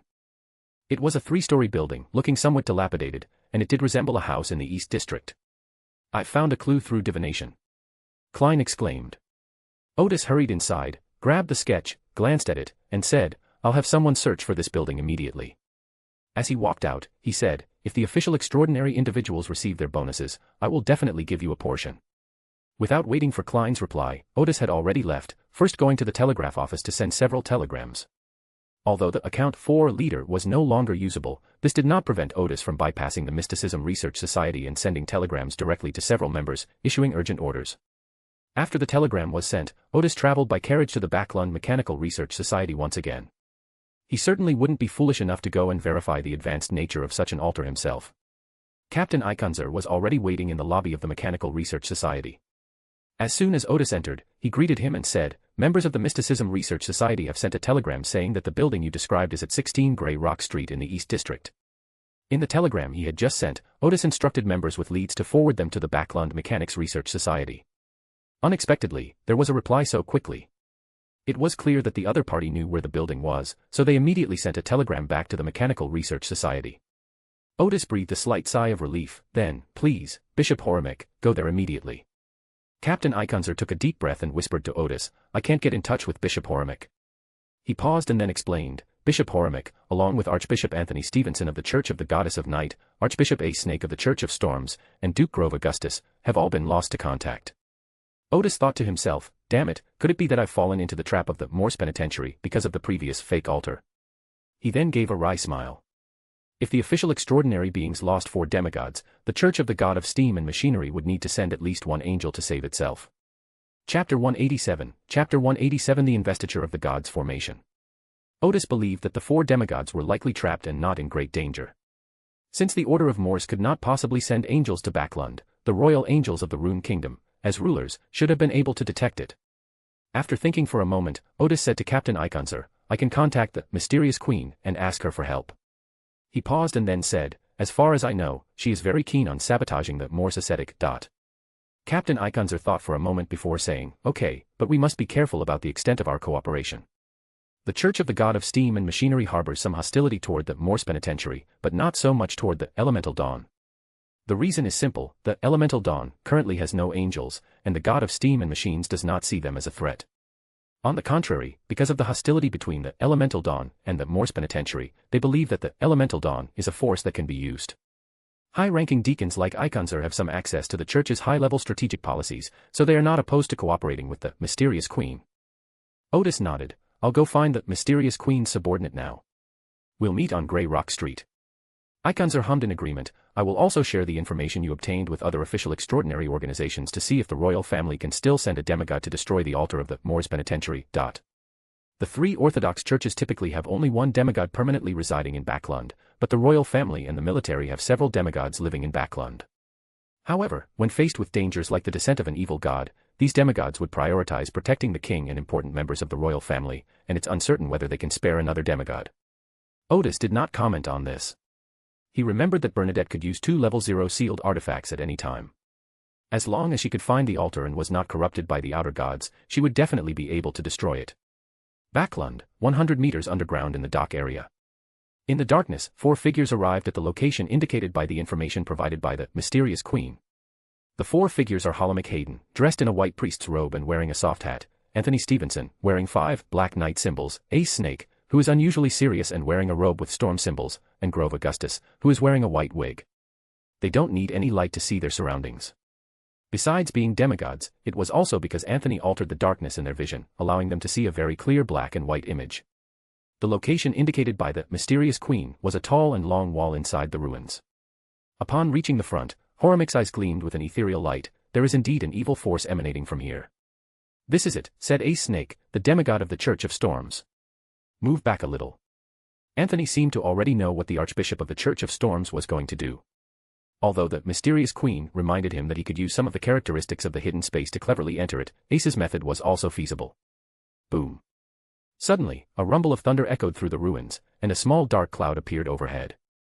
Then, bolts of lightning as thick as buckets struck the wall in front of the 4 people. This is Ace's method, use external force to completely destroy that hidden space. For a moment, the entire ruin seemed to be sparking with electricity. If there were a cat in the ruins right now, even if it was hiding in a corner, its fur would be standing on end. A massive lightning bolt struck the wall, instantly scorching it black. At that moment, the wall resembled molten glass, revealing a huge hole with signs of melting around the edges. Inside the hollow is the secret space the mysterious queen spoke of. The 3-tiered altar was located deep within this space. Alvis, a man in his 30s with a somewhat gloomy expression, turned around to face the 4 demigods, and grinned slightly, revealing a strange smile. Grove produced a sealed artifact shaped like an iron-black scepter. The scepter's tip emitted a 7-colored light, and a bubble-like film immediately covered the 4 demigods. This will effectively prevent them from being contaminated. Then, the attack of the 4 demigods began. First, an irresistible drowsiness swept over him, causing Alvis to pause slightly, as if he had almost fallen asleep. Ace, who was at the forefront, threw 3 lightning-formed javelins at Alvis at an extremely fast speed, causing a terrifying hurricane to sweep through the space and head towards the altar. Grove, who was at the back, solemnly declared, evil forces are forbidden from entering this place. But soon something went wrong, their attacks seemed to miss. Anthony couldn't find Alvis, so he couldn't pull him into a deep sleep. Ace's lightning and hurricane seemed to pass right through the enemies and the altar, without causing them any harm. Karamic, who did not act immediately, suddenly twisted his left hand off, and his wrist emitted a red light like a high beam. The light passed through Alvis, through the 3 altars, and illuminated the stone bricks behind them.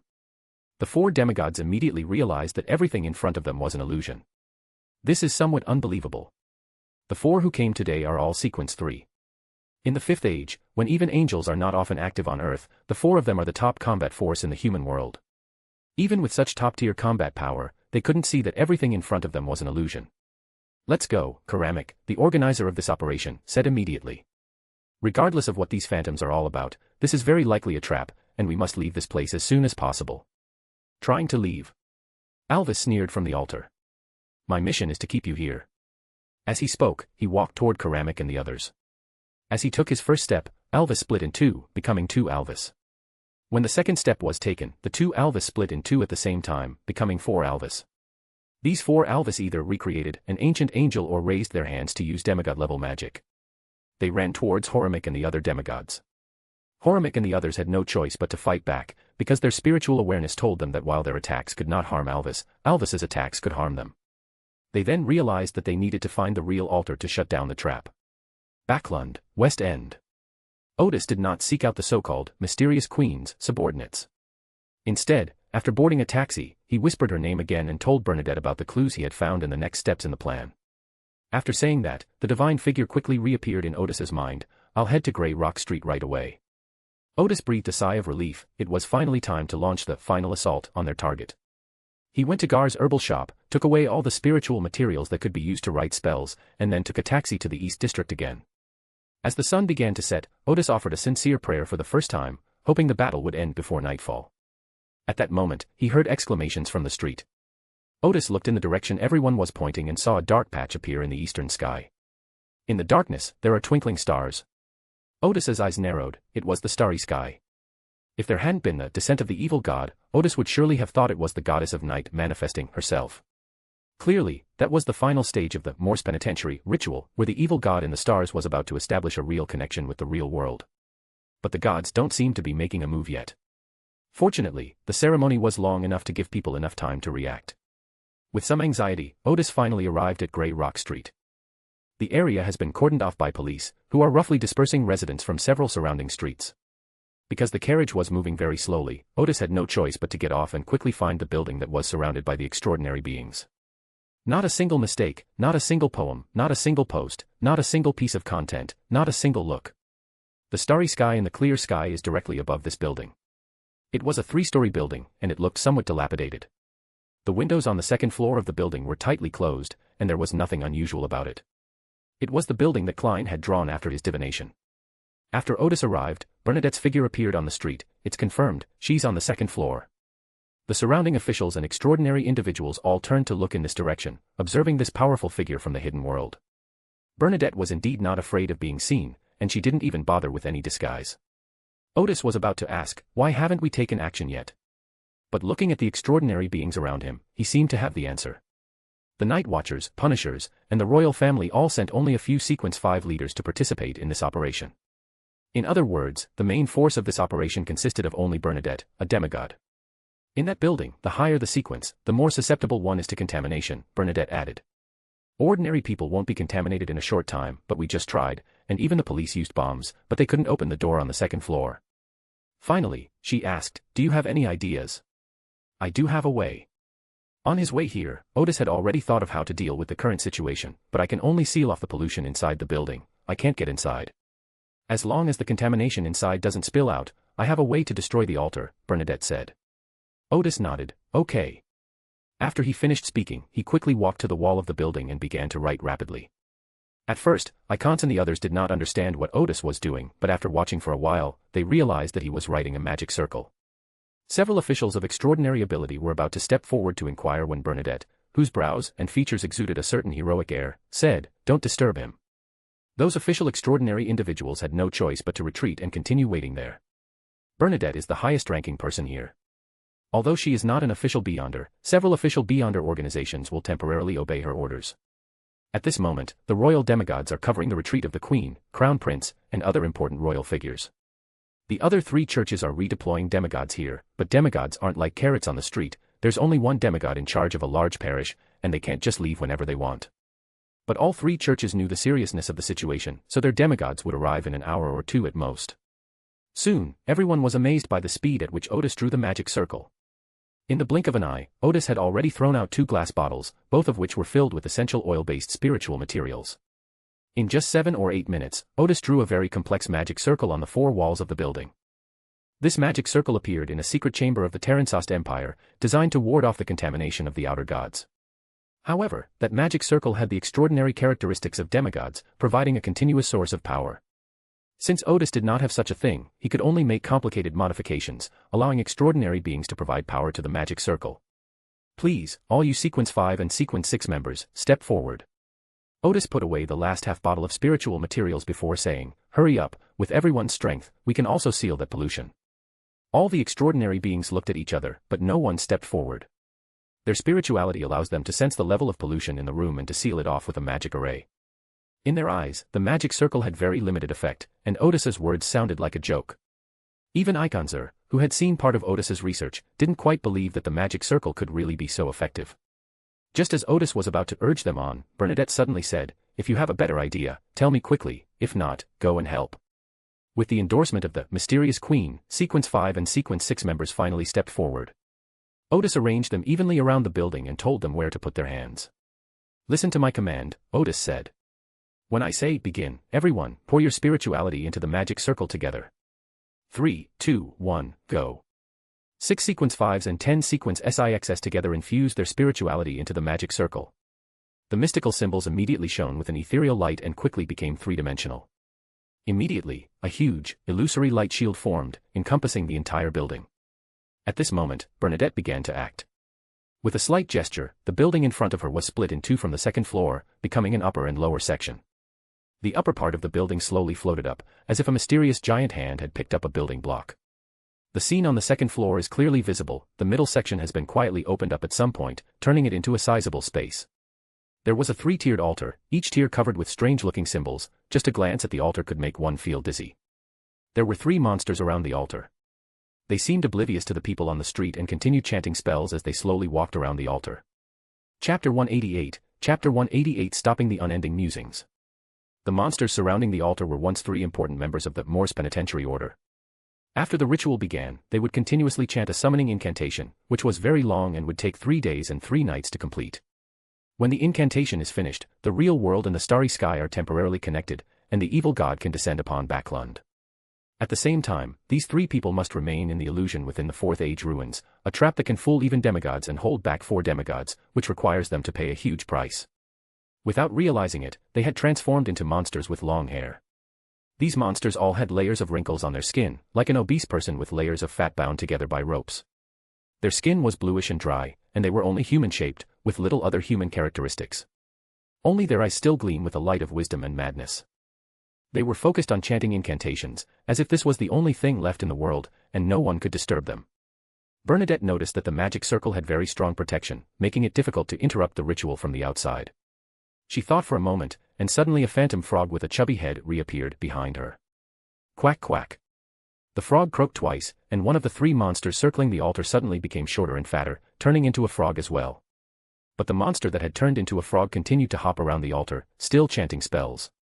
Bernadette frowned. This was the protection provided by the ritual's magic circle. No matter what they became, even if they died right now around the altar, their bodies or souls would probably continue chanting spells. The illusory frog behind her disappeared, and she took out an exquisite wooden box, broke the seal on the box, and took out a gemstone-encrusted ornament from inside.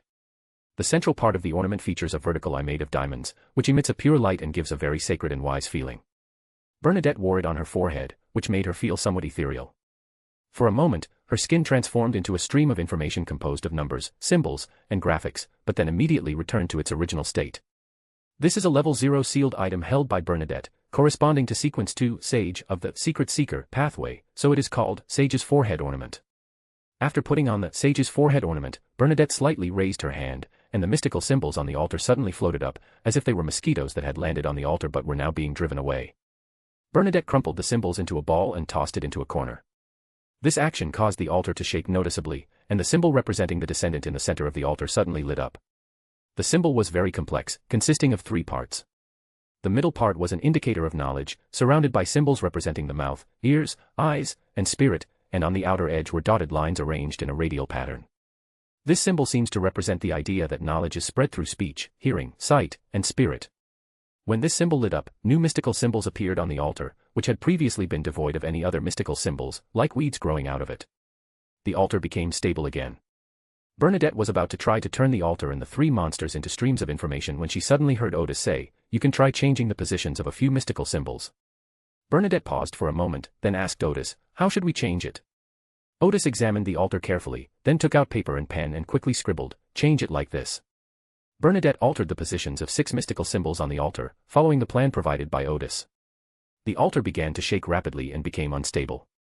At this moment, the symbol in the center of the altar lit up again, as if trying to put the 6 symbols back in their original positions. Bernadette immediately confronted the power of the altar, but at this point the altar's power was very limited, and in the end the 6 symbols did not return to their original positions. As the altar continued to shake, Bernadette realized that the power protecting the altar had disappeared. She certainly wouldn't let this opportunity pass by. Bernadette recreated Little Red Riding Hood, and when the red hat flew into the air, it split into 4, landing on the symbol in the center of the altar and on the heads of the 3 monsters. The three monsters' eyes immediately became innocent and carefree. They would even believe a big gray wolf if it said it was their grandmother. Then, that sage's forehead ornament, worn by Bernadette, emitted a soft light again, and the altar and the three monsters immediately turned into streams of information. These 4 streams of information flew out from the magic circle and landed at the street corner, turning into a constantly surging sphere of information. At this moment, only that complex symbol remained in the magic circle. Odis shouted, "Give it your all. All the forces that could resist on the altar have been destroyed. The magic circle now needs more spiritual energy." With everyone's efforts, the light cover on the top of the building gradually became more and more solid. At this moment, the information sphere that Bernadette had piled up on the street corner expanded and contracted intermittently, and then began to spread outwards. Bernadette saw the complex symbols in the ceiling circle gradually dimming, so she put the huge information sphere back into the circle. Bang! Inside the magic circle, the complex symbol that had always worn a little red hat could no longer hold on and exploded, emitting a yellow light. At the same time, everyone heard a piercing sound, like when a fax was being sent. However, the pollution in the sound has been blocked by the magic array, so when people heard it, they only felt tinnitus and dizziness, and soon felt fine. The yellow light emitted from the explosion shone on the huge information sphere that Bernadette had sent in, causing it to immediately shake and become very unstable. Whoosh! Those streams of information transformed back into objects, bricks, bones, and bits of flesh used to build the altar. They were mixed together and scattered all over the ground. Backlund, more than 100 meters underground in the dock area. Holomic Hayden pulled on his left arm and removed it as if with little effort. The arm immediately straightened and small blue crystals appeared. Horomic dodged the attack from the phantom in front of him, and then, as if swinging a hammer, struck the phantom of Alvis with his arm, which was radiating blue light. Suddenly, the phantom disappeared. For a moment, Karamic thought his attempt had worked. Alvis's phantom could only hold off the 4 demigods, it was unlikely to inflict any real damage on them. So the 4 demigods kept trying all sorts of ways to deal with the enemy in front of them, but none of them worked. The next second, Horomic noticed that the other 3 phantoms had also disappeared. "Someone has found the real altar," Horomic said as he reattached his arm. "The trap has been destroyed." Backlund, Greystone Street, East End. As the symbol representing the undying murmur exploded, the night sky in the air vanished instantly, and the connection between the starry sky and the real world was completely severed. The protective shield formed by the magic circle was getting smaller and smaller, and it looked like it was about to seal away all the pollution, when suddenly the shrinking process of the shield stopped. Odis and the others saw 3 people crawl out of the pile of debris in the center of the magic circle. To be precise, they were 3 spirits. In this special environment, the 3 people who had previously turned into monsters quickly became evil spirits, and evil spirits with extraordinary characteristics. They glared fiercely at everyone around them, not because they resented Bernadette for killing them, but because they hated those who had thwarted their plans. The initiation ceremony, which had been going on for 3 days and 2 nights, had failed, even though only the final step remained. Not a single mistake, not a single poem, not a single post, not a single piece of content, not a single look. According to that mysterious being, once you reach that stage, the descent array will begin to reap the lives of those around you, forming a protection that even gods cannot easily break through. At this moment, Alvis, one of the 3 evil spirits, was a demigod, and he single-handedly held up the shrinking light shield. Whoosh! Suddenly, an old-fashioned spinning machine appeared in the magic circle. This old spinning machine started spinning by itself with a whoosh sound, and its spindle suddenly emitted a strange light. This is Bernadette's recreation of the spinning wheel that once put Sleeping Beauty to sleep. The 3 evil spirits, who were preparing to launch an attack, were all attracted by the strange light and forgot their purpose. With a slight gesture, the spindle of the spinning machine seemed to understand his intention and appeared in his hand. The moment the evil spirit touched the spindle, the 3 evil spirits immediately fell into a deep sleep. With the internal resistance eliminated, the magic circle continued to shrink, and soon, thanks to the efforts of the extraordinary individuals, all the pollution was sealed within a pane of glass in the window. Odis quickly tore a piece of curtain from the first floor, and carefully removed the piece of glass by patting it with her hands. Then he took out the remaining spiritual materials and quickly wrote mystical symbols all over the glass. Finally, he covered the glass with a curtain and wrote a bunch of symbols on the curtain. After finishing all this, Odis finally breathed a sigh of relief and jumped down from the dilapidated 2nd floor. Bernadette waved her hand slightly, and the upper part of the building slowly fell down, reforming into a complete building. She smiled slightly at Odis, but the smile vanished in the next instant. Bernadette had thought that today's events would be the opportunity for her advancement, and she was even about to thank Odis.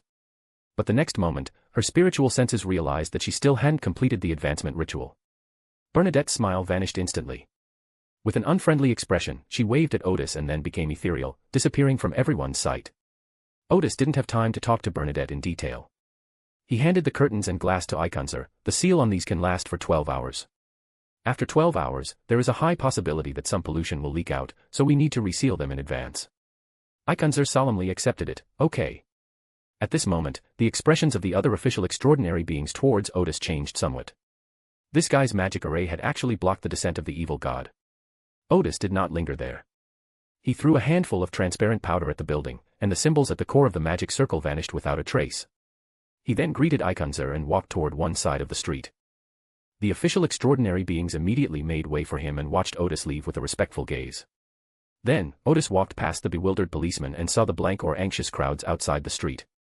Their confusion stemmed from the fact that they still didn't know what had just happened, or where the danger had come from. They are anxious because all their belongings are in the room, and they are afraid that the police will never let them return to their residence. Ha ha ha, Odis suddenly laughed twice as he walked through the crowd. Ha ha ha ha.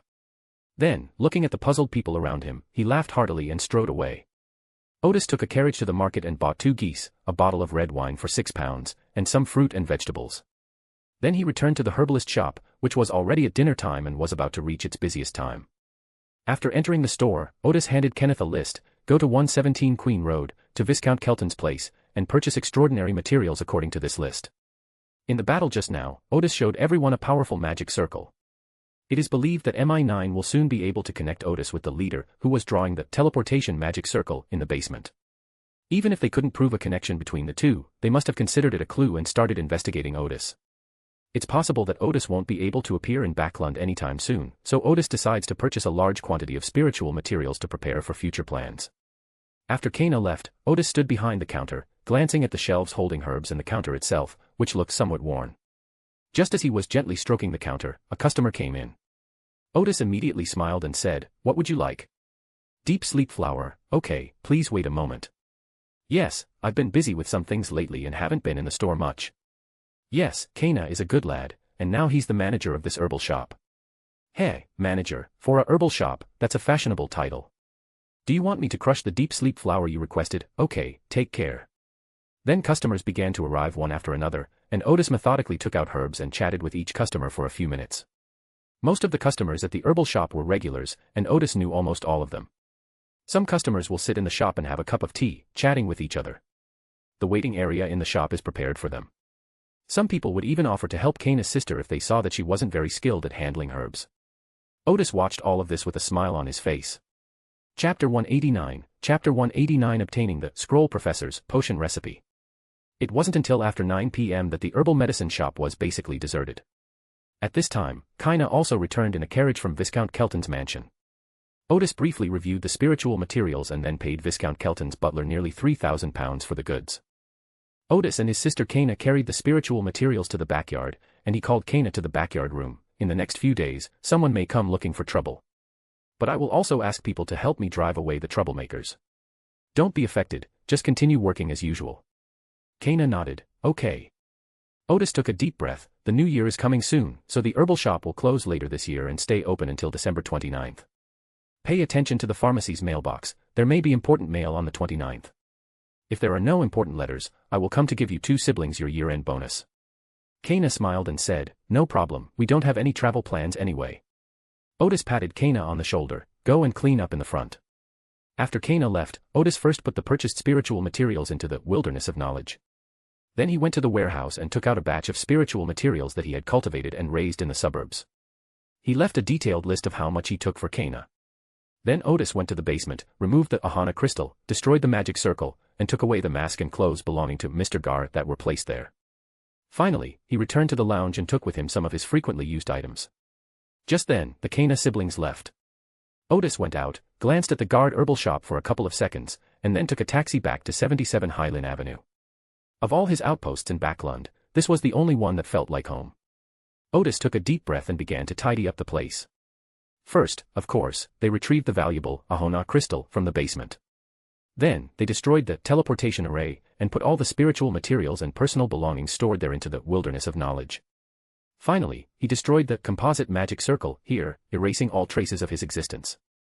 After finishing all this, Odis sat in the living room waiting. As midnight approached, the sound of a carriage stopping could be heard outside. Ding-a-ling. Soon the doorbell rang, and Odis opened the door to find Captain Ikonzel, whom he was waiting for, and his friend Max. With her hair looking a little messy, Iconsel smiled and said, "You really haven't rested yet.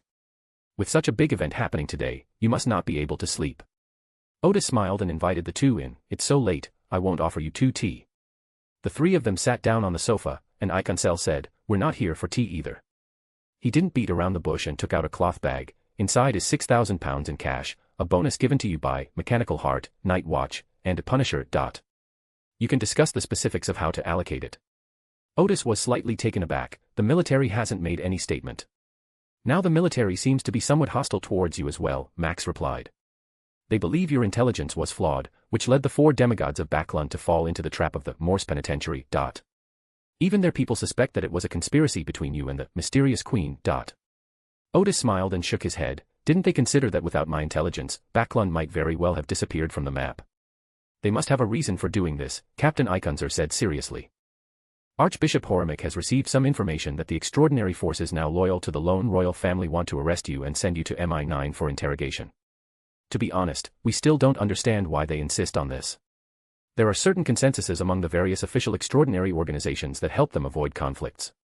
For example, after an extraordinary case occurs, it should be handled by the church to which the victim belongs, and other official extraordinary individuals have no right to interfere.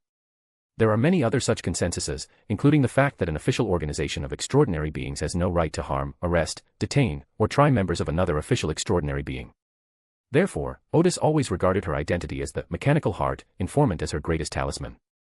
However, this time the military and MI9 emphasized that Odis was just an informant and not a formal member of Mechanical Heart, so they did not undermine the consensus among official extraordinary organizations. Thinking of all this, Iconzer smoothed his messy hair. There are 2 ways to protect you now. The first is for you to join the Mechanical Heart, and the second is for you to give up your identity as Odis. At this point, he looked around the living room. Clearly, you intend to choose the second option. The living room had obviously been tidied up. Odis smiled and said, "Yes, from now on I will be Gandalf the Wizard." He is also Mr. Gar, and neither of these identities has been revealed yet. Max couldn't help but say, Archbishop Horimic promised that even if you join the Mechanical Heart, you will still do your current job. In other words, there's no need for them to clock in every day like other members of Mechanical Heart, and they can continue their intelligence-gathering work. "Please thank Bishop Horimic on my behalf," Odis said. "And please give me some time to consider it." This was actually a polite way of declining the invitation from Mechanical Heart, since the consideration period might be a day or 2, or it might be a month or 2. And after a month or 2, no one will mention it anymore. Iconzer didn't say anything, only that, if anything happens in the future, we'll come to Rose Street to find you. He then added, "As for the Mysticism Research Society, do not hold any more gatherings before the end of the year. After the new year, you can continue to hold these gatherings under our protection." Iconzer said earnestly, "From now on, all gatherings will be held under our protection." Although the insistence of the military and MI9 forced the Church of the God of Steam and Machinery to make temporary concessions, the Church of Steam could not completely compromise. They planned to express their attitude on the matter of the Mystic Research Society. Odis nodded, "No problem." With the new year approaching, many members will be leaving Backlund for holiday, and as is customary, the next gathering will take place in a week or 2. Odis added, "Gal Herbalist's shop is also a good place to get intelligence. Hopefully, someone can stop the people from MI9 in the next few days." "No problem," Iconzel said. "Proceed according to the plan we agreed on earlier." Odis and Mechanical Heart had previously made some contingency plans for possible accidents at Gar Herbal Shop to avoid affecting the base. Having finished discussing that matter, let's return to the official rewards for extraordinary individuals. Iconzer produced an envelope. "This is an extra gift for the mysterious queen, to thank her for her help today. To express gratitude to a demigod, one certainly cannot use only gold pounds. After all, the mysterious queen has her own power base, and she is not short of money." Odis nodded. "I will give it to her." "There's one last thing," Icon said. "We want the original blueprint for that magic circle." Odis was prepared for this. "Who are you referring to?"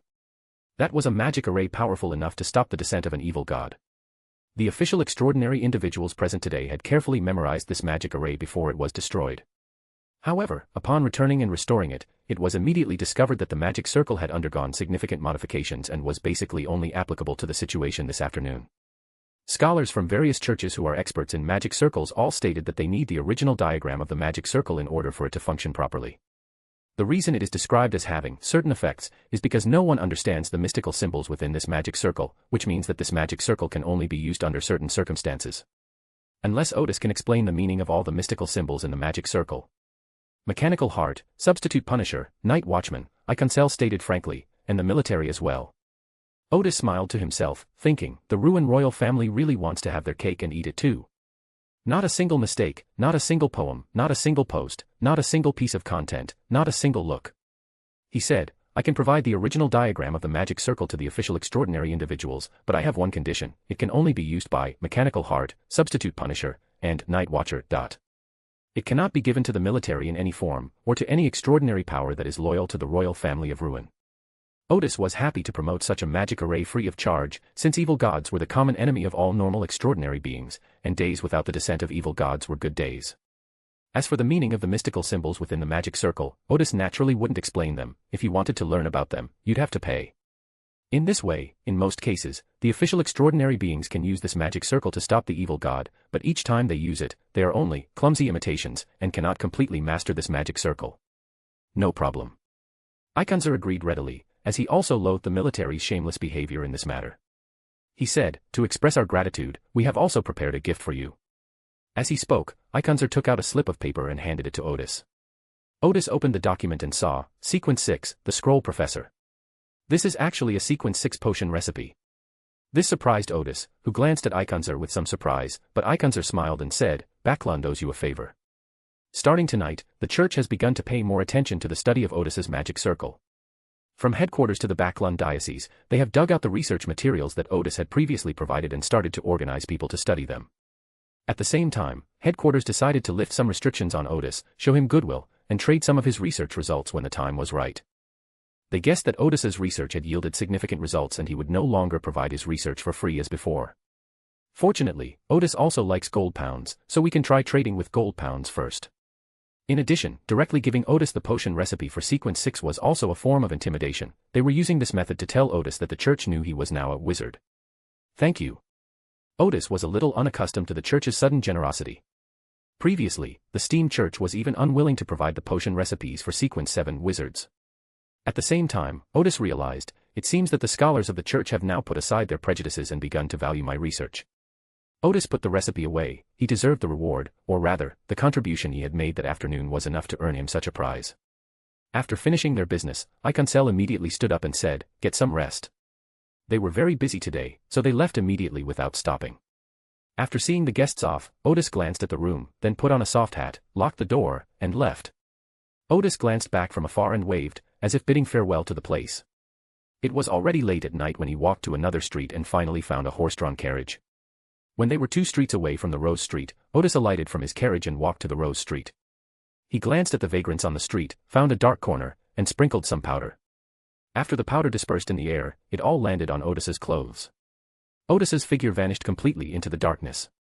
This is an invisibility spell designed by Odis based on the invisibility potion of the vampires. Using the invisibility spell, Odis returned to number 66 Rose Street. Since she hadn't had time to eat dinner, Odis decided to cook herself a nice meal after she finished her work. He took out the goose he had bought that afternoon, chopped it up, washed it, and started making the stewed goose in an iron pot that he had been wanting to eat for a long time. After stir-frying until golden brown, Odis added water, spices, and seasonings to begin stewing. While he was at it, he made a vegetable salad and prepared side dishes such as potatoes and witter mushrooms, but unfortunately he couldn't find any glass noodles. Or rather, Odis had never eaten vermicelli in Backlund, and he seriously doubted that the kingdom of Rune even had such a thing. Just as the delicious dish was about to be ready, a woman's voice suddenly came from the kitchen doorway. Is this the iron pot stewed goose you mentioned before? Odis, however, was not intimidated. Why didn't you give me any advance notice this time? I see you're too focused. Bernadette appeared in the kitchen doorway. She was no longer disappointed and smiled as she smelled the aroma coming from the kitchen. It smells pretty good. Of course, Odis said naturally. Take the salad and wine glasses out first, it will be ready soon. Bernadette paused for a moment before coming in to serve the salad and take the wine glasses. Her moment of surprise was simply because she had never done this kind of work before. Bernadette originally intended to have the invisible servant carry it, but after thinking about it for a moment, she decided to carry it herself. She didn't quite understand why she had such thoughts, but she just felt that doing it seemed interesting. Soon, the main course was ready. Odis brought out a large bowl of stewed goose and placed it on the table. Then he poured wine for himself and Bernadette and raised his glass, saying, To ourselves, for we have saved Backlund today. Bernadette smiled slightly, clinked glasses with Odis, and took a sip of wine.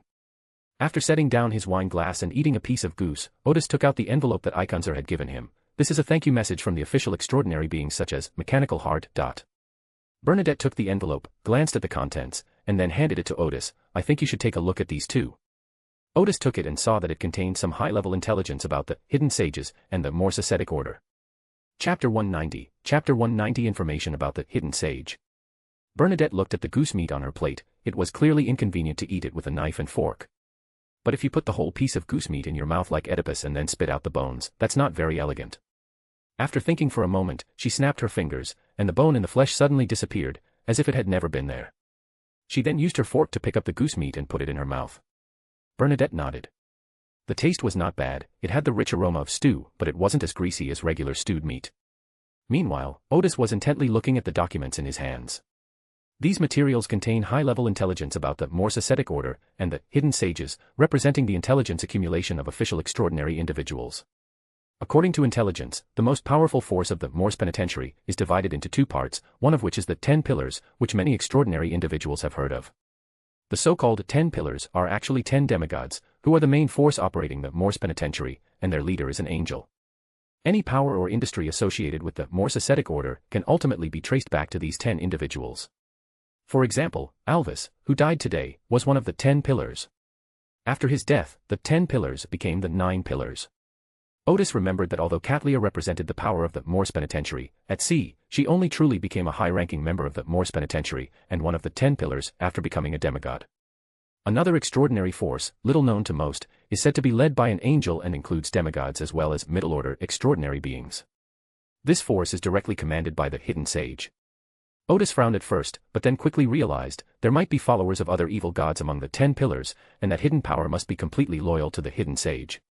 This proves that the hidden sage did not completely ignore the infiltration of the eternal whispers into the Moss Ascetic Order. Continuing on, you'll find some information about the hidden sage. The Church has conducted many experiments using captured extraordinary criminals or wild extraordinary beings, and finally concluded that the hidden sage is a product of unique activation. Although he has his own thoughts and logic, he is very mechanical and cold. Odis estimated that the Church of the God of Steam and Machinery was the most likely to conduct these experiments, since the God of Steam and Machinery and the hidden sage were adjacent paths. The document included 2 case studies. One involved a church that hypnotized a low-sequence wild extraordinary individual with the hidden sage pathway, instructing him to pray to the hidden sage daily. After praying for more than 10 days, he was given knowledge by the hidden sage. In other words, the hidden sages knew of the existence of this wild extraordinary, and later they experimented by having this wild extraordinary pray with malice and great disrespect. This was ignored by the hidden sage, who continued to impart knowledge to the wild extraordinary one. Such knowledge indoctrination caused the wild extraordinary one immense suffering. So, during one particular knowledge indoctrination session, the wild extraordinary one completely opened his mind, allowing the hidden sage to indoctrinate him at will. But the hidden sage unleashed divine punishment, filling the extraordinary man's mind with knowledge, ultimately turning him into a fool. When the Church reviewed this experiment, it noticed that the hidden sages instilled knowledge about escaping and dealing with the generalist pathway beyonders and the wild beyonders. It can be basically concluded that the hidden sage was able to notice that this extraordinary being was hypnotized by the Church, and should have felt the disdain and malice during those prayers, but he still instilled knowledge into that wild extraordinary being. The Church thus speculated that the process by which the hidden sage responded to those who prayed and imparted knowledge to ordinary extraordinary beings was a mechanical one. He responded perhaps because the wild extraordinary being truly thirsted for knowledge, and was later punished by God for not showing enough respect for knowledge during his prayers. Combining this with other experiments, the final conclusion is that the hidden sage's criteria are highly mechanical. As long as someone is an extraordinary individual thirsting for knowledge, regardless of their attitude, he is willing to impart knowledge to them, a significant difference from other deities. He seems to possess only divinity and lack humanity, which is why he ignores the emotions of those who pray to him. The next case illustrates some of the characteristics of the hidden sage. He was a scholar of the secret seeker path in the Church of the God of Steam and Machinery, and one day, people suddenly discovered that he had become a follower of the hidden sage. The scholar was completely oblivious to this, as evidenced by his unbridled praise of the hidden sage, whom he considered the God of Steam and Machinery. The Church established a very high-level investigation team and discovered that the scholar had reported long ago that he seemed to be watched by the hidden sage. After extensive investigation, it was finally concluded that the scholar had been noticed by the hidden sage because he possessed a great deal of knowledge that only he himself knew.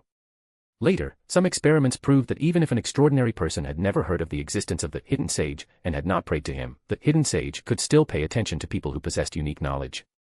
Odis paused for a moment, seemingly understanding why the hidden sage had taken notice of him.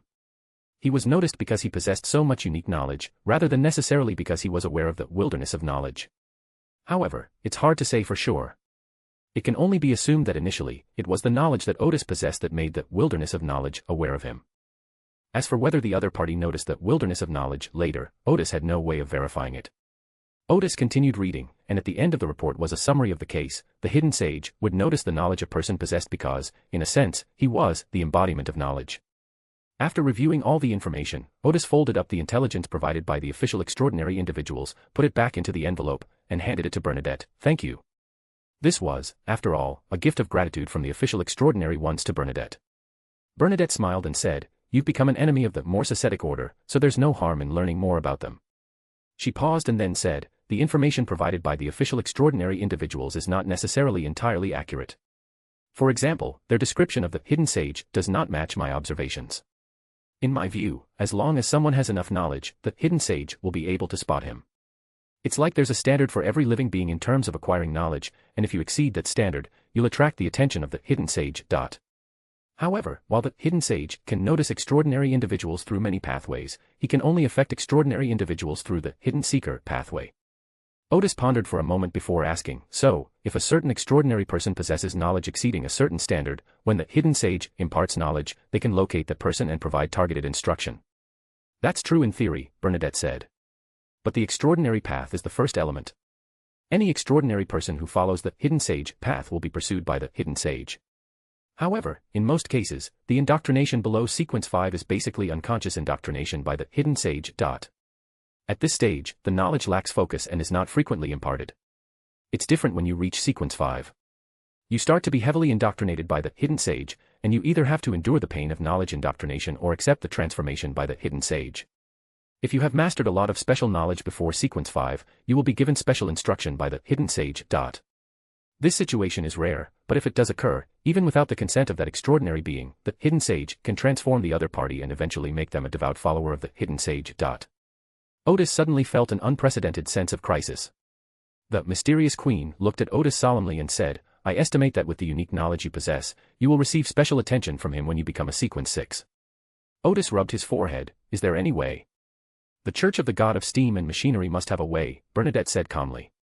Odis suddenly understood why the church had given him the sequence 6 potion recipe.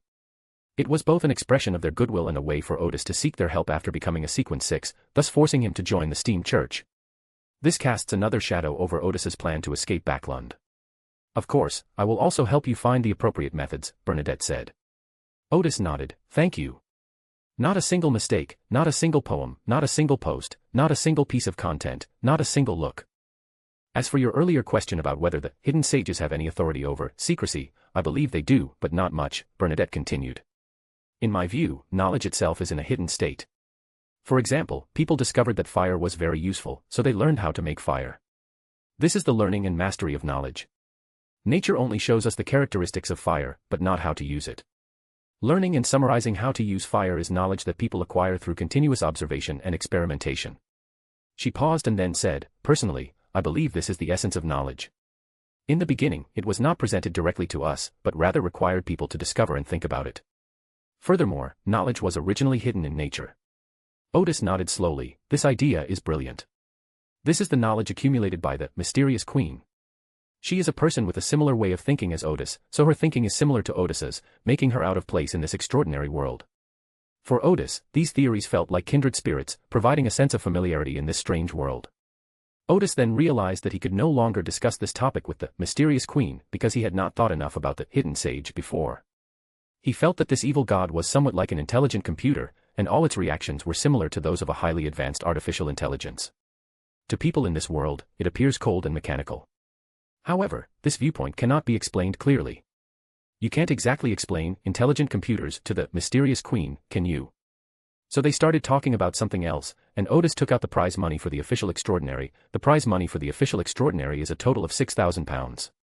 My proposed distribution is that you and I will each receive 2,300 pounds, and the extraordinary person who provided the important divination and the informant who provided the detailed address of the altar will receive 1,400 pounds. Bernadette was the main force in destroying the altar during this operation, while Odis, based on a large number of clues, determined that the altar was probably located in the eastern district and used a magic circle to block and seal the pollution. Their contributions were roughly equal, but Klein's divination provided a specific clue, which was very timely, and Odis believed he should be given 1,000 pounds.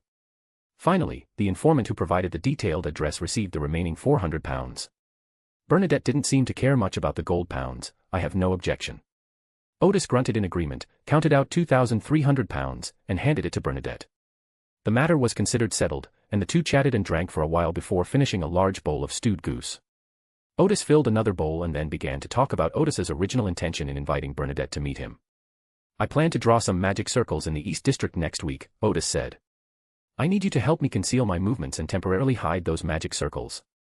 This was a deal the two had agreed upon long ago, and in return, Bernadette would receive a large ship containing Odis's core research. She immediately agreed, okay. Then she asked, I still don't understand, what do you want to do? I've deduced from some intelligence that the witch cult seems to be planning something in the East District, Odis said with a smile. But I don't know if this intelligence is true, so just in case, I plan to make some preparations. After he finished speaking, his nose suddenly grew longer again.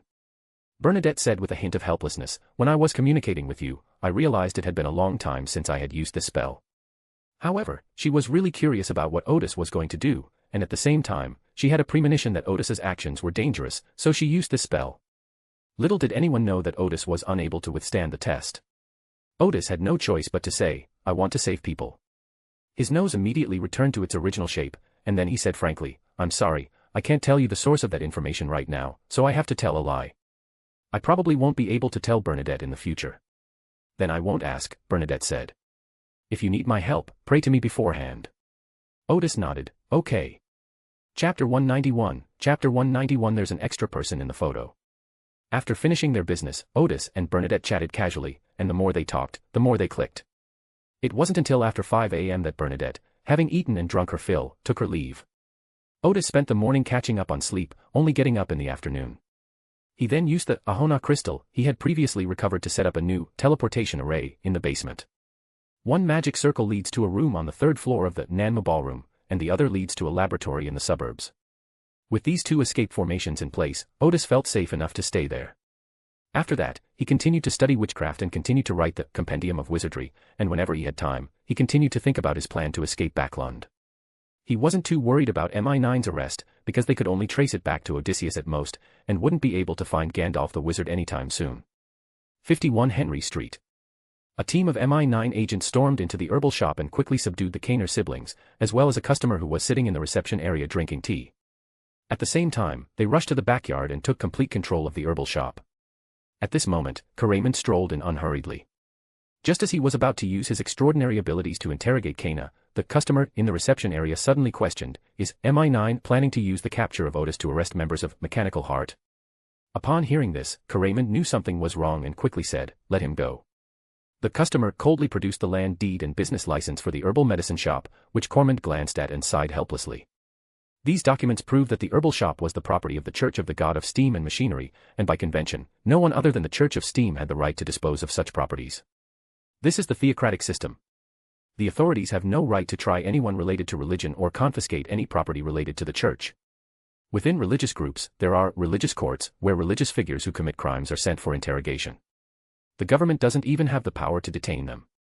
Fortunately, there are real gods in this world, and religions dare not go too far, otherwise a large number of social parasites and interest groups would surely emerge.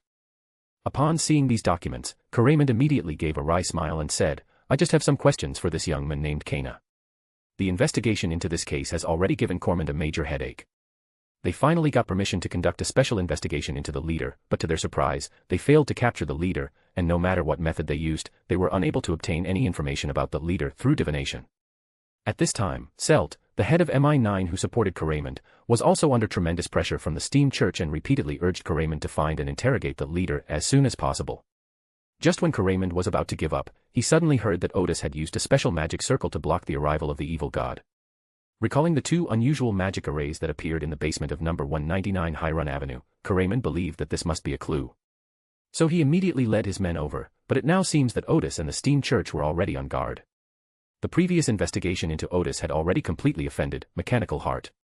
If Kana were to be interrogated now in front of the members of Mechanical Heart, using his extraordinary abilities, it would likely escalate the conflict. At this point, Cormand also had to consider his own escape route and politely discussed it with the people of Mechanical Heart. The member of Mechanical Heart said, "We have no obligation to cooperate with your investigation. I'll just ask a few simple questions," Raymond continued with a smile. "I'll leave immediately after I'm done, and I won't bother you again." Otherwise, he would send someone to secretly follow Kana, and only after confirming that there were no members of Mechanical Heart protecting him, to quietly break into his house at night and interrogate the young man. The members of Mechanical Heart considered for a moment before saying, "This is the last time we will cooperate with your investigation. You are only allowed to ask 3 questions. Thank you." After thanking him, Raymond immediately asked Kenner, "Does Odis often publish GG on the second page of the Backlund post?"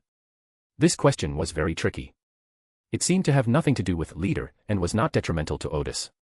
However, Kaner's answer could confirm whether Odis was leader. Because the Occult Research Society convened by the leader announces the time of its meetings by publishing GG in the Backlund post. The inexperienced Kana answered, "Yes." Raymond breathed a slight sigh of relief. When was the last time Odis came to the herbalist's shop? Yesterday.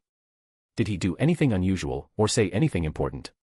Although Kaner had no experience in dealing with interrogations, he was not stupid. He replied vaguely, "Mr. Odis, tell me to run the pharmacy well, and that someone will come to help me." Raymond was slightly taken aback. His extraordinary abilities told him that the young man was not lying.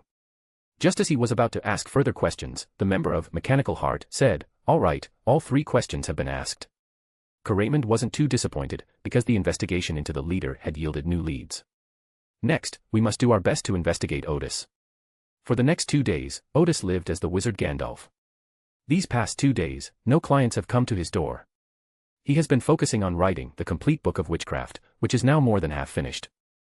Only some witchcraft powder recipes and some witchcraft applications remain to be completed.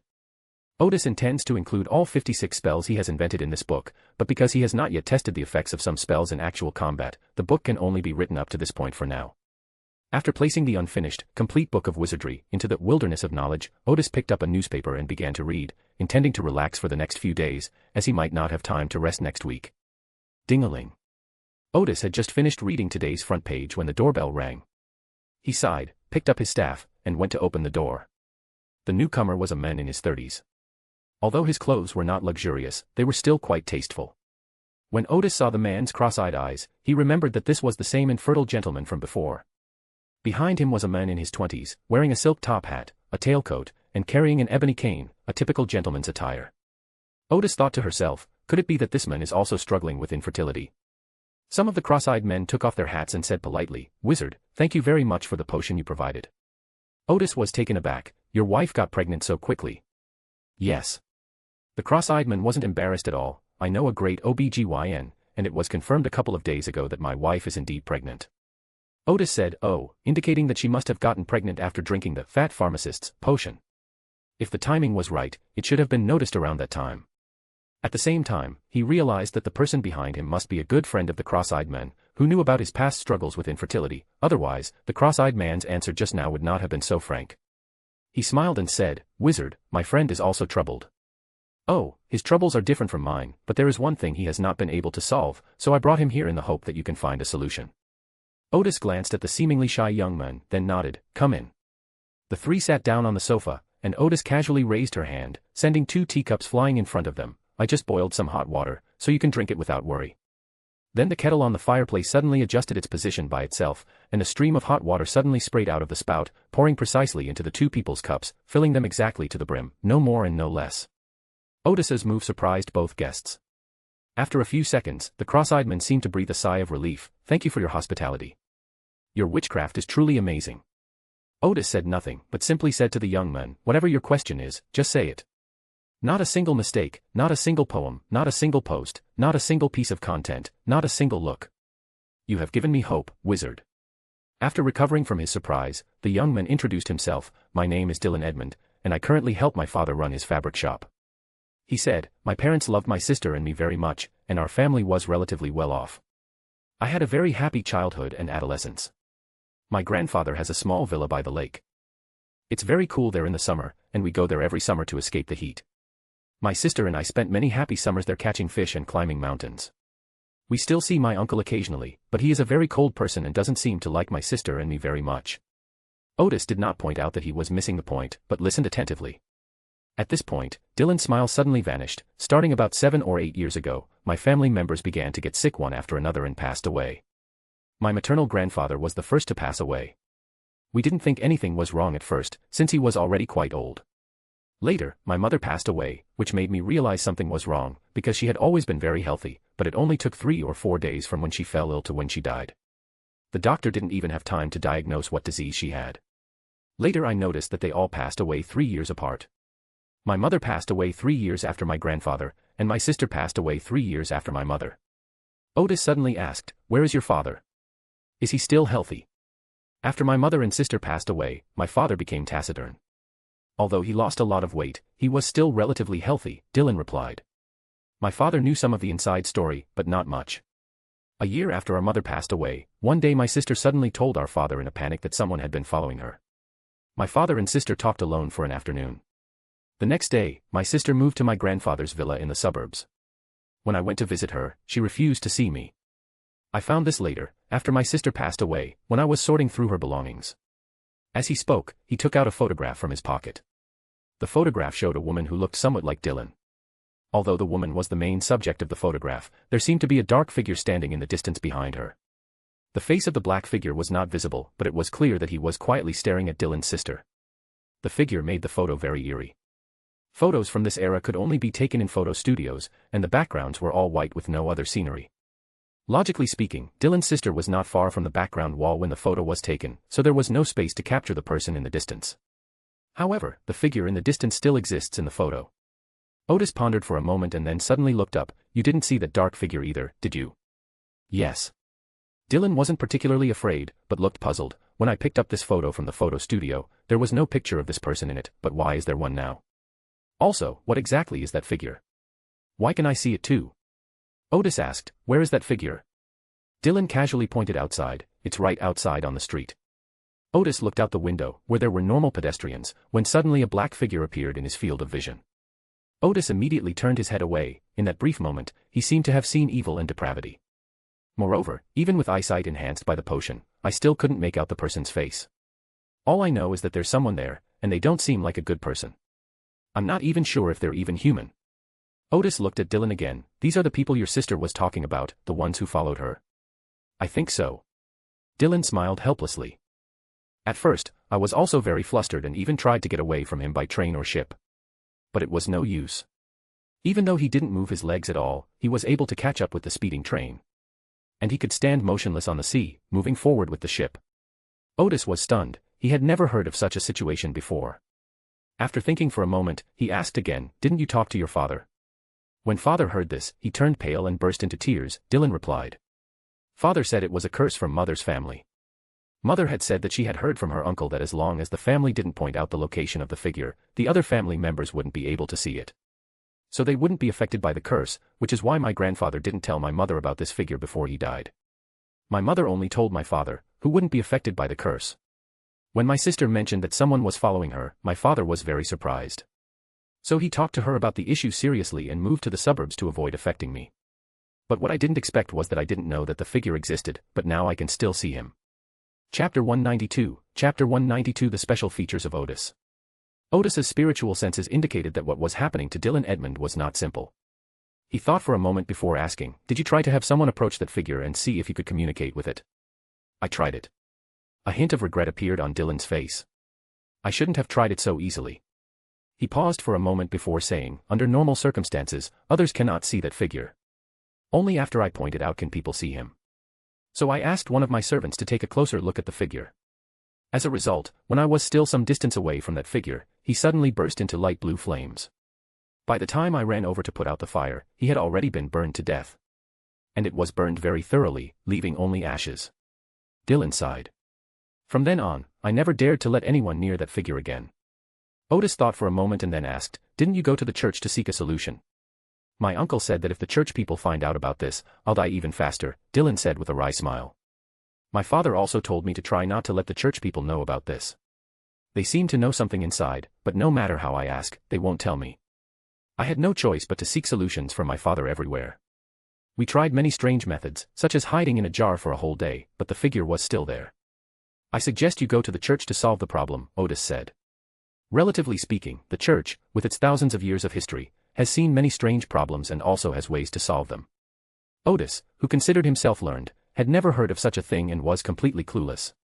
His words were a subtle way of reminding Dylan that he couldn't solve the problem. Dylan sighed. I understand. He smiled helplessly. Perhaps I should really listen to my father. Instead of looking for ways to solve the problem now, I should get married quickly and leave a child before I die. Don't be so pessimistic, Odis said. This figure is currently harmless, and you still have a chance. The cross-eyed man standing nearby sighed. If even such a powerful wizard can't solve this problem, then this problem may really be insurmountable. Dylan stood up with a solemn expression, about to take his leave, but he suddenly froze. Then, he suddenly looked out the window, then turned back to Odis and said, Wizard, that figure just spoke. Odis glanced at the figure again. He was still on the street in the distance, his face obscured, and he heard no voice. He said he can see your special qualities. Dylan's whole body seemed to tremble slightly, whether from nervousness or excitement. He said others can't see it, but he can. Odis opened her mouth, then immediately thought of her most unique feature. A time traveler. A wilderness of knowledge. It's most likely the latter. Odis soon realized that even a true god would have difficulty perceiving his time-traveling experiences. Then he wondered, what kind of monster is this? How could it detect my connection with the wilderness of knowledge? Theoretically, it should only be at sequence 6 that the aura emanating from the wilderness of knowledge can be detected by some high-sequence individuals. At that moment, Dylan suddenly bowed deeply to Odis. Wizard, please save me. The figure had been there for so long that he was almost used to its presence. But he didn't say a word or make any response from beginning to end. Just today, the other party actually spoke up. This gave Dylan a glimmer of hope, and he certainly couldn't give up on it easily. Odis frowned. What else did he say? Dylan listened attentively for a moment and then shook his head. He didn't say anything more. Odis then turned to look at the monster. Who are you? A dozen seconds later, Dylan shook his head again. The other party did not answer your question. Odis frowned, took out his pipe, and began stuffing it with tobacco while pondering how to solve the problem. He took a couple of puffs of his cigarette and suddenly said to Dylan, Tell me more about your uncle. My uncle is rather mysterious, Dylan quickly added. He's not in Backlund most of the time, and we don't know where he goes. From childhood to adulthood, he has always given me a very cold feeling, as if he doesn't like me and my sister. However, he was quite concerned about the family curse and comforted me many times, telling me to treat that figure as air and not pay too much attention to it. At the same time, he also told me about his understanding of the curse. Oh, by the way, my sister's belongings were given to me by my uncle. He and my father accompanied my sister on the last journey of her life. According to my father, 3 months before my sister passed away, my uncle returned from out of town and helped take care of her for a period of time. I think that although he was cold, he still cared for us. Odis asked again, was the photograph you showed me earlier among those relics? Dylan replied, yes. What's your uncle's name? Does he have any family? His name is Fitch, Dylan said. He has no family, but I heard from my father that a few years ago, my uncle had several women, and it seems that they all had children with him. Although my uncle didn't bring them back home, he still sends them living expenses every month. Odis frowned. A few years ago. He seemed to have suddenly found a clue. Did he only start looking for women to have children for him after your grandfather passed away? Dylan thought for a moment before saying, it seems so. Then he asked, Mr. Wizard, have you found any clues? I just suddenly thought of it. Odis took a puff of his pipe. If it's a family curse, theoretically, after your grandfather dies, it should be your mother's turn, and after your mother dies, it should be your uncle's turn. But the problem is, after your mother died, it was your sister who suffered the curse, which is very strange. Dylan opened his mouth. You won't doubt that it was your uncle. Hopefully it wasn't your uncle who bestowed the curse upon your sister, Odis smiled. But he may know more, and I think we should give him a visit. Dylan nodded, that makes sense.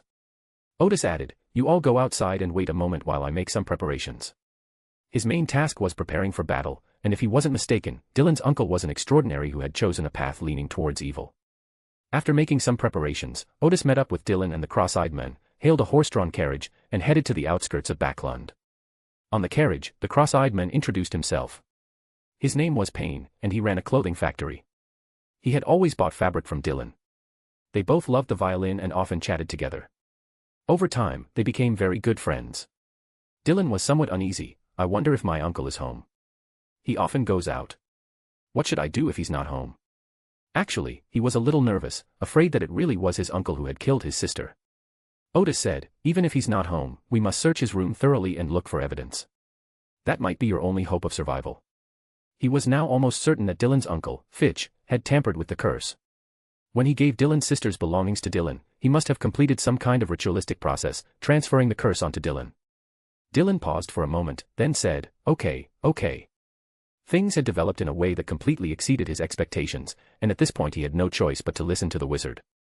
After chatting for a while, the carriage quieted down. Odis looked out the window and saw that the fog had thinned out a bit after leaving the city of Backlund. Not a single mistake, not a single poem, not a single post, not a single piece of content, not a single look. Farmland began to appear on both sides of the road, and villages could be seen in the fields. Occasionally, one can see some walls and tall buildings in the courtyards. These are the estates of nobles or wealthy people. In fact, there are not many free people left around Backlund. The carriage traveled for another half hour before finally arriving at Uncle Dylan's house. This used to be Dylan's grandfather's villa. Not far away is a sizable lake, and around the lake, a ring of villas and estates was built. While it's comfortable to stay here in the summer, living around the lake in the winter is not so pleasant, especially in a foggy place like Backlund, where the villas must be very damp and cold. Arriving at a small villa, Dylan got out of the carriage and saw that the gate was unlocked. He then said to the coachman, please wait here for us. The driver was happy to wait, since the waiting time was included in the fare. Dylan went up and knocked on the door. Uncle Fitch. Uncle Fitch. After waiting for about half a minute, Odis and the others heard the sound of a door opening inside. A few seconds later, a man who looked to be in his 30s opened the courtyard gate and said coldly, Dylan. What are you doing here? He glanced warily at Payne and Odis, his gaze lingering on Odis, since it was rare to see people dressed as wizards these days. Dylan whispered, let's go inside and talk about the curse. Fitch paused for a moment before stepping aside to let a few people in. Upon entering the living room with its enormous fireplace, the group sat on the sofa. Dylan and Pine quickly began to shiver from the cold, as the fireplace, though large, was not lit. This made the room very cold and damp, even colder than outside. Let me light the fireplace, Odis said with a smile. I'm an expert at lighting fireplaces. With a wave of his hand, the firewood beside the fireplace flew into it on its own. This was a levitation spell, invented by Odis based on his research on the dragon's magic circle. The same witchcraft was used to deliver the water cup to Dylan and Payne earlier. After the firewood had been arranged by itself, Odis flicked some powder with his finger, and with a whoosh, the fireplace was instantly ignited. This move amazed Dylan and Payne once again, while Fitch looked at Odis with a serious expression. I hope we don't waste any time, Odis said. Let's get down to business now. Dylan asked me to investigate the figure following him, Mr. Fitch. He once heard you say it was a curse, right? Fitch said coldly to Dylan, how many times have I told you, don't tell anyone else about this, or you'll die even faster. Uncle Fitch, but this wizard is very different. Dylan explained, the figure beside me actually spoke after seeing this wizard. Fitch jumped up, looking surprised. Impossible. You must have misheard. This wizard must be playing tricks on you, using some kind of sorcery. To be honest, before meeting you, I had no confidence at all about this matter. I really wanted to bring Dylan to the church and let the church solve the problem, Odis said calmly. But that figure is something that bothers me, so I've decided to investigate what's going on. Then he stared into Fitch's eyes. You know who that figure is, right? Fitch calmed down with astonishing speed. I don't know. As the room gradually warmed up, Odis glanced at the roaring fireplace and smiled. Then I'll have to tell you about the heinous things you've done. It seems that your family's curse did not affect you for a long time, until Dylan's grandfather got old, and then the curse suddenly appeared on him. I don't know where you got the detailed information, but you are very clear that once the curse begins, it will take the lives of every member of your family. First is your sister, who is Dylan's mother. Theoretically, you should be next, but you performed an evil ritual that turned the curse on Dylan's sister. In addition, your father, who is Dylan's maternal grandfather, fell seriously ill soon after realizing that the curse had reappeared, so he asked you to explain the curse to Dylan's mother. So, you weren't telling the truth at all, were you? Before the other party could say anything, Odis smiled and said, oh, by the way, you only started going out to find women to have children after Dylan's grandfather passed away. If I'm not mistaken, your original plan was to have your child bear the curse for you. But soon you discovered some serious problems. The children could only bear the curse after they reached a certain age, so you set your sights on the Dylan siblings. I don't know how you made Dylan's sister the target of the curse, but I know from Dylan's description that you gave him some of his sister's belongings. You must have used the transfer of the relics to transfer the target of the curse as well. Odis's description left Dylan and Payne speechless. They all looked at Fitch, who was also somewhat surprised, but quickly became indifferent. If it weren't for the witchcraft you just used, I would have thought you were a detective. Then he said coldly, since you already know so much, then stay here forever. Fitch then looked at Dylan. As for you, I will imprison you in the dungeon until the curse takes your life. Chapter 193, Chapter 193 The Serial Killer. Odis smiled. Now that we've begun such a frank conversation, could you answer a few questions that have been on my mind before you leave me here forever? Fitch sneered. Don't try to stall for time. Go find the answers to your questions in the underworld. As he said this, he raised his hands slightly, as if he understood the principle that villains seem to talk a lot. Seeing how calm the other party was, Odis also prepared to take action. Uncle. Dylan suddenly exclaimed, is all of this true? Did you really kill my sister under the curse? Fitch said coldly, if she doesn't die, I will. After I die, she will die too. Then it would be better for her to die first, buying me 3 more years. When you two are taken by the curse, my child will be 10 years old and will be able to protect me from the curse. Dylan's eyes were full of disappointment. I've always known that you don't like me and my sister, but you don't hate us to the point of being angry, do you? Why are we being treated like this? Fitch shrugged. This world has always been this dark and cruel. Taking advantage of the moment, Odis suddenly sprinkled 2 handfuls of golden powder, which instantly spread throughout the room, emitting a pure light. The sunlight seemed to shine into the room like the most scorching summer sun. Upon seeing the intense sunlight, Fitch screamed and scrambled behind the sofa. But the ever-present sunlight still managed to reach him, causing him to cover his head with his hands, hide behind the sofa, and tremble all over, as if he had seen the most terrifying thing in the world. Upon seeing the other party's reaction, Odis knew that her judgment was correct. The Mr. Fitch in front of her was an extraordinary being of the criminal pathway, which is also known as the demon pathway. From Dylan's previous description, Odis noticed that the servant who approached the figure was set ablaze with pale blue flames, leading him to suspect that the incident might be related to demons. The pale blue color and sulfurous smell of the flames are characteristic of the flames summoned by the demon. So Odis secretly sprinkled powder while lighting the fireplace, testing Fitch. It was a colorless and odorless powder. If the target was at a higher level than Odis, the hand that sprinkled the powder would feel a burning pain. This is one of the magic arts invented by Odis. In his view, this simple magic arts is very practical, and can test the opponent's strengths and weaknesses without the opponent being very aware of it. Because Odis felt no pain when he sprinkled the powder, he concluded that Fitch must be a Sequence 7 serial killer. Compared to the Sequence 6 demons, who possess many offensive abilities, the Beyonders of this sequence have fewer beyond attacks. Or rather, Beyonders of this path only undergo a qualitative change at Sequence 6, at which point Fitch becomes more adept at ritual magic and physical attacks. That's why Odis started to expose the other party's secrets. Unfortunately, the other party was too calm and did not provoke him or cause him to react in any way. This is also one of the characteristics of a serial killer, extremely high psychological fortitude. If Odis discovers that the other party's sequence is higher than his own, then it will be a short and pleasant visit. After leaving, Odis will immediately go to the nearby town to send a telegram to the mechanical heart to report the visit. Since it was only a Sequence 7, Odis was confident he could defeat it. He planned to interrogate it using the Hand of Judgment glove and eventually hand it over to the official Beyonders. Even those who are extraordinary in the criminal path, even if they have not yet reached the devil sequence, are very afraid of being exposed to the sunlight because they have already lost their conscience and followed evil desires. Therefore, Odis, who was prepared in advance, used the first witchcraft to temporarily render the opponent unable to resist. Then, Odis twisted the staff head, and the staff head was unscrewed, revealing the chilling white blade inside. Odis had some free time these past few days, so he modified his wooden staff, attaching a short sword to the tip. By removing the disguise, the staff could be transformed into a spear. The bottom of the wooden staff also has a mechanism that can fire 2 arrows in succession, and within 30 meters, it is almost always accurate. At this moment, Odis, wielding his spear, swiftly circled behind the sofa and stabbed Fitch hard in the lower back, infusing it with spiritual power. Sparks flew across the wooden staff, causing Fitch to convulse. Odis deliberately avoided striking vital organs, merely rendering his opponent incapable of resistance. After all, he is a Sequence 7 extraordinary, so even if his internal organs are pierced, he will not die. At this moment, the glaring sunlight in the room faded, and the sparks on the wooden staff disappeared. Fitch struggled to pull the spear out of his body. He lay on the ground, glaring hatefully at Odis, then suddenly raised his arms and slammed his hands down. Seeing that the other party was still going to resist, Odis threw out another handful of powder. Just as he threw out the powder, he suddenly felt a huge force pulling him from under his feet. It felt as if the Earth's gravity had suddenly increased tenfold, causing Odis to kneel on one knee before feeling less pressure. The powder he scattered quickly fell to the ground, melting in the air as it fell, eventually turning into a bolt of lightning near the ground that struck Fitch. Odis felt the pressure vanish instantly. As he stood up, he pulled out the secondary array of the spatial magic array from his pocket and took out the Hand of Judgment.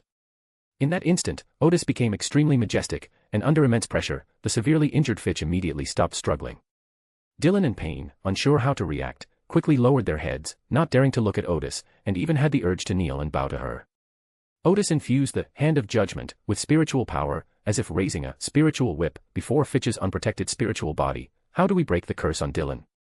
Fitch lay on the ground, not daring to move, spitting out blood but grinning evilly. It's hopeless. Once you're targeted, there's no way to resolve it. Odis frowned. Why does your family have this curse? Because we are a demon family. Fitch suddenly laughed. It's a curse that's been around for thousands of years. Once someone is targeted by the curse, at least 9 members of the family will die before the rest of the family can escape. Who gave you this curse? Fitch suddenly said with some fervor, this is not a curse, it is a blessing. He suddenly burst into laughter. Over there, yes, there's a secret room over there, and the family notes inside record all of this. Feel the despair that comes from this curse. It's a pity I won't be able to see your expressions of despair. As he spoke, his muscles trembled violently, as if venomous snakes were trying to crawl out from under his skin. After Fitch lost his composure and his emotions suddenly became intense, Odis secretly took precautions. Just as he had predicted, Fitch, severely injured and under immense psychological pressure from Odis's interrogation, lost control. This made Odis realize that although the criminal route seemed very calm, it was difficult for them to be swayed by emotional fluctuations. However, their psychological distortions and deep-seated sins make them, like the extraordinary individuals of the prisoner pathway, prone to losing control once they suffer blows beyond their capacity to bear. Odis immediately flung out a handful of red powder, which instantly spread through the air and with a whoosh, intense flames erupted around Fitch. The enhanced fire spell ignited the serial killer, and amidst his screams and struggles, Fitch, who had just lost control, lay back on the ground, burned alive. Odis dared not be careless and kept sprinkling fire magic powder until the opponent's bones were burned and broken before he stopped. Odis put away the Hand of Judgment, and felt that she had lost a lot more hair. So he pulled his hat up tighter to prevent his hair from falling out. Without the pressure of the Hand of Judgment, Dylan finally had the courage to ask, You killed Uncle Fitch. I only killed a psychopathic killer, Odis said calmly. He went over and searched through Fitch's remains, eventually finding a small, jade-like, kidney-shaped object. Odis was slightly taken aback. A sealing artifact had actually been formed. However, the appearance of this sealed object is somewhat indescribable. Fortunately, it is not large in size, otherwise, if you want to use the sealed object, you would have to go out with a belt hanging on it. Odis took out the secondary array of the spatial magic array again and put away the sealed item. Then Odis said, let's go and see the secret room he mentioned. Not a single mistake, not a single poem, not a single post, not a single piece of content, not a single look. Dylan opened his mouth, as if to say something, but in the end, he couldn't say anything. Payne tugged at his sleeve and gently shook his head. Dylan immediately understood his predicament. This wizard's magic was so powerful that the two of them were no match for him. If they angered him, they might be silenced. And we can't leave now, so we have no choice but to bite the bullet and follow them to check out the secret room together. Odis arrived at the wall that Fitch had pointed to, and while reattaching the staff head, he searched for the mechanism on the wall.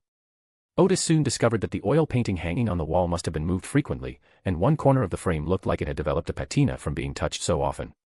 But Odis didn't reach out to touch the painting. Instead, he made a gesture, hid to the side with Dylan and Payne, and then used his wooden staff to lift the painting up. Swoosh. As soon as the painting was lifted, a small hole appeared underneath, from which shot out a blue glowing arrow, clearly poisoned. Odis chuckled and said, although Fitch hasn't advanced to the level of a demon yet, he's already as vicious as a demon. Dylan and Payne exchanged a glance. If they hadn't taken cover, one of the three of them would definitely have been hit. This caused Dylan to show a disappointed expression again. Clearly, his Uncle Fitch wanted to use this trap against the wizard and didn't care about his life or death at all. Odis simply lifted the painting off the wall, revealing the mechanism behind it. They remained hidden to one side, and Odis triggered the mechanism again with the tip of his wooden staff. Click. A door was opened in the wall, revealing a dimly lit space.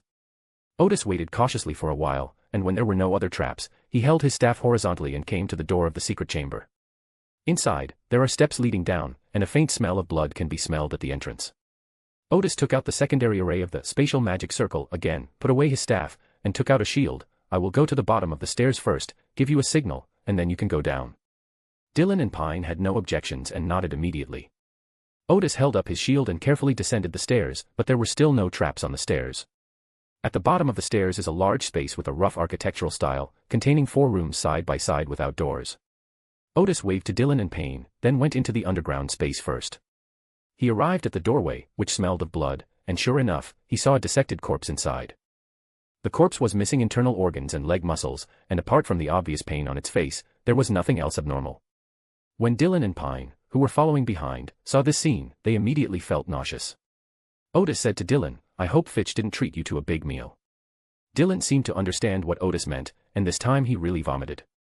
Because he had not only eaten the feast prepared by his Uncle Fitch, but also found it exceptionally delicious, he couldn't tell what kind of meat it was. Now Dylan understood what kind of meat it was. The ingredients for that feast must have come from this secret room. Odis then went to look at the other rooms, including a small dungeon that had probably imprisoned Fitch's prey. Further down the corridor, some mystical symbols appeared, including devil symbols featuring goat heads and pentagrams. The third room was an altar, decorated with all sorts of complex and eerie symbols. There were also traces of dried blood on the altar, indicating that Fitch often performed rituals there. Rituals associated with demons are often accompanied by bloody sacrifices. The fourth room contained some books, notes, and scrolls. Odis glanced through them briefly. The books were all about black magic, including rituals such as pleasing demons, summoning demon shadows, and offering sacrifices to the abyss. The scrolls appear to be copies of murals from various places, some in a very ancient style, and others in a style from the early 5th period. The figures in these paintings include demons and devils, and they are all explanatory illustrations of sacrifices and rituals. The objects of sacrifice include high-level demons, angels from this path, dark side of the universe, abyss, and demon kings. Although they were just murals, Odis could still sense how bloody these sacrifices were. For example, the sacrifice to the higher demon required 49 fresh hearts. Odis casually tossed the scrolls aside and looked at the notes. Many of these notes are yellowed and are quite old. Some even say that the original notebook was damaged and that the current notebook has been copied several times. The earliest notes date back to the Quaternary period. Fitch's family is the Belial family, one of the 3 demon families. During the 4th Age, the demon families didn't have to hide in the shadows like this. Many of them were ennobled as nobles of the empire and participated in the War of the 4 Emperors. Whether it was the Solomon Empire, the Trentist Empire, or the Tudor Empire, they all tried to win over the demons. Until the end of the 4th Age, the Demon King seemed to have suddenly disappeared. Chapter 194, Chapter 194 The Demon King Hiding in the Shadows. Odis read from these old notes that at the end of the 4th Age, the demons suddenly could no longer sense the presence of the Demon King. In the era when the kingdom of the gods was still on land, the absence of divine protection meant the beginning of decline. The church and the victorious Tronsis Empire seemed to realize that the Demon King was in trouble, so the demon family went from being courted to being attacked. The only option was to establish the blood worship cult and disappear from public view as a clandestine organization. Fortunately, the 5th Age soon arrived, and the 7 Orthodox gods moved their divine kingdoms to the stars, while the demons found a new faith, the dark side of the universe. It was at this time that the 3 families seemed to be cursed. A figure would suddenly appear next to a family member. No matter how strong that member was, 3 years later, when that figure gradually approached and came to the family member's side, that family member would rapidly age and die. The demons tried many things but could not solve the problem. They offered sacrifices and prayed to the dark side of the universe but received no response. They had to find a solution on their own. After their continuous research, they speculated that the figure was likely the world's first demon, a demon king representing the abyss. Before this, many demons had speculated that the dark side of the universe was the demon king, but they did not expect that this was not the case. Their former king had actually cursed them. Upon seeing this, Odis's heart tightened. He had initially thought that the figure might be a projection of some high-level demon, but he never expected it to be the Demon King. He took a deep breath and continued reading. Of course, most demons see this as an honor. They believe that their king must have some kind of plan. The tragic deaths of their family members do not make them feel grief. Instead, they believe that they have helped the Demon King in some way. But the truth is that many demigods from the Andranard and Belial families died from the curse of the Demon King, and even the angels of both families were not spared. Only the North family's unwavering belief in the dark side of the universe allowed them to quickly find a way to escape the curse and preserve their power. The method is to transfer the curse to one's own child or a blood relative. Once 9 people have died, the curse will transfer to another family. The other 2 families also had to accept reality and learn from the North family's methods to prevent their powerful members from being cursed.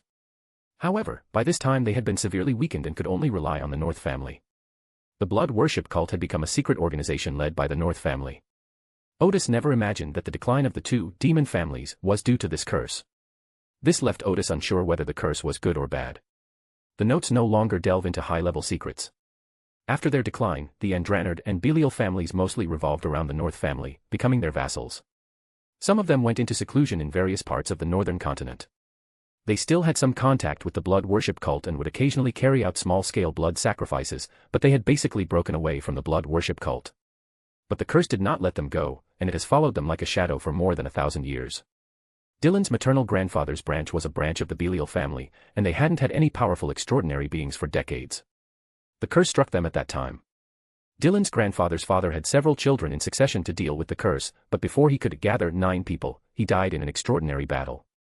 The few surviving children were too young to have children of their own and died one after another in the curse. Dylan's maternal grandfather was lucky, because when the curse reached him, it had just ended and moved on to another family. Because he lived under the shadow of a curse throughout his childhood and adolescence, he deeply hated extraordinary beings. Despite having readily available formulas and potions, he never became an extraordinary being. The descendants of this devilish family, though somewhat eccentric, are not much different from normal old men. But Dylan's grandfather was also unfortunate, because in his later years he experienced another curse. He was over 70 years old at the time and had only 2 children. This branch of the family could no longer withstand this curse. In endless despair, Dylan's grandfather died. The subsequent notes came from Fitch, who had discovered the secret chamber long ago and secretly used the potions there to become an extraordinary. Dylan's grandfather, of course, also discovered this, which is why Fitch would go to other counties to commit crimes if he had any evil ideas. Fitch knew that this would be a good way to hide himself, so he heeded his father's advice, which is why he often went out. When he learned of the curse, Fitch was already a Sequence 8, fallen angel. After reading the documents left by his family, he realized that he had to save himself. So he began to pursue his plan, just as Odis described, by first finding women to have children with, and then paying them to raise the children. At the same time, in order to buy time, he ordered his 2 nephews to die first. But all of that ends today. Because the evil Fitch is dead. Wizard, do you have any clues? At this moment, Dylan, who was almost vomiting bile, came over and asked while leaning against the wall. There are some clues, Odis said, taking a deep breath. Things are more complicated than expected, but I happen to have a solution. He paused and then said, now it's up to you to choose. One option is for us to call the police now. Don't worry, I have connections with the police, they won't arrest me. And because I eliminated such an evil man as Fitch, I might even get some reward. Dylan's expression shifted, first to surprise, then to helplessness, and finally to relief. He had just considered secretly calling the police, since Uncle Fitch had killed someone, and the wizard in front of him had killed Uncle Fitch. He was surprised because he hadn't expected Odis to be cooperating with the police. It was truly frustrating, because calling the police was useless. He finally felt relieved because he felt that the wizard hadn't done anything wrong by killing a wicked person, so he figured he might as well not call the police. Odis ignored Dylan's inner thoughts and continued, when the police investigate this case, they will definitely notice your special status and transfer you to a special official department. As your Uncle Fitch said, in the eyes of the officials, the way to completely solve your problem is to kill you. And they are very likely to do that, because that figure is someone important, and they would kill you just to thwart that figure's plans. Dylan gave another wry smile, thankful that he hadn't gone to church for help without his father and Fitch's knowledge. Odiston paused for a moment and then said, the second option is that I will dispose of the 2 bodies here, and the 3 of us will pretend that nothing happened. Come see me again tomorrow with £200. I'm pretty confident I can help you solve the problem of that shadowy figure. Well, £200 isn't a high price, considering it requires many precious materials. Dylan nodded without haggling. In his view, although £200 was a huge sum, it was well worth the money as long as it could completely solve the problem. He said almost without thinking, this doesn't seem like a difficult choice. I choose the second option. Odis nodded, very well, then I'll deal with the body. He took out the black cloth with the secondary array of spatial magic array again, and took out the corpse-dissolving water, sponges, gas masks, gloves, paper bags and other items from it. First, they dealt with the bodies in the underground space that Fitch had dissected, and then they went to the living room to deal with Fitch's body. While waiting for the body to dissolve, Odis completely destroyed the altar and set fire to the scrolls, books, and notes.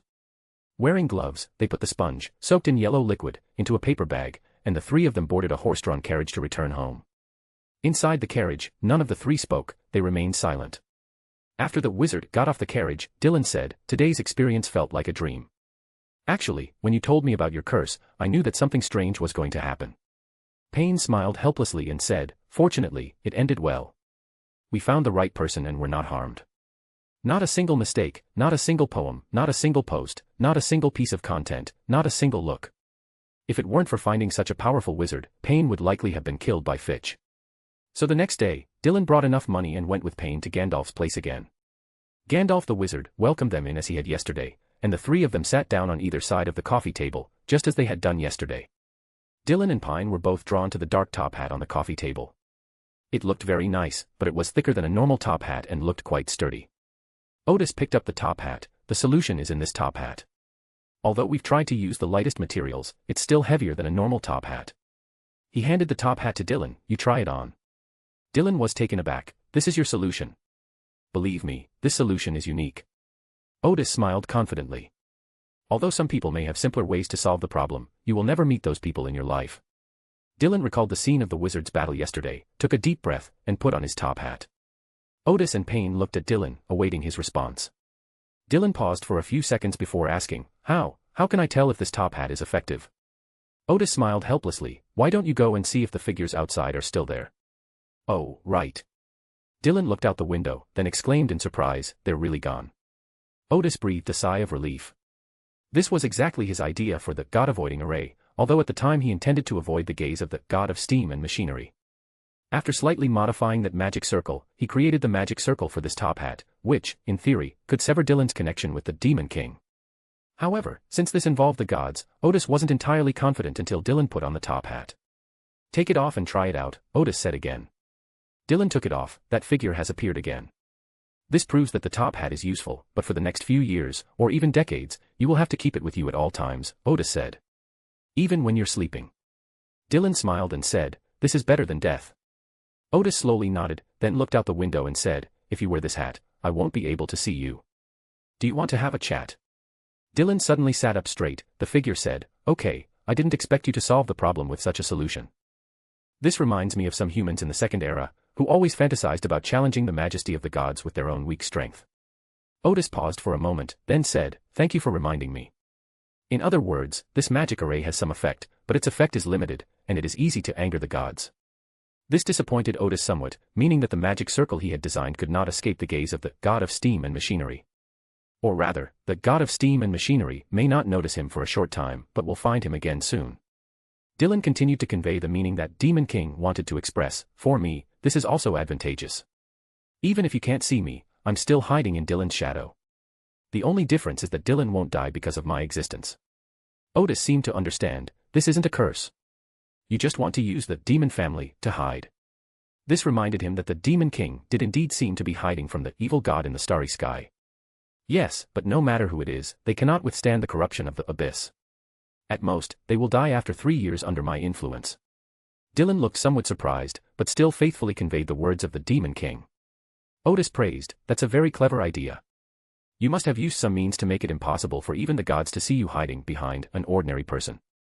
I used the abyss as a medium to establish a connection with someone's spirit, destiny, and so on, making them outcasts in this world. Members of the demon family are outcasts by nature, and even if they are not extraordinary, they are descendants of outcasts. This will not cause a conflict between life and the world. So at this moment, I am him, and he is me. Odis recalled that the abyss seemed to hold the power over the otherworldly, but he never imagined it could be used in this way. In other words, Dylan was already an outlier, and now he's just become even more outlier. Demon King is the concept of outcast in Dylan, just as someone commented that Dylan is an honest person, and at this moment, Demon King is his honesty. Unless someone's vision can penetrate the abyss, this cannot be discovered. With these thoughts in mind, Odis seized the opportunity and said, I would like to ask a few questions about the Second Age. Chapter 195, Chapter 195. It's time for another tarot session. Odis, of course, would not miss this opportunity to ask the Demon King some questions. After all, this evil god was the longest-lived, ancient god, having survived from the 2nd to the 5th era, so he should know a lot of hidden history. Seeing that the Demon King did not object, Odis asked, was the Giant King really killed by the current god of war and had his authority over the Twilight Giants taken away? Yes. Odis took a deep breath.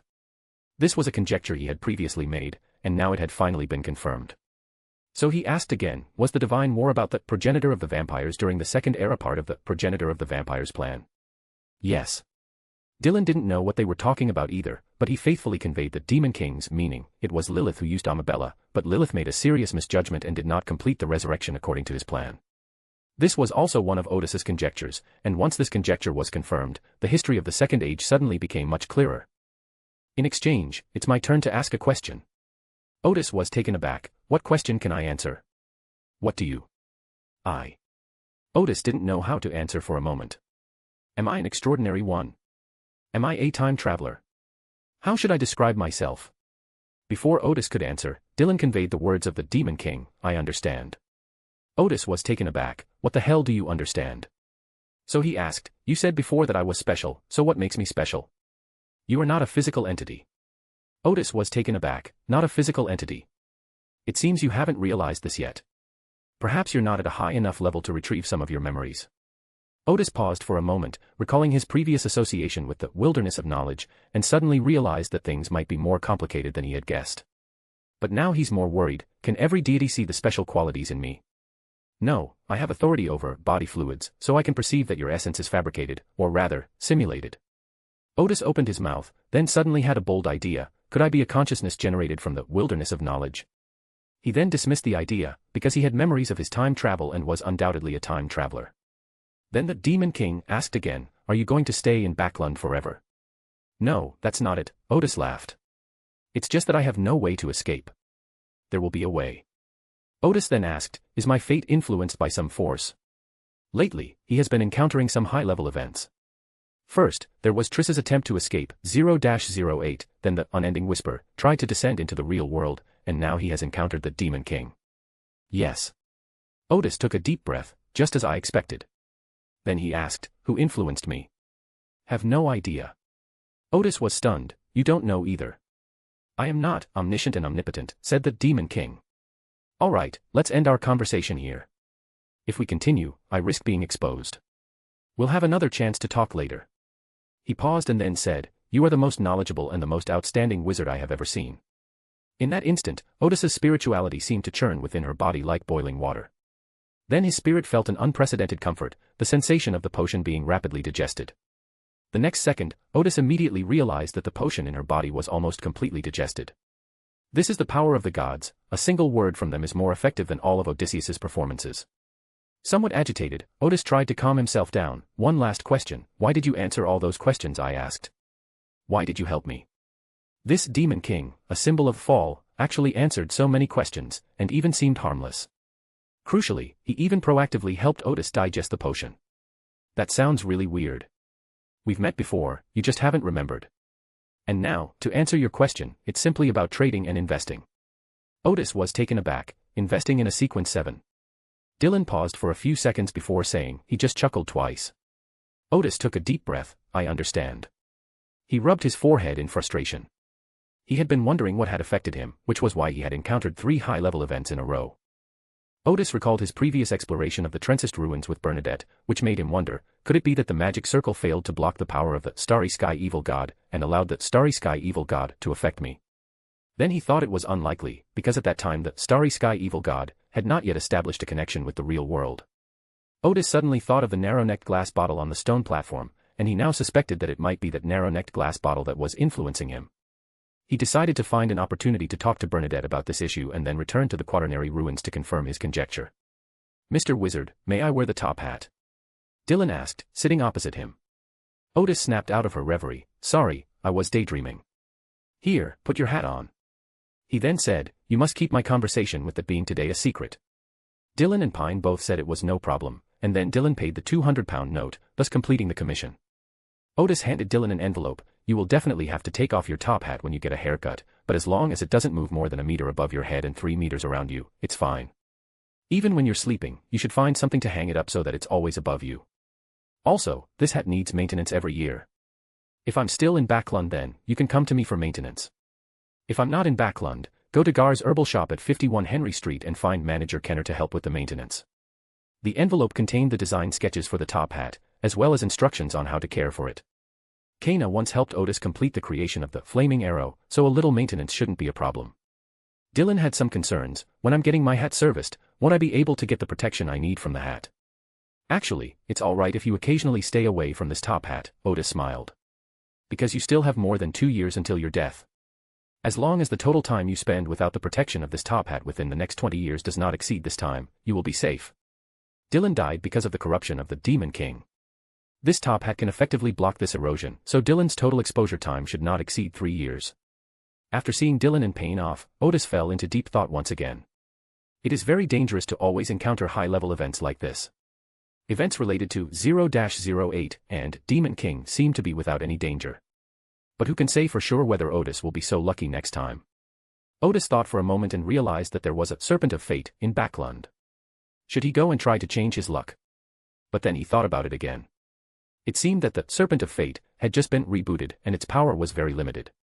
He wondered if it could be of any help to him. At this moment, Odis suddenly thought of the King of Yellow and Black who holds good fortune, and wondered if the fool had any ideas. Tomorrow is the tarot meeting, and Odis decided to ask the world about it first at the meeting. Taking a deep breath, Odis thought to herself, what needs to be done still needs to be done. Not a single mistake, not a single poem, not a single post, not a single piece of content, not a single look. He locked the door from the inside, then took out the high-grade spiritual materials he had previously purchased from the Wilderness of Knowledge, and began to make the materials for the advanced magic array he was about to draw. I was busy until late at night before I finally finished making the spiritual materials needed to draw the magic circle. The following Monday morning, no customers came in, so Odis read a novel for a while to pass the time. Around 2 p.m., he returned to the second floor, lay down in the armchair, and prepared to attend the week's gathering. At exactly 3 o'clock, Odis's vision was covered by grey mist, and almost instantly, he appeared in a giant's hall and sat down on one side of a long bronze table. Just as Justice Audrey was about to greet him as usual, she immediately noticed that Little Sun was in a bad mood and asked, "Mr. Sun, what happened? Is your exploration not going well?" The son, Derek, as if grasping at a glimmer of hope, quickly said, We encountered a strange force in the ruins. Without our knowledge, we have already explored that ruin 5 times. The first time, outside the Temple of the Fallen Creator, all the animal hide lanterns went out, nearly causing a tragedy. The second time, someone couldn't control himself and almost swallowed the mushroom, but fortunately Chief Colin stopped him in time. The third time, the little boy. Wait a minute, said Alger the Hanged Man, you mean you explored the temple 5 times in a row, with only minor differences? Derek nodded immediately, yes, that's right. He realized he hadn't explained it clearly, each exploration process is pretty much the same. We followed the exploration route of the previous team and arrived at the temple, where we saw some exquisite murals. Then we came to the altar behind the temple, where we met a little boy. Each of our 5 explorations ended with the death of the little boy. Then we returned to the camp outside the city and had no memory of the previous explorations. After this re-examination, everyone understood the meaning of sun. Odis thought to himself, I remember now, there are murals of Ouroboros there. Before everyone could even begin to make connections, Derek, having calmed down a bit, added, this process was repeated 5 times, with only slight differences in the details.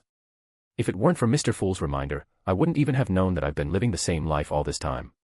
The fool, Klein, maintained his superior posture, nodding slightly as if he knew everything. But he was still a little confused from the beginning until now. Only after hearing Little Sun's description did he understand what had happened. Seeing Mr. Fool's calm and composed reaction, Derek felt much more at ease. He looked at the members, including the Hermit and the Hanged Men, and asked, do you know the root of the problem? How do you solve it? The enthusiastic Audrey instinctively wanted to answer, but found herself completely clueless, not even knowing which direction to guess. The magician, Furs, was in a similar situation to Audrey. She did use her writing imagination to come up with some conjectures, but those conjectures obviously couldn't help Little Sun. Klein wouldn't speak easily until he was certain, and Alger had some guesses about it, but he didn't say it directly. Instead, he looked at the Hermit. The Hermit Odis pretended to ponder for a moment before saying, I should know what's going on. There should be the residual power of the Angel of Fate, Eurolius, in this temple. Derek immediately recalled, one of the kings of angels we traded last week. Yes, it is him, Odis said. I read in some ancient documents that this Angel of Fate loved to paint murals. It is estimated that the murals in the temple are his work.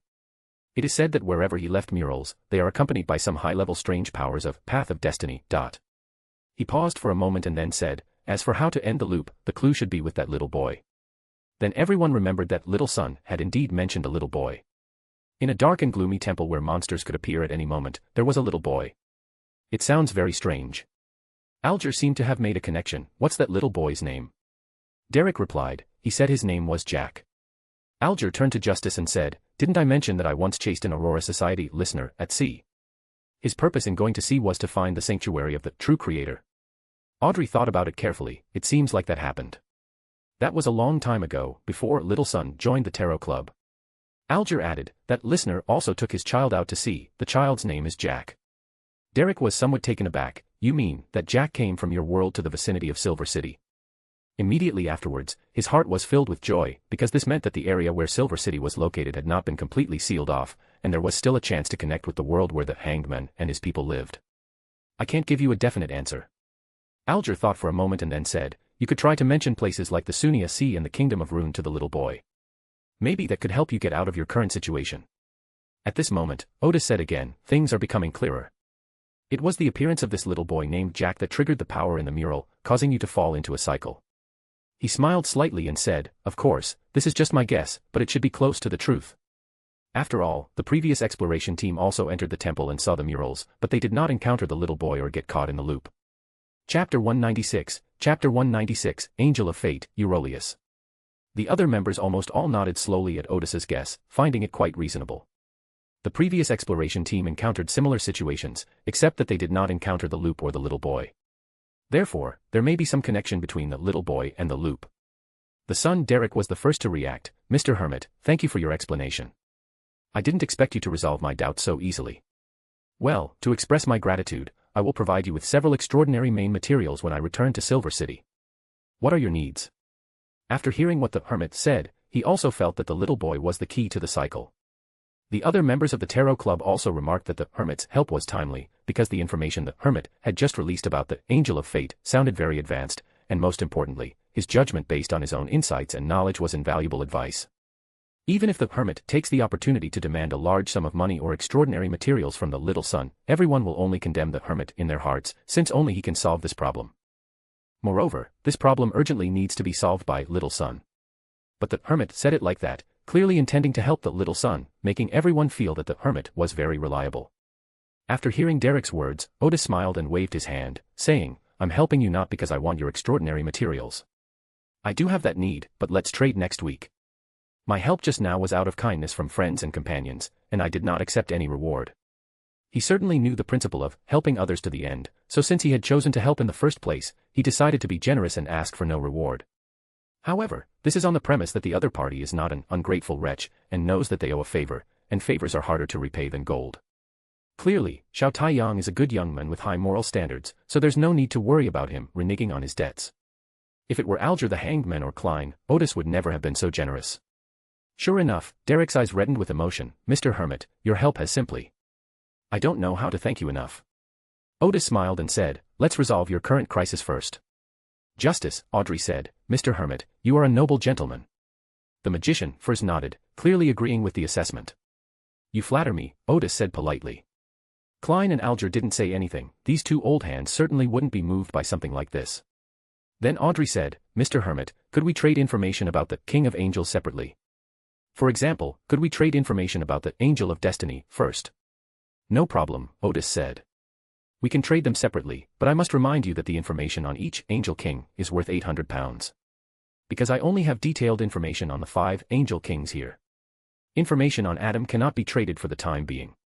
We have already discussed Amon in general terms. And there's Dark Angel Sazriel.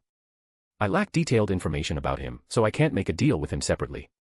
Everyone realized that what the Hermit said last week, that the total value of the King of Angels, intelligence was 4,000 pounds, actually meant that 5 individuals were worth that price, 800 pounds each. Audrey felt this was a perfectly acceptable price. Okay. The son Derek quickly said, I'll make the deal, because I need this information more. Audrey had no objection. Okay. Odis smiled and said, I still owed you 880 pounds before, which can be deducted from this transaction. Now I still owe you 80 pounds. Audrey immediately raised her hand slightly and said, I'm willing to put up 200 pounds in cash and join the deal. And me, Furs said. I can include the first chapter of Spirit Realm Observations in the deal. Everyone looked at Miss Magician, while Klein, the fool behind the grey fog, thought to himself, this time you really don't need to sacrifice yourself to me anymore. Alger continued, I'll also use gold pounds in the transaction. Derek said, Mr. Hangman, I would like to know about the Aurora Society and the members of the sanctuary that is searching for the fallen creator. You can use that information in the deal. Alger, of course, didn't stand on ceremony. Okay. Finally, Klein manipulated the world and said, do you want to know some occult knowledge? Or do you need gold pounds? Without a second thought, Derek replied, knowledge of the occult. After everyone joined the transaction and agreed on their compensation, they all looked at the Hermit. Odis said, according to the information I have received, Angel of Fate, Eurelius was the first Angel King to follow the ancient sun god. Oh, right, before that, I must first explain what the King of Angels is. The other members sat up straight, they had been curious about the concept of the King of Angels since last week. Klein, behind the grey fog, thought to himself, the King of Angels is indeed a rather important concept, different from ordinary angels. As I mentioned last week, there were many angels surrounding the ancient sun, Odis continued. Most of these angels were either sequence 2 or sequence 1, as we would say. But the King of Angels is different. Generally speaking, there are two situations in which someone can be called the King of Angels. One situation is that he has combined the characteristics of two sequence 1s from this pathway. The other members were visibly taken aback upon hearing this answer. Klein, who was the first to react, immediately manipulated the world to ask, but isn't pure white angel the Angel King of the sun pathway? How could the ancient sun god be a deity of the sun pathway, and how could there be a true god with two sequence 1 extraordinary characteristics? Alger nodded repeatedly, he had had a similar question last week. Derek, Audrey, and Furs recalled the information about the characteristics of sequence 1, and they had the same question. This is a very high-level intelligence report, Odis said, taking a deep breath. How should I put it? I personally believe this intelligence is beyond measure in gold pounds. But I can give a brief explanation to avoid causing any confusion. Everyone held their breath, realizing they were about to hear some very important information. The true God is also called Sequence 0, Odis explained, emphasizing each word. There are beings even more powerful than Sequence 0. For the next 10 seconds, no one spoke, and no one even breathed loudly. Klein, who was behind the grey fog, took a deep breath first. I originally thought that Sequence 0 was the top, but I didn't expect there to be another level above Sequence 0. After his initial surprise, Alger became extremely excited. Such information could only be traded in a place like the Tarot Club. He even suspected that Mr. Fool invited the Hermit to the gathering in order to popularize this advanced and extraordinary knowledge among everyone. Audrey felt it was all a bit unreal. At first, I thought the extraordinary were the most powerful people in the world. Later, I learned that angels really existed, and I got the concept of Sequence 0 from Mr. Fool. I never thought that Sequence 0 was not the most powerful person. No, the most powerful god. Furs was both amused and exasperated. I'm only a Sequence 9. Derek also came to his senses. The general education in Silver City did not include such knowledge, but the Hermit should not lie about such things. Not a single mistake, not a single poem, not a single post, not a single piece of content, not a single look. He voiced the question that everyone was wondering, Mr. Hermit, does that mean the omniscient and omnipotent Lord is a being more powerful than the gods? Yes, Odis said. Otherwise, how could he dare to call himself omniscient and omnipotent? And how could he dare to call himself the Creator? Everyone immediately realized that there must be a lot of information in these two titles, but unfortunately, the Hermit did not provide any further explanation. At this moment, Alger asked, Little son, do you know the name of the ancient sun god? I know, Derek said immediately. The creator of everything, the all-knowing and all-powerful God. You are the source of greatness, the beginning and the end. You are the God of gods, you are the ruler of the vast star realm. The creator of all things, the beginning and the end, the God of gods. Klein remarked, such a boastful tone indeed. Alger thought to himself, indeed, it is quite different from the current names of the 7 gods. Audrey took a soft breath. From the name, one can indeed sense the extraordinary nature of the ancient sun god. Odis nodded slightly and said, I won't explain the specific concepts. Just know that once the ancient sun god reaches the level of above the gods, he can have two sequence 1 characteristics to bestow upon his subordinates. No one said anything. They all knew that there must be a big secret behind this, but they had only come to know the concept of above the gods today, and they didn't even know which direction to guess. Odis added, there is another situation regarding the King of Angels, which is slightly more powerful than the two sequence 1s, but I cannot explain it too clearly in this transaction.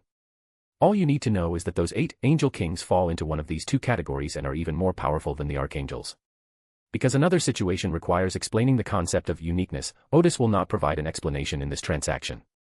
He paused and then said, in the Third Age, the term King of Angels only referred to 8 people, including Eurelius and Adam. Later, the meaning of King of Angels gradually became broader and eventually became a level. Any being who is at least a sequence 1 archangel and has not yet become a god is called the King of Angels. The other members nodded in agreement, thinking to themselves that they had learned another very important concept today. Odis continued, it is said that Eurelius, the angel of fate, was the first king of angels to follow the ancient sun god. Back then, the ancient sun god had not yet reclaimed the authority of the ancient gods. He said, "This is an angel king of the fate pathway, which is what we usually call the monster pathway. I don't know the origin of this king of angels, but he should be a powerful figure from the second age." I've read from other sources that there were many angels walking on the earth at that time. This angel on the path of destiny should have realized the special nature of this deity's destiny after meeting the ancient sun god, and thus pledged allegiance to him early on. Speaking of the second age, people started to make some connections. Klein thought to himself, in the fourth age, all four empires had many angel families, as great nobles, so in the second age, there should have been more angels. After all, many angels later became sealed objects, so the number of angels should have gradually decreased. Furs also recalled that Professor Dorian seemed to have said that in the fifth age, the angels hid themselves and no longer appeared in people's sight. Odis continued, Ouroboros later joined the Rose of Redemption, and was one of the few members who remained in the organization after the Cataclysm. He later pledged allegiance to the true Creator, and is currently the leader of the Rose of Redemption. Derek then said, the name, Redemption Rose, has appeared in the murals of the temple. Klein, however, was more concerned with another question. He manipulated the world to ask, has the Angel King, who previously served the ancient sun god, joined a secret organization? His reminder made everyone realize that Ulysses' actions were indeed very suspicious. I cannot reveal the original intention behind the creation of Redemption Rose, at the moment, Odis said with a smile. You will probably never guess who the original members of this organization were. Klein was taken aback, realizing that this was another very important piece of information. Unfortunately, the Hermit did not continue, but said, during the third age, because there were so many angel kings and angels, it was impossible to demonstrate the abilities and special qualities of this angel king. But it was not until the fourth age that some of the deeds of this king of angels began to be passed down. When the true Creator was driven from the northern continent to the Forsaken Land. Derek was so surprised he almost sat up. The true Creator is someone who was banished from your world to the Forsaken Land. The other members were also very surprised. Klein thought to himself, no wonder the followers of this evil god have been risking their lives to perform the ritual of descent. It turns out that in the eyes of this evil god, it is actually a return. Alger realized that a lot must have happened here, and that there was a lot of unknown history hidden behind it. Audrey asked curiously, Mr. Hermit, who drove the true Creator to the Forsaken Land? Odis looked at everyone and said, you should have already figured it out. Only the gods can drive away the spirits. Chapter 197, Chapter 197 Another, Serpent of Fate. Mystery, I married the Queen of Mystery ch. 197/49539.8% Hashtag 197 Chapter 197 Another, Serpent of Fate. 7 gods. No, back then it was still Lucian. Upon hearing the Hermit's answer, the other members immediately realized that it must have been the 6 gods who banished the true Creator back then. The fool Klein sighed, no wonder the information about the King of Angels is so valuable, it turns out that this information always involves some information about gods. Justice Audrey also exclaimed, I never imagined that there was such a hidden history in the fourth age. Odis did not elaborate further, because this would involve many key historical events of the fourth age, and explaining them clearly would take a long time. He then continued, under the guidance of the Angel of Destiny, a large number of believers loyal to the true Creator evacuated from the northern continent to the land forsaken by God by ship. This preserved the strength of the church that was loyal to the true Creator, which later led to the emergence of the Aurora Society, a secret organization operating in the northern continent. Alger, the hanged man, opened his mouth, so that's how the Aurora Society came to be. No wonder the Church of the True God knows that the Aurora Society is an extremely evil organization and has been trying to eradicate it, but the organization has still managed to survive. It turns out that this organization has such a powerful foundation. The magician first remarked, the history told by the Hermit gives people a feeling that is both distant and real. The son Derek, however, was more concerned, Mr. Hermit, how did they get to the Forsaken Land? And where are they now? I'm not entirely sure about that either, Odis said. However, the methods they used are probably impossible for Silver City to imitate, because this great escape was carried out under the leadership of an angel king. And there is a high possibility that there is also a real creator providing assistance. Derek was somewhat disappointed. He understood what the Hermit meant, Silver City had no gods or king of angels, so there was no way to imitate them in leaving the Forsaken Land. As for where they are now, Odis continued, I think most of them have reached their destination and settled somewhere in the Forsaken Land. Because even if the true Creator is an evil god, it still needs a certain number of believers to maintain stability. Of course, in such an environment, and with such a deity being worshipped, their lives must have been extremely brutal and bloody. The other members held their breath, for they could imagine what the city of the Forsaken Land, under the rule of an evil god, would be like. Without food, they had no choice but to hunt monsters to fill their stomachs, and under the influence of those monsters, they underwent certain mutations and eventually became monsters themselves. Or they might feed on their own kind, no, on those two-legged creatures. Even without being influenced by those monsters, constantly praying to the true creator will gradually drive one insane. That must have been a city filled with madness, bloodshed, and slaughter. At this moment, Klein manipulated the world and said, I have heard that there is another angel of the monster pathway somewhere in the northern continent.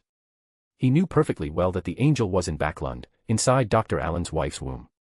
I've also heard of that angel, Odis said. I've also heard that he was the leader of the School of Life, and that he became an archangel in what seems to be the Fifth Age. The reason why he is not very well known in the extraordinary world is not because he became an angel too late, but because he seems to have been hiding from the angel of fate. The world nodded. Klein had also made this guess before, but he did not expect that it was actually the leader of the secret organization, School of Life. Alger then recalled some information he had seen from the church. The School of Life was indeed a secret organization that appeared only in the Fifth Age. He hadn't expected that their leader was an archangel of the monster path. But then he realized it wasn't surprising, since most of the 7 counselors in the organization were said to be demigods from this line of work. This was the first time Audrey and Furs had heard of this secret organization, and they felt as if they had uncovered another secret of the extraordinary world. Odis added, that concludes all the details of this transaction. Everyone has the feeling of having a really good book, but before you've had your fill of it, the ending comes, leaving you with a sense of loss. Klein thought to himself, fortunately, I brought the Hermit into the Tarot Club back then, which made it easier for me to learn about these hidden histories. In the extraordinary world, such history can only be listened to as a story when it is not needed, but it can be life-saving when it is needed.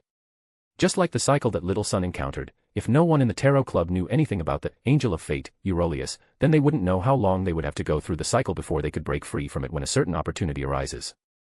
After a few seconds of silence, Justice Audrey asked the Sun, should I give you the gold pounds, or give them to Mr. Hermit, so you can use them to exchange for extraordinary weapons in the future? Derek immediately said, give it to Mr. Hermit first. So after receiving Miss Justice's gold pounds, I will owe you 280 pounds. Odis smiled and said, oh, right, and last time, no, when I asked you to help me verify my research results, I also owe you an opportunity to join a transaction. Derek paused for a moment before saying, but during the verification, we obtained a saint-level sealed artifact. I also received a gift from Silver City, Odis said with a smile. And you took a certain risk when you reported to your chief, so I have to show my appreciation. You can understand it this way, Silver City belongs to Silver City, and you belong to yourself. During last week's transaction, Odis had forgotten about the matter, and therefore forgot to let Little Sun use this opportunity to pay off the debt. For him, he could pretend not to know about favors owed for other reasons, but he absolutely had to repay favors for verifying his research results. Only in this way will he feel that his research results are entirely his own and that they are not lacking in any way. Seeing that Mr. Hermit had said this, Derek did not insist any further. Thank you, Mr. Hermit. Then Furs said, after the gathering, I will offer the first chapter of Spiritual Encounters to Mr. Fool. The fool behind the grey fog thought to himself, really, there's no need for sacrifices anymore. Even without using extraordinary abilities, I'm almost able to memorize it. Alger the Hangman said, I have limited information about the Aurora Society. Before this, he thought he knew quite a bit about this secret organization, but after hearing the Hermit reveal the organization's origins, he dared not say so anymore. It is said that this organization has 5 saints, Alger continued. I saw in some reports from the church that in the first half of the year, a saint led some devout believers out to sea to search for the sanctuary of the true creator, but the church's forces lost track of them after pursuing them to the eastern part of the Sunia Sea. Alger had previously noticed that the Storm Church was very proactive in cracking down on Aurora Society members who went to sea. As soon as they received relevant information, they would almost immediately mobilize several times their strength to capture them.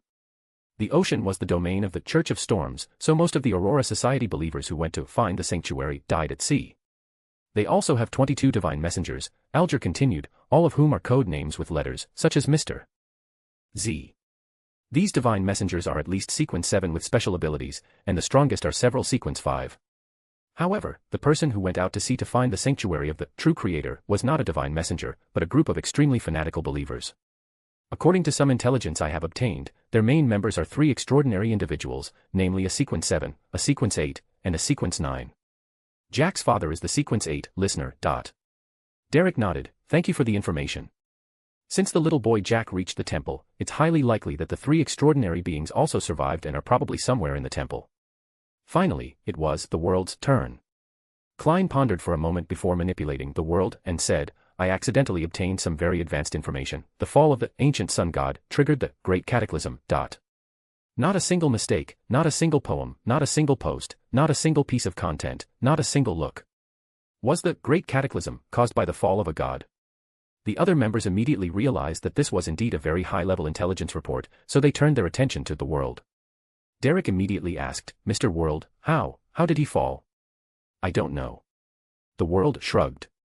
I only know some fragmented information. I don't know why he fell, nor do I know why he or I had such a big impact on the world. He saw Russell's conjecture in Russell's diary, and Klein believed that this conjecture was very close to the truth. Klein was being so generous because he wanted to see if the Hermit knew anything about this kind of information. Odis thought to himself, the reason for the fall of the ancient sun god is of the highest value. There is also some amazing information in the process of his fall, but the consequences of his fall are some insignificant information. So he said, ancient sun god is also creator, and his fall is equivalent to the reshaping of the underlying order in many regions. Everyone then looked at the Hermit, but the other party only gave a simple explanation. But this did not prevent people from making the corresponding associations. Alger first noticed the word Hermit and the phrase reshaping of the underlying order.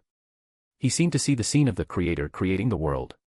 At first, there was a blank space, then there were mountains, blue sky, trees and animals, and finally humankind. Later, this creator perished one day, and a part of the world he created collapsed. At this point, Alger astutely noticed a problem. If the ancient sun god was the creator, then he appeared at the very beginning of the first age. But why did legends about him only circulate in the third age? And the second age seemed to be an era dominated by ancient gods. He then thought, the Hermit also said that the ancient sun god appeared in the latter half of the second age. So what was the world like before that? Or was there originally a world, but the ancient sun god reshaped it in the early third age? Alger nodded slowly. That's possible, because it was just a reshaping, so when he fell, only a part of the world collapsed. Audrey and Furs were shocked by the impact of the god's fall on the entire world. The sun Derek gave a wry smile, so Silver City lost its sun and became a city existing in darkness. Klein, hidden behind the grey fog, suppressed the urge to twitch his lips. Hermit, are you a diviner? Why do you only say half the story? Aren't you going to explain why the ancient sun god fell? At this moment, Derek seemed to come to his senses and said, Worlds, mister, thank you for providing such high-level intelligence. His gratitude effectively sealed the deal. The unreadable world waved its hand, indicating that it was nothing. Klein had originally wanted to see if the Hermit would reveal any information about the fall of the ancient sun god, but while he did hear some information, it only made everyone more curious about the Great Cataclysm. After a second or two, Odis spoke first. I need the complete crystal of the Tree of Alaman, and I also need the eyes of the spirit bird. These are the two main materials of the Scroll Professor, which Odis plans to purchase first at the Tarot Club. Everyone immediately realized that the Hermit was preparing for promotion to Sequence 6. Odis's advancement to Sequence 7 remained undiscovered by everyone, only Klein knew he was already Sequence 7. However, even Klein was surprised that the Hermit had obtained the Sequence 6 formula so quickly. Among the other members, Alger the Hangman felt somewhat anxious, because when the Hermit joined the Tarot Club, he was already Sequence 7, and he still is Sequence 7 now. This made him feel somewhat unbalanced. Audrey and the others didn't think much of it. After all, in their eyes, the Hermit was a very capable member, and his rapid promotion didn't seem too surprising. I will keep an eye out for you, Audrey said first. Others also expressed their willingness to keep an eye out for the Hermit, since this is a primary material of Sequence 6, which is not something that is commonly traded at ordinary gatherings. Only by inquiring and keeping an eye out for a period of time can one possibly trade such a material. Then Furs turned to Miss Justice. I have received a reply. My teacher has a pair of mirror dragon eyes for 1,000 pounds. At this point, Furs was a little uneasy, because Dorian's bottom line was 800 pounds, while the main materials for Sequence 7 were basically 500 to 600 pounds. Dorian's offer already had a premium, and she added another 200 pounds on top of that. This made her sigh. Although I still have some savings, there are still many expenses to come in Sequence 7 and Sequence 6. Just as Emperor Roselle said, money isn't everything, but without money, you can't do anything. Chapter 198, Chapter 198, Red Angel, Medici. Justice Audrey was surprised to hear about the ingredients for the psychotherapist potion so quickly, and then she happily replied, okay, deal. By this time, Audrey's financial situation had gradually improved, and by the new year, she would be of legal age and would be able to receive some dividends from her shares every month, which would increase the amount of gold pounds she could use. So it's not difficult for her to come up with 1,000 pounds right now. You agreed. While delighted, Magician Furs was also somewhat bewildered, Miss Justice had agreed just like that. They then asked Mr. Fool to witness the transaction, agreeing that Miss Justice would pay first and deliver the extraordinary materials on Wednesday. Before the sun Derek set off last week, he had already sacrificed the stomach of the Soul Eater and the materials requested by the Hanged Man to Mr. the Fool, completing their three-way transaction. Now Furs is just waiting to digest the potion again so he can be promoted to Master of Tricks. So neither Furs nor Derek had any other needs for the gathering this week. Alger, the Hanged Man, waited until the two female members finished their transaction before saying, "I need a pair of long and eagle eyes." Last week, Audrey helped Alger trade for the Windbringer potion recipe, so he also began searching for the main ingredients for the potion. Having seen the potion recipe, Audrey thought, Mr. Hangman only mentioned the eye of the dragon-eyed eagle, which means he has a clue about blue falcon feather crystals. The Hangman is a member of the Tarot Club who has many channels and resources. The Hermit also has many channels, but most of them are for trading information. Therefore, even the Hanged Man had no way of buying the extraordinary materials, and the other members could only promise to keep an eye out for them for the time being. Furs would write to her teacher, and Audrey would inquire about the Psychological Alchemy Society. As the saying goes, when in trouble, seek help from your organization. The only thing that can't help here is Little Sun, because Silver City doesn't have any extraordinary creatures living at sea, so it doesn't have the corresponding extraordinary materials. After waiting a few seconds to make sure no one initiated a new transaction, Odis said to the world, "I have some questions I'd like to discuss with you privately." Klein was taken aback. What does this guy want with me? He was now almost certain that the Hermit was Mr. Gar. He guessed that the Hermit also had some doubts about his identity. After all, the Secret Seeker was a highly spiritual person. They had attended so many gatherings together and met so many times offline. It was impossible that the other party's spirituality had not noticed anything. However, neither of them revealed themselves first, nor did they reveal their intention to know the other's true identity. The reason is simple: if people know each other's real-world identities, they will either trust each other more or become wary and suspicious of one another. Therefore, it is important to be mindful of the timing when revealing one's identity. Now, Klein no longer refers to Odis as the Hermit or Mr. Gar in his mind, but simply as this guy. After a moment of hesitation, Klein manipulated the world and said, "Okay." So Odis asked the Fool to help them establish a private space to communicate, and he got straight to the point. "Do you have any advanced methods to change your luck?" Then, without giving Klein any room to maneuver, he said, "I've learned that the other archangel you mentioned earlier, the one on the destiny path, is in Backlund. But it seems he has just completed a reboot and is unwilling to provide any form of assistance." Klein opened his mouth, once again marveling at the Hermit's impressive intelligence network. He had originally thought that only he knew the whereabouts of the Archangel of the Destiny Path. He thought for a moment before manipulating the world to ask, what level of transfer method is needed. "It should at least be at the angel level," Odis replied. "I've been very unlucky lately, encountering one incident involving a level 0 sealed artifact and 2 incidents involving evil gods. Now I am certain that my fate has been influenced by someone." Klein opened his mouth, thinking to himself, "It's a miracle you're still alive." Let alone matters involving level 0 sealed artifacts and gods, even matters involving demigods would theoretically have resulted in their death several times over. Faced with the silence of the world, Odis smiled bitterly and said, "I don't know if I'm lucky or unlucky. Even though they encounter such high-level events, they still manage to survive every time. Moreover, he always managed to gain something from each incident, including receiving intelligence fees from the Night Watchers and establishing a good relationship with them." The event of the Unending Whispers brought the Scroll Professor's potion recipe and an income of £2,600. Dylan's incident resulted in the acquisition of a Sequence 7 sealed artifact, and he also established a certain connection with the Demon King. Looking back, of these 3 events, only the one involving the Unending Murmur posed a significant risk. No, actually the risk wasn't as great as one might imagine. Odis suddenly realized that he had been in a hurry those few days. If he really couldn't stop the evil god from descending, he would have run away immediately. The danger was not as great as he had imagined. Furthermore, the fact that neither the church nor the royal family dispatched angels to resolve the issue indicates that the danger at the time had not yet reached an uncontrollable level. More importantly, Backlund actually has divine protection. Thinking about this, Odis said somewhat uncertainly, I don't think I need a luck change. Then he suddenly realized that not only his own fate had been affected, but some of his ideas had also been affected. So I never thought of this before. It wasn't until he attended the Tarot Club and, under the protection of Source Castle, all the influence he had suffered was eliminated that he thought about this problem. Of course, the wilderness of knowledge had the same effect, but Odis went there either to look up information or to do some mystical research.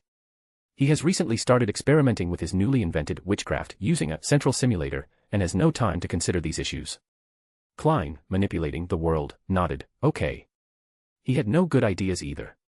Although the title Fool included King of Yellow and Black who holds good fortune, only he knew that it was just a figurehead.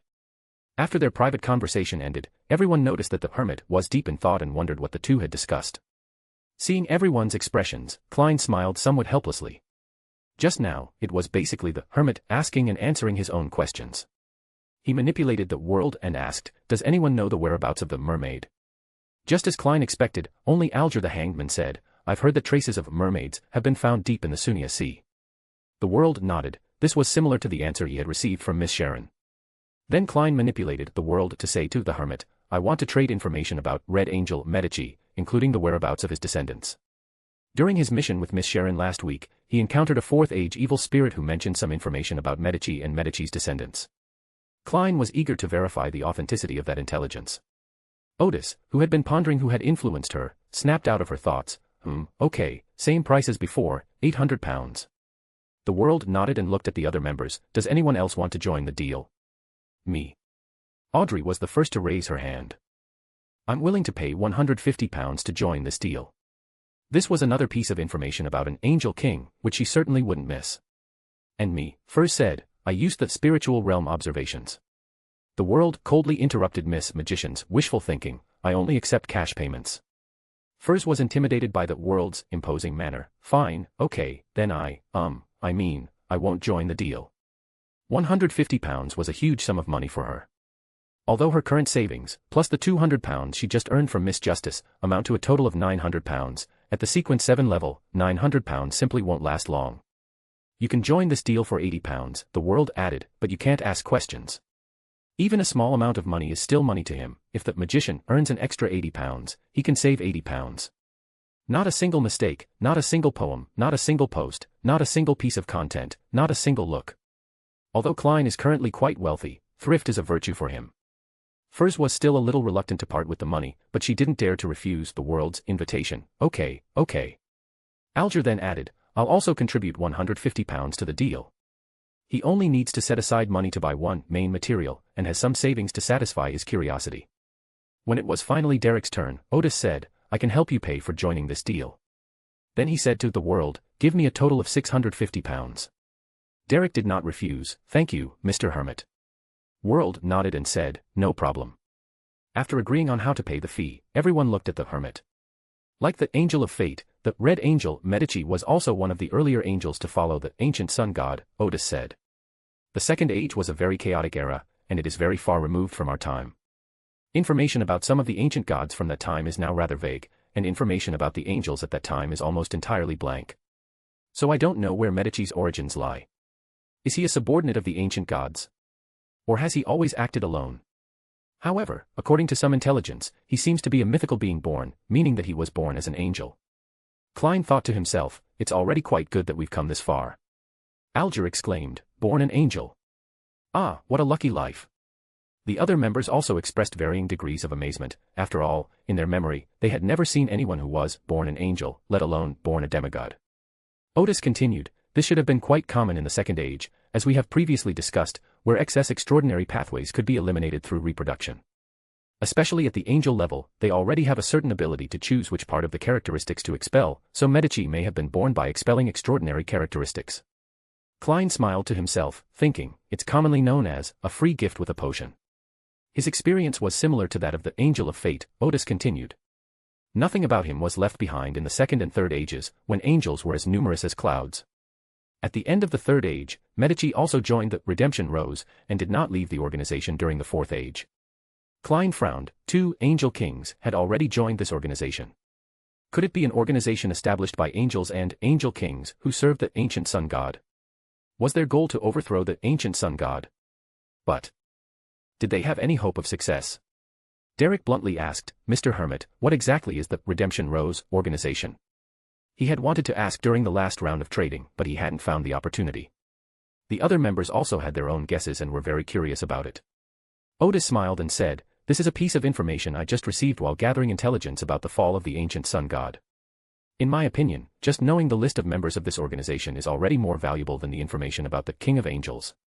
Therefore, I cannot explain what kind of organization this is for free. You just need to know that it is a very powerful organization that originated in the Tertiary period. Alger exclaimed, "This must be another amazing piece of intelligence." First thought to himself, even if Mr. Hermit does nothing, he can support himself by selling information. Odis continued, "In the Fourth Age, the experiences of this King of Angels became quite remarkable. First, two competitors emerged, namely Soren and Einhorn. Klein, who was behind the grey fog, made a connection and immediately manipulated the world to ask, is it the former royal family of Intis? And the current royal family of the Fursak Empire? Audrey also recalled that, as a noblewoman, knowing about other noble families was one of the first lessons to learn. She had certainly heard of the now declining Soren family and the current royal family of the Fursak Empire, the Einhorn family. But knowing this didn't quell her surprise, she hadn't expected that both families could be traced back to the Quaternary period, or even earlier. However, she then realized that this was not surprising, since this was a world dominated by the extraordinary, and the rulers of this world should also be a powerful extraordinary force. Furs was hearing about this for the first time, and all she could feel was astonishment. Then she smiled somewhat helplessly, just knowing this information is worth 80 pounds. Yes, Odis continued, in the Fourth Age, Medici had to serve the Solomon Empire for a period of time, along with his two rivals. After the collapse of the Solomon Empire, a new era of governance began. At this point, Medici, who had been plotting for a long time, finally began to act. He used a conspiracy to lure Soren and Einhorn to Backlund. Audrey was slightly taken aback, thinking she had misheard. Backlund. Yes, the city of Backlund existed during the Quaternary period, Odis replied. He said, just as he was killing two opponents and performing the ritual to ascend to true godhood, he was murdered by a conspirator and perished somewhere in Backlund. Chapter 199. Chapter 199. The murderer is the Blood Emperor. The information revealed by the Hermit exploded like a thunderclap in the tarot meeting room. Even Klein, the fool behind the grey fog, couldn't help but show a surprised expression. Fortunately, the other members hadn't noticed this change yet. What? A ritual to ascend to true godhood. Medici once had the opportunity to ascend to true godhood. And who killed him? Etc. He died somewhere in Backlund. Klein immediately thought of the Quaternary ruins he and Miss Sharon had explored. Could that evil spirit be the one formed by Medici? He then recalled that the evil spirit claimed that the way he could escape was by collecting the blood of members of the Medici, Sauron, and Einhorn families. This made Klein even more certain of his guess. Alger the hangman was pondering something else, the ritual of ascension to godhood. Although I had received information about Sequence 0 from Mr. Fool, this was the first time I had heard of a case of ascension to godhood. Audrey's surprise stemmed from the fact that it happened in Backlund. She couldn't believe something like this had occurred in Backlund. But why hadn't she heard of any ruins being discovered in Backlund? After his initial surprise, son Derek quickly regained his composure. Even gods can be killed, and they really can fall, although Medici is not a god in the strict sense. The magician, Furs, had already received too many surprises at this tarot gathering, and he quickly calmed down after hearing the news. She took a deep breath. The scene of the murder of a god, or rather, a person about to ascend to godhood, that sounds like a great story. After everyone, including the Hermit Odis, had mostly recovered from their surprise, he continued, this was a very secretive matter back then, and it wasn't until the end of the Fourth Age, after the fall of the Tudor Empire, that some details became known to everyone. Of course, the so-called big names were not known to the general public, but rather to the various churches, the major noble families of the time, and a portion of the angelic families. He subtly revealed the source of this intelligence in order to make it appear more credible. Otherwise, it would be very strange for a Sequence 7 to know such secret information. Odis continued, and the mastermind behind Medici's murder was named Aristotutor. Klein was the first to react, manipulating the world to ask, Blood Emperor. He remembered that the evil spirit had once had a lot of opinions about the Blood Emperor. Odis smiled and replied, yes. Upon hearing this, the other members, except for the son Derek, almost stood up. Did the Blood Emperor kill Medici? Alger immediately asked, why? Odis smiled and said, the answer to that question is not in this transaction. Although this answer sounds incredibly rude, everyone understands that there must be a huge secret hidden within it. The total value of this transaction was only 800 pounds, so it was impossible to discuss anything too high-end or secretive. The world asks, in which question is the answer to this question? In the history of the Tudor Empire, Odis said after thinking for a moment. The week before last, I followed a very powerful extraordinary being into a Fourth Era ruin and learned a lot about the hidden history of the Fourth Era. With my previous knowledge, I dare say that I am already very proficient in the history of the Quaternary period. He actually preferred to trade the history of the Fourth Age with other members, because that part of history left the deepest impression on him. The history of the other two periods, the third period, is actually the history of the ancient sun god, and the redemption rose, which are of higher value and are not easy to separate. Odis found the history of the Second Age somewhat vague due to its antiquity, and there were some points he needed to verify before he dared to make a transaction. Klein manipulates the world to ask, how many gold pounds is needed for the history of the Tudor Empire? 3,000 pounds, Odis said. After all, we have already traded some intelligence about Amon and Adam in that empire. The price instantly calmed Klein down. He manipulated the world and said, let's talk about it next week. The other members have already made 2 trades this week, so there shouldn't be any more. He can't possibly put up the 3,000 pounds all by himself, so let's wait and see. Odis nodded, okay. He paused and then said, let's continue with the topic we were just discussing. Medici has been planning his ritual to become a god for a long time. The first half of the plan went smoothly. His 2 old adversaries were tricked into falling into his trap and acquiring the sequence 1 extraordinary traits of Sauron and Einhorn. But no one expected that he would just disappear without a trace. Some say he has completely perished, while others say his hatred and obsession have formed an evil spirit that forever lingers in the underground of Backlund. He couldn't go into too much detail about this place, after all, there were only a few people present at the time, and they were all people who were unlikely to leak secrets. It's the latter. Klein, manipulating the world, said generously, I also explored a ruin in Backlund before and encountered Medici, who had turned into an evil spirit. Of course, I didn't know it was Medici at that time, I didn't even know it was Medici before our deal. Alger thought to himself, no wonder the world is interested in Medici. Although he doesn't know it's Medici, he must have some guesses. It just so happens that the world heard the name Medici during the transaction of information about the Angel King last week, which is why he is trading information about the Angel King today. Audrey exclaimed, I never imagined that such ruins actually existed in Backlund, and that over 1,000 years, perhaps nearly 2,000 years, the evil spirits of Medici still linger there. Furs was now completely listening to a story, being killed while becoming a god was an ironic tragedy. After the world finished speaking, Klein manipulated the world to look at the Hermit, the meaning of which was very simple, I have provided you with a piece of evidence that is very useful to you, so you have to give something in return. Odis was both amused and exasperated, actually, I knew this information. However, after thinking for a moment, he still said, according to some intelligence obtained by the Turnsost Empire after the fall of the Tudor Empire, besides Tudor, Amon and Adam were also involved in the murder of Medici. This information made Derek sit up straighter. Now, when he hears the name Amon, he almost instinctively pricks up his ears to listen carefully. Klein thought to himself, no wonder, if the 3 of them conspired together, Medici would definitely be killed. Then Medici's evil spirit must not be released, otherwise it might provoke Adam and Amon, those 2 troublesome brothers.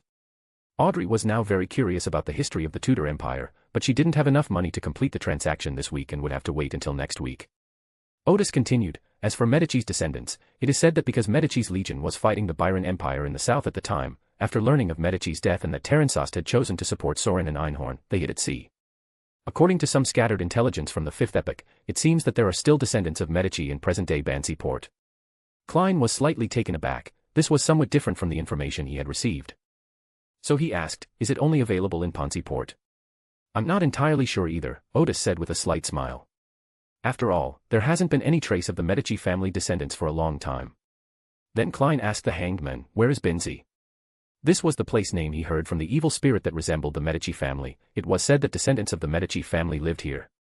Alger paused for a moment before saying, Binsi is the current port of Bansi.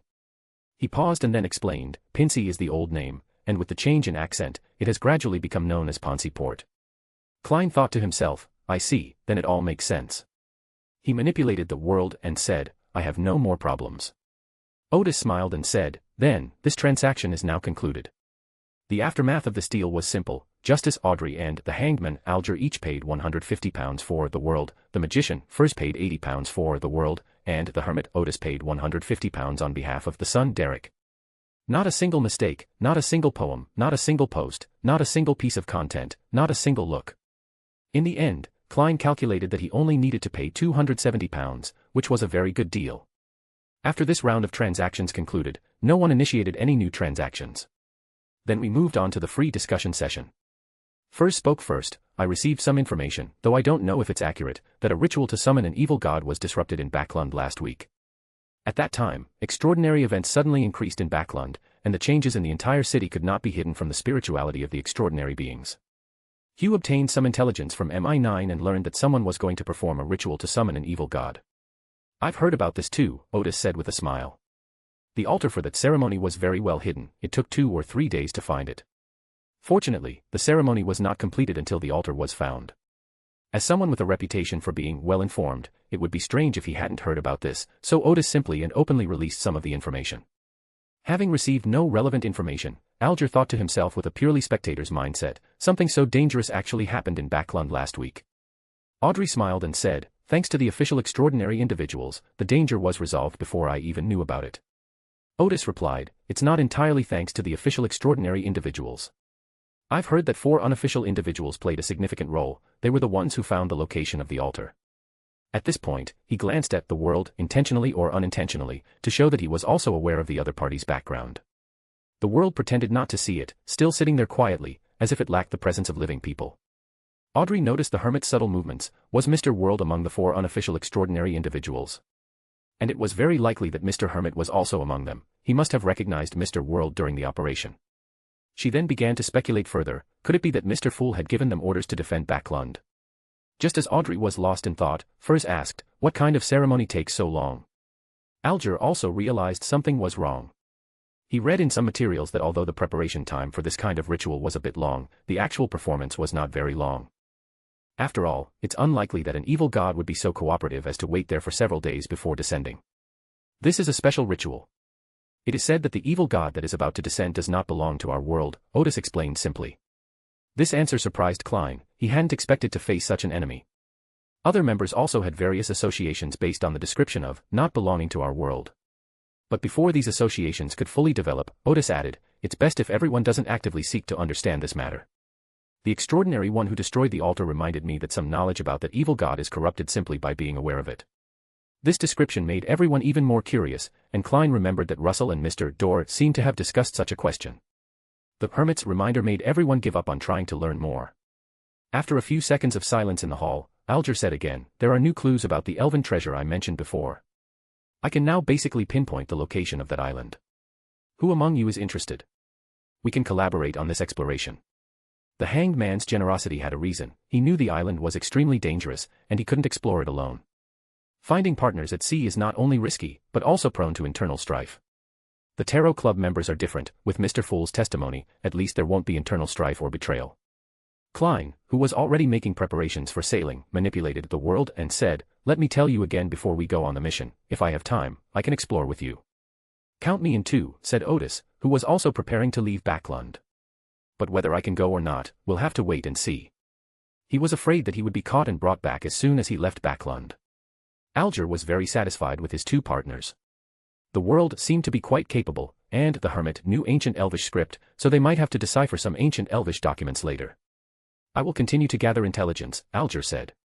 That sea area is very complex, and we need to be fully prepared before we can take action. The world slowly nodded, and Odis said, all right. Then the world continued, ladies and gentlemen, some information I have recently received indicates that something big is brewing in Backlund, and a tragedy may occur.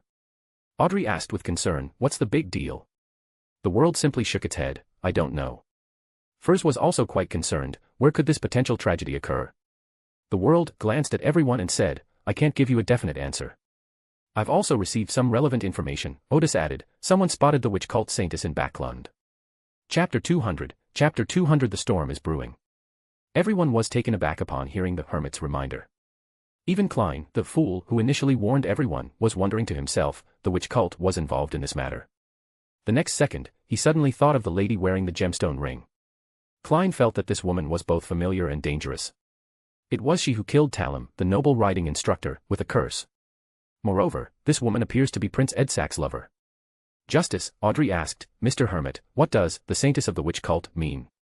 Based on some information I've gathered before, Odis said, the Holy Maiden of the Witch Cult is at least sequence 3. Everyone held their breath briefly. In this era where angels rarely appeared, sequence 3 meant the top combat power of this era. The appearance of a saint from the witch cult in Backlund was certainly not for shopping or leisure. The magician first then asked, is the tragedy that Mr. World spoke of related to the witch cult? I don't know. Odis smiled. There are too few clues right now, and it's impossible to guess their plans.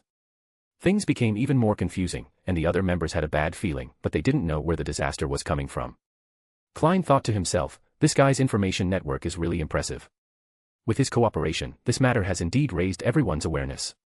However, if you're going to put on a show, you have to go all the way, so he manipulated the world to raise its head and look sincerely at the head of the modeled long table. Respected Mr. Fool, your followers in Backlund must have noticed something, right? All eyes immediately turned to the long bronze table behind. Klein leaned back slightly and said casually, Edessa Augustus. Audrey's mind was immediately filled with doubt. Prince Edsac. What danger could he be in? And this matter had even caught the attention of Mr. Fool. This meant that Prince Edsac must be involved in something very serious. Furs frowned as well. Augustus, judging from the surname, he's a member of the royal family. I vaguely remember him as a prince. What dangerous thing is he up to? The fool's reminder brought silence to the hall. After a dozen seconds, no one wanted to continue the conversation, and Klein brought the gathering to a close. Back in the real world, Odis stared at the ceiling for a while, lost in thought. What was bound to happen has finally happened. He got up and prepared a gifting ceremony, and received the reward for this tarot gathering, £650. After giving a perfunctory thank you to the fool, Odis began preparing for her next move. Around 4:30 p.m., Odis recited the title of the mysterious queen, Holy Spirit who pursues knowledge. I'm going to the East District at 10 p.m. tonight to draw a magic circle. Please provide some protection and conceal my movements. A few seconds later, Odis saw the holy figure of the mysterious queen again in her mind. Yes. On this day, Odis ate dinner early, then wrote several letters, but did not send them, and then waited for the time agreed upon with the mysterious queen. In the land forsaken by God, in the ruins of a city that once believed in the true creator, the sixth exploration of Silver City began. Derek, recalling the discussions at the tarot meeting, carefully followed the group through the mottled walls and into the half-collapsed temple. Here, Derek saw the murals on the wall again. Because of the Hermit's reminder, he carefully examined the murals and found the parts that corresponded to the Hermit's information. He first saw a huge, pitch-black cross with a shadow hanging upside down on it, the shape of which was difficult to discern. Behind the shadows lay a desolate and lifeless plain. In the plains, a long procession walked, their destination the cross and the upside-down figure. In this procession, some members were still kneeling on the ground in devout prayer, while others had already stood up and were walking forward against the strong wind. This is the great retreat that Mr. the Hermit was talking about. Derek thought to himself, it's hard to imagine that these people came here from the outside world. In his view, this was incomprehensible. After all, the outside world was so wonderful, why would anyone come to the forsaken land to suffer? At that moment, Derek noticed that at the very front of the line was a tall, thin man with silver hair that reached his vest. The man had gentle features, his head was lowered, and he had layers of radiant wings behind him. Angel. Derek stopped before the angel and saw at the angel's feet a winding, shimmering river. The river kept turning and winding, eventually returning to its source. Derek remarked, this matches the information provided by Mr. Hermit again. This angel must be Auro, the angel of fate, and this river represents the cycle. However, the Hermit also pointed out that the key to breaking free from this cycle lies with the little boy. After observing the murals, the exploration team arrived at the back of the temple, in a hall with an altar. On the altar here, there is an inverted cross, and on the cross, a blurry statue of a figure with only a pair of eerie eyes visible. Soon, they found Jack, a blond boy, huddled in the shadows. The other person weakly kept saying, help me, help me. While Chief Colin was still pondering how to handle the situation, Derek asked, how can we save you? The little boy, Jack, looked excited, help me. Take me home. Derek asked, both curious and fearful, where is your home? Colin gave Derek a deep look, then listened quietly to their conversation. The little boy, Jack, weakly raised his hand and said, my home is in Enmatport. Derek was taken aback at first, because he had never heard of this place name at the tarot meeting. But then he realized, judging from the word port, Jack doesn't belong here. He's probably from outside. For a moment, joy spread across Derek's face, but he quickly concealed his excitement and looked around at his companions. Fortunately, although his companions were all very alert, they were still somewhat unaware of the little boy's appearance and did not notice Derek's expression. Then, Derek looked at the chief, who seemed oblivious to his earlier reaction, as if. This isn't the time to think about that, Derek said, taking a deep breath before asking, how did you, or all of you, get here? Jack looked on with a nostalgic expression. My father and I first traveled by boat, then met up with his companions and continued on the boat. After a very, very big storm, the rest of us went ashore and followed the direction that the Lord's gaze was looking in, and we came all the way here. Follow the direction indicated by the Lord's gaze. Chief Colin looked at the statue on the altar, trying to discern where it was gazing. The other members of the exploration team also roughly realized that if the little boy wasn't a monster, he was likely from the outside world. Colin was now almost certain that if they could reverse the process by which Jack and his crew got here, they could find the beach and their landing point. He quickly realized that the statue was looking in the opposite direction, the ruins of the Giant's Court. Colin's pupils suddenly contracted. That place had once been inhabited by the ancient god, king of giants, Ormir. He couldn't help but wonder, how did they get through there? But after a brief moment of excitement, Colin quickly calmed down and continued to watch Derek and the little boy's interaction. At this moment, Derek noticed that there seemed to be liquid seeping from the boy's clothes around his abdomen. He asked cautiously, "Are you hurt?" Jack lowered his head. "It has some unsightly growths." As he spoke, he pulled open his shirt, revealing his abdomen. There, embedded are 2 eyes, a nose, and a mouth. After a brief moment of surprise, Derek immediately realized that the face looked very much like the angel in the mural. Really? In the hazy mirror, it seems as if some shadows are moving around. Odis thought to herself, could this be the legendary magic mirror? At that moment, Bernadette's voice rang out in the air, "Mirror, mirror on the wall, please take this gentleman to Black Palm Street." Ripples immediately appeared on the mirror surface, as if it had suddenly turned into water. Odis exclaimed, "Amazing magic, or rather, a magical reproduction." After saying that, without Bernadette's guidance, he jumped into the mirror. The mirror reflected a pitch-black world. Odis could sense that the space was vast, seemingly without boundaries, yet her vision was limited. The darkness was extremely oppressive, as if many terrifying beasts were lurking within, and a few of them might rush out at any moment to devour Odis. Moreover, his intuition quickly warned him, causing him to withdraw his gaze and abandon the idea of continuing to look into the distance. Odis immediately made a judgment, this is the world in the mirror. Before he could continue thinking, a powerful suction force suddenly came, and when Odis realized what was happening, he found himself back in the real world, in a mirror-like surface with ripples on the water. This is a long, dirty, and dilapidated street, where many homeless people, like zombies, walk slowly. Some were too exhausted to walk any further and had just sat down or lay down to rest when the patrolling police quickly spotted them and used sticks to make them stand up and walk again. According to the newly enacted law, streets are public spaces, and their purpose is for walking. People can walk on the streets, but they cannot sleep there. Some homeless people, despite being beaten, hurried on their way, but one homeless man never got up again. In just a short while, he died in his winter slumber. There was no first aid, no medical personnel, not even a towel to cover his face, only swearing police officers. Odis watched all this quietly, then silently turned around, took out spiritual materials and a pen, and began to draw a magic circle. At this moment, his body had become light, as if he had become a spirit. People around him could no longer see him, nor could they see the magic circle he had drawn. Odis was painting a little slowly today. He suddenly began to question his plan. This place was like hell, and saving them was like forcing them to continue suffering in hell.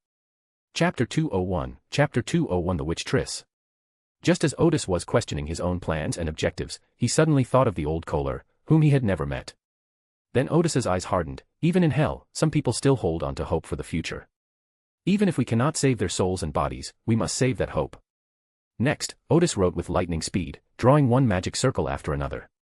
After drawing for more than an hour, during Odis's break, Bernadette's voice finally rang out behind him. "What's going to happen in the East District?" "Someone is planning a disaster here." Odis answered honestly, "A disaster that could kill tens of thousands of people." Bernadette then asked, "Why don't you tell the official extraordinary about this?" Odis smiled wryly, "There's no way to explain the source of the intelligence to them. This is the most difficult part. Although he is deeply trusted by the mechanical heart, even his guesses will be taken seriously by the mechanical heart. But this time is different because it involves the royal family and 0-08. The former would make mechanical heart treat it with caution, potentially alerting the enemy, while the latter would give the enemy an early warning, thus allowing them to begin writing stories about mechanical heart and Odis. It's quite possible that the members of Mechanical Heart and Odis will miss the best opportunity to solve the smog incident due to ridiculous reasons such as oversleeping or collective diarrhea. Therefore, Odis still needs to plan and implement this matter herself.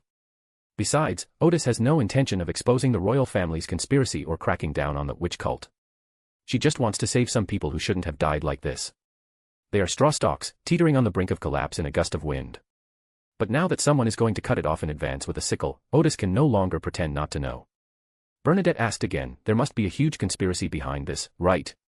"Yes." "Aren't you afraid of their retaliation?" "Afraid? Then why do you still do it?" Odis suddenly smiled. "There are always things that are above all else." At first, he didn't understand the sentence.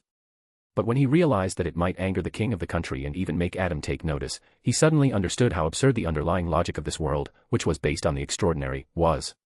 At the same time, he realized that having a strong opponent was one thing, but whether he would act or not was another. Ultimately, Odis chose to do it. Even if the risk is extremely high.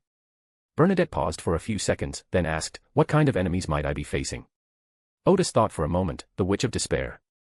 Bernadette said, "Oh, and, I understand." Odis smiled slightly at the air, grateful that Bernadette hadn't pressed for details. They drew until after 2 a.m., and Odis had used up almost all the spiritual materials she had prepared. Finally, the large, composite magic circle was finished. Bernadette escorted Odis back to her lodgings. "See you tomorrow." She had a premonition that something big would happen tomorrow. Odis smiled and said, "See you tomorrow." After Bernadette left, Odis went to the fireplace and warmed herself quietly for a while until she felt warm all over before returning to her room to rest. North District, Government Street, MI9 Office Building. Late at night, the light in the office of the action team leader, Raymond, was still on because the head of MI9, Selt, had given him a final deadline. He had to find Odis before the end of the workday the next day. Recently, MI9 has been under considerable pressure. Until evidence of Odis's or the leader's crimes is found, the Church of the God of Steam and Machines has been constantly questioning Raymond's previous actions. As things stand, the three churches are almost united in questioning MI9's decision, and if this continues, the three major churches may very well intervene directly in the matter. Seltzer had to make concessions at this point, so he issued an ultimatum to Cormand. If he can't catch the men and give the three churches an explanation by tomorrow, Raymond's career will be over. So he worked overtime through the night, searching for clues. Raymond believed that several days had passed since the search of the herbal shop, and Odis had surely started sneaking out again. Checking the intelligence and extraordinary reports from MI9 in the past few days should yield some clues. By 5 a.m., Raymond had already drunk several cups of coffee and was just about to take a short rest when a clue suddenly caught his eye. It says that a very magical wizard has come to Backlund, who is clearly a wild extraordinary being. Just as MI9 was preparing for its routine investigation, Mechanical Heart sent a letter saying that this wizard was involved in an extraordinary case they were investigating. As is customary, such routine investigations are terminated immediately. It often happens among official extraordinary organizations that one organization discovers an extraordinary criminal and is about to arrest him, only to be informed by another extraordinary organization that he is their criminal. According to the usual practice among official organizations, whoever discovers the criminal first is responsible for the investigation. But Raymond still sensed something was wrong because the Mechanical Heart was reacting too quickly. In such cases, another official organization usually only becomes aware of the situation after a routine investigation has already begun. However, while MI9's routine investigation was still in the preparation stage, the letter from Mechanical Heart arrived. It was as if they weren't stopping MI9's investigation but rather announcing that they were going to protect this wizard. Claymont immediately perked up and began to carefully examine the document. He quickly and astutely noticed that the time when Gandalf the Wizard appeared was also the time when Odis was not in the herbalist's shop. Although MI9 could not interrogate Kinna, it could interrogate the residents and shop employees around the herbal medicine shop. They eventually obtained a relatively detailed schedule of Odis's recent visits to the herbalist's shop. While the information about Gandalf the Wizard is not as detailed, it is not difficult to find from the dates that the two have never appeared at the same time. After thinking for a moment, Raymond immediately summoned a member skilled in divination and asked him to divine whether the wizard Gandalf would be home that evening. Because of some information about the wizard Gandalf, members skilled in divination created the horoscope. Theoretically speaking, even without information about Gandalf's hair or other frequently used items, it's still fine for simple divination. However, the members skilled in divination failed twice. Instead of being discouraged, Raymond was quite happy, because whether it was divination, leadership, or divination of Odis, the result was the same: failure. Raymond was almost certain that this was Odis's other identity. But just to be on the safe side, we should double-check. Of course, you can't go directly to Rose Street, as that would easily alert the target or the Mechanical Heart. However, in the extraordinary world, there are ways to confirm it again. Raymond orders the search for a portrait of the wizard Gandalf. Many people have seen this wizard, such as the former Viscount Vader and the servants of the current Baron Vader household. Without much effort, Corlimond obtained Gandalf's portrait. After staring at the portrait for 2 or 3 seconds, he was certain that this was Odis. Although Odis's makeup skills were quite good, the facial features hidden behind the costume could not escape the eyes of the former interrogator, now the judge, Raymond. It was already past 10 in the morning. While Raymond was dispatching his best surveillance personnel to keep an eye on Gandalf from a distance, he immediately went to Kelt's mansion to report his findings. Selt was delighted upon hearing the report and told Raymond to go ahead and arrest the men without worry, as he would handle the Mechanical Heart's questioning. Just then, his subordinates reported that Gandalf had gone out, seemingly to meet someone. Selt immediately became serious. Follow him and see who he's going to see. Not a single mistake, not a single poem, not a single post, not a single piece of content, not a single look. Number 66, Rose Street. Odis got up early, made the final preparations, and after having lunch at noon, leaning on his wooden staff and carrying a cloth bag, he went out, took a taxi, first sent a letter to the Backlund Mechanical Research Society, and then traveled to the East District. Midway down Black Palm Street, Odis got out of the car and stood there quietly waiting, looking quite like he was about to meet someone. 15 Minsk Street. As Odis left, Klein also left. He is going to Prince Edsak's Red Rose estate today to tell the prince his investigative findings. Or rather, go and find out more about the matter, and then use a vacation as an excuse to quickly leave Backlund. The process went very smoothly. Klein, now the faceless man, made himself look older to prove that he had been working hard recently, but due to his lack of ability, the investigation had to end there. The prince did not make things difficult for the great detective and politely instructed his butler to send a carriage to take Klein away. Up to this point, everything went smoothly. As the Red Rose Manor receded into the distance, even Klein breathed a slight sigh of relief, believing that he had left the 0-08 stage. Just then, an idea struck him. He saw the carriage door open quickly and then close silently.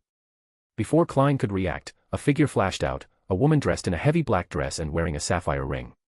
Upon seeing the sapphire ring, Klein, who had already stood up, sat back down, not daring to make any rash moves. That was a level 0 sealed artifact, and he knew that any resistance he offered would be futile. At this moment, the figure was fully revealed. She looked to be about 18 or 19 years old, with a slightly round face, narrow eyes, and a gentle and refined demeanor. She was an exceptionally beautiful woman. Klein was taken aback at first, then recognized her and blurted out, "Triss." They had met before in Tingen, when the beautiful woman in front of them was named Triss and was a man.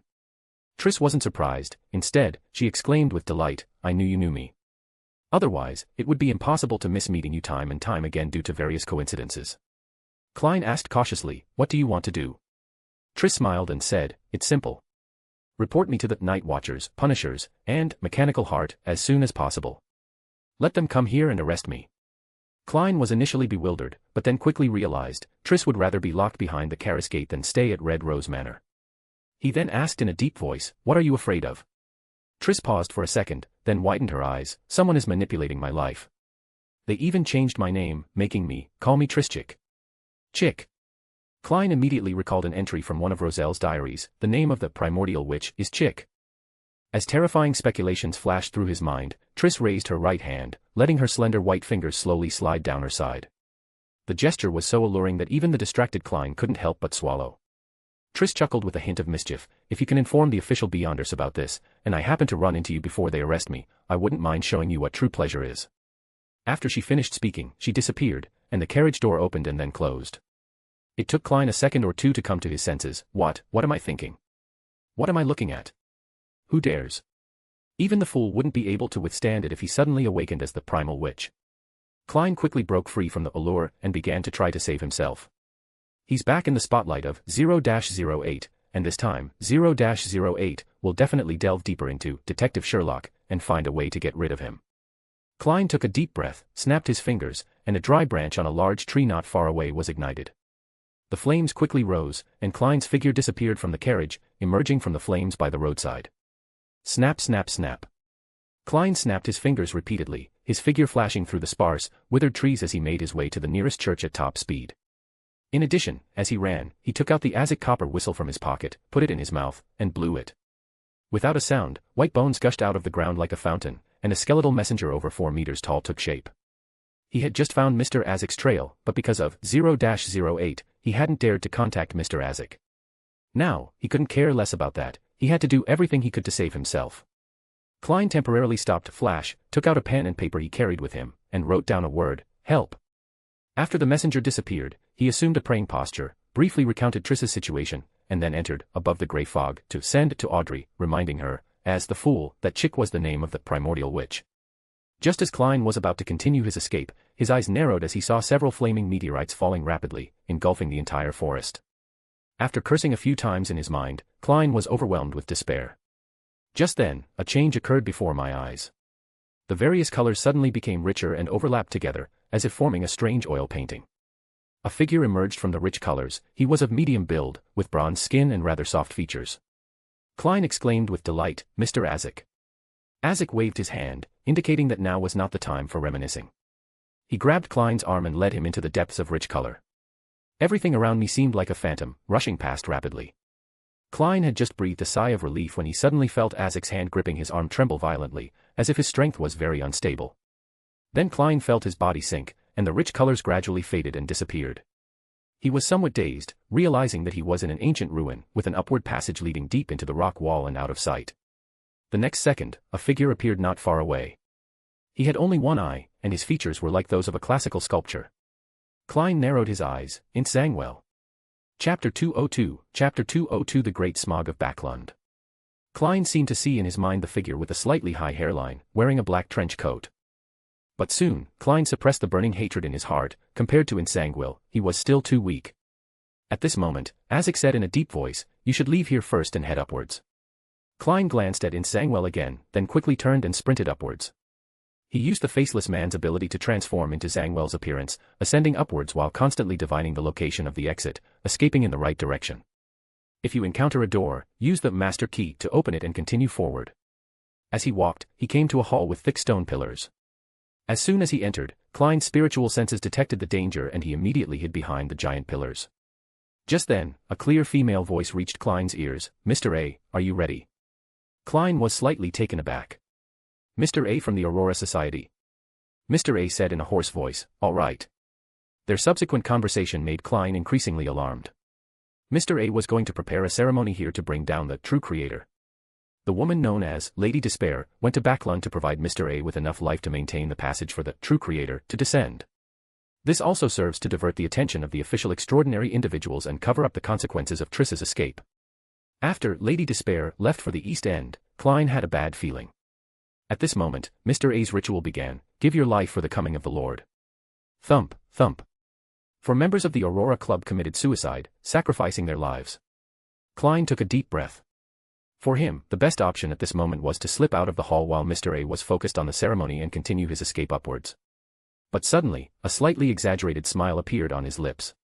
He reached for his revolver, turned sharply, and rushed out, firing a barrage of shots in the direction of the sacrificial ceremony. These attacks only elicited a disdainful smile from Mr. A, because the ritual had already begun, and under its protection, such attacks had no effect on him whatsoever. Backlund, East End, Black Palm Street. Holding the wooden staff, Odis noticed that the fog in the eastern district seemed to have suddenly become thicker. He was both nervous and relieved. He had been planning for more than half a year, waiting for this moment to arrive. Odis immediately whispered a prayer to the mysterious queen, Holy Spirit who pursues knowledge. "The battle is about to begin, and I need your help." A few seconds later, Bernadette's voice came through Odis's ear, "You are being watched." Odis was slightly taken aback, not from the mechanical heart. "No. Who is that?" "It is also in the eastern part of Backlund." Lady Despair suddenly appeared in a secluded, deserted, filthy, and disgusting alley. She pulled down her veil to cover her face, looked up at the sky, and the dim sun was quickly obscured by clouds and mist, as if dark clouds had suddenly gathered and a heavy snow was about to fall. Lady Despair strolled out of the alley and into the street. The fog suddenly thickened and turned a dark iron-black color in the area she passed through, and visibility suddenly decreased. After she left the street, a homeless man in an old jacket with a sallow complexion suddenly started coughing violently and soon collapsed to the ground. Many people on the street unconsciously covered their throats, feeling like they couldn't breathe. A haze of iron-black and pale yellow hues descended upon the eastern district and began to spread rapidly to the surrounding areas. The distant scenes were submerged, and even the towering clock tower was reduced to a faint shadow. One by one, the workers and the poor began to feel unwell, and the homeless, struggling against the cold and hardship, fell ill one after another. The Lady of Despair had a calm and gentle expression, as if she were completing a work of art. She strolled among the passers-by, a slight smile playing on her lips, and chuckled softly, "The history of the Kingdom of Lone will remember this day, the great smog of Backlund, sigh. Call." Suddenly a gust of wind blew her veil into the air. The Lady of Despair stood there stunned for a full 2 seconds before muttering, "The wind is picking up. The wind is picking up. Why is there wind? The royal family promised that there would be no wind." East District, Black Palm Street. Odis glanced around intently, "It's too late." He suddenly smiled slightly in the direction Bernadette had just spoken, "Your Majesty, after this matter is over, I will leave Backlund and go to sea to join you." Odis ultimately decided to take the gamble, even if it meant being captured again. Bernadette suddenly appeared, smiling as she said to Odis, "Elemental Dawn welcomes you." She realized that Odis meant that since she was leaving Backlund anyway, there was no need to care about those monitors or have any more concerns. After Odis finished speaking, she took out a bottle of spiritual potion and gulped it down. "From now on, please protect me from being disturbed." Bernadette replied, "Okay." Odis took a deep breath, pressed his hand against the magic circle on the wall, and infused it with spiritual energy. In that instant, the magic circle was like a giant vortex, sucking away a large amount of spiritual energy from Odis's body. The entire magic circle was immediately activated, and half of Black Palm Street flickered with an illusory blue light. Odis knew that a sequence 7 spirituality was barely enough to supply such a magic circle, so this time he went all out, using almost all the high-grade spiritual materials he had previously purchased for £3,000. Therefore, Odis only needs to use limited spiritual power to activate this extremely powerful magic circle. In an instant, everyone on the street could hear the wind. Phew! The windless eastern district of Backlund was suddenly whipped up by a strong gust of wind, and pedestrians quickly held their hats and coats down. Odis, in the central area of the composite magic circle, began to use her spirituality to adjust the wind direction and gradually increase its force. The strong wind quickly turned into a gale and a hurricane, blowing down many slender people, lifting many clothes hanging outside into the air, and ripping off many roof tiles. Thump thump thump. The bronze bell on the bell tower was blown by the strong wind, producing a clear and continuous chime, as if announcing that Odis's counterattack against the world had begun. Wherever the hurricane went, many people on the streets were blown down, and some were even tumbled over by the wind. Many pedestrians voluntarily lay down on the ground or went into alleys or buildings to take shelter from the wind. The thick fog, tinged with iron black and pale yellow, was first violently churned by the wind, then, like a breached dam, it was quickly blown back and gradually thinned out. This timely gust of wind blew along every street in the East District, and the fog on the streets quickly dissipated. The homeless people who had fallen to the ground immediately felt better in their trachea and lungs and were able to breathe again. The poor people in the East District coughed, but also felt that their breathing was much easier. As the hurricane passed, the thick fog in the Eastern District quickly dissipated, and the sun shone on the dirty streets, making the sky clearer than ever before. About half a minute ago, on a street deep in the East District, Old Kohler hurriedly returned to his rented apartment, clutching the ham in a paper bag. He looked around warily, afraid that those hungry creatures with eyes gleaming like wolves would pounce on him and steal his New Year's gift. Seeing that no one was paying attention to him, Old Kohler secretly breathed a sigh of relief. He couldn't help but look at the ham in his arms, at the red meat mixed with a lot of white. His throat moved and he swallowed. It's still too expensive and too big. I can only cooperate with someone to buy a whole ham and cut it into pieces. But this is enough for me to eat during the New Year holiday. I can have 2, 3, no, at least 5 slices of ham at every meal. I can also cut some to stew with potatoes, and I don't even need to add salt. As he walked, he felt the fog around him thicken considerably. The church bell tower, which was still relatively clear in the distance, was gradually swallowed up by a mixture of pale yellow and iron black. Even the pedestrians were reduced to blurry shadows. Not a single mistake, not a single poem, not a single post, not a single piece of content, not a single look. Why does the fog smell so bad today? He muttered, quickening his pace. He had only taken a few steps forward when he felt tightness in his chest and discomfort in his throat, and soon developed symptoms of difficulty breathing. Old Kohler frowned. Is he sick? Damn it, I wanted to have a good New Year. Phew. Just then, the wind came. Old Kohler quickly pressed his hat down with the hand covering his mouth, seeing the thick fog churning around him. Cough cough, this gust of wind is just right, let it blow away all this damn fog. However, the thick fog seemed more stubborn than expected. Ordinary winds only caused it to tumble in midair without any sign of dissipating. Whoosh. Then, the wind suddenly picked up, and Old Kohler almost lost his balance. He held his hat tightly and quickly found a corner. This damn weather. At this moment, the fog on the street could no longer hold and was blown away by the strong wind. As winter approaches, the air in Backlund is rarely this crisp. Inside an apartment building on the edge of the Eastern District, Liv hung up the last piece of clothing she had washed to dry. She glanced at the sky outside, but the thick fog made it difficult to judge the time. Liv took a breath and turned to look at her eldest daughter, Freya, who was wiping her hands and looking toward the vocabulary book in the next room. A hint of apology crept into the single mother's eyes. It's almost New Year's, and most of our employers have left Backlund for vacation elsewhere. We can't go on like this, we need to find new jobs. As she spoke, she walked toward the door. During holidays like these, wealthy people hold one banquet after another. They may not have enough servants, so they might hire temporary kitchen cleaning ladies. I'll go out and ask. Freya, you stay home and pick up Daisy when it's time. We need income. Those sons of bitches, thieves, robbers, and human traffickers also need income to welcome the new year. Freya answered cheerfully, okay. Her thoughts had already drifted to the small table next door in the vocabulary book. Liv had just opened the door when she suddenly stumbled, cough cough cough. She coughed violently, her face turning bright red. Freya rushed over and helped her mother up. Mom, what's wrong? It's nothing, cough cough. Liv glanced outside. This damn thick fog, cough cough, it's a bit choking. Phew. Just then, the wind came. Freya helped her mother back to her room and sat her down. Wait until this gust of wind blows away the thick fog before you go out. Cough cough, okay. Liv didn't insist. If she got sick, no one would hire her as a temporary worker. Whoosh. The wind suddenly picked up, and Liv jumped up. This damn wind, cough cough, quick, quick, bring in the laundry. So Liv coughed and cursed the awful weather as she quickly took down the clothes she had hung out to dry. But 3 pieces of clothing were still blown into the air. Liv told her daughter to stay home while she coughed and ran out to chase after them. Backlund, Iron Hat Street, Lever Cathedral. Holomic Hayden is reviewing documents in his office. Knock knock knock. Please come in. Karamic looked up at the office door.